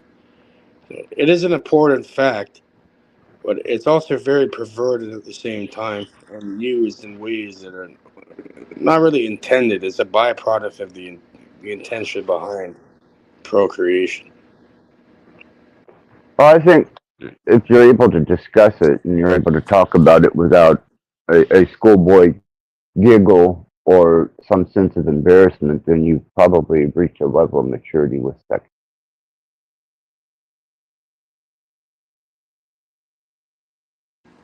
Yeah, it's a very important thing. You know, unfortunately, it's been utilized in ways where you have these, different responses that you're describing. It's a very important thing. That's the only reason why any of us are here right now. You know what I mean? So there's something there to it. What's the only reason we're here? Well, not the only reason, but one of them when it comes to the physical is our parents procreating. So I they was tell me. hatched. I don't know if my mom might have got knocked up by the mind of someone else for all I fucking know. She's not fucking Mary Magdalene, okay? Look, I already told you. Okay? Stop making the Jesus reference. Well, it's not Jesus. It said Mary Magdalene. I talked about a woman figure of that. I know, but if I was the daughter of my mother and was making a Mary Magdalene reference, then either I must think my brother How is did your like mama? Jesus How's or your I mom myself. create you? She spread her legs, probably whatever. Took that shit That's either what way. they tell me. That's what they tell me. Apparently. Women, I'll tell you, they asked a friend of mine some pretty strange stuff at the border when she came to North America. They asked her when her last period was. She says, I don't know. Where does she And then come from? India. Right? They said, are you pregnant? And she said, how did this go? When was your last period? I don't know. Are you pregnant? You're saying your mother was No, born in India? I'm not talking about my mom. I'm not talking about my mom. I switched directions. I said, I changed the directions, and I said, I tell you, they asked some people some pretty strange stuff at the border, right? Like my friend, right, told me that when she came from India, they asked her a question about when her last period was. Because she couldn't answer the question exactly, they asked her if she was pregnant, and she said, no, I'm not. And they said, well, but how do you know? And she said, well, because I maybe because you bleed every month, and you my probably period. notice if you haven't bled that month. I don't know. Yeah, like, and so when they said to her, well, should we do a pregnancy test? And she says, no, I just don't know when my last period was. I'm not pregnant. And she says, and then she makes a joke to the nurse, unless it's immaculate, right? And the nurse says, you'd be surprised. Well, that's how you're sounding at that point. I'm like the immigration officer at that point. What are you talking about? Anyways, I won't get into biometrics and shit like that. Right. Do you believe Jesus Christ was immaculately conceived? I think that's more of an I think that's more of an allegory behind it. Okay, so if you don't believe in the idea that Jesus Christ was immaculately conceived, then the idea of a human saying, hey, can a human knock another human up intentionally with their mind shouldn't be so abstract to somebody who doesn't believe in immaculate conception being the birth of God.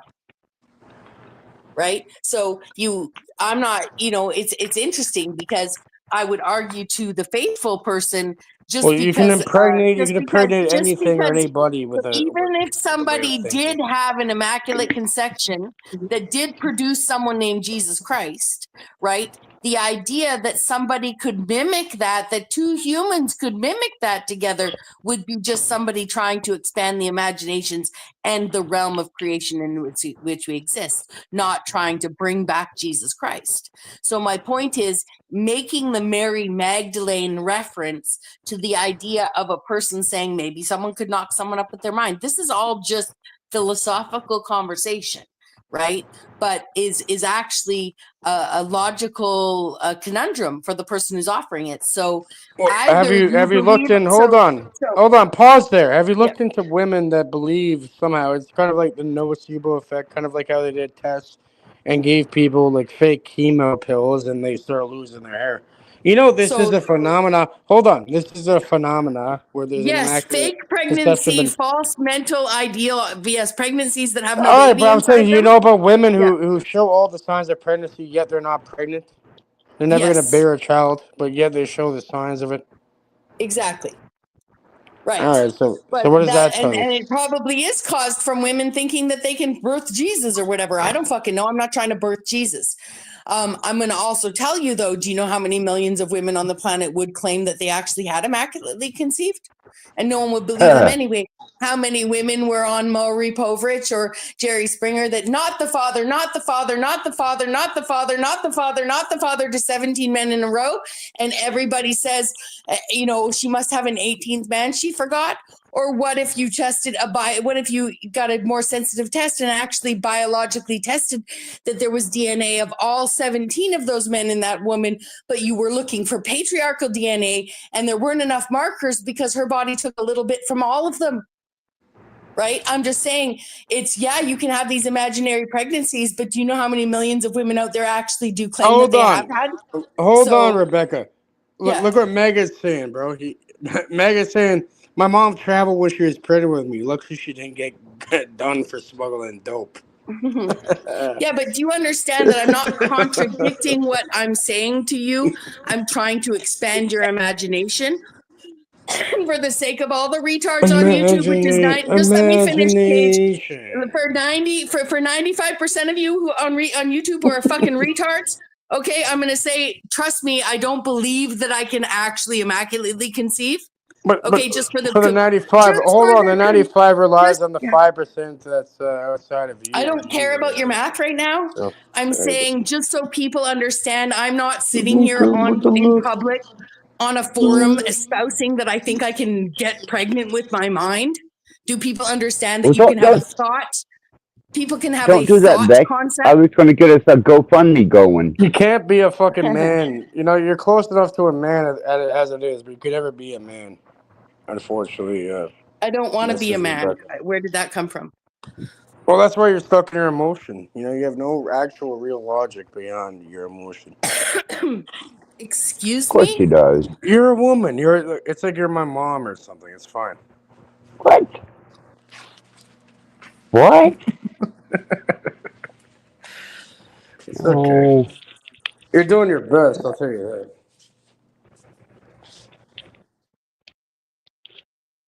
He's like, oh, no, I pissed her off. She had to leave after. He's like, excuse me? Oh, he's so Canadian. Just fucking, God damn it. I'm Bex off, man. I'm sorry, Bex. I love you. I enjoy her being up here, man. I just enjoy being around Bex. She's actually really cool people in my book, man. She is, 100%. I don't want to piss her off like that. But it's easy. Like, you can say certain things that'll piss her off right away. She'll be fucked off either way.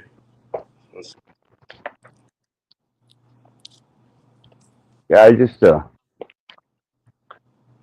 sometimes I enjoy hearing her perspective and her side of things because she gives it a much more clarified explanation in a lot of ways. Alright. She's definitely not a fucking idiot. No, not at all. Not at all. And they try and play her like one, and that really bothers me. Oh, that's fucking hilarious, because even her being her, she's fucking way more intelligent than like 99% of people. She's more intelligent than me in certain ways, guaranteed. So, yeah, she's I on just it. want to play up the part, just because you think I stormed off or something.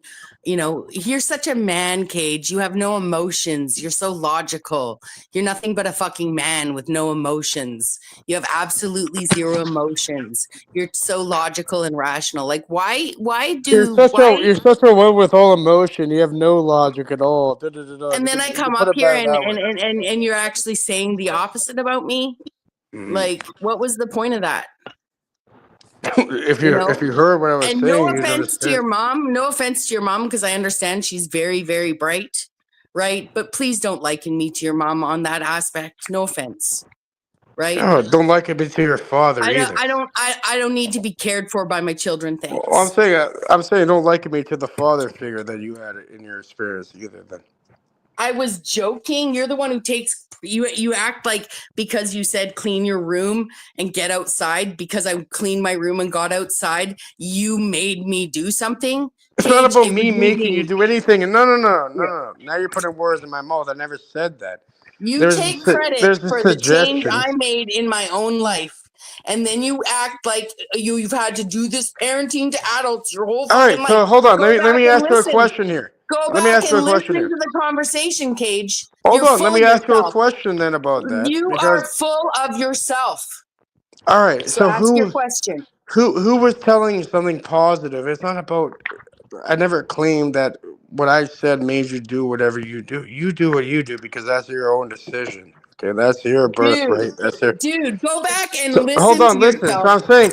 So how many people in your reality, online or in real life, told you to do something positively that could help you in your experience of reality? I don't care how many people tell me to do something. Cage. Not tell you, but I'm saying bringing up something that could be beneficial. Cage. How many people online hop up and stand up for little man Trump Cage when the entire internet was against him and fucking I don't even know you and you're being accused of exposing yourself and I hop up to challenge the person accusing you of that because all the men on panel are being total dicks. Right? Okay, well, yeah, I hear what you're saying. So you make the logical ideology of telling someone who's been online, obviously in front of everyone for days, to get outside. I tell you my house is messy. You tell me to clean it, and you're somehow taking claim. The only reason you're taking claim What is did you because do after? It's beyond that. We had a deeper conversation. Yeah. Well, yeah, and deeper conversation. And then what saying, happened? Hey, thanks for the suggestion. I did what I did. Right? That's what I've been saying. Like, no one's denying that. If I go to the park, did Paige do that? If I clean my house, did Paige do that? No, but it's like this, right? It's like any game. Off. It's like any game you're playing, right? The ball is in your court. It's up to you what you deal with it. You know how you handle that ball at that point. Yeah, she's up. I think she was letting you know that she doesn't have influence will. I from her, that's a very truthful stance. Oh, she is I'm definitely sure she does independent. beyond the scope that she believes in. Regardless, it's there. Yeah, it's fine. Well, Bex, you're welcome anytime. You know that. You're welcome on this channel. You're welcome on the panel. And I appreciate you coming up and spending time. We need more people like Bex either way, regardless. So it's great. Yeah, she's back in the back. You know, she probably hit the wrong button there, but she's there either way. I don't see her back there. I looked at the comment and she says she's back. It should be there in a minute or whatever. But yeah, people get worked up. I can understand why. Reality is kind of tricky. All week, people say that the luminaries don't have an effect on them, this, that, or another, but I actually got to watch people become unhinged and in rare character form this entire week since the full moon was at its peak. And but come on, I thought the only reason when you're live is because it's the longest day of the night. Apparently, now it's daytime or morning, whatever. So 9:19. Yeah, the sun is coming through. So we survived the she's longest back night now. of the year. Access, by the way. All right. Yeah, we survived the longest night of the year, man. All right. There we go. Is that kicking you off, Dex? Sure. Is that what is StreamYard kicking you off, or is it YouTube, or are you just? No, I left. I don't know if you were. No, okay. Bex has a fucking itchy trigger figured out. She's ready to fucking let off on anybody out here. Simple. Fuck off, Cage. Yeah, she's like the one of these broads behind the fucking the drones nowadays. She's gonna nuke your ass without even thinking about it. Cage, here's the deal, okay? And hear me out, don't interrupt. Okay? Here's the deal. People don't do kind gestures to other people to get kudos for it later. So for instance, if I'm walking down the street and a man says to me, "You look beautiful today." And I say, "I know, thanks," right? Or "I know," and I smile, a big smile, beautiful smile at him. And he smiles back at me and he says, "Have a great day," right? Versus I walk down the street and a man says to me, "You look beautiful today." And I say, "I know." And he looks offended because I didn't say thank you, right? He doesn't give me the compliment to make me feel good. He gives me the compliment to make himself feel good about himself and maybe get in a woman's pants. Okay. All right. So what about option 3? I'm like, let me finish. Bex, I'm looking you down the street. Bex, you're so beautiful. You're so amazing. Can you get on your let knees me now and finish. shut the fuck up? Fucking listen to half of what people say. Let me finish. Don't react. Okay? Because there's an analogy coming here between behaviors. If you cared about my well-being in those suggestions, you wouldn't brag like it was an accomplishment of yours. Okay? So shut the fuck up. Lots of people say nice things to me every fucking day. hundreds of people in my life say nice things to me. Not every day, Can I be? but Can I be every the year. 100? Can I be Right? 101? Bex, you're such a Yes, so great, I intelligent appreciate you woman. for Get that, on your but knees and don't shut up. take credit for it. Don't take credit for what I do because of what you said. I Do you haven't understand? said that. Those are your Yeah, own you do. You act around. inclinations. So today, Those are finally, I assumptions. make a Those are joke assumptions you about it. came up with. Let me Oh, finish listen, lady. because do you know? Listen, No, lady. let me finish. Let me finish, Okay. Cage. I don't All give right. a fuck. I'll let you play Because Kate do to you know whatever how many times? thing you No. want. Do you know how many times you've said that to me? Do you know How many times I said what to you? publicly you've How many asked me times to I say what to acknowledge you? How many how times many I say what to you? You that should you have realize by said, now. oh, I said go for a walk and what'd you do? I said clean your room and what'd you do? How many times have you said that publicly to me I never on said this that. platform? I never You have said you said did what that. I You told said you to that do. today. Did I say it was solely because of what I said? It was a It doesn't matter suggestion what that you you said. took It's the into your own kudos being. and the fact that you want accolades But I made it for clear multiple times. Every time you brought this up, I've made it clear that you are your own You bring it person. up. You have to come to You that bring it decision up. and You create that ask me, reality for hey, yourself. who said this to you? Hey, what did I say to you? Hey, what did you do? Hey, it doesn't matter how you say it. It's about you, not me. And I don't need to make it about me, but don't make it about me when I'm spurging on you 10 times into this. And actually earlier, if you want to look at the nuance, it's shut up. Shut up. Shut the fuck up. Are you Okay, alright? zip it. Mute him, please. Mute him, please, Axis. I'll I've mute never I asked can mute anyone myself. to I'll do mute anything. myself. Sorry. Shut the fuck up. Thank you, Cage. Because you have to listen before you respond. I know it looks to everyone when I'm screaming, shut the fuck up at you, like I'm not in control. I'm in control. Okay? I don't care if people think I'm over emoting. That's what you think, Shut the fuck up, Cage. Shut the fuck up.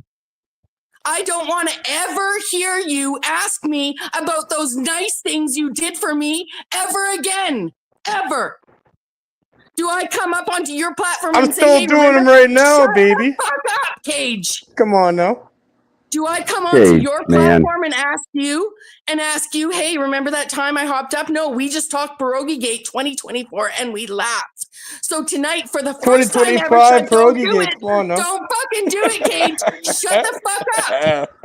For the first time ever today, I make a joke and give you the daddy kudos you fucking won, you sick fuck. And then what do you do for the next 3 hours? Make sexual innuendos directed at me. Okay?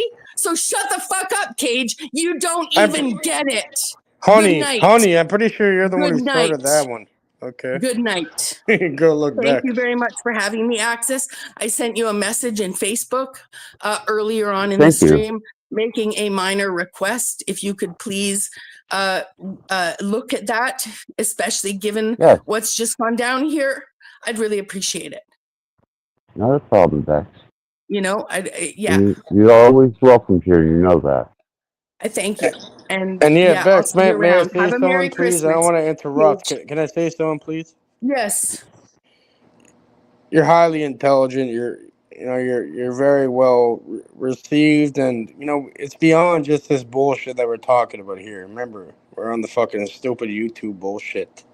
So regardless, keep being who you are and keep doing what you're doing. Okay, it's greatly appreciated.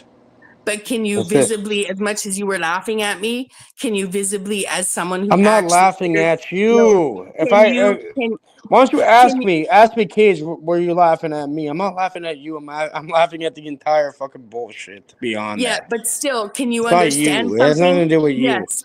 Then good. It's not about you. Good, fine. Whatever has you laughing right now, as somebody who cared enough to help me clean my room and suggest I get outside or whatever, whatever you think you did for me by actually just being calm and sensible. Hold on. Let me say one thing quickly. I never said, listen, please, Bex, listen. I never ever said that it was because of me that you did these things. It's because of you. It sure looks like it. You are the one who went and made that decision and did whatever you want to do. Well, I don't want you to ever bring it up anymore. There's influences that are malicious. You look like a prick. There's I'm glad you don't look like a prick influences now. that are malicious or benevolent. Either way, it's up to you what you do with it. Okay, so it has nothing to do with me. It's all about you. It's how you handle and how you deal with reality, and it's Yeah. beautiful. Keep doing it. My hat's off to you. Okay. How I don't even know what that feels like it feels like I appreciate that, thank you, but when you're sitting Well, there listen. talking The and way we would laughing, deal. Hold on. The way the people we deal with reality over here. You don't have a choice. It goes beyond your fucking feeling, because before the feeling happens, the shit's already taken care of. Before your reception or perception or any of that. So that's the way we move. You know, the youngins out here, the way we're dealing with shit at this point in time, and that's how it's going to continue. So it goes beyond you, Axis, anyone's fucking how they're feeling or their perception. It's already happening before that. you know, if I made a suggestion to Axis Rattblood that was something to better his life, right? 10 fucking months ago, that's actually common sense to everyone else, you know, and the only reason it was being suggested to me is actually technically because I'd been online nonstop for fucking 3 months straight or whatever the fuck, you know, which I have cured.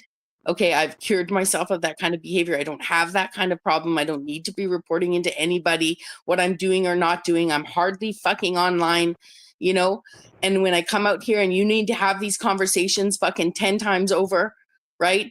Right, it's fucking retarding. So whether I'm stuck in a confusion and should have asked questions to not react like that, that's the story of my life. Okay, but that you need to bring up Hold this. on, hold on, Rebecca. Let me stop you there. Yeah. Let me stop you there, please, ma'am, please, because that means that you're actually learning something at that point.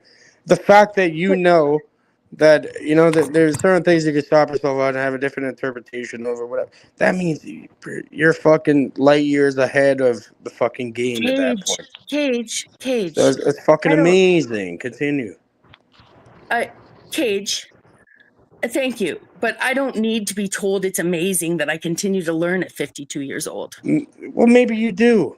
I don't know. Like, know. so I would you rather say You know? you're a fucking goof retard and you might as well give up? No, I'm just saying I appreciate that you would say that and make that observation, but to me, that's nothing miraculous about that. I've been learning every day my entire fucking life. Well, there we go. Sometimes it's nice to be said through some other being and through another way of Well, yeah, I speaking. get it. But when this being, okay, when this is the being that seems to want to talk about how 10 months ago he suggested I might go for a walk and suggest I might clean my house and I did it, and he still thinks this is some sort of talking point, okay? And Okay, he's done but how it much enough have you times. grown from that He's point done it enough yourself? times, okay, that he feels Hold the on, need lady, to bring listen. this conversation How- up 10 or from 15 that times point, in a listen. fucking year. You look like a self-aggrandizing From that point, how much have you freak. learned? I'm talking about you, not about me. How much have you learned from that point, and how much have you developed? Look, now you're over there, and you're within the community. You're a pillar of your community. You're dealing with your I was a fucking business. pillar of my community before you told me to go for a walk, you self-fucking aggrandizing megalomaniac fuck. Yeah, but now they're seeing you there. You know, They now they're always seeing saw your me. physical. I'm 52 fucking years old. Okay, well, now you're continuing. So it's a great thing either Yeah, so way. I'm just saying I didn't need to go for a walk or clean my house to be seen by my neighbors. Mm.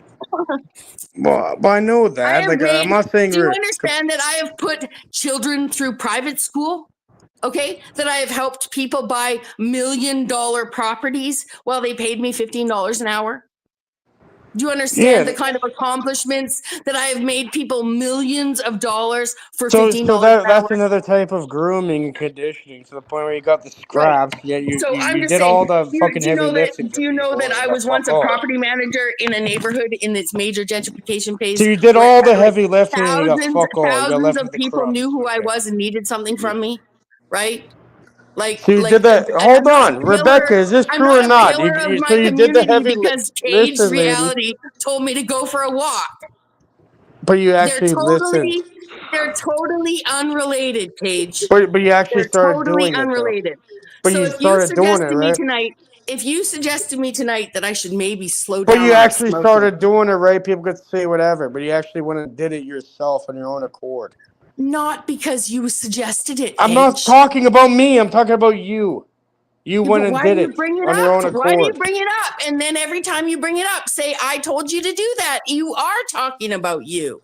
Okay, the only reason why I brought it up is because there's certain people that actually want the best for other people and actually give their energy in order to create Right. So you or want to to show the facilitate world that something you that's greater cared for about other somebody beings enough. that are So around you their are, it vicinity. is about you. It's about showing the No, world it's that about Cage no. cares. It's not about that. It's about you because you went and did that, and that's amazing. And there's Yeah, nothing. but if you, but Cage, do you not have my phone number?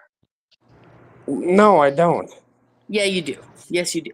I gave you. Apparently, Dominic gave you an internet phone number to contact. I know me. that, but you have also sent me when I don't haven't have seen the you in same months. number anymore. I don't have your fucking number. I don't write it down. You know. Okay, well, I'm just saying, have you contacted me and sent me a link to your live stream out of the blue before when you had my number?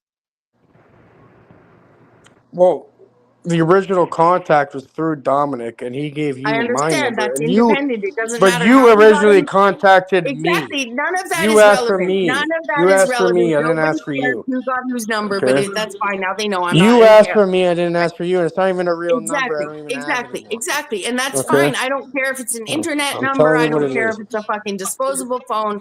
I don't care who asked to, but that's fine. Yes, I asked to get in contact with Cage via Dom. That's fine. Once I was in contact with you and the few times we've ever communicated, right? Have you out of the blue spontaneously sent me a link to your live stream once? I have Say, at least hey, come once, join us. yes. Why? Yes, Because I right. figured you'd So have. that It was a great so this is where I'm conversation. I going figured with this. you could That you put some good actually input. emailed me. That you emailed me It's a not link an to your email. live I don't stream have your once. email. It's I'm an sorry. internet That you number messaged to me, text your messaged me, whatever actual the fuck. number.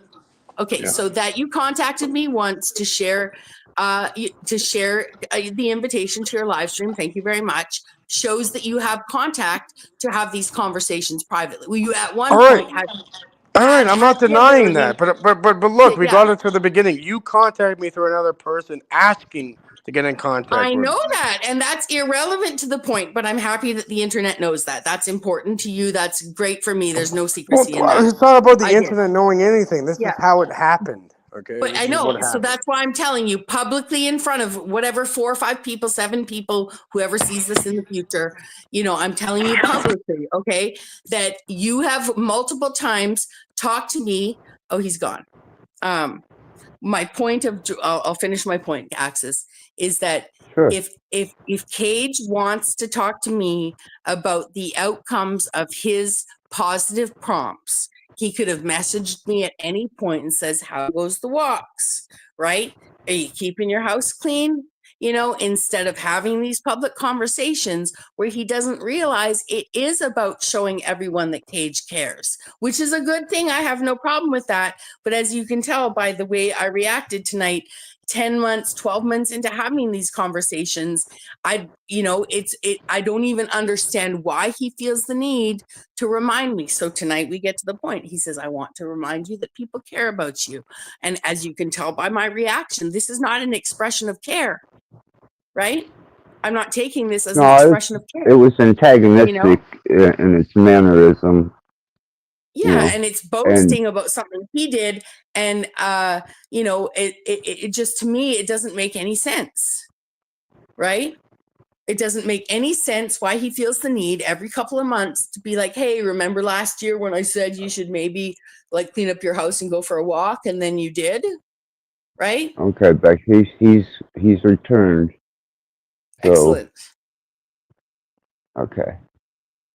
Apparently, my StreamYard is being aggressive towards my guests.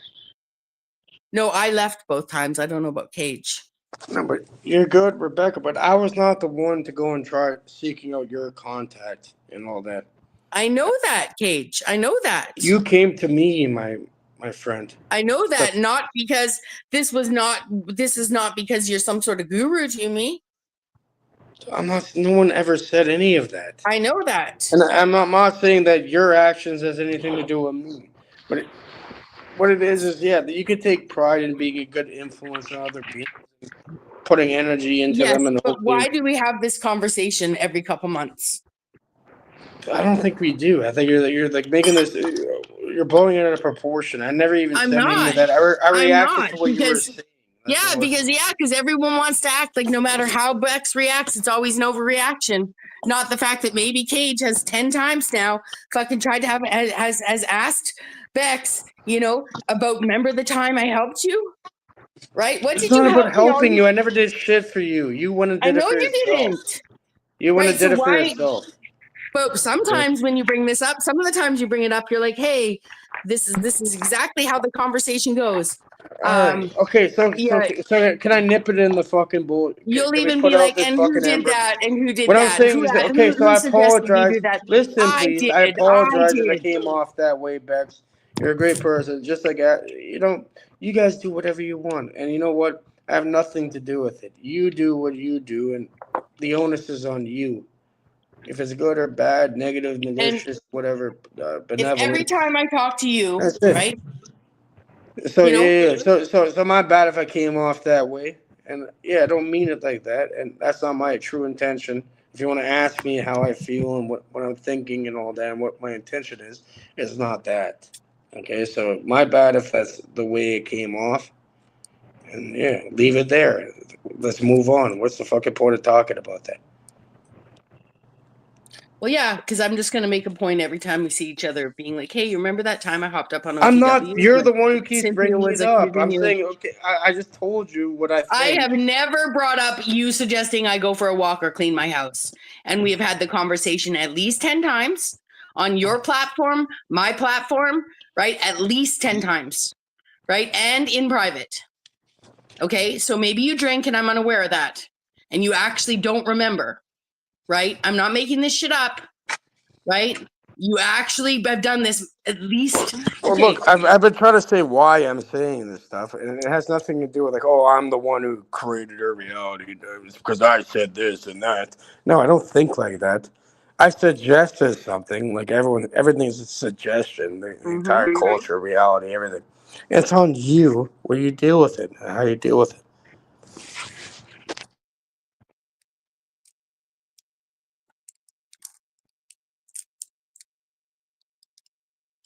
Because if I recall, the person who did something for someone, and trust me, I didn't do it because I was trying to get fucking YouTube clout or anything.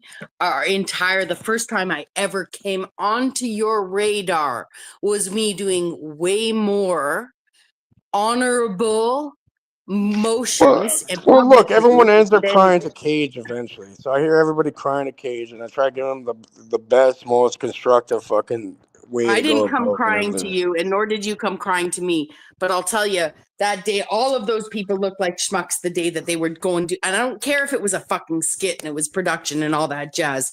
You guys looked like fucking idiots. A bunch of fucking 50-year-old men sitting around while a woman accuses a man her own son's age that he revealed himself to him, and it was fucking pierogies. If it was an organized skit between you all, it was a stupid fucking skit. Okay? What do you mean if the pierogi? I made that day better, and I moved you. Okay, I moved you, Cage. Right? I had impact on you, genuine human to human, not some superficial. You know what I've learned of life. I have no issue saying what it is, right? Like I've learned a lot from Axis. I've learned a lot from Rebecca. I've learned a lot from this entire experience and conversations, everything. There's nothing wrong with learning. Me too.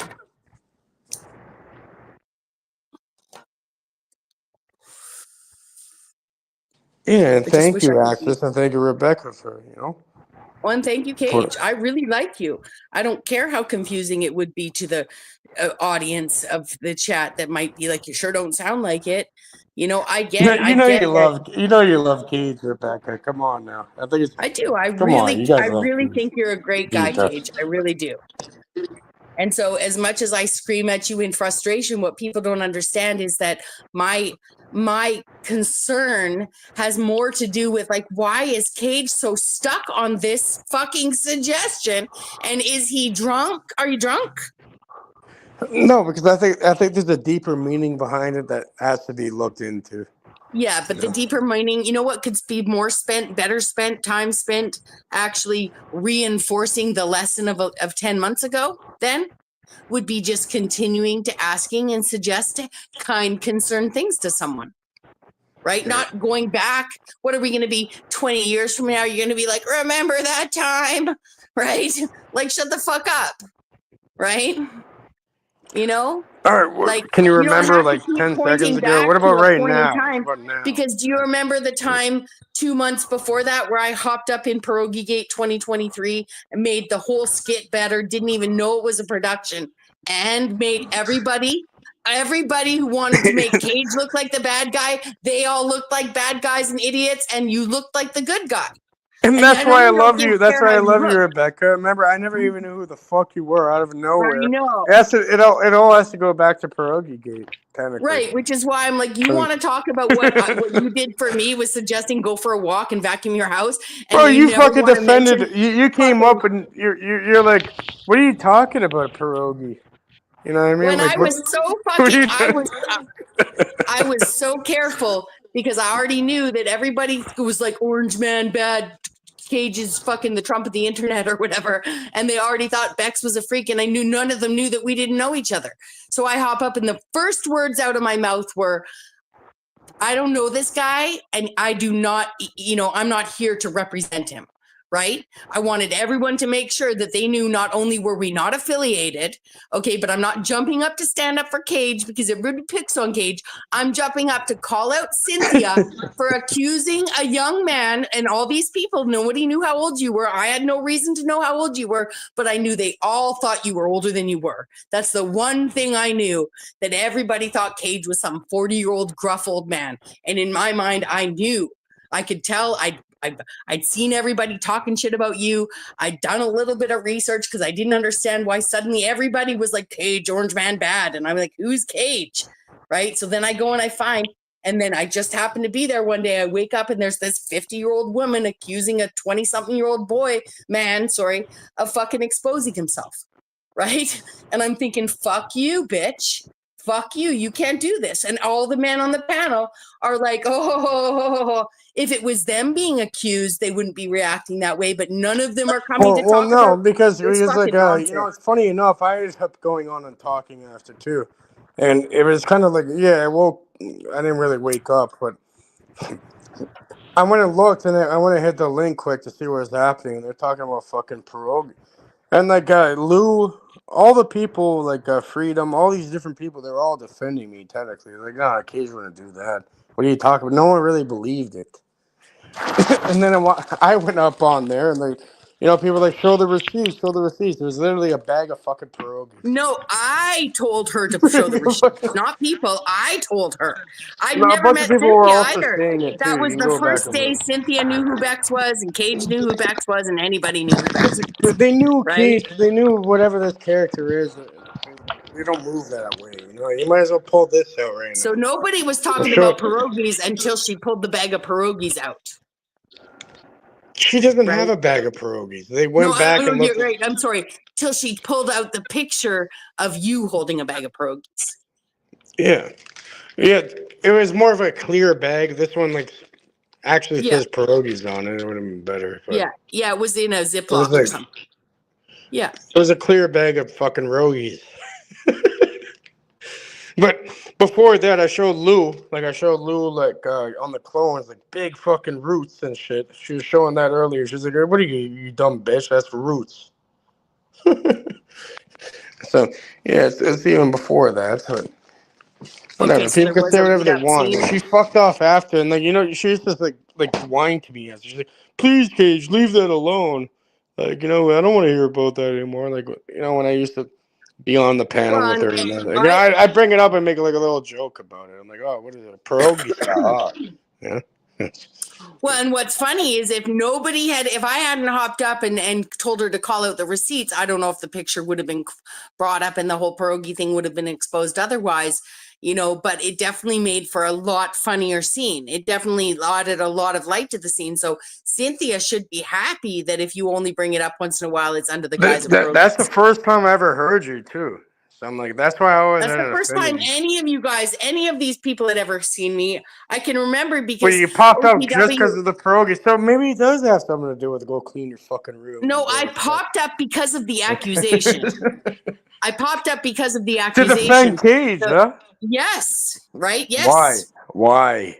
Because I knew that that you were basically this woman's son's age, and she was sitting there, and I took everything much more seriously at the time. As much as people think I still think take things too seriously. But right? this bitch I could hopped catch up. a fucking. We'll give her a fucking lead therapy after. She's retarded. Do you think Either way, that scene would have led to her somebody else asking for the receipts and her bringing up the picture of the pierogies? it was. That's how pierogi is. Sorry, well, we have new pierogi, a new variation, 2025. You know, new bag. We got him. You know, So the only reason why I brought it up know, because do you think- even Lou was saying it's because Lou was on there and he's like he was talking about pierogies and shit. Like I didn't bring up the pierogies originally. I just said I had them in the freezer and showed them on camera after the. So roof. that was at a different live stream. That was the day before, though, right? No, it was the same earlier before this fucking bitch hopped up out of nowhere talking about. Yeah, the next day she went and they said I was out there showing like she's like I don't even think this guy has balls. I don't know what the fuck that was. It was like the gooch. She was talking about the fucking pierogi bag that she was looking at. I'm like, yeah, this bitch pussy is fucking. She never got fucked properly for a while. She probably has like, some spider webs on that shit. But I was saying she was going off about the pierogi thing, but the only reason why I brought that up is because Lou was on there. He's like, my daughter's getting mad at me because I go into her freezer and I eat her fucking frozen pierogies. And I'm like, Lou, you're telling me you don't even fucking cook the pierogies and shit? He's like, nah, I eat them straight out the freezer. I'm like, bro, you're a savage. I'm like, here's frozen pierogies. I showed him that. And then, some of that turned into that. And then I heard you come on out of nowhere. I'm like, what the fuck? I'm like, I could tell within like 3 sentences, I could tell you're fucking Canadian.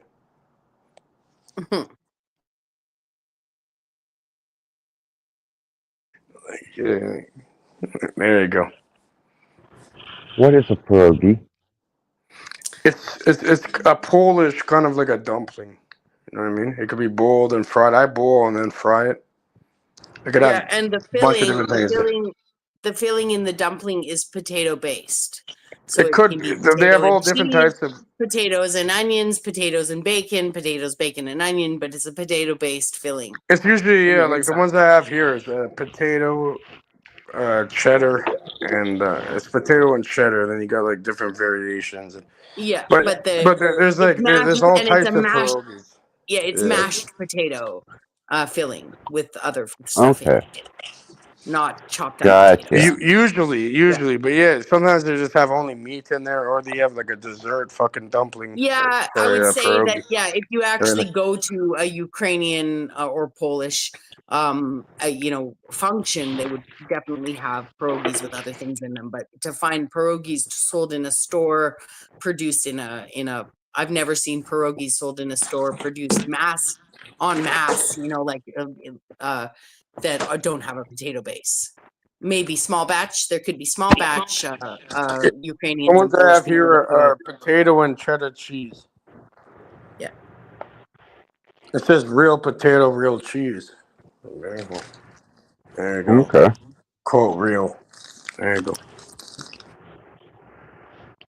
And I wouldn't be surprised if a pierogi that doesn't have potato is actually called something else. I wouldn't be surprised if pierogi meaning in English.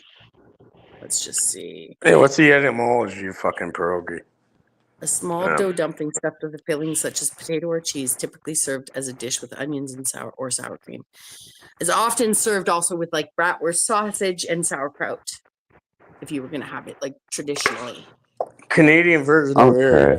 You make bacon bits. You chop it. You fry it in the bacon stuff. You boil it first and fry with the bacon and fucking onion, and then you put sour cream to dip it in or whatever. Put on it. Okay, that actually don't sound bad. It's actually really good. Yeah, it's really good actually. Yeah. The trick is like boiling it and then frying it. I might have to venture to try it sometime. And they're a very economical meal. Like pierogies are cheap. Okay. Oh, but that bag I got was $1 on sale. Yeah. $1 Canadian for that whole bag, and then you just add some other shit. Like you can eat for like a few days for like fuck all, pretty much. Nice. Very nice.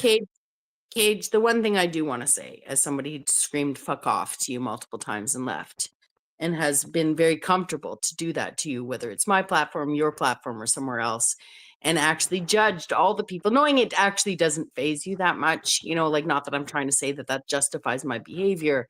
I just know that you shoulder a lot of that. A lot of people were, especially a year ago, were exceptionally rude to Cage, as much as people would say that Cage was a Facts, rude guest. it's okay, like I understand, because I see my own way that I do that and the way I think. So I can't pass judgment on another person. Well, but I also, I also don't hear the whole thing before I react often, even though, I would say 6 times out of 10. Yeah, you're a fucking idiot, really. Just like I am. Six times. We're both like a bunch of idiots. My brain. Let's trauma bond being retards together, eating pierogies. A good chunk of the time, I got a pierogi for you. I do foresee what people are saying correctly, but 4 times out of 10, I am reacting to where I could ask a question. But that's why even earlier I should have understood that you weren't here when whatever that guy is, whatever his name is again, that guy. Like I said, the reason I did overreact because you actually didn't understand what I was saying, because I was speaking in a nuanced way about someone you didn't even know had been here, so anyways, it's getting late and I'm looping, so Charles has got his stream going right now, and I don't want to overlap with I try to be mindful of other channels, and that way, because I know there's such in this neck of the woods between Cage and me.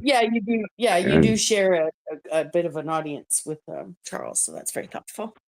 And I want to make sure that he gets views too, and at least gets a little bit of a message out there. So Vex, it's been absolutely wonderful to have you as always, but you're one of my more favorite people, definitely on the metaverse, and you're always welcome here. You know that.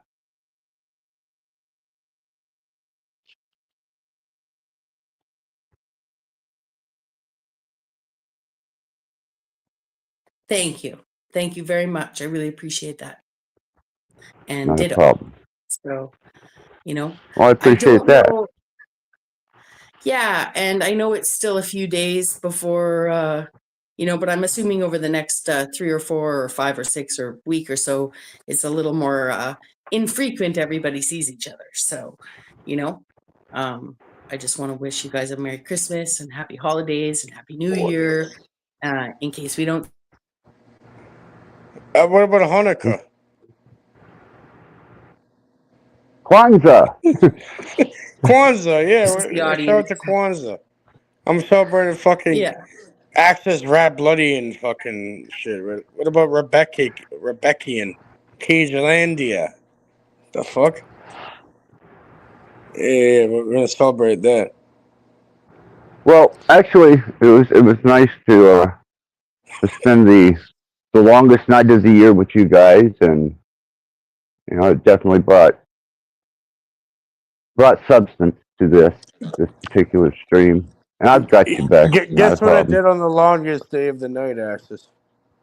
What's that? Same day I do on every holiday or any quote special occasion, or even like the shortest day of the shortest night of the year or whatever. Same thing. Business as usual, you know what I mean? We get it done regardless. What the fuck? I want to see something different. Yeah, show me something different. We'll fucking deal with it either way. You know what I mean?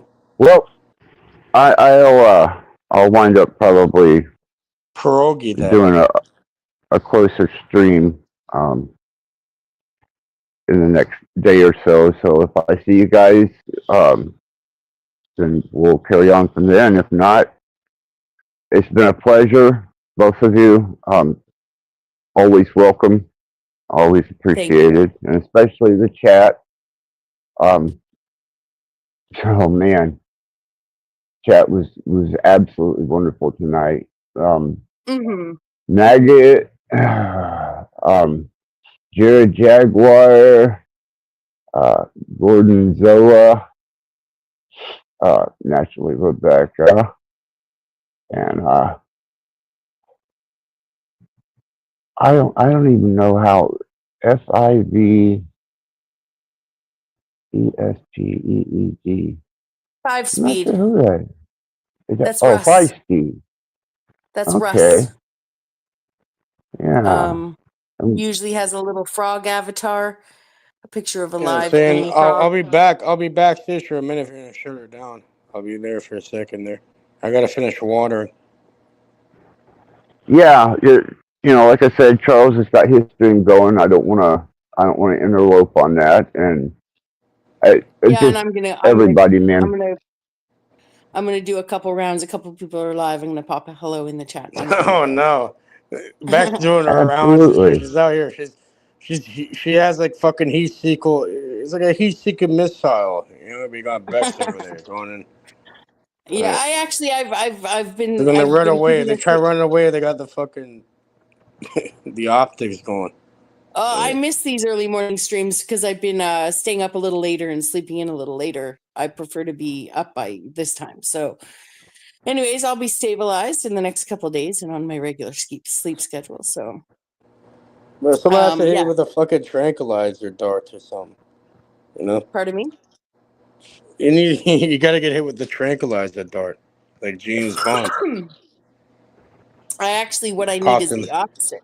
I need the opposite. I need to get outside and go for a walk. That's what I find. You need to get hugged by a tree. You're not hugging the tree. The tree's hugging you. And every walk I ever take for the rest of my life will be because of caged reality, aka get the fuck out of here. Enough of your bullshit. Don't put that shit on me. Praise Cage for the suggestion of a walk and a clean of the house. He's good. Technically everything's kind of a suggestion. Like society's a suggestion that people take. I just think that it's actually your idea, right? I think you're seeing I thought you were basically seeing an interesting a thread that didn't exist between your actions, thoughts, and emotions and your perception of reality. So anyway. Now you're clever with it. Okay, well done. Have you finally realized what I'm talking about yet, or what? I didn't understand the assignment, but I finally, you do. You're saying you don't. You're asking. You're like telling me to fucking reiterate the question 1,000,000 times, but you know what it is every time. But it's not satisfactory.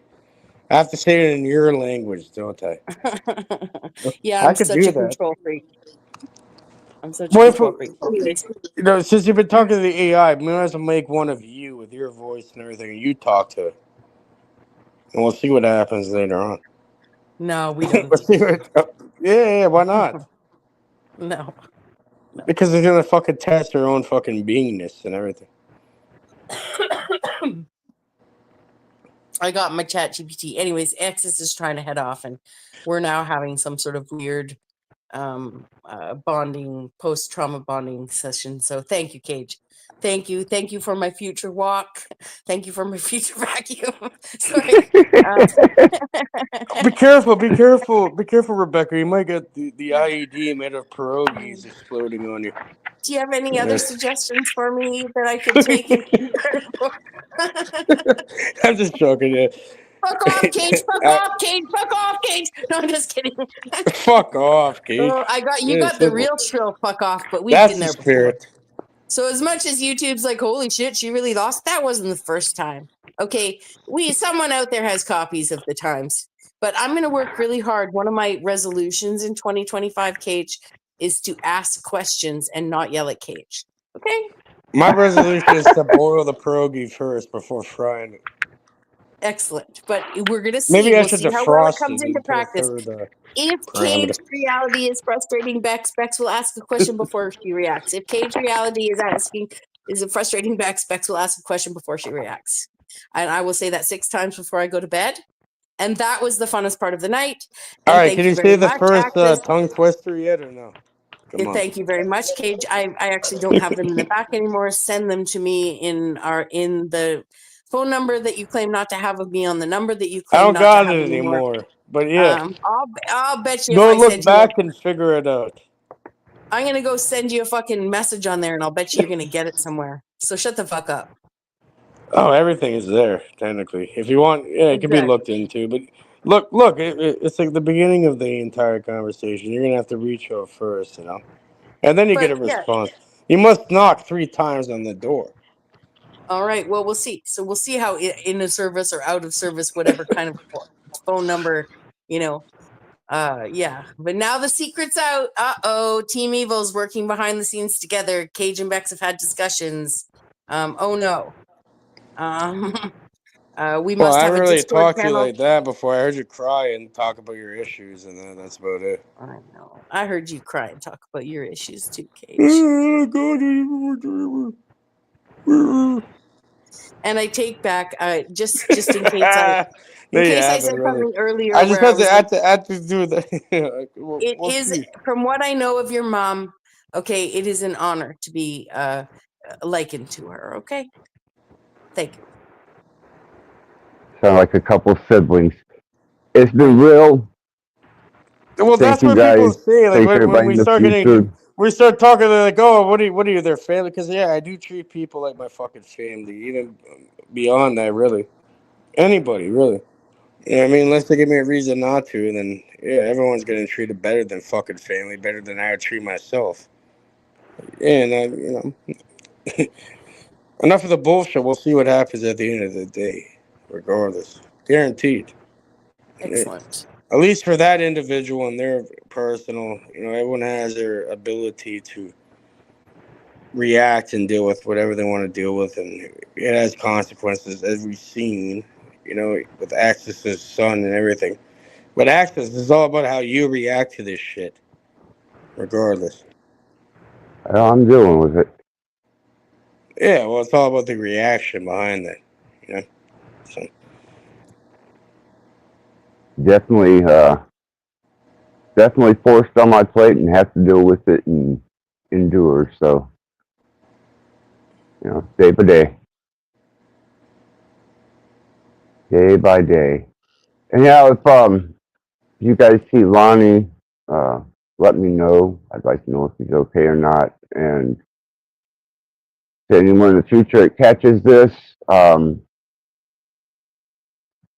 much power to you and good luck for the endurance. You guys are great, man. Thank you for being a part of this. Bex, Cage. Yes, thanks for having me. Thank you. Good night, Axis. Good No night, problem. Cage. I'll catch you soon. Message anytime. Yeah. Bye for now. Thank you. Night, guys.